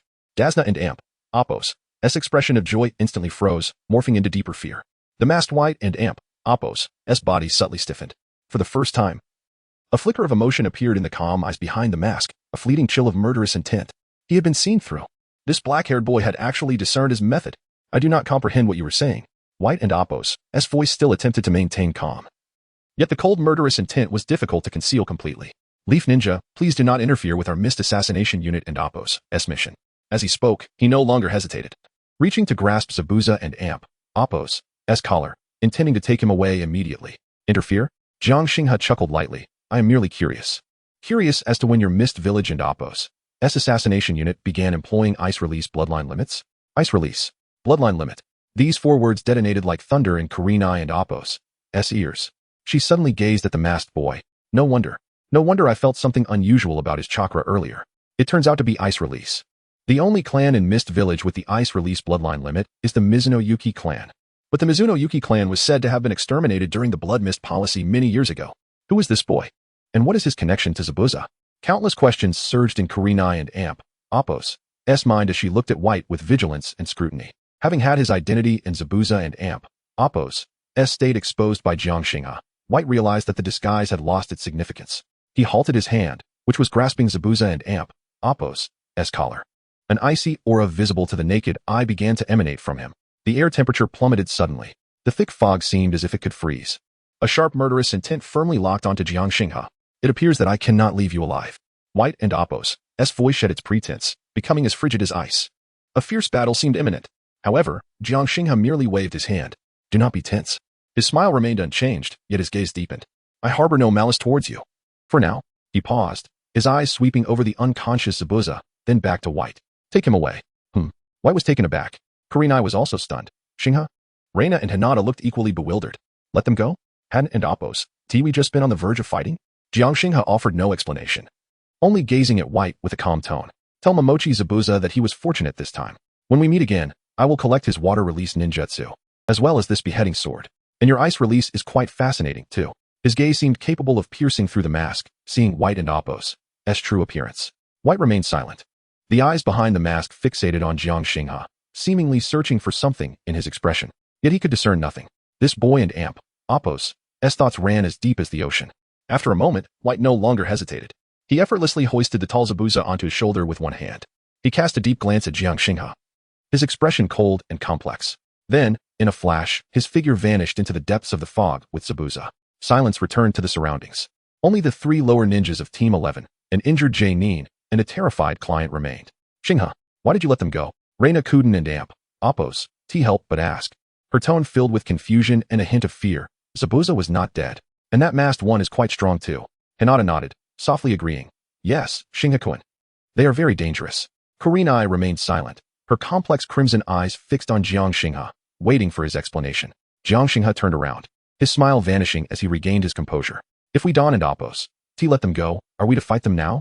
He countered blandly. Teacher Kurenai is injured. And both of you have expended considerable chakra. That boy named White is on par with Teacher Kurenai and Apos' strength. Not to mention the feigned dead Zabuza who could awaken at any moment. If a real battle occurs, we would have no chance of victory. Hearing this, Kurenai fell silent. Jiang Xinghe spoke the truth. If they had truly engaged in battle earlier, they would have faced almost certain defeat. Allowing the other party to leave was indeed the most rational choice at the moment. However, she still felt a twinge of unwillingness and concern. Letting a tiger return to the mountain could lead to endless troubles. So, will they come again? Dasna asked, his voice trembling, his face a mask of fear. They will. Jiang Xinghe replied with certainty. Their target is you. As long as this bridge is under construction, they will not give up. Dasna and Apos' face immediately fell, filled with despair. Jiang Xinghe glanced at him and continued. However, for now, they should not take action. Zabuza will need time to recover. And that White will also require some adjustment. Moreover, they are now aware that we have unraveled their scheme and have reassessed our capabilities. No longer underestimating us as they once did. We still have time. He turned to Yugao. Teacher Yugao. Please leave this place and seek a secure location to recuperate and regain your strength. Then we shall deliberate further. Yugao inhaled deeply and nodded. Very well, Mr. Dazuna. Please lead the way to your home. All right. Dazuna nodded eagerly, as if grasping a lifeline. The group, no longer lingering, supported one another as they hastily departed from the forest shrouded in fog and menace. Jiang Xinghe walked at the rear flank of the procession, his gaze calmly fixed on Dazuna, who was leading the way, as well as the desolate outlines of the impoverished villages of the Land of Waves. In his mind, the system and Apos' notification chimed once more. Ding. Successfully replicated B-rank ninjutsu, water release, water prison technique. Ding. Successfully analyzed S-rank rogue ninja Momochi Zabuza and Apos' combat data. Water release mastery experience 15. Ding. Successfully analyzed the chakra nature transformation of the bloodline limit. Ice release affinity 5. Ding. The host demonstrated extraordinary tactical wisdom and leadership during a critical moment, increasing Yugao and Apos' favorability by 5, current favorability 35, curiosity wary confused recognition. Ding. The host stepped up at a crucial moment to protect teammates, increasing Uzumaki Reina's favorability by 3, current favorability 78, dependence affection. Ding. The host and Apos' trust and delegation of responsibilities increased Hyuga Hinata and Apos' favorability by 4, current favorability 65, admiration shyness trust. The rewards were commendable. Not only had he successfully replicated the water prison technique, but he had also preliminarily deciphered ice release. More importantly, through this battle, his prestige and influence within the team undoubtedly surged, especially with Yugao. Jiang Xinghe's lips curled slightly in a subtle smile. The gaze of this mature and alluring Jonin teacher seemed to grow increasingly intricate. However, now was not the time for such reflections. The turmoil within the Land of Waves ran deeper than anticipated. Zabuza and Haku, and that bridge, which held the fate of the entire nation in its balance. The days ahead would likely not be tranquil. A glimmer of anticipation flickered in Jiang Xinghe and Appo's dark pupils.